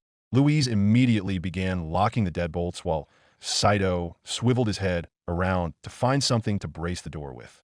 Finding some chairs and a couch nearby, Saito rushed over to grab the chairs and lean them against the door handles. A moment later, he began pushing the sofa towards the door, letting out an exerted groan as he did. Louise quickly rushed over to help push as well, and together they pinned the sofa against the legs of the chairs, preventing them from moving. Knowing that wasn't enough, Saito and Louise rushed throughout the lobby, throwing everything they could against the door. Potted plants, chairs, more sofas, and even a few shells that they were able to pry loose. Soon they couldn't even see the door through the pile of miscellaneous items stacked against it. Only then did they let themselves sigh in relief as they took in their moment of safety. That moment was shattered as they heard a dull thud against the glass. With wide eyes, they watched as a zombie, eyeing them through milky white eyes, banged its upper body against a window. There weren't any cracks yet, but each thud made them flinch and step back. "Come on," Saito said, taking Louise's hand once again. They turned around and ran down the hallway, not once looking back as the thuds faded into the distance. "Saito," Louise started, only to stop to breathe heavily. I don't know how much longer I can keep doing this." Saito was breathing heavily too, and he pursed his lips and nodded in reluctant agreement. They could no longer push it away now. Both of them were exhausted, and they needed to find a place to bunker down and get some rest. "Okay, we need to," Saito began, looking around to try and find some answers to their dilemma. He then spotted the elevators and pointed to them. "We'll take those elevators up and choose the most secure room we can find, lock ourselves in, and just process things." Louise looked at him for a moment, then nodded. Her legs felt as though they were about to fall out from under her, and her entire body was covered in a layer of sweat. Her throat was dry, and her heart thundered in her chest. There was no telling how much longer she'd last, and taking a rest sounded good right now. At the same time, she wasn't entirely certain she should rest. Falling asleep would leave her utterly defenseless, and if those mercenaries caught up to her, or found her forbid a zombie got inside their safe room, there wouldn't be anything she could do to defend herself. Still, as her head swayed slightly and her eyelids grew heavier, Louise knew she didn't have much of a choice. Besides, there likely wasn't anywhere in Raccoon City that could be called safe anymore. Safety was now relative. The two teenagers walked over to the elevators and stood before it. Saito pushed the call button, and they patiently waited as the elevator came down. They stared at the electronic number display above the door, watching it count down from the 9th all the way down to the 1st. The doors opened with a chime. Then they both yelped and stepped back as a zombie stumbled through the now open doors. It groaned and turned towards Louise, reaching out with its arms and picking up its speed, but Saito quickly bashed it in the head with his baseball bat. A loud crack echoed across the hall as the bat connected, sending the zombie head first into the wall. As it slumped to the ground, Saito repeatedly struck the zombie again and again, not stopping until the head was partially caved in. The zombie's body went still, and Saito breathed in and out heavily as he stared at the corpse. Briefly, his eyes shifted towards the blood-stained weapon in his hands, the wood slightly dented and what looked to be bits of bone sticking out of it. For a moment, Saito almost felt the need to hurl, but there was nothing in his stomach to let out. But his eyes never left the corpse, and his body sagged slightly. Saito, come on, Louise quietly begged, pulling at Sato's sleeve. This knocked him out of his stupor, and she led him into the open and empty elevator. The doors closed behind them, and they tried their best to ignore the pungent smell in the elevator car and the bloodstains on the ground and walls. I think we should get as high up as possible, Louise suggested. Seems safer to me. Saito nodded at that, then pressed the 10th floor button. They felt the elevator lurch slightly as it rose up the shaft. Cheery elevator music could be heard, a wordless tune from a popular song back in the 80s. Normally, it would have annoyed Saito, but at the moment he didn't particularly care about its presence. Louise, staring blankly at the wall in front of her, didn't react either. Soon, the elevator stopped and the doors opened, revealing a dark, claustrophobic hallway. None of the lights were on, and not a sound could be heard. An eerie, heavy atmosphere could be felt as Saito and Louise stepped through, weapons tightly held. They jumped slightly as the doors closed with a chime. Then they let out a sigh of embarrassed relief as they realized what it was. Regaining their composure, they chose a direction and began moving at a snail's pace, Saito pulling out his recovered flashlight to guide them. So, what are we looking for? Louise asked, her wand outstretched in front of her, aiming down the hallways and a spell on her lips, ready to cast at a moment's notice. Truth be told, Saito didn't quite know himself. Now that they were there, it was hard to determine the correct criteria for what made a room relatively safe or not. After a moment, he thought through his answer and nodded to himself. We can't be too close to the elevators or the stairs, he began, but we should be able to get to them quickly if we have to. The less windows, the better, but at the same time, we need to be connected to a fire escape. Louise thought it over, humming slightly, then nodded in agreement. She then asked, how are we going to get in? We'll find a key or something. Haven't really thought that through yet, Saito admitted, letting out a small sigh. I suppose if we have to, I can kick a door down. Louise immediately knew that was a horrible idea. Not only would kicking down a door create a lot of noise, potentially attracting any zombies nearby, but more importantly, it would prevent them from locking the door back up.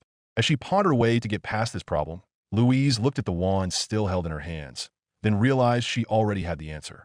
Don't worry, I'll handle that, Louise declared. Saito looked at her for a moment, then saw her waving her wand around slightly in a circle. He let out a sigh of relief, happy that he wouldn't have to actually kick a door down, and they continued prowling the halls. A few of the doors were open or slightly ajar, some broken down from the outside in. Saito and Louise avoided them like the plague, not wanting to deal with anything that might still be inside. Others appeared to be relatively intact, but when Louise attempted to open the locks, they were stopped by either strange sounds coming from inside, makeshift barricades preventing them from opening it more than a few inches, or just the fact that the room didn't fit their criteria. Just as desperation was about to take hold and force them into making a subpar choice, they managed to find an intact room on the far side of the floor.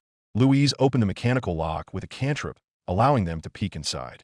Hello, Louise quietly called out, poking her head through the door. No one responded, prompting the two teenagers to slowly make their way inside. Closing the door behind them but not locking it, they began to scour the apartment. It was small, clearly meant for one person. The only window was in the shared living room and kitchen, with the top of a fire escape just on the other side. Inside the living room was a small couch sitting opposite a TV. In the corner was a nightstand, an antique typewriter on it with a lamp sitting beside it. Next to the couch was a large chest, locked by a padlock, and a bookshelf. A few paintings of flowers and landscapes were the only other pieces of decoration in the otherwise drab apartment. The only other rooms were a bathroom and a small bedroom, neither of which had any windows to speak of.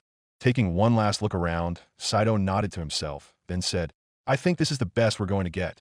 Louise nodded too, then replied, I think you're right. This is as safe a place as any. For now, anyway, Saito mumbled, then shook his head clear of those dark thoughts. As he moved to the door, he added, I'll go ahead and start blocking the door while you close those blinds. We can't have anyone looking in. Right, Louise confirmed with another nod, then walked over to the windows. She pulled on a string, causing the blinds to fold closed, preventing anyone from looking in or out. That being said, she couldn't help but pry two of the folds open slightly to look at the chaotic mess below. Cars were on fire, illuminating the shambling bodies of zombies roaming about. For a brief moment, she saw someone attempt to run through, but they were quickly surrounded by the horde and consumed in a mass of bodies. Louise let out a gasp, then removed her fingers. Breathing heavily, she clenched her chest with her left hand while her right held her wand, her eyes wide as she stared blankly at the floor. Louise, you okay? Saito asked, his voice filled with concern. Louise couldn't look at him for a moment. Then she nodded, took in a few deep breaths, and answered, I'm fine. She then felt a sensation coming from her gut, and her eyes widened while she involuntarily squeezed her legs together. With an embarrassed blush, she quietly said, "I have to use the restroom." "Oh," Saito replied, not quite sure how to answer that. He then awkwardly pointed his thumb at the restroom and offered, "I'll keep doing this while you do your thing." Louise nodded gratefully, then rushed into the bathroom and closed the door behind her, locking it out of habit. Realizing that Saito was the only person in with her, she quickly unlocked the door. Then she gagged as a putrid smell entered her nose. It didn't take much looking to realize that it was coming from the filled bathtub, the still water so grimy that it was impossible to see to the bottom. She thought about emptying it through the drain, but she didn't want to reach her hand into the disgusting water, so she didn't. Wanting to get her business over with quickly, Louise placed her wand on the counter, then walked over to the toilet. Lowering her jeans, she sat down on the toilet seat, trying her best to ignore the smell. Louise had no idea what would cause the water to smell that bad, but it was proof enough that it was clearly something in the water that was causing everything. After a moment, relief began to flow through Louise. It wasn't much, but she no longer felt like she was going to explode. She involuntarily closed her eyes, allowing herself to be lost in the first moment of peace she felt in what seemed like a lifetime, yet wasn't even a day. Through the wall, she could hear Saito moving things against the doorway, making sure not to create too much noise. Louise honestly wondered if their makeshift barricade would be enough, but it was better than nothing. So lost in the moment, she didn't even notice that she had finished. Or, rather, she didn't really care. After running constantly for hours, just sitting down, even with her pants pulled down her knees and on a toilet seat, was a welcome change of pace. Her eyes, already heavy, began to droop, and her body started to slump forward as exhaustion gripped her. Then she heard the sound of moving water, and Louise's head shot upright and turned towards the filled bathtub. The water was now rippling, splashing in and out of the tub. Her heartbeat quickened, and she glanced at her wand, which was out of reach. Just as she was about to rush over to grab it, the water lurched upward as something rose from the bottom of the tub. Louise's jaw hung as a naked woman stood fully upright, the water cascading down her body and nearly flooding the floor. But her skin was completely rotten, her muscles wasted away as blood oozed out of open sores. Louise didn't make a sound, silently praying, "Saito, Saito." Louise shouted fearfully as she fell off the toilet seat, scrambling away on her back as the zombie shambled towards her, arms outstretched. With the distance between them so short, it didn't take long for the zombie to reach her, where it dropped down with its jaws open wide. Louise attempted to kick the zombie away, but she might as well have been kicking a brick wall for all the good it did as the zombie pressed her down, then reared its head back to bite down onto her exposed neck. Just as it did, however, the bathroom door burst open as Saito kicked it in, his baseball bat in hand. As soon as he saw the zombie's jaws connect with her flesh, he saw red and sprinted over. He pulled the zombie off of his friend with all his strength, Louise letting out an involuntary cry of pain as he did, then swung his bat into its face. It fell back on the ground, where he continued to beat it again and again. But this zombie was tougher, his blows only causing superficial damage to the head. It repeatedly attempted to push itself off the ground, but each blow forced it back down. Then a recovered Louise broke a towel bar off of its mount, and with a yell she stabbed the aluminum rod into its eye. Only then did the zombie stop moving, and with one last breath and involuntary spasm, the undead woman went silent. Both teenagers stared at it for a moment, then Saito looked at Louise, who looked back at him. Emotions quickly boiled over, and Louise didn't even care that she wasn't wearing any pants as she tearfully wrapped her friend in a hug, sobbing into his shoulder. Saito hugged her right back, relieved that he was able to get to her in time and cursing himself for missing the zombie's presence during his rounds. He then pulled himself away and noticed the wound on her neck. His eyes widened, and Louise's eyes widened, as well as her hand shot up to cover it. "Oh gods," Louise mumbled, fear clenching her heart as she remembered the fate of Officer Sanchez after he was bit in the neck. Let me see," Saito demanded, pulling her hand away. Whimpering, Louise allowed Saito to shine a light on the wound, silently offering apologies to everyone she could. After a moment, Saito sighed in relief and revealed, "Oh, thank God, it's just a bruise. It didn't break the skin." Louise released a breath she didn't know she was holding, then quickly wrapped Saito again in a tight hug which he returned. She didn't want to be left alone right now, and she continued to cry into his shoulder. After a few moments, they reluctantly pulled away from each other, and Sato's attention immediately went to the bruise on her neck. He began, then gulped loudly. "We should probably clean it, just to be safe." She stared at her friend for a moment, then nodded. She stepped back slightly, and only then did they realize Louise's half-naked state. With an embarrassed blush, Saito turned away and stared out into the living room while Louise hastily put her pants back on. After that, they made their way to the sofa in the living room. Louise briefly looked at all the chairs, desks, and other heavy objects that Saito had stacked against the door. The TV was there, but clearly Saito didn't have time to move anything else of that weight. He sat her down on the sofa, turning on a nearby lamp to illuminate her skin. "Tilt your head to the right, please," Saito requested. With a gulp, Louise did as instructed while Saito pulled out their recovered medical supplies. Taking a cotton swab and dousing it in medical alcohol, he rubbed it against the wound. She hissed in pain and discomfort, but didn't try to stop him. A few moments later, Saito pulled the swab away, then pulled out the last of their crushed herb tablets. "Take this," Saito said, "just in case." "But what if we need it later?" Louise pointed out, and Saito shook his head. "You were just bit by a zombie," he reminded her. "I don't care that it didn't break the skin. We're not taking any chances." Louise pursed her lips, not liking the unsettling implications at all. She gulped again, then asked, Are you sure it'll even help?" "Sure as hell won't hurt," Saito pointed out. Not finding any fault in that logic, Louise took the tablets in her mouth, chewed, then swallowed. Almost immediately the effects made themselves known as the bruise on Louise's neck subsided. It was still there, but far duller than before, and the throbbing pain of it was gone. Her throat was even drier now, which Saito quickly alleviated by handing her a full water bottle.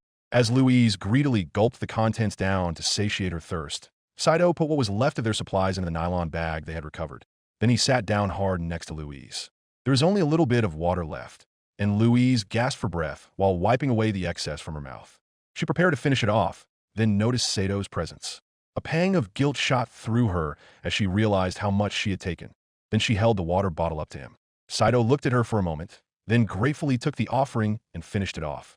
Disposing of the corpse was a messy, yet ultimately simple affair. All they had to do was open a window and toss the body off the fire escape. After a 10-story drop, it splattered across the concrete into a bloody, meaty paste. Saito and Louise didn't spare it much more attention, besides making sure nothing would come their way after making such a scene. A few nearby zombies did wander over to begin feasting on the remains, but otherwise nothing noticed them. Cleaning up the spilled blood and gory remains of the zombie being dragged across the carpet was a bigger problem. While they didn't plan on staying in the relative safety of the apartment for long, the last thing they needed was for them to potentially get infected by whatever disease was causing this. Luckily, the previous occupant of the apartment, whom Saito and Louise had presumably just tossed out a window while trying not to retch from the naked, waterlogged flesh, had some cleaning supplies that they were able to quickly use. It was more of a patch job compared to how they cleaned the Hiraga family apartment before everything went to hell, but at the very least it got rid of the smell. The bathtub was also drained, and Saito wished that he would never have to feel the sensation of sticking his arm into the chunky water again for the rest of his life. After that, the two of them made one final round across the apartment, checking everything for any sign of more hidden zombies. They checked in closets, under the bed, even in small cabinets and tucked away corners. No stone was left unturned, their fear keeping them up despite their exhaustion closing in from all sides. Finally, when they confirmed that there was no one else with them in the entire apartment, the two teenagers allowed themselves to retreat into the bedroom and collapse onto the bed. They were so exhausted, they fell asleep almost as soon as they touched the mattress, holding each other tight for comfort and safety. When Louise awoke, her mind was so groggy that at first she didn't quite understand her immediate surroundings. All she knew was that she was being spooned by Saito, her back to his chest, on top of the bed. They weren't even under the covers, having fallen asleep before they had the chance to. For a brief moment, Louise felt that it wasn't that bad, especially when Saito snored softly and involuntarily drew her closer to him. She was even tempted to fall back asleep. But then the memories of the previous day and their harrowing escape through the night came roaring back. The complete collapse of Raccoon City, umbrella mercenaries breaking into their home, Sato's parents sacrificing themselves to save her and Saito, and the hordes of undead feasting upon the flesh of the living. It wasn't some horrid nightmare, Louise dreadfully realized, and she couldn't help but whimper. Her whimpering woke Saito up with a slight start, and he groggily looked around the room before taking notice of their position. With an embarrassed yelp, he jumped away but still remained on the bed. A furious blush was on his face, one that Louise returned as she slowly turned around to look at him, continuing to lay on her side. Their embarrassment over how closely they slept together didn't last long, however, as a sullen, forlorn expression returned to Sato's face. He looked around one last time, and he whispered, Please tell me it was all a dream. Please." Louise wanted nothing more than to tell him that it was, that they simply fell asleep on his bed and his parents would be waiting for them, that his mother was busy making breakfast while his father got ready to go to work. But that would be a lie. and so she looked down at the bed before shaking her head. Saito stared at her for a few moments, then gulped loudly. God damn it, Saito cursed, raising a fist slightly before weakly punching the bed. A few sniffles broke out over everything he had lost, and tears pooled at the corners of his eyes. Then, just before he could completely break down, he felt Louise's arms gently wrap around his shoulders. Surprised, Saito looked to see Louise burying her head into his shoulder. A moment later, Saito returned the hug, then began to cry. He'd been so focused on simply getting out of there alive that he didn't have the time to really process anything. Now that he did, the emotions all surged up with a vengeance. Warm, salty tears and snot fell from his face onto Louise's shoulder, yet neither of them cared. Both teenagers sat on the bed, hugging each other as though their lives depended on it. They quickly lost track of time, not helped by the lack of a window. Eventually they broke apart, and with a few sniffles they got off the bed and entered the living room. Sunlight shone in through the blinds, but not a sound could be heard besides the faint rumble of the AC unit and the building's ventilation system.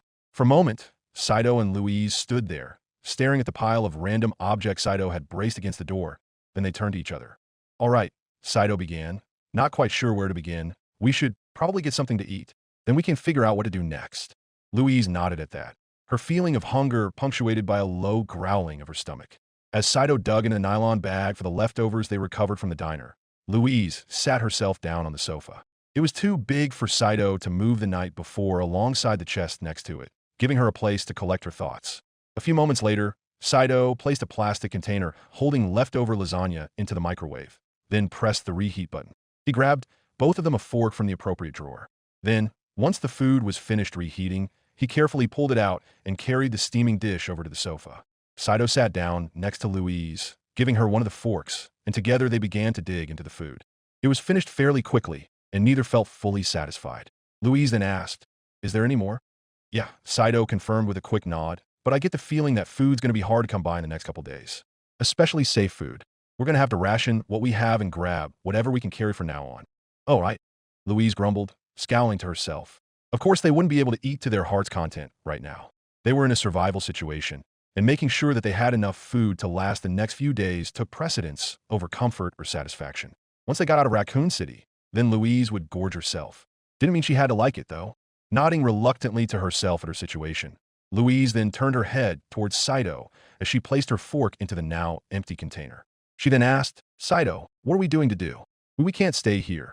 She gestured with her arms across the room, not just indicating the apartment they took shelter in, but the entire city in general. With the zombies out to eat them, and the armed men and women hunting them, hunkering down in Raccoon City to wait it out would be tantamount to suicide. Saito evidently agreed with a nod of his own. Then he sighed. "Honestly, I'm still trying to figure that out," he admitted. "I know I said yesterday, or this morning I guess, that we could find a car and drive our way out of here, or get somebody to evacuate us, but I haven't the faintest idea on how to do either of them. Can't we, what was it called? Hardwire a car or something, like they did in all those movies?"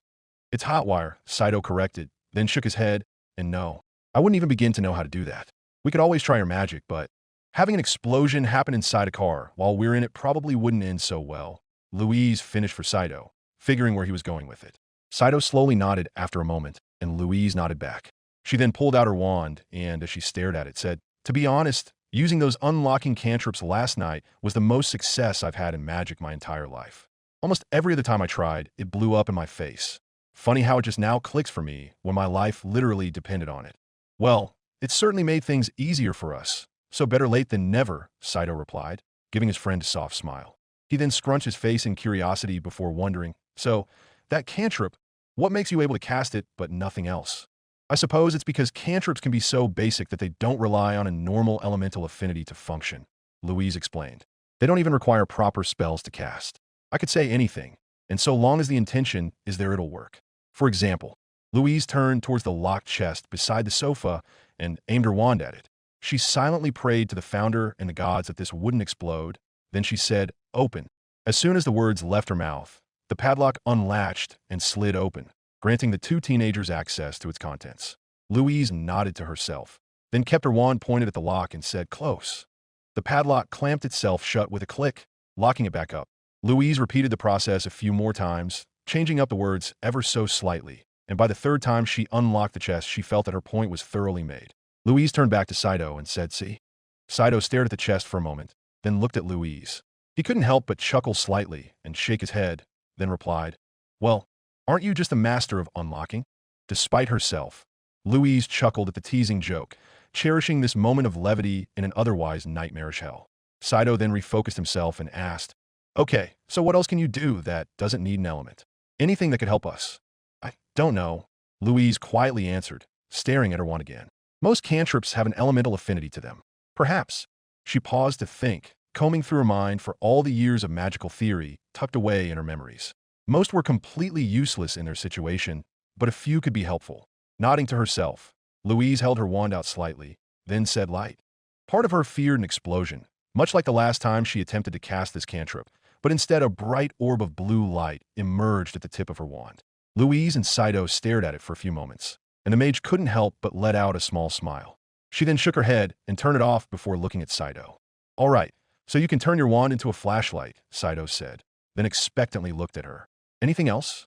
Louise nodded, then replied, "I think I might be able to cast a basic detect magic cantrip, but frankly that's not going to be of any use to us. I'm the only mage here, so all I'll be doing is detecting me. Other than that, the only other cantrip I might be able to cast would be telekinesis." "Telekind? Wait, as in moving things with your mind? You could have done that the entire time?" Saito incredulously asked, and Louise gave him a flat stare. "I didn't know that I could. Every time I tried previously, all I got from my efforts was an explosion," she curtly reminded him. Saito stared at her for a few moments, then sheepishly rubbed the back of his head. "Oh, right. Sorry," he apologized, then shook his head again. "Do you want to try it in here?" Louise considered it for a moment, then nodded. She took another breath, then aimed at her discarded fork. With her left hand opened and raised in front of her, Louise said, "Pull." Slowly, the fork rose in the air, shaking back and forth as it did before gently being pulled into Louise's waiting hand. It took all of her attention to keep the spell contained, lest she accidentally cause an explosion and draw the horde to them. Once the fork was in her hand, she stopped the spell, then released the breath she didn't know she was holding. "Wow," Saito muttered in amazement. Louise smiled at the quiet praise, then refocused herself. She couldn't allow any distractions, and even the momentous occasion of her magic finally working properly came secondary to the situation they were in.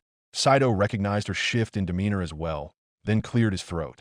"All right, so you can cause explosions, create light, move small objects with your mind, and lock and unlock things," Saito summarized, pinching his chin and nodding to himself. "That is useful. But what?" Louise asked, not quite sure where he was going. Saito looked at her for a moment, then sighed and pulled out his empty Browning high power. "Louise, I'm going to be honest here," he began, his voice utterly serious. "If we're going to get out of this alive, you and I are probably going to have to face more of those things. We have to be able to defend ourselves." "I know," Louise replied, then held up her wand. "If anything gets in our way, I'll just blow them up." "Yeah, and attract every other zombie nearby to us," Saito pointed out.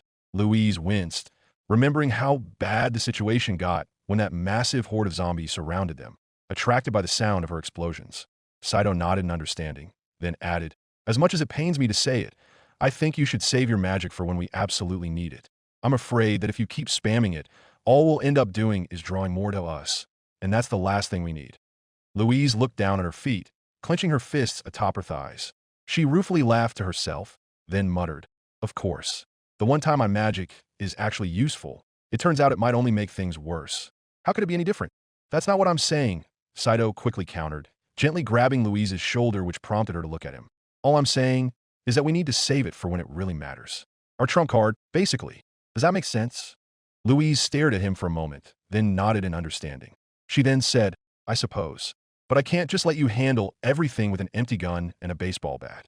"I know, which brings me to my second point," Saito declared, then took a deep breath. "Louise, we need to find you a weapon. A knife, hammer, something. If we're lucky, maybe even a gun." "A gun," Louise repeated, shooting back slightly. "Saito, I've never fired a gun before in my life. I wouldn't know the first thing to do with one." "Neither did I before today," he reminded her. "Remember, though, I'm a bit of a gun nut. I'm certain that whatever we find, I'll be able to help walk you through it. Besides, guns are made to be easy to learn and operate. It's not like we're trying to figure out how to take it apart and put it back together. All we really need to know is how to reload and fire it." Louise supposed that made sense, and aiming a gun shouldn't be too different than the practice she had with aiming her wand. If anything, the iron sights would make it easier, though on the other hand, there was the recoil, which she most certainly wasn't used to. Either way, Louise supposed she didn't have much of a choice, and so she nodded in agreement. Saito nodded back, then stood up off the sofa. We should probably get going, he said, placing his hands on his hips. Before we do, though, I want to check around the apartment for anything interesting. We didn't really get a chance to do so last night, and the last thing I want is to leave anything useful behind. Besides, it's not like anyone else is using it. Louise sighed as she once again remembered the fate of the woman who lived here. As far as they could tell, the unnamed woman must have gotten into the bath early in the day, only for her to be infected by whatever was in the water. There, submerged under the infected water, she died and came back to life as a zombie. That was the theory, at least. It was also possible that something else did her in. Either way, her body eventually came to rest in the bathtub, only to rise again to try and eat Louise. The noble woman shuddered at the memory and rubbed her hand over the spot on her neck where the zombie bit her. The memory sparked a thought in her mind, and it made Louise feel sick to her stomach. She didn't want to think about the possibility, wanting to just ignore it completely, but try as she might it wouldn't leave. Like a fly continuously flying around her head, evading all of her attempts to get rid of it, the thought remained and grew more and more incessant the longer it went on. Finally, Louise couldn't handle it anymore, and she hugged herself close. "Saito," she began as she stood up off the sofa, turning to face her friend. "Whatever happens, I want you to promise me something." Saito looked at her in surprise, then nodded and said, "Okay, yeah. Promise you what?" "Promise me."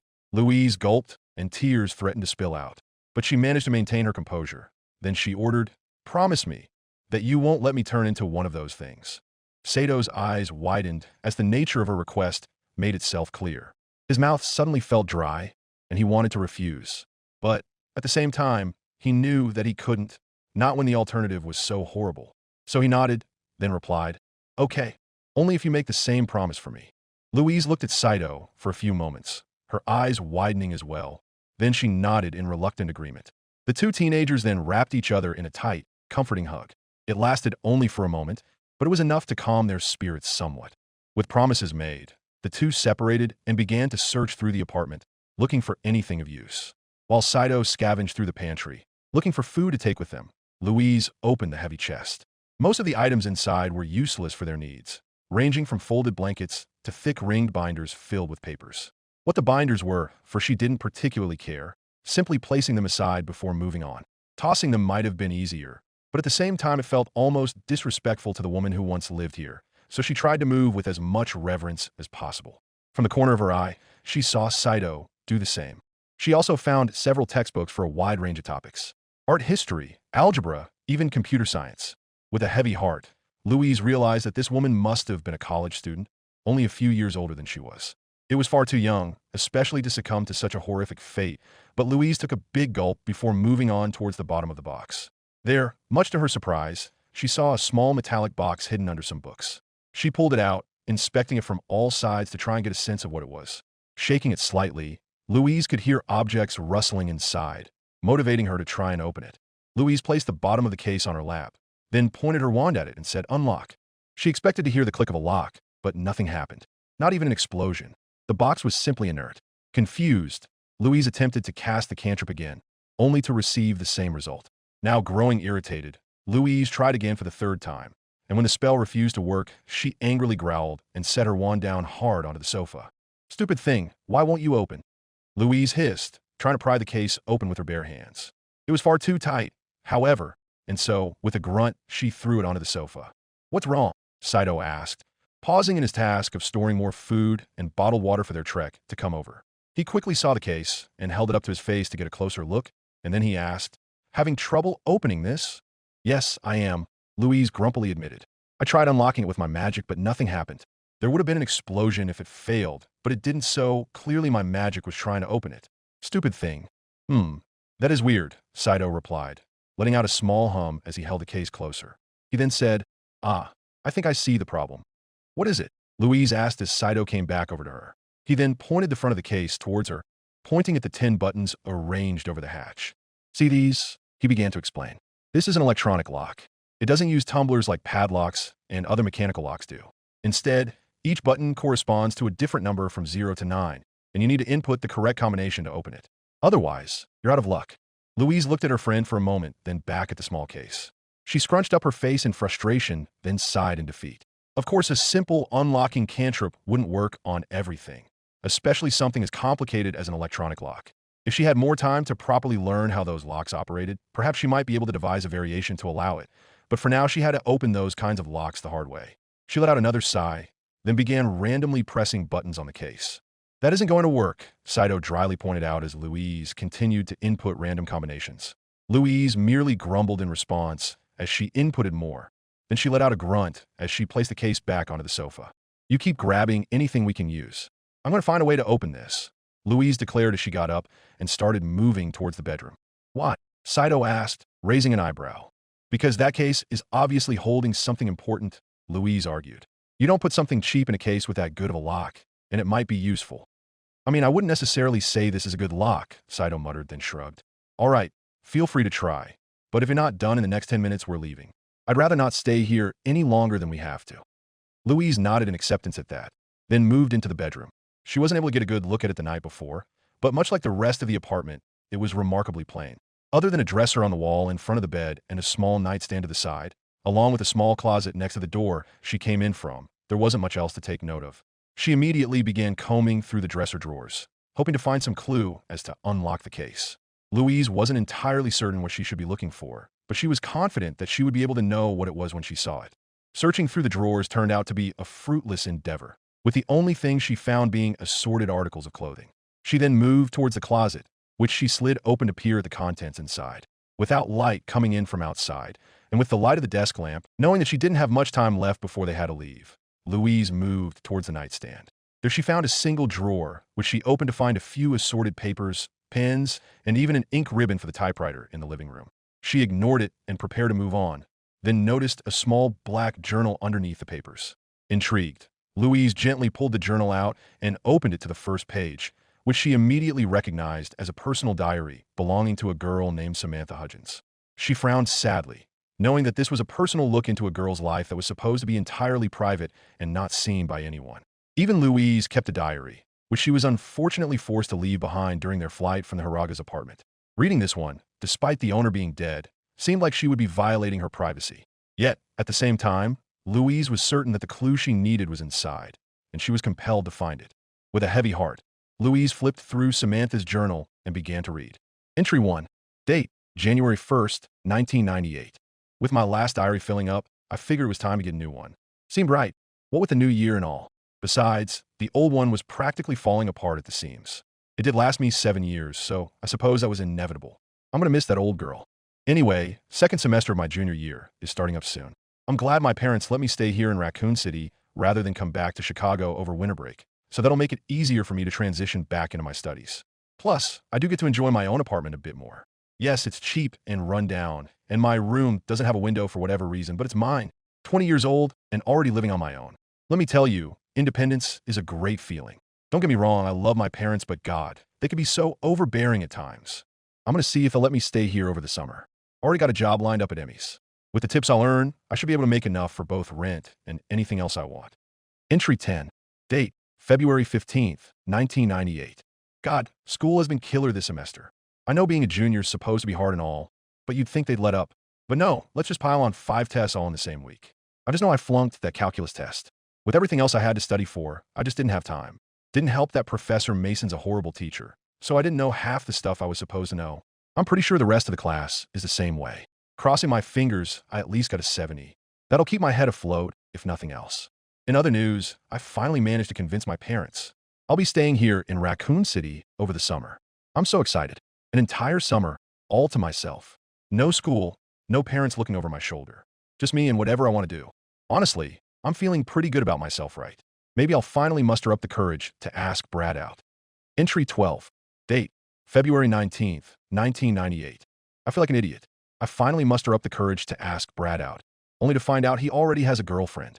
He's been dating Susie Romero for the past 3 months. How'd I not notice that? Ugh, just kill me now. Entry 26. Date, March 28th, 1998. So, interesting thing happened to me today. I was at a party hosted by one of the fraternity houses, don't know which one, when I saw Brad there. Susie wasn't with him, and he and I just started talking. It didn't look like he held asking him out against me, which was a relief. If anything, he seemed amused by it. Susie's reaction wasn't mentioned, but given the jealous looks she sent my way whenever we passed each other on campus, it wasn't anything good. The weird thing, though, is that it almost seemed like Brad was flirting with me. Don't know how I feel about that, especially since he's still dating Susie. Still, he invited me to have lunch with him tomorrow. Says he wants to clear the air and remove any awkwardness between us. Hopefully it doesn't make anything worse. Entry 45. Date, May 5th, 1998. I can't believe I used to like that bastard. He came on to me during lunch today and tried to kiss me, despite both of us knowing that Susie was his girlfriend. When I told him no, he kept pushing for it while saying things like Susie doesn't need to know. After I refused a few more times, he got angry and started calling me a slut. He wasn't interested in being my friend. He just wanted to get into my pants. That's when Susie walked in. Turns out she'd been suspecting him of cheating on her for a while with a bunch of other girls behind her back. I was afraid she was going to be angry at me, but instead she tore him a new asshole before breaking up with him. Susie's awesome. We're hanging out later. In any case, finals are coming up. After that, here comes my last summer vacation. Should really start looking for jobs once I graduate next year. I hear the Umbrella Corporation has a lot of offerings. Maybe they'll have something for a waitress like me? Not a secretary, though, unless the money's good. Entry 52. Date, May 25th, 1998. Today's my birthday, 21 years old, meaning I can now get myself hammered. Susie and the other girls are taking me out to celebrate. We're going to set the town on fire. Can't help but feel a bit nervous, though. A few days ago, they found a woman's body washed up on a Marble River's bank in Cedar. The RPD said she was killed by a grizzly bear or something while on a hike.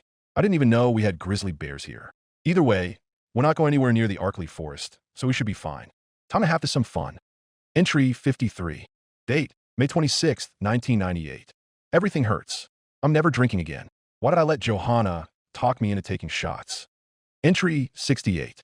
Date, June 16th, 1998. Something is going on in the forest. 20 people have been killed in the past month, and the police don't know what's killing them. At first, they said it was a grizzly, but now it's packs of wild dogs. What is going on? Entry 81. Date, July 14th, 1998. Cannibals. Fucking cannibals. That's what's been killing these people over the past 2 months. Cultists, too, who take hard drugs before eating people. At the very least, they seem to be focused entirely in the Arkley Mountains, so as long as I don't go over there, I should be safe. Not that I could, since the RPD closed all roads in the mountains.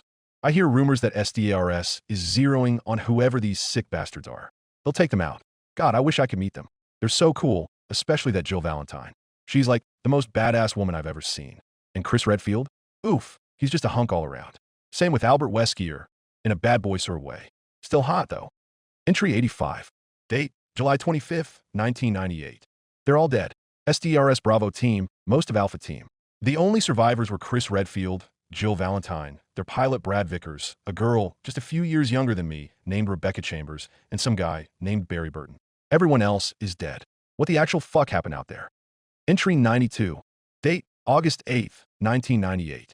They disbanded SDRS. Like completely. Now we're just getting regular SWAT like the rest of the country. I know Chief Irons said it was due to them losing too many officers to continue functioning, but this doesn't sit right with me. They only got disbanded after the surviving SDRS members started accusing Umbrella of being behind the murders. This is wrong. My parents asked me to come back to Chicago. Said Raccoon City wasn't safe anymore. Part of me wanted to say yes, but I told them no. What kind of person would I be if I just cut and run at the first sign of trouble? Besides, I already got something to defend myself with. I went to Kendo's gun shop the other day, got myself a pistol and a fancy case to store it in. Never fired a gun before, but I figure now isn't a bad time to start learning. All I got to do now is remember the password. Should be simple enough. It is my birthday after all. Louise's eyes widened as she suddenly found the clue she was looking for. Hastily storing the diary into her scavenged backpack and rushing into the living room, just as Saito finished storing the rest of the gathered food and water into the nylon bag. Louise propped up the case on her lap. Looking down at the buttons, Louise ran through the information in her mind. Okay, Samantha's birthday was on May 25th. Louise muttered to herself as she inputted 0-5-2-5, then hummed while rubbing her chin. Her diary said that she turned 21 this year, so that would mean she was born in 1977. She punched in 7-7, and with a click the case unlocked. With bated breath, Louise slowly opened the case, and just as Samantha's diary described it was indeed a pistol. But not the same kind as Sato's. Rather, it was a snub-nosed revolver with a blued steel finish and dark wooden grips, along with an exposed hammer. The word Ladysmith was engraved onto the frame. A small box of ammunition was stored with the revolver, with the words Red Hawk, .38 Special, proudly displayed on the front. Well, I'll be, Saito muttered, looking over her shoulder. That's a Smith & Wesson Model 36. Used to be the standard police gun until they switched to semi-automatic pistols. Looks to be a Ladysmith variant, too, which honestly is perfect for you. Just our luck. Yeah, lucky me, Louise whispered, gently pulling the gun out. She then sighed, remembering that this gun was supposed to protect Samantha, only to be completely useless against the disease that finally did her in. You couldn't exactly shoot a disease, but you could shoot the thing said disease turned people into, Louise realized. With another sigh, Louise turned her head up to Saito, holding the empty gun up to him. How do I load this? Louise asked, and Saito nodded. It's really easy. All you gotta do is unlock this latch, Saito said, pressing a small button on the side of the revolver. The cylinder swung out to the side, exposing 5 empty slots. Then, once you have it open, you just take the bullets, slide them in, and push the cylinder back. Louise nodded, then carefully began to insert the .38 rounds into the slots. Once all 5 were filled, she gently pushed the cylinder back into the frame, then rested the loaded weapon on her lap. Saito nodded at her, then pointed to another button on the frame and added, "Looks like it's been customized a bit. That button's the safety. Might want to have it on when you're not using it. The last thing you want to do is accidentally shoot yourself." Louise looked at the weapon in her lap, then quickly moved to push the safety on. Being careful not to point the weapon at herself or Saito, she then gathered the rest of the bullets and held them up to him. "Here, for yours," Louise offered, but to her surprise, Saito shook his head. "No, that's not going to work," he explained. "My pistol uses 9mm bullets. Your revolver uses .38 special. Neither of our guns can use the other." "Oh," Louise replied, then looked at her gun and asked, "Then, shouldn't we get guns that use the same type of ammo? We could try to keep a lookout for them, but I don't think we're in any position to be picky about whatever weapons we might find. Plus, that'd probably have us run out of bullets sooner," Saito argued. "Besides, 9mm and .38 special are some of the most common types of ammunition out there, especially for handguns. So long as we keep searching and conserve what ammo we got, we should be able to find enough for both of us." Louise supposed that made sense, although she had a feeling that there was another reason behind Sato's point. Namely, she was completely unfamiliar with guns. Saito at least had grown up in a society that both acknowledged and even glorified them to an almost excessive degree in her opinion, and was an avid student of firearms and military history, so he understood the basics right off the bat. The most advanced type of firearm Louise was familiar with before bringing herself to Raccoon City was a single-shot, muzzle-loading musket, and even then she had summarily dismissed those weapons as merely tools for commoners. She wouldn't have the faintest idea of how to handle a more modern gun, and at least a revolver was easy enough to get the gist of. Nodding to herself and Saito, Louise stood up and stuffed her liberated revolver into her pocket. She then stashed the other 5 bullets into a pouch on her red jacket before hoisting the backpack over her shoulder. Realizing that they now had extra storage space, Saito and Louise quickly gathered what he was previously forced to leave behind and filled her backpack up with more food and water. Unfortunately, Samantha didn't have any medical supplies, nor anything to safely carry a knife around without risk of hurting themselves, so they would have to find more out in the city. Knowing that they couldn't do anything else, the 2 teenagers walked over to the window, took one last glimpse of their temporary safe room, then opened the window to climb down the fire escape. Chapter 10. Escalation. Tristane Academy of Magic. Kingdom of Tristane, Hakagenia. Standing in the middle of an open courtyard, with the sun shining down from a cloudless sky and surrounded by dozens of guards, Princess Henrietta de Tristane couldn't help but feel nervous. It was hard not to be, given everything that was going on. With her mother consumed by grief, Henrietta already had to be burdened with the responsibility of governing a country.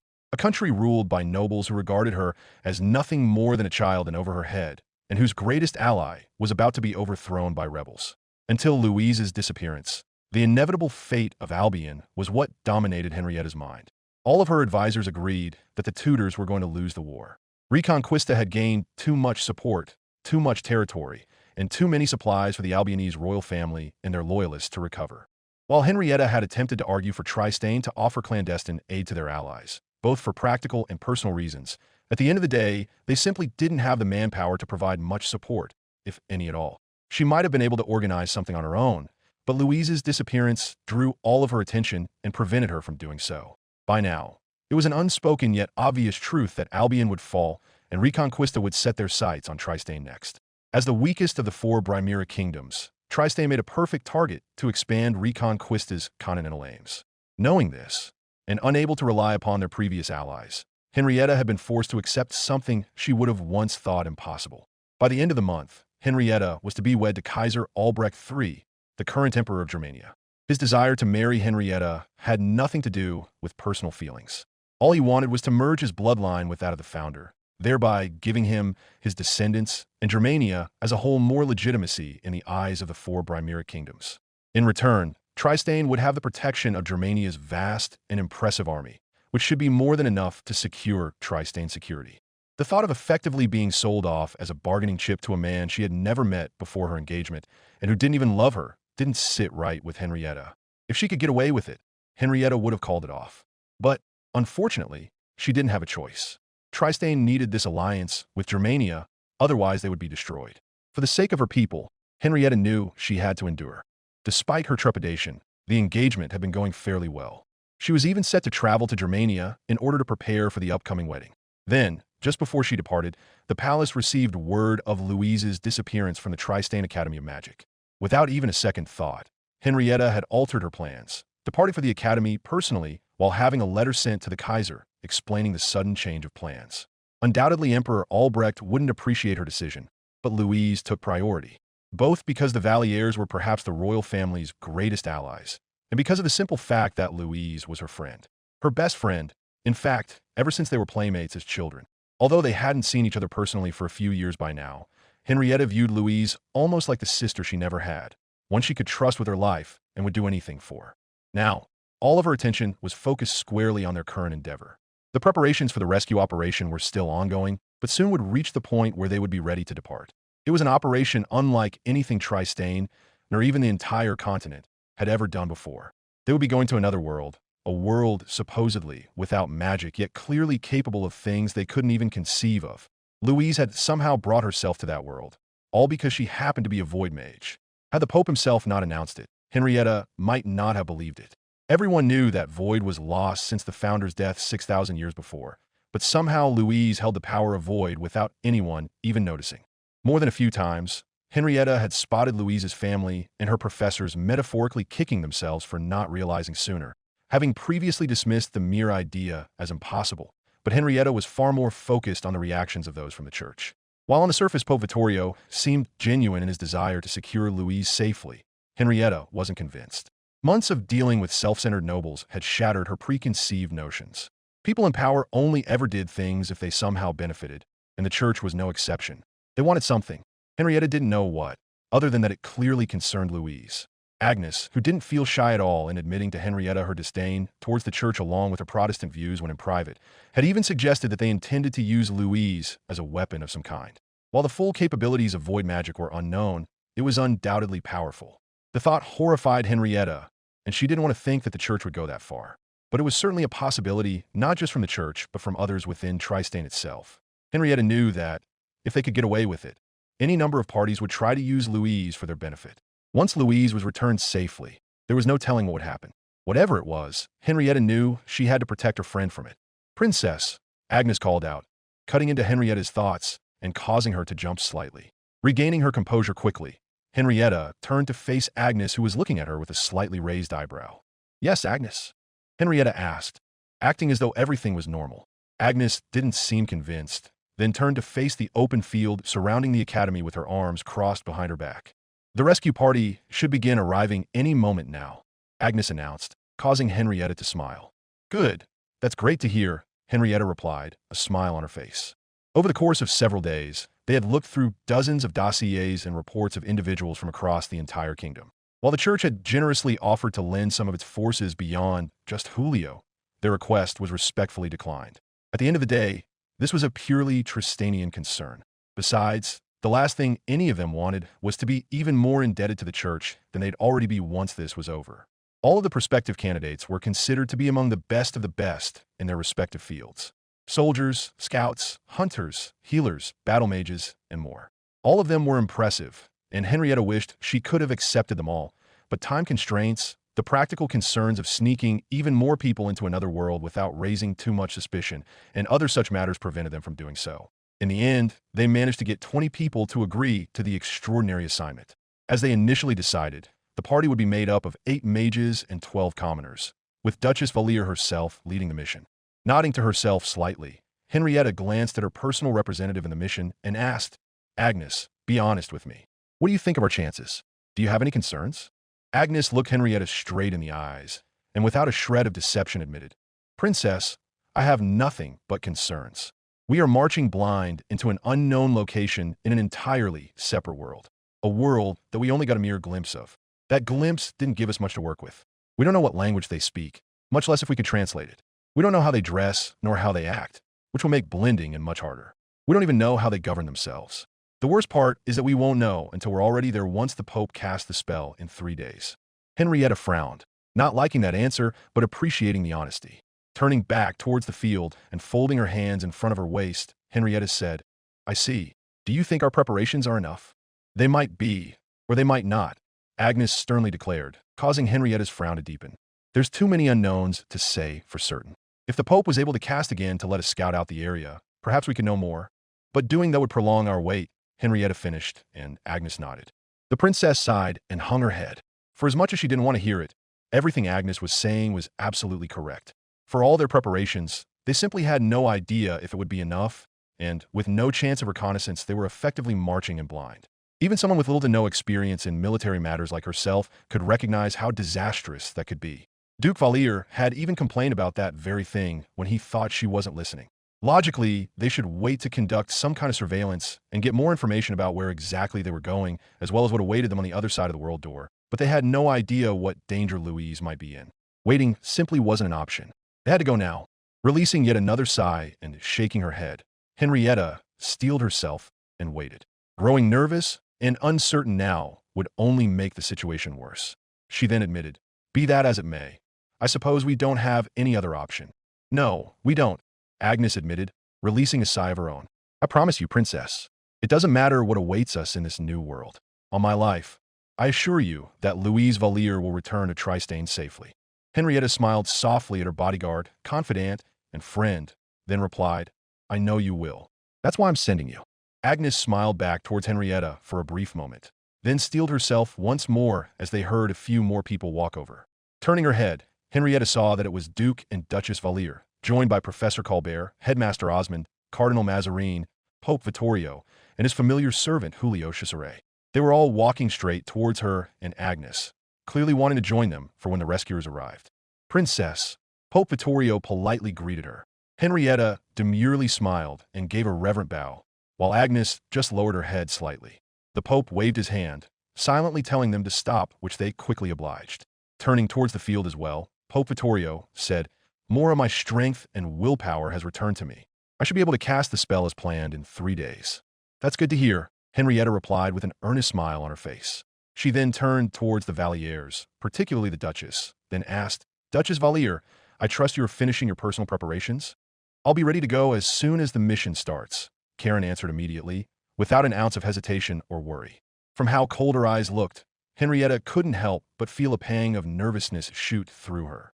Karen de la Valier was an intimidating figure, but Henrietta supposed that made her perfect for the task.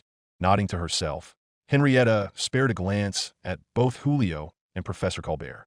She couldn't say anything regarding what skills they would bring to the table, but apparently Colbert had served many years as part of an elite magical task force before retiring to become a teacher. Plus, he was a square-class fire mage, which would always be useful. As for Julio, Pope Vittorio had extensively claimed that his skills were up to par. Agnes had personally sparred with him a few times to verify that claim, and true to the Pope's words, Julio knew what he was doing. He won about as many of their spars against Agnes as she did. If nothing else, that proved that Julio was a superlative fighter. For several minutes, the group stayed there in silence, content to just wait for the others to arrive. Then, off in the distance, they saw a creature rapidly approach. Once it got closer, they noticed that the shape belonged to that of a silvery gray griffin. As it neared them, allowing the onlookers who had been joined by curious students and members of the faculty to see the gray-haired man riding atop the mighty beast, the griffin slowed down tremendously, allowing it to land safely. Thank you, boy, the man said to his mount, affectionately patting the griffin's thick neck before disembarking. This allowed Henrietta a chance to get a good look at him, even though she recognized the magic knight immediately. Viscount Wards. Duke Valier greeted him with a warm smile, which Wards quickly returned. Duke and Duchess Valier. A pleasure, as always, Wards replied, then his smile fell. I just wish it was under better circumstances. Apologies for not arriving sooner. There were issues in my family's holdings that required my personal attention. Only now were they settled enough for me to depart. There is no need to apologize, Viscount, Karen replied, her face and tone of voice neutral. We simply thank you for your assistance in this matter. Ward shook his head and waved his hand dismissively, saying, "Now, Duchess Valier, you do not need to thank me. After all, what kind of man would I be if I let my fiancée be in danger when I could have done something to help her?" Both Valiers nodded in approval, as did Henrietta. As captain of Tristane's illustrious Griffin Knights, Viscount Jean-Jacques de Wardes was perhaps one of the most skilled men in her kingdom's employ. He was actually the first person she and the Valiers had nominated, with him accepting the request as soon as he got word of it. Combined with him being a square-class wind mage, he would be a tremendous asset to the team. Shame that he wouldn't be able to bring his familiar with him, as a griffin would stand out far too much. "My lord, one of the servants will carry your belongings to your room," Osmond offered, with the servant in question stepping up, but to their surprise, Wardes shook his head. "No need to burden yourself with that," Wardes declined. "I only brought the bare essentials with me, and I am more than capable of carrying them myself. I would, however, need to know where I will be staying before our mission starts." "Of course," the servant, a middle-aged man with an impressive mustache on his face, replied. There was a noticeable smile of relief, and it wasn't hard for Henrietta to surmise why. Most nobles had their commoner servants do everything for them, from carrying their belongings to even changing them. But Wardes was one of the rare few who didn't. With the servant beckoning Wardes to follow him with an outstretched arm, they disappeared into the academy's main building. Returning their attention to the road leading into the academy itself, the princess and the others watched and waited for more to arrive. Over the course of the next few hours, more and more members of the party made their way to the academy. Some came in the same way Wardes did, arriving on a personal mount. Others came collectively in carriages. As to be expected, the mages were the first to arrive, most of whom were Chevalier Knights. Joining Viscount Jean-Jacques de Wardes, Duchess Karen de la Valliere, and Professor Jean Colbert were the Howitt twins. Both triangle-class water mages, with turquoise eyes that matched their long, light blue hair.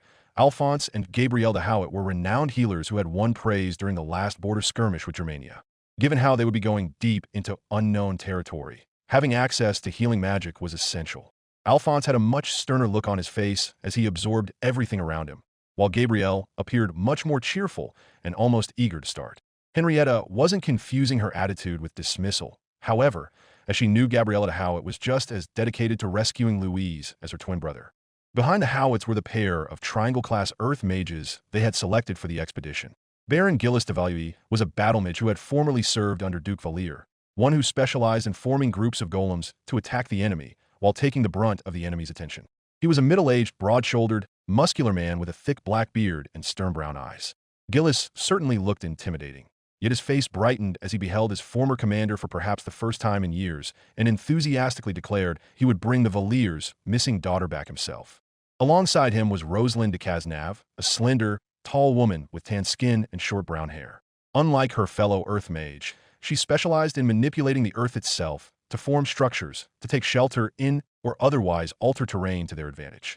Anything from raised vantage points, choke points, and even localized earthquakes to disorient the enemy's forces were all things she was capable of doing. She had a much sterner attitude than Baron Valois and was much younger. Her body, however, sported plenty of scars along her arms and a noticeable one on her left cheek under her eye. Given how nobles had access to healing magic that could easily remove any scarring before it set in, it was clear to Henrietta and everyone else that she deliberately allowed those scars to remain there. For what reason, they didn't know. The last mage to arrive was Bernadette de Favre, a triangle-class fire mage. Like Rosalind, she was among the youngest of the group, with long, bright red hair that was tied up in a ponytail that contrasted nicely with her light skin. As each of the mages arrived, they were greeted by a personal maid or servant who carried their belongings while escorting them to their rooms. Henrietta couldn't help but notice that it was then that Pope Vittorio took his leave, not waiting to do so until after the commoner soldiers arrived. While Julio remained in his stead, Henrietta couldn't help but frown for a moment. While he likely didn't mean anything of it, it was clear that the Pope valued mages much more than the common people. It was an attitude that was far from uncommon among the nobility, something that Henrietta hated. She was to be Queen of Tristane, responsible for ruling and caring for all of her people, not just the nobility. Yet, with few exceptions such as the Valiers, Tristane's noble families hardly seemed to care about the common people unless it directly benefited them. If doing so had no immediate benefit, or perhaps had the slightest inclination that it would threaten their hold on power, it was dismissed without even a second thought. It was an attitude that Henrietta found incredibly self-serving and backwards. But it wasn't something that was directly relevant to their current situation, so she let the frustration pass. They waited another hour for the commoners to arrive, with the academy's maids and servants attending to their every need. None of them talked very much, leaving further discussion of the mission until all the rescuers were present. Nor were they open to trivial conversation, leaving Henrietta to stew in her thoughts once more. Luckily, that didn't last very long as a lone rider on horseback sped towards the academy, kicking up clouds of dirt in his wake. "Hold on," Karen de Lavalier spoke up, narrowing her eyes. "I don't believe he's with the rescue party." Duke Valier hummed while narrowing his eyes as well. Now that it was brought up, Henrietta couldn't help but notice it. The commoner soldiers, most of whom were recommended by Agnes herself, were being transported to the academy together in a wagon. None of them were supposed to arrive on their own by horseback. As the rider drew closer, Henrietta's suspicion compelled her to stand up from the chair she had been sitting on. "Princess, urgent letter from the palace. It's a report from scouts in Albion," the rider called out, quickly skidding to a stop in front of her specifically. Catching a glimpse at his uniform, Henrietta recognized the badge of the Trestwho Couriers Guild, whose services were chartered by the royal family to carry important messages and packages across the kingdom. In his hand was a small scroll with the royal seal, which Henrietta carefully took. Nervously gulping as a sudden pit formed in her stomach, Henrietta looked up and said, "Thank you. Do you require payment, or were you paid up front?" "The guild was paid up front, Your Highness," the courier assured, then politely bowed to her from atop his horse. He turned around then, just as quickly as he arrived, rode out from the academy, leaving them all behind.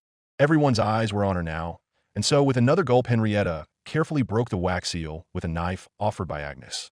Unfurling the scroll, Henrietta began to read silently, and her heart sunk quickly. "Princess Henrietta, it is with grave news that I must report that Newcastle has fallen," Henrietta read, her hands beginning to shake. Agnes and the others quickly looked on in concern, with Agnes and the Valier's faces falling with realization. While the Loyalists put up a valiant defense, holding out for several days, they were eventually routed and slaughtered to the last man. Unfortunately, Prince Wales' tutor was among them. He died with honor, fighting alongside his men and rallying them before finally being overwhelmed. They are presently looting the entire castle for valuables. Strangely, they seem to be searching for something in particular. What it is, I cannot say without drawing closer. Luckily, they expended a considerable number of their forces in taking Newcastle, which should buy us time to build up our forces and fortify, but I do not know how much. I will remain in Albion to continue monitoring the situation, for the glory of Trestwho. Finishing the letter, Henrietta crumpled the parchment in her hands. She was silent at first, barely able to contain herself. Then Headmaster Osmond quietly asked, "What did it say?" A few moments passed, then Henrietta answered, Our scouts in Albion are reporting that Newcastle has fallen and Prince Wales is dead." "Founder," Julio muttered, his eyes widening. "With Albion fallen, that means Trestwho is in Reconquista's sights as we speak," Duke Valier finished, a deep scowl forming as he clenched his chair. Unable to look him in the eyes, Henrietta nodded. As the implications settled in more and more, Henrietta's breath hitched, and tears began to pool in her eyes. With sadness and compassion in his eyes, Cardinal Mazarin comfortingly placed his hand on her shoulder, then offered, "Princess, you don't need to burden yourself anymore. I'll handle the rest." Henrietta started to protest, then stopped herself. She wanted to continue, to stand strong, but knew that she couldn't. With a heavy heart, she nodded in agreement, then walked away with Agnes beside her. From the corner of her eye, she couldn't help but notice that both the Duke and Duchess Valier were regarding her with knowing, judgmental eyes and slight frowns on their faces. Neither of them said a word, but it was enough for Henrietta to feel their disapproval. She retreated into the nearest private building, which ended up being the bathhouse. As soon as Agnes locked the door, Henrietta's composure broke, and she wrapped her bodyguard up in a deep hug while she sobbed into her shoulder. Agnes didn't judge her, nor did she say a word as she soothingly rubbed the back of her head, trying her best to offer whatever comfort she could. Henrietta wasn't just crying about the fall of Albion, nor the fate of Prince Wales. It was for what she knew it all meant. With Wales gone, the Loyalists lost their symbol to rally around, losing whatever morale they had left. They would either surrender completely or soon be eradicated. Reconquista's conquering of Albion was effectively complete. Soon, they would set their sights on Trestwho, and when they found what they were looking for, Trestwho's alliance with Germania would be destroyed before it had any chance to take off. "I'm a fool," Henrietta sobbed, tears and snot trailing down her face. "I shouldn't have sent that letter." "No, you're not," Agnes comforted. "You were in love. There's nothing foolish about that." Henrietta didn't know if Agnes was lying or not. Part of her felt that she was, but Henrietta didn't care. She needed whatever comfort Agnes could provide. Internally, though, she knew what was about to happen. While there was hope that Wales did the pragmatic thing and destroyed the letter, she knew he didn't. Wales was far too sentimental and loved her too much to consider such a thing. In hindsight, that was a poor decision. Henrietta didn't know how Reconquista knew about the letter, but it was obvious that was what they were searching for. The Valliers clearly surmised the truth of her relationship with Wales as well, judging by the looks they gave her. Once Reconquista found that letter, which would confirm that Henrietta's relationship with Prince Wales went far beyond simple courtship, all they would have to do is hand it over to Emperor Albrecht. With his bride revealed to have been soiled, the ensuing scandal would result in the wedding being cancelled. Tristane would be alone, easy pickings for Reconquista. It seemed as though Henrietta's reign as monarch, even if in all but name, was already doomed, all because of a stupid decision made years before. Yet, as she considered this, her mourning began to be replaced by a feeling she couldn't quite describe at first. It took a moment to recognize it, but as she thought more and more about what she had to do right at that moment, she realized it was the determination of one who had nothing left to lose. Right now, it didn't matter if Tristane would be alone to defend itself against Reconquista's inevitable invasion. What mattered right now was that her friend, Louise de la Valliere, needed her help just to get home. Pulling away from Agnes, Henrietta used an offered handkerchief to wipe away the tears and snot. Steeling herself, Henrietta began to march to the door of the bathhouse. Not waiting for Agnes to unlock it for her, Henrietta firmly gripped the door handle and unlocked it herself.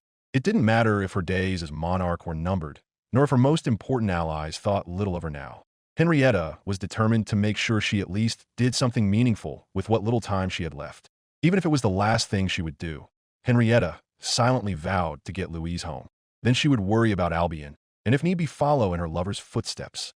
With newfound determination, Henrietta opened the door and stepped out as the light from the sun enveloped her. The princess seems energetic, Kerchie observed as she looked out the window of Sylphid's stable, Tabitha sitting beside her and flame wrapped around her legs.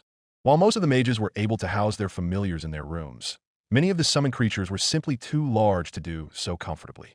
As such, there were multiple dedicated stables to house those familiars, one of which held Sylphid, or Iroquois, as her actual name apparently was. It was still confusing to her which was which. It certainly didn't help that said familiar openly didn't care which name she was called. Kerchie supposed that if Sylphid was perfectly fine with the name, then she could keep calling her that, but it was still odd to her. Wanting to break up the silence they found themselves in, not to mention distract herself from the smell of all the animals around her, Kerchie asked, "What do you think was in that letter?" "Probably a report about Albion," Tabitha answered, keeping an eye on the princess group while simultaneously reading a book. To any onlookers, it simply looked as though they were a pair of students tending to their familiars while relaxing. Certainly nothing to be suspicious of.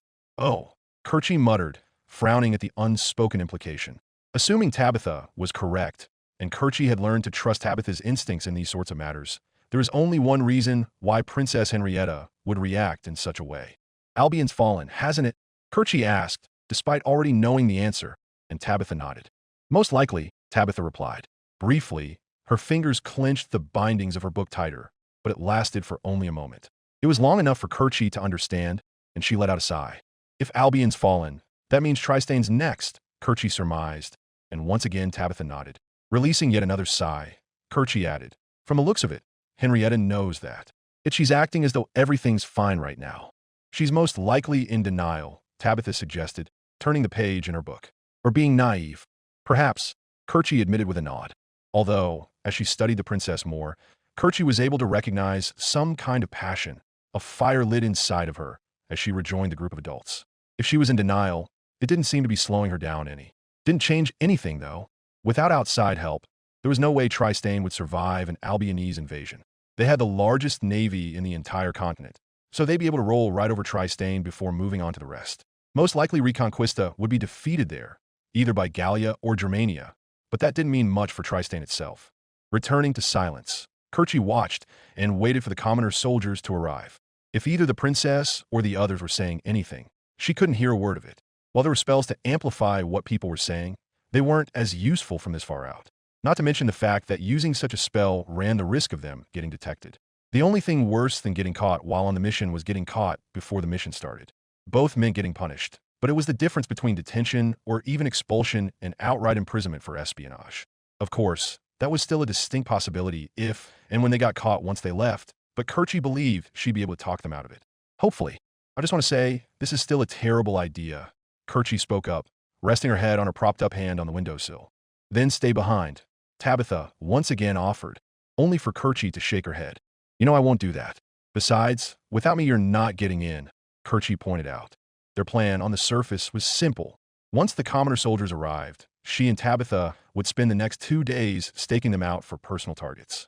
Using the sleeping potions Kerchie had been receiving and hoarding from their classmate Montmorency, along with her own personal charm, they drugged 3 of the commoners and used a disguise potion that Tabitha had already brewed.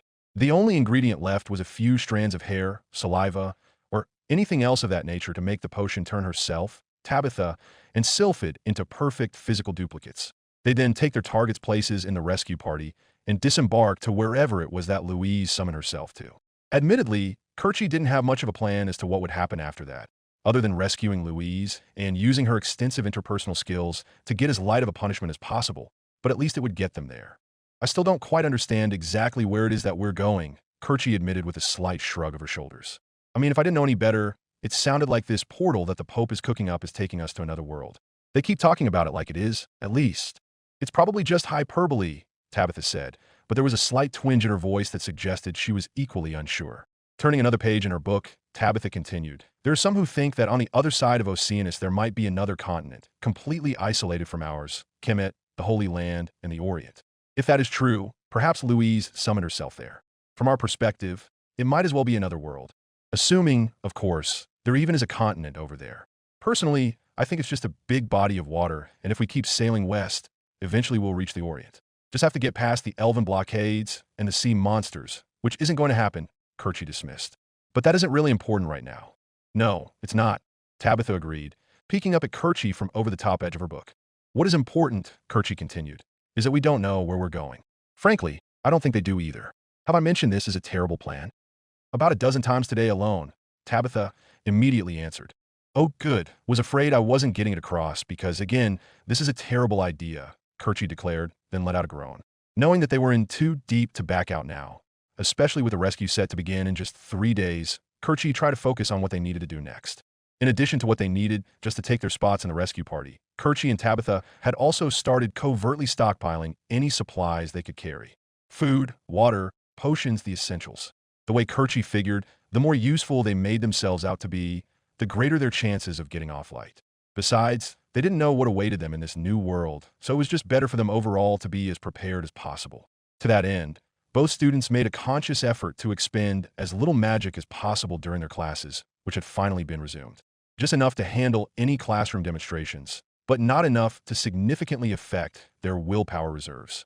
All in all, despite everything, Kerchie was optimistic that they were in as good of a position as they possibly could be.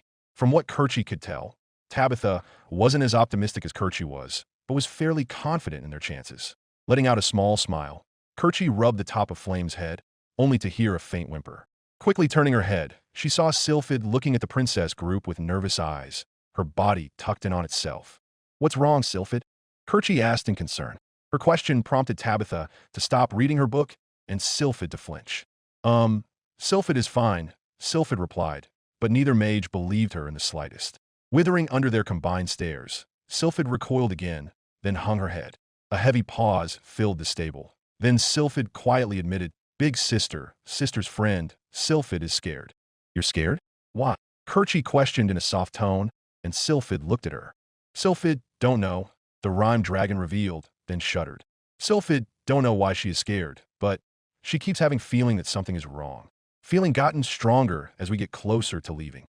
Ah, I see, Kerchie said with a slow nod. Despite being a powerful and intelligent dragon, Sylphid, or Irukaku, was still effectively a child.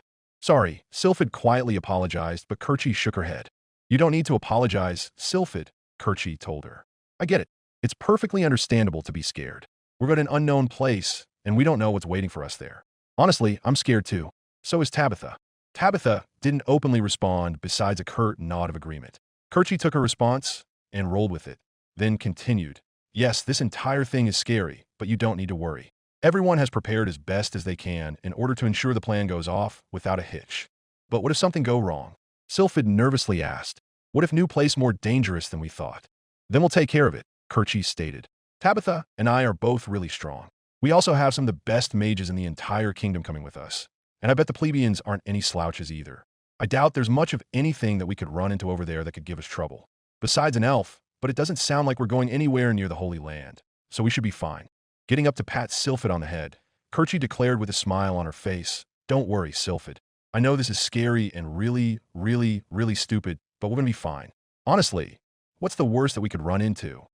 September 25th, 1998, 1:30 p.m. Raccoon City, Arkley County, United States of America. Saito swung his baseball bat as hard as he could into the head of a zombified girl who appeared to have been around his age. The zombie staggered back, its head partially caved in and oozing blood, yet still standing. Letting out a hungry, raspy snarl through a broken jaw, the zombie shambled towards Saito, its arms outstretched. Without an ounce of hesitation, Saito followed up with more swings, first to the knee, which broke easily. The zombie's legs fell out from under it, sending it crashing onto the ground and allowing Louise, holding a lead pipe with a pointed end, to finish it off with a stab into its face. It twitched for a few moments as blood pooled around its head. Then it finally went still. Grimacing at the macabre display, Louise pulled the pipe out with a wet squelch. Her improvised weapon was covered in gore and had pierced the zombie's skull enough to where she could see right through to the other side. Before, she might have felt the urge to hurl, to empty the contents of her stomach at the sight of such violent death, but she had long since passed that. The sight still sickened and horrified her, and Saito as well, but they didn't have time to focus on it, especially as they heard moans of more zombies nearby, telling them they had to leave. Sparing only a single glance at Saito, the two of them ran off further down the street. Crash cars and overturned light poles littered the ground and formed a maze, which itself was slightly flooded after a truck had crashed into a fire hydrant the night before. With no one to shut the water off, it continued to expel upwards like a geyser, and the driver himself hung halfway through the driver's side window. His skin was deathly gray, and his neck was bloodied from a noticeable wound. As Saito and Louise drew closer, trying to get around a wall of cars, the man's body suddenly twitched back to life as it snarled and reached for them. Startled, Saito jumped back and raised his baseball bat protectively. The zombie continued trying to get to them, but it was trapped inside by the remains of a seatbelt. Without the cognitive functions to unlatch it, both teenagers knew it wasn't getting to them anytime soon. The same couldn't be said for the other zombies nearby, who were continuing to advance towards them like starving beasts. Picking up the pace again, the two of them ran off, not stopping to fight any of the zombies in favor of avoiding them as much as possible. If one got too close and they weren't able to get away from it, then they would dispatch the zombie quickly before running off. It had become a routine by this point, and in fact Louise hadn't even raised her revolver or wand since they left Samantha's apartment earlier that morning. Neither had Saito, although he had the excuse of not having any ammunition to fire in the first place. "Through here," Saito called out, pointing toward the side alley they were running towards. Nodding in agreement, Louise followed him, only to stop as they noticed a small group of zombies huddled over a corpse. Hearing their arrival, the zombies stopped and slowly turned their heads and bodies to stare at them, mouths dripping with dark red blood and their eyes milky and pasted over. Without missing a beat, Saito and Louise turned around and ran off. Behind them, the zombies abandoned their meal and shambled after them, quickly falling behind while other zombies came at them from the sides. It seemed as though, everywhere they went, there were more zombies waiting to emerge from the shadows. Even if an area seemed clear at first, it wouldn't be long before its sanctity was violated as the roaming hordes of undead converged onto it. That's why Saito and Louise kept moving, only stopping to rest for brief intervals whenever they had the time, which wasn't often. As they rushed down the street, a zombie emerged from between two cars and managed to latch onto Sato's shoulders. He shouted, "Shit," as he struggled to push the zombie off of him, but its grip was too strong. As the zombie opened its mouth and moved to clamp down on Sato's neck, Louise suddenly thrust the tip of her pipe into the side of the zombie's head with enough force to completely pierce through both sides of the skull.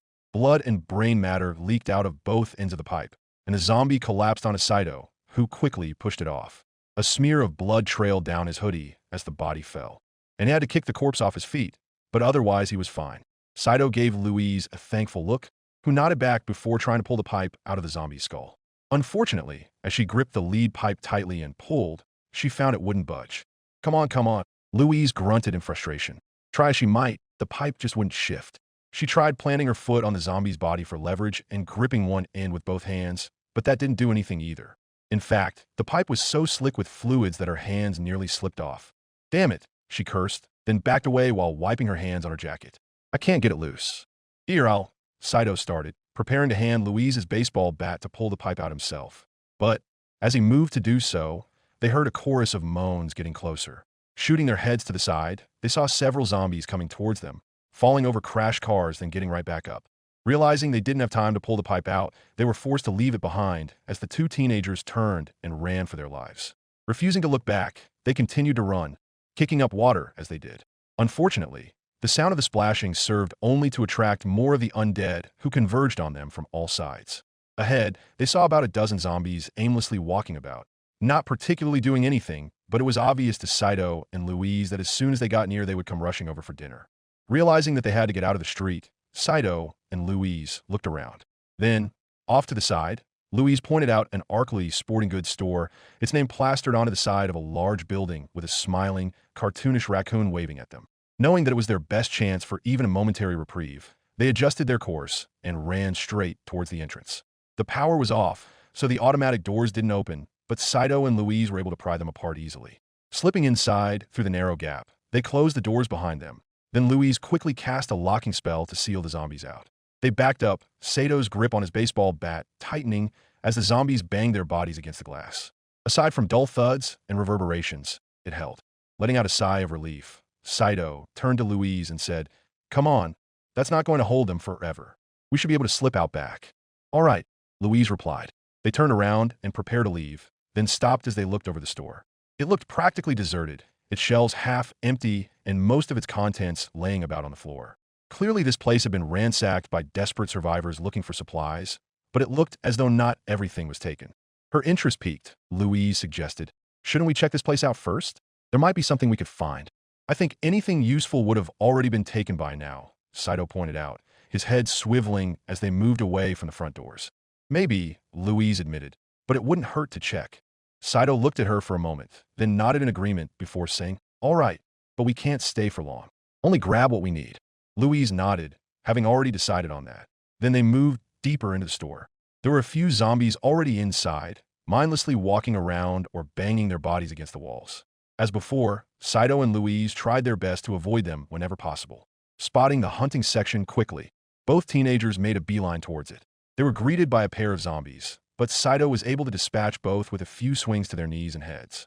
"I'm noticing that taking out their knees first seems to work best," Louise couldn't help but point out as Saito finished reducing the second zombie's head to paste. "Yeah, I noticed that too," Saito admitted, breathing heavily while sweat trickled down his brow. With no air conditioning, the store was uncomfortably hot. They just get knocked to the ground and can't really do anything. They're much less dangerous when all they can do is just crawl around. "Might be a good idea to just do that instead of always going for the kill," Louise suggested. Saito thought it over for a moment, then nodded. "Maybe, especially if we're in a rush," Saito agreed. "I'd feel safer if they were dead, though." "As would I," Louise replied with a nod of her own. Keeping her wand out, Louise began to browse the aisles around her. Most of it was cleared of anything that could be useful, especially the guns.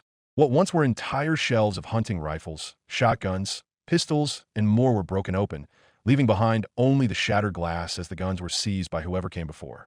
Even the knives were taken. She heard Saito let out a curse as he glared at a shattered, empty display case titled AR-15. "Damn it. A rifle would be really useful right about now," Saito grumbled, then sighed and shook his head. Although Louise couldn't pretend to know nearly as much about firearms as her friend did, she knew enough to agree. Honestly, any gun would be useful for them. All they had were the 10.38 special rounds for her recovered Model 36 revolver, which would run out quickly. Realizing that finding an actual gun wasn't going to happen, Louise settled for trying to find the next best thing, actual ammunition. Scouring through the mostly stripped store shelves, Louise eventually found a box of Red Hawk 9mm bullets. From what she could tell, it was the only thing left untouched on this aisle at least. "Saito, I found some bullets for you," Louise called out. Saito, who was holding a hunting crossbow in his hands, immediately placed the weapon down before coming over. Louise held out the box of ammunition, and Sato's face brightened as he pulled out his pistol. "Perfect," Saito said, taking the box before laying both of his empty magazines onto the nearest flat surface. As he began to push the rounds into the magazines themselves, he added, "Cover me. This might take a bit." Louise nodded, then stepped in front of Saito to protect him. Keeping her wand clenched in front of her, Louise watched carefully for any signs of zombies. She could certainly hear them, faint moans that echoed across the store along with the occasional thud as they banged their bodies against something. From the front of the store, they continued to hear the zombies slam against the glass, which so far was still holding. There was no telling, though, how much longer that would last, and the sooner they got out of there, the better. Seeing as there was nothing immediately threatening nearby, Louise allowed her eyes to wander a bit. They were drawn immediately to a few holsters that were hung up on racks, some larger than others. Looking at her revolver, which was currently being held in the right pocket of her jeans, Louise raised an eyebrow slightly as an idea came to her. While they could just keep carrying their handguns in their pockets, doing so was clumsy and came with the risk of accidentally shooting themselves. Having an actual holster would make things easier and safer for them. Slowly, trying not to make any noise, she made her way towards the holsters and grabbed a few. She also pulled out her revolver, then began to compare sizes. Most were either too big or too small, but eventually one of them ended up being the right size. Silently pumping her fist in victory, Louise quickly strapped the holster to her thigh using one of the loops meant for a belt.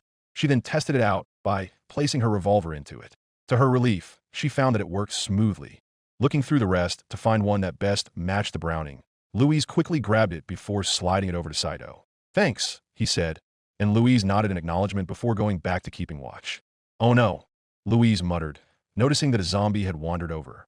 The zombie was a middle-aged bald man wearing a black golf shirt with the Arkley Sporting Goods logo on its chest and long khaki pants, with a lanyard draped around its neck. Hanging at the end of the laminated lanyard was a name tag, but the print was too smudged with blood and grime, making it impossible for Louise to make out. Realizing that it had noticed her and was beginning to shamble over, releasing faint groans with each limping step, Louise aimed her wand at it. A spell came to the tip of her tongue, but then she stopped herself. The last time she cast an explosion, it brought forth an entire horde of zombies that nearly drowned them. Were it not for the timely arrival of Umbrella's mercenaries, she and Saito would be dead or worse. While there weren't nearly as many zombies in the store as on the outside, it still wasn't a risk she was willing to take. Glancing over at the discarded crossbow, Louise quickly grabbed it. Luckily for her, it was already knocked back, so all she had to do was place a bolt on its top. Aiming at the zombie's head, she steadied herself as best she could, then pulled the trigger. The strings were released with a reverberating twang, and the bolt soared through the air and skewered the zombie right in the eye. It leaned and staggered back, nearly falling over, but to her dismay it remained standing. Despite the large crossbow bolt sticking out of its head like a flag, the zombie moaned again before shambling towards her. Shit, Louise grunted. Grabbing a nearby bolt, she tried to pull the bowstring back so she could load it. Unfortunately, despite throwing everything she had into it, the string barely budged. Louise simply didn't have the upper body strength to draw it back. She doubted Saito did either, as it looked like someone else had loaded the crossbow before they arrived, perhaps even one of the two zombies they had just killed. With the zombie getting closer, and Saito still busy loading his gun, albeit at a quickened pace, Louise pulled out a revolver and took aim. Having never held a gun, it was shaky in her hands, with the sights swaying all over the place. She was half tempted to fall back and wait for Saito to finish and let him handle the zombie.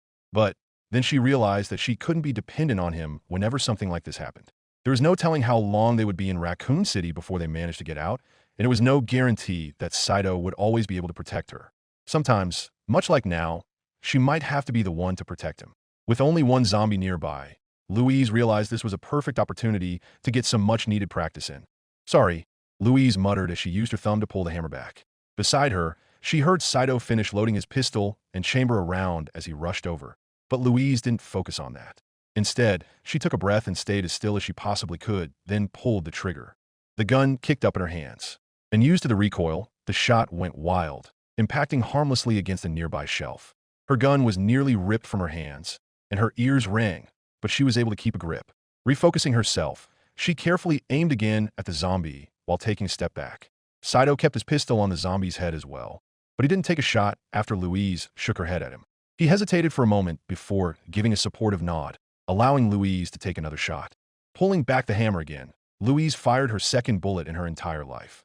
This time, knowing what to expect, she was able to keep a much better grip on the revolver, and the bullet itself impacted against the zombie's chest where the heart would be. Normally a fatal injury, the zombie kept coming, forcing Louise to take another step back. Scowling deeply, Louise steadied her aim and pulled the hammer back once more, then fired her third shot. This time, the bullet went straight through the other eye, and only then did the zombie finally collapse onto the ground. Releasing a breath, Louise stared at the zombie as blood poured out onto the tile floor.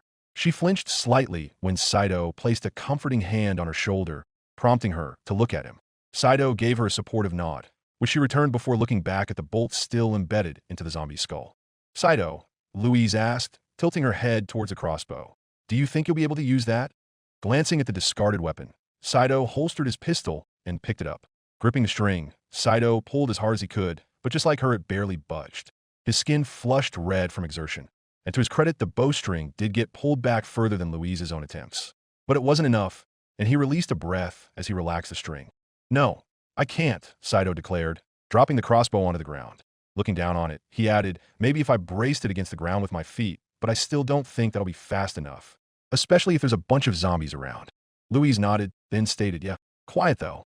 Saito nodded in agreement as well. It was clear to both of them that if either he or she were strong enough to use the crossbow, they would take in a heartbeat.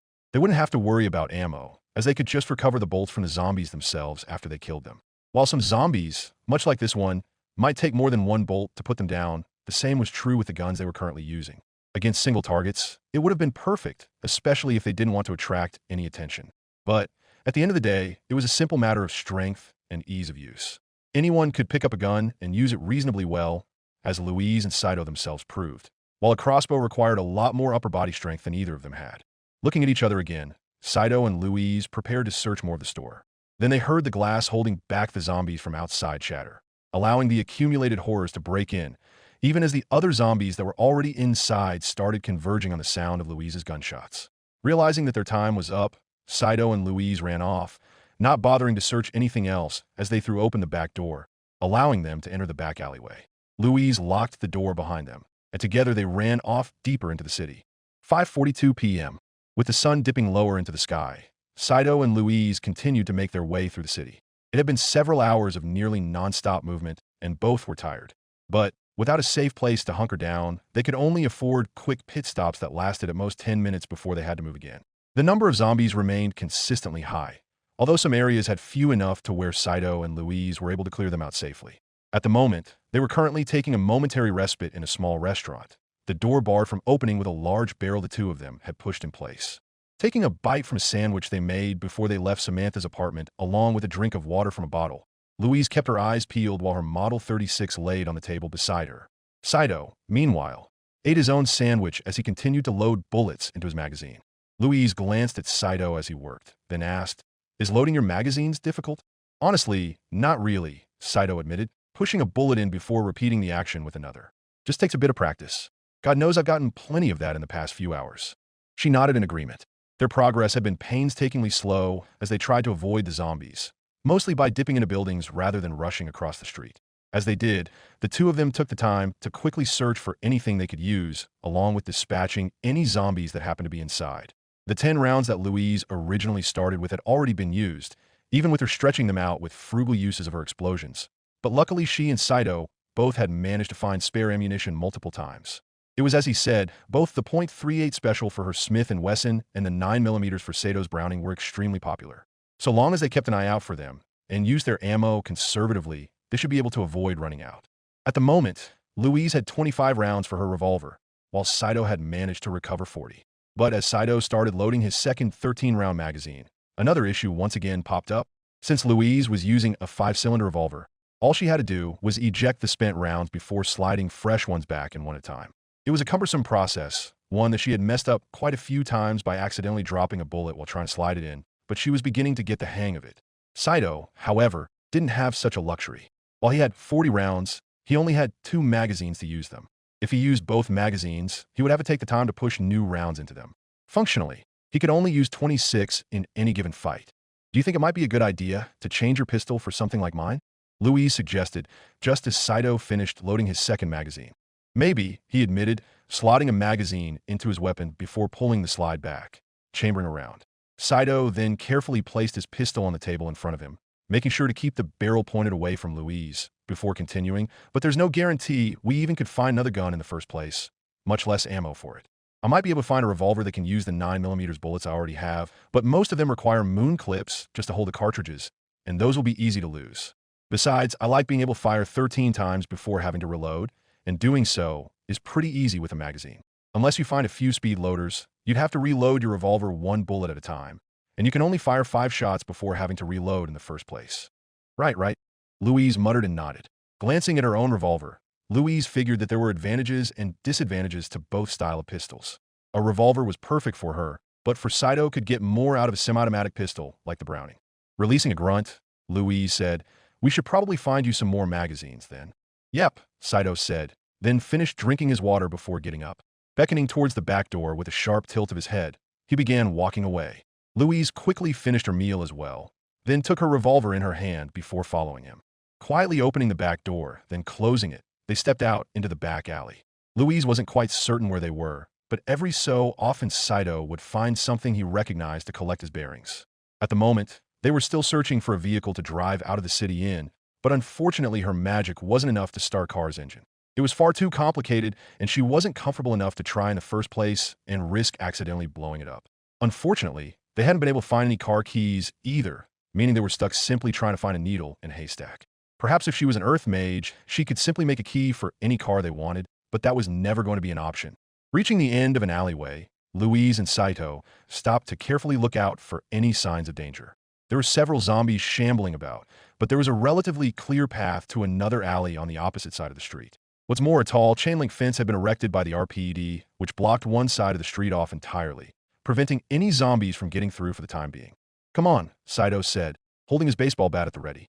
Slowly, the two teenagers crossed the street, Louise keeping her revolver trained on any nearby zombies. A few noticed their presence and tried to lunge at them, but they were able to keep themselves away and keep going. Soon, they managed to enter the alleyway, where they took off in a crisp jog to escape the zombies coming in behind them. As they turned a corner, however, they noticed a small group of 4 zombies blocking off the other end. The zombies quickly noticed their presence, and each moaned animalistically before shambling towards them, dragging their feet behind them on the ground. Shit, Saito cursed, then pinned his baseball bat under his arm before pulling out his Browning. Taking aim at the nearest zombie, he slowly began to fire. Louise did as well, although her shots weren't nearly as accurate as his. After firing 5 times, helping Saito to put down 2 of the zombies, Louise stopped to swing out her gun's rotating cylinder and eject the spent casings, while keeping an eye on the 2 still advancing zombies, which Saito was able to cut down 1 more of before having to switch to his baseball bat. As the last drew too close, Louise inserted 5 new rounds one by one. By the time she was finished and pushed the cylinder back into place, Saito had finished the final zombie off. Behind them, they heard more zombies coming up, and so both teenagers ran, coming out onto another street. This one blocked off on one side by erected fences and barricades. They quickly stopped and recoiled as they beheld the utter devastation around them. While one side of the street had a still intact barricade, the other only had the crushed and toppled scraps of fences, along with the half-eaten bodies of those who had been taking shelter behind them. Jesus! Saito grimaced as he looked over the grisly scene, trying to understand what had happened. His eyes first went to the police cars, their lights still flashing but their tires punctured with bullets. An armored car was beside it, but the front was crushed by a large school bus that had apparently crashed through the fence. Laying on the ground were the ripped-apart remains of police officers and the people he had to assume they were trying to evacuate. Bullet casings and shells were everywhere, but no guns themselves. Someone else must have come through and recovered them. Releasing a sigh, Saito shook his head as he figured what occurred. Sometime during the night, the RPD was trying to evacuate a group of people to safety, only for a bus to lose control and crash through their barricades. Using the freshly made hole, the zombie horde descended onto them, leading to a gruesome end. A few zombies were still feasting on the intact corpses, one of which was a police officer themselves, but they hadn't noticed them yet. It was then that Saito noticed the police zombie still had a pistol carried in his holster. Looking at his own gun and the fact he only had 2 magazines of his own, Saito steeled himself, then walked forward. Saito, what are you doing? Louise asked while following him. Getting his gun, or at least his magazine, Saito admitted, pointing at the zombie in question. Pulling out his pistol, Saito handed his baseball bat to Louise, then took aim. The zombie noticed him and released a snarl, only for Saito to put 2 rounds into its head. It fell to the ground, and the slide of Saito's gun remained back, telling him it was empty. Without bothering to reload, Saito rushed over to the dead officer and began trying to pull the weapon out of its holster. It was proving more difficult than he imagined, but he was determined to see it through. Saito, they're getting closer, Louise called out, holding out her revolver in one hand as she alternated between targets. Almost got it, Saito grunted as he felt the holster loosen. Then it finally opened with a pop. Yes.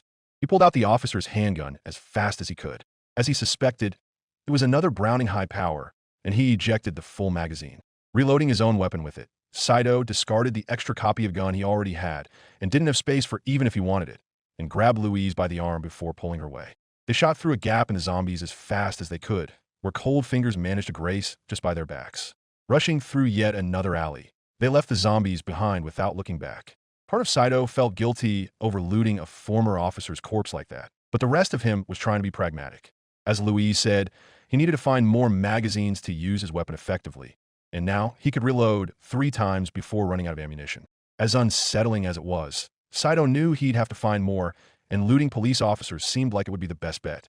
Pausing briefly to catch their breath, Saito holstered his pistol before taking the bat back from Louise. As he did, Louise said, "We really need to find you something to hold that in." "I know. Next backpack we find is mine," Saito said with a firm nod. While they had experimented with simply keeping Sato's bat in Louise's backpack when not in use, they quickly found a problem. If Saito needed the bat quickly, he'd have to pull it off of Louise's back. In a chaotic situation, that proved easier said than done. While not the most comfortable or practical, he found it easier for him to hold the bat himself, or quickly hand it over to Louise whenever the situation called for it. She had actually managed to take down a few zombies of her own with it, but that raised another problem. Already a few noticeable dents had formed in the bat's head. It simply wasn't built to be used like this. Eventually, it would break down. Until it got to that point, Saito would keep using it, but now he had to keep an eye out for a new melee weapon to protect himself with. "I'm good," Louise said, straightening herself.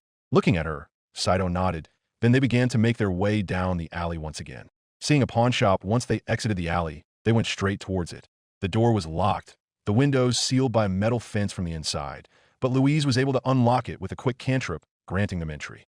Closing the door behind them, she locked it again before the two of them began to inspect what the store had. "Yes, knives," Saito announced, pointing towards a glass display case. Inside were a collection of impressive knives, axes, and more, which Saito immediately broke open with his bat. The glass shattered in a single blow, then he carefully began to fish out something for him to use. Louise joined him, and soon pulled something out for each of them. Saito was holding an antique K-bar knife in his hand, closely inspecting it while feeling the blade itself with a ginger finger. Grabbing a nearby piece of paper, Saito tested the knife by slicing through it. To his relief, he found it was still quite sharp. Using a leather sheath that was nearby, he carefully slotted the knife into it, then strapped it to his left thigh. Louise, meanwhile, gravitated towards a small hatchet with a black wooden handle and rubber grips. There was a hammer on the backside of the steel head, and it was small enough to be held in just one hand. Giving it a few practice swings, she found it suitable enough for her, then grabbed a sheath of her own and slotted it in. Looping the sheath around her waist, the small handle bumped against her leg with each step, but it wasn't anything more than a minor nuisance. They looked around the store for a bit longer, trying to find anything else that they could use. All they could find was an old army backpack in drab olive green, which Saito quickly took for himself and emptied the contents of his nylon pack into it. Dropping the bag on the ground, he threw the straps over his shoulder and slightly opened the top to slide his bat into it. He thought about discarding the bat entirely, since he now had an actual knife to protect himself, but he figured it was still good to use as a primary melee weapon as it had more reach and strength behind it. If he was close enough to attack a zombie with a knife, then it was also close enough to bite him. They also found a few more bullets for their guns, enough to load Sato's empty magazine and let Louise reload her weapon twice, along with 4 12-gauge shotgun shells. While they hadn't found a shotgun yet, Saito fully intended to use one if they did. Everyone knew shotguns were the perfect weapons to use against zombies in movies and video games, and he doubted real life would be any different. Looting the store for everything they could, Saito and Louise left through the back door. A pair of zombies were waiting for them, but before they could react, Saito stabbed one through the side of the head with his knife while Louise chopped another in the head with her hatchet. They fell to the ground, and both teenagers ran off without even checking to make sure they were actually dead. The sun continued to stretch below the horizon, and the sky began to turn bright orange as twilight settled in. Continuing to run through back alleys, houses, and streets, Saito and Louise tried to find something to escape with. But, to their dismay, they couldn't find anything. Most of the cars they found that appeared to still be in working condition didn't have any keys already inside. Those that did either didn't have any gas in their tanks after being left on idle for who knows how long, or their batteries were dead. Only a handful could have been used, but they were pinned in place by other cars, trucks, or debris, making them impossible to get it out by themselves. "Damn it," Saito cursed as he hopped out of yet another bust. Looking up at the twilight sky, he said, "We need to find some place to stay the night. Dealing with zombies is hard enough when we can see." Louise nodded in agreement. Trying to escape the city at night seemed like a recipe for disaster, especially after what they went through the last time they tried. At the same time, she was also tired, and hunkering down for the night seemed like a good idea. She couldn't see anything around them that looked relatively safe, though, so it might take a while before they found one. Nodding to herself, Louise prepared to set off once again with Saito joining her, only for them to stop as they heard a faint crunch coming from nearby. It sounded like a foot stepping on glass, and the entire street seemed to fall silent. Her eyes widened, and the hairs on the back of her neck rose. "Run," Saito muttered. Without saying another word, both of them took off in a sprint. Behind them, they heard a flurry of rapid footsteps giving chase, telling them exactly who was after them.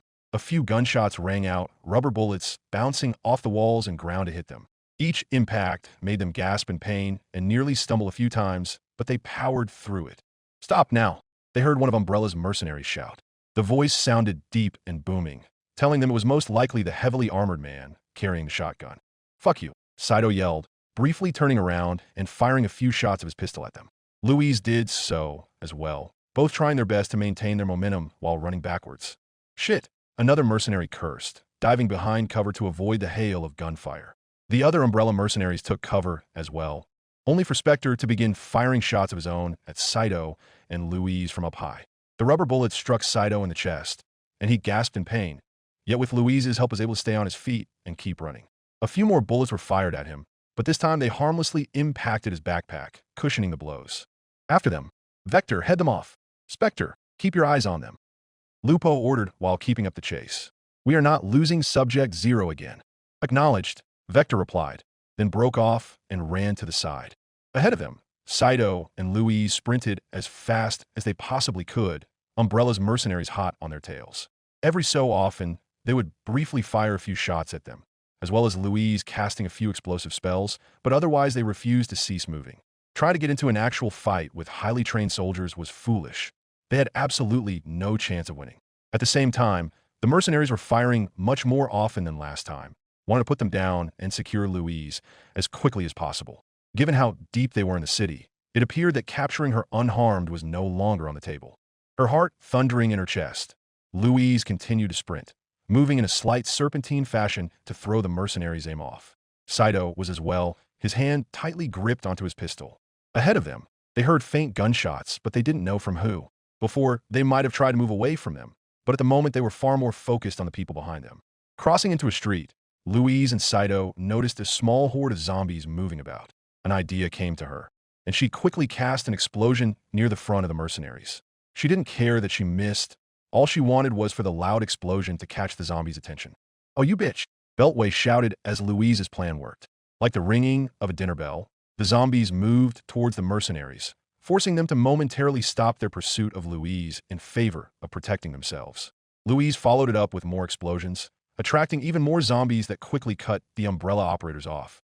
"Good thinking, Louise." Saito congratulated her as they continued to run, and a proud smile blossomed across her face. That smile didn't last long, however, as suddenly Vector emerged from a side door, kicking it open and cutting them off. Saito was unable to stop his momentum, allowing Vector to grapple him, lift the boy up, then slam him back onto the ground. Louise, meanwhile, was flung hard to the ground after the mercenary tripped her with an extended leg. The air briefly pushed out of his lungs. Saito desperately threw punches in an effort to get the man off of him. But Vector's face mask meant the only damage Saito dealt was to himself. Then Louise, pushing herself off the ground, pulled out her revolver and fired point-blank into the side of Vector's helmet. Her rounds weren't high enough caliber to puncture through, but it was enough to send the mercenary rearing back. "Fuck!" Vector shouted, falling backwards while rolling to cover. With the man's weight no longer pressing down onto him, Saito aimed his Browning and fired as well, forcing the mercenary to fall back. "Come on," Louise yelled, picking Saito up. The two teenagers turned and ran, Louise hastily reloading her revolver as she did. Behind them, they heard the mercenaries finish the rest of the zombies off and begin chasing them once again. Ahead, they heard more gunfire, this time louder and much more concentrated. It sounded as though several automatic weapons were being fired. At first, Saito and Louise feared they were running straight toward another group of Umbrella mercenaries. Then they noticed that their pursuers were picking up the pace. Whoever was firing those guns, it was motivating them to capture them even faster before they got to them. Realizing that might just save them, Louise cast a few more explosions to attract more zombies, neither she nor Saito stopping for anything. Wolfpack was forced to engage, allowing the two teenagers to increase the gap between them. Dashing into an alleyway, they followed the intense sound of gunfire. It echoed across the brick alleys, making it hard to pinpoint exactly where it was coming from, but soon they were able to get a read. Running for their lives, they burst out onto an open street. one end blocked off by a hastily erected wall of metal and a Stagla gas station as the area's centerpiece, only for a burst of gunfire to go off right over their heads. Gak! Saito and Louise yelled, tripping and falling onto the ground. Hold your fire! Hold your fire! Civilians! They heard a man's voice shout, then several people rush over. Looking up, Louise and Saito saw 6 men and women wearing tan army fatigues, all heavily armed with rifles, shotguns, and even an LMG. On their shoulders was a patch depicting a stylized skull, with the words Spec Ops, Echo 6, written on its top and bottom. Oh, thank God. Special Forces, Saito said, getting up just as the soldiers got to them. The biggest of the soldiers, a heavy-set man with tattoos covering his arms and part of his face, was the first one, immediately pulling out medical supplies from a pouch on his leg. Are you 2 injured? The man asked, shining a light to inspect their bruises. He grimaced at the sight of them, then pulled out a can of medical spray and began to apply it. Both Saito and Louise sighed in relief as the medicine took hold, their wounds quickly fading away. Fan out, secure the perimeter, commanded the apparent leader of the team, a man with short, slightly spiked brown hair and a red scarf wrapped around his neck. In his hands was a highly customized M4 carbine, which he was aiming down the alleyway Saito and Louise came from.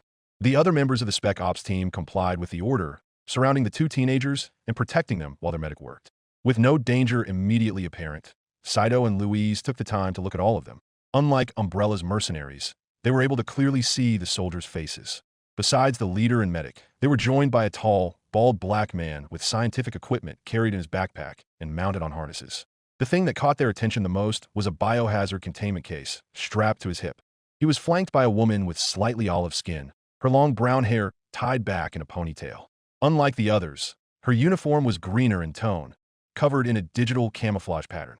On her back was a radio transceiver and a large knife strapped to her hip. Focusing on the rooftops was a tall woman with short blonde hair, aiming through the scope of her sniper rifle.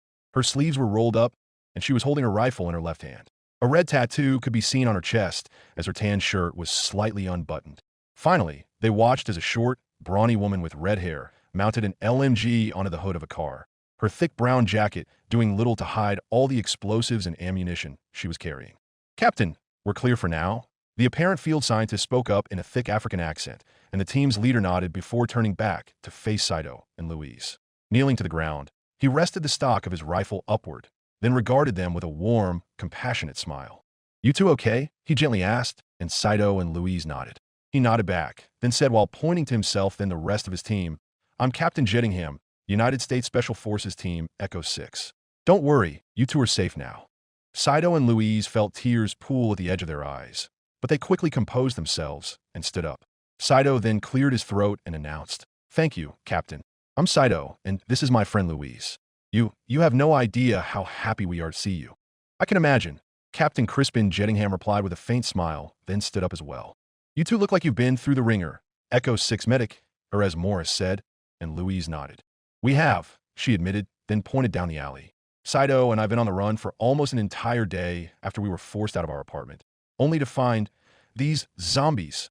To his surprise, Saito shook his head and revealed, No, you have to listen to us. There's a group of 6 mercenaries trying to kill me and capture Louise. Did they kill my parents trying to get to her when they bought us time to escape? Mercenaries? Sienna Fowler, the team's sniper, repeated with a Texan accent as she turned her head to look at them, and Louise nodded. Yes, she confirmed, then took a breath. They work for Umbrella, and were right behind us before we ran into you. Umbrella, Jettingham replied, shooting his head back in surprise. When Louise nodded, he scowled and spat. God damn it. Of course they'll try to pull this shit in the middle of the mess they made. You know, Saito asked, his eyes widening, and Jettingham nodded. We do. It's why we were sent into the city. Lawrence Kimbala, the team's field scientist, confirmed with a crisp nod. All of Arkley County is currently surrounded by the U.S. Army, and we're one of several dozen teams sent in to rescue survivors and find out what happened. We don't know how deep it goes or how, but Umbrella looks like they're behind this, Caroline Floyd, the team's recon, admitted. Already came across a few of their men, trying to destroy evidence. I'm not surprised they'd try to stage a kidnapping too. Question is, Marissa Ronson, Echo 6-foot demolitions expert, spoke up in a thick British accent. Why are they after a pair of kids like you? Echo 6 looked at Saito and Louise questioningly, who began to sweat under the scrutiny. Despite the fact that these people clearly weren't with Umbrella, she wasn't entirely sure she could trust them with the truth of her magic either. For as far as she or Saito knew, telling them might just get the government interested. Luckily, Before she could be pressed for answers, Morris spoke up. Hey, the kid's clearly upset about this. Let's wait for any questions until after we get them out, he said, a frown on his face. The other members of the team looked at him, then nodded in agreement. Saito and Louise sighed in relief.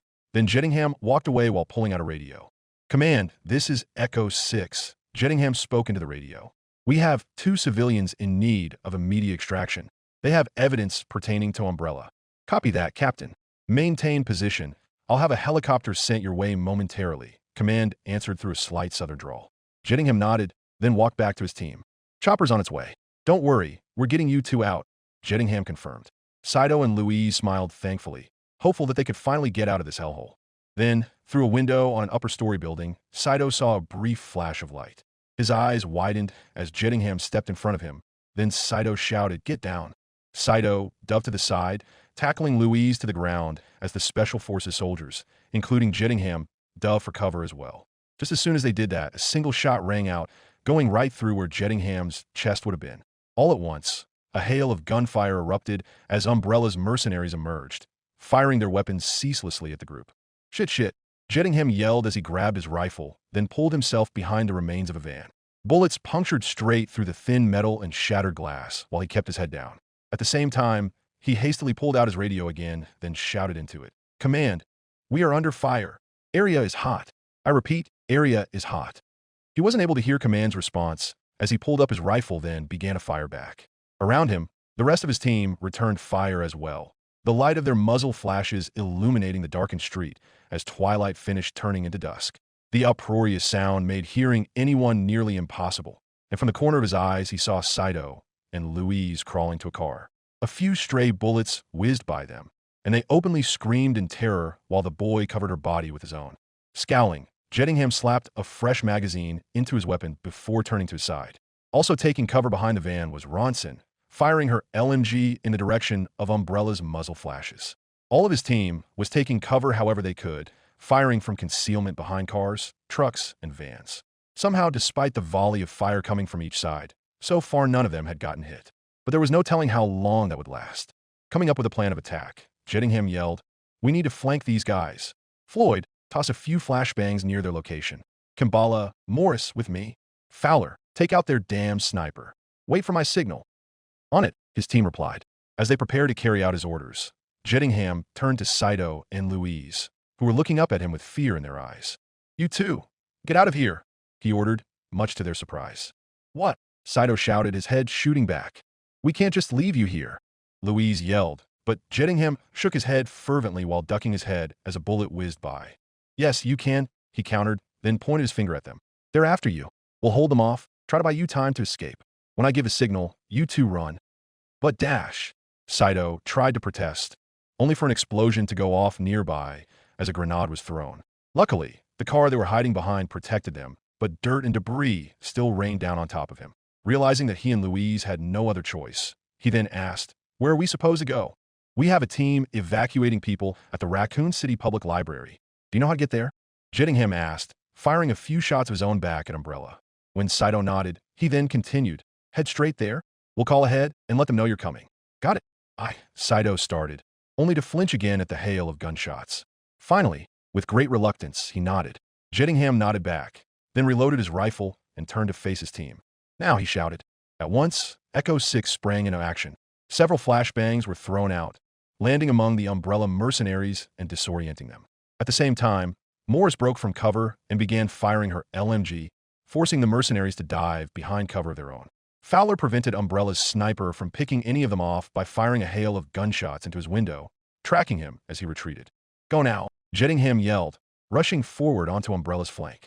Sparing a momentary glance at Saito and Louise, he saw them push themselves up, then flee, disappearing into an alleyway and out of sight. With the civilians out of danger, Jettingham and the rest of Echo 6 focused on taking down Umbrella's mercenaries. The tables turned to their favor.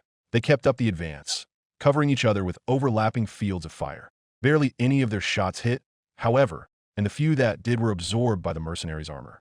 Their advance was then halted as the mercenaries recovered and retaliated, firing their weapons at Echo 6 in turn. Now, however, both teams were much closer to each other, and when Jettingham broke from cover to fire his weapon, he was suddenly kicked to the side by an unseen force. Knocked to the ground, he saw a faint shimmer as something stood over him, and Jettingham responded immediately by pulling out his M9 and firing into its center mass. The cloaking field surrounding his adversary dissipated, but Vector's armor was enough to allow him to dive back and away from danger. Picking up his rifle and reloading it, Jettingham shot up and looked for Vector, only to find that he had disappeared under cloak once again. Hearing a slight shift beside him, Jettingham hastily raised his rifle to block an oncoming knife strike. Then he slammed the butt of its stock into Vector's chest to force him back. Bringing his rifle to bear, he tried to fire, only for Lupo to suddenly come in from the side with a kick of her own, knocking the weapon out of his grip. She then tried to fire at him, but Jettingham pushed the rifle up and to the side just as it fired, then delivered a powerful punch to her gut. As the two leaders descended into a brawl, the rest of the two teams fell into personal engagements of their own. Morris dodged a slash from Bertha's cleaver, which embedded itself into the side of a van. As she struggled to pull it out, Morris head-butt her, then tried to fire his rifle into her chest. But she was faster and nimbler than him, and so, with a spin, she kicked the rifle away before delivering another to his chest in the same movement. While he was able to keep a grip on his weapon, Morris was forced back, allowing Bertha to recover her cleaver and swing at him once more. This time, however, he caught her arm, then slammed her body into the side of the van with enough force to dent the metal slightly. It was then that Four Eyes threw a few gas grenades, filling the street with a pink vapor. Recognizing it immediately while taking pot shots at her, Kimbala shouted, "Pheromones! It attracts them." Realizing what that meant, Jettingham looked around as Infected, already attracted by the sound of the intense gunfight, were joined by even more. He kicked Lupo away, then shifted his attention to an Infected that got too close for comfort. Around him, the rest of his team and even Wolfpack had to suddenly divide their attention as the hordes of undead swarmed them, not caring which side of the conflict they were on. As far as they could tell, they were both on the menu. That didn't mean they weren't still trying to kill each other, though, as Floyd and Vector engaged in an outright knife fight.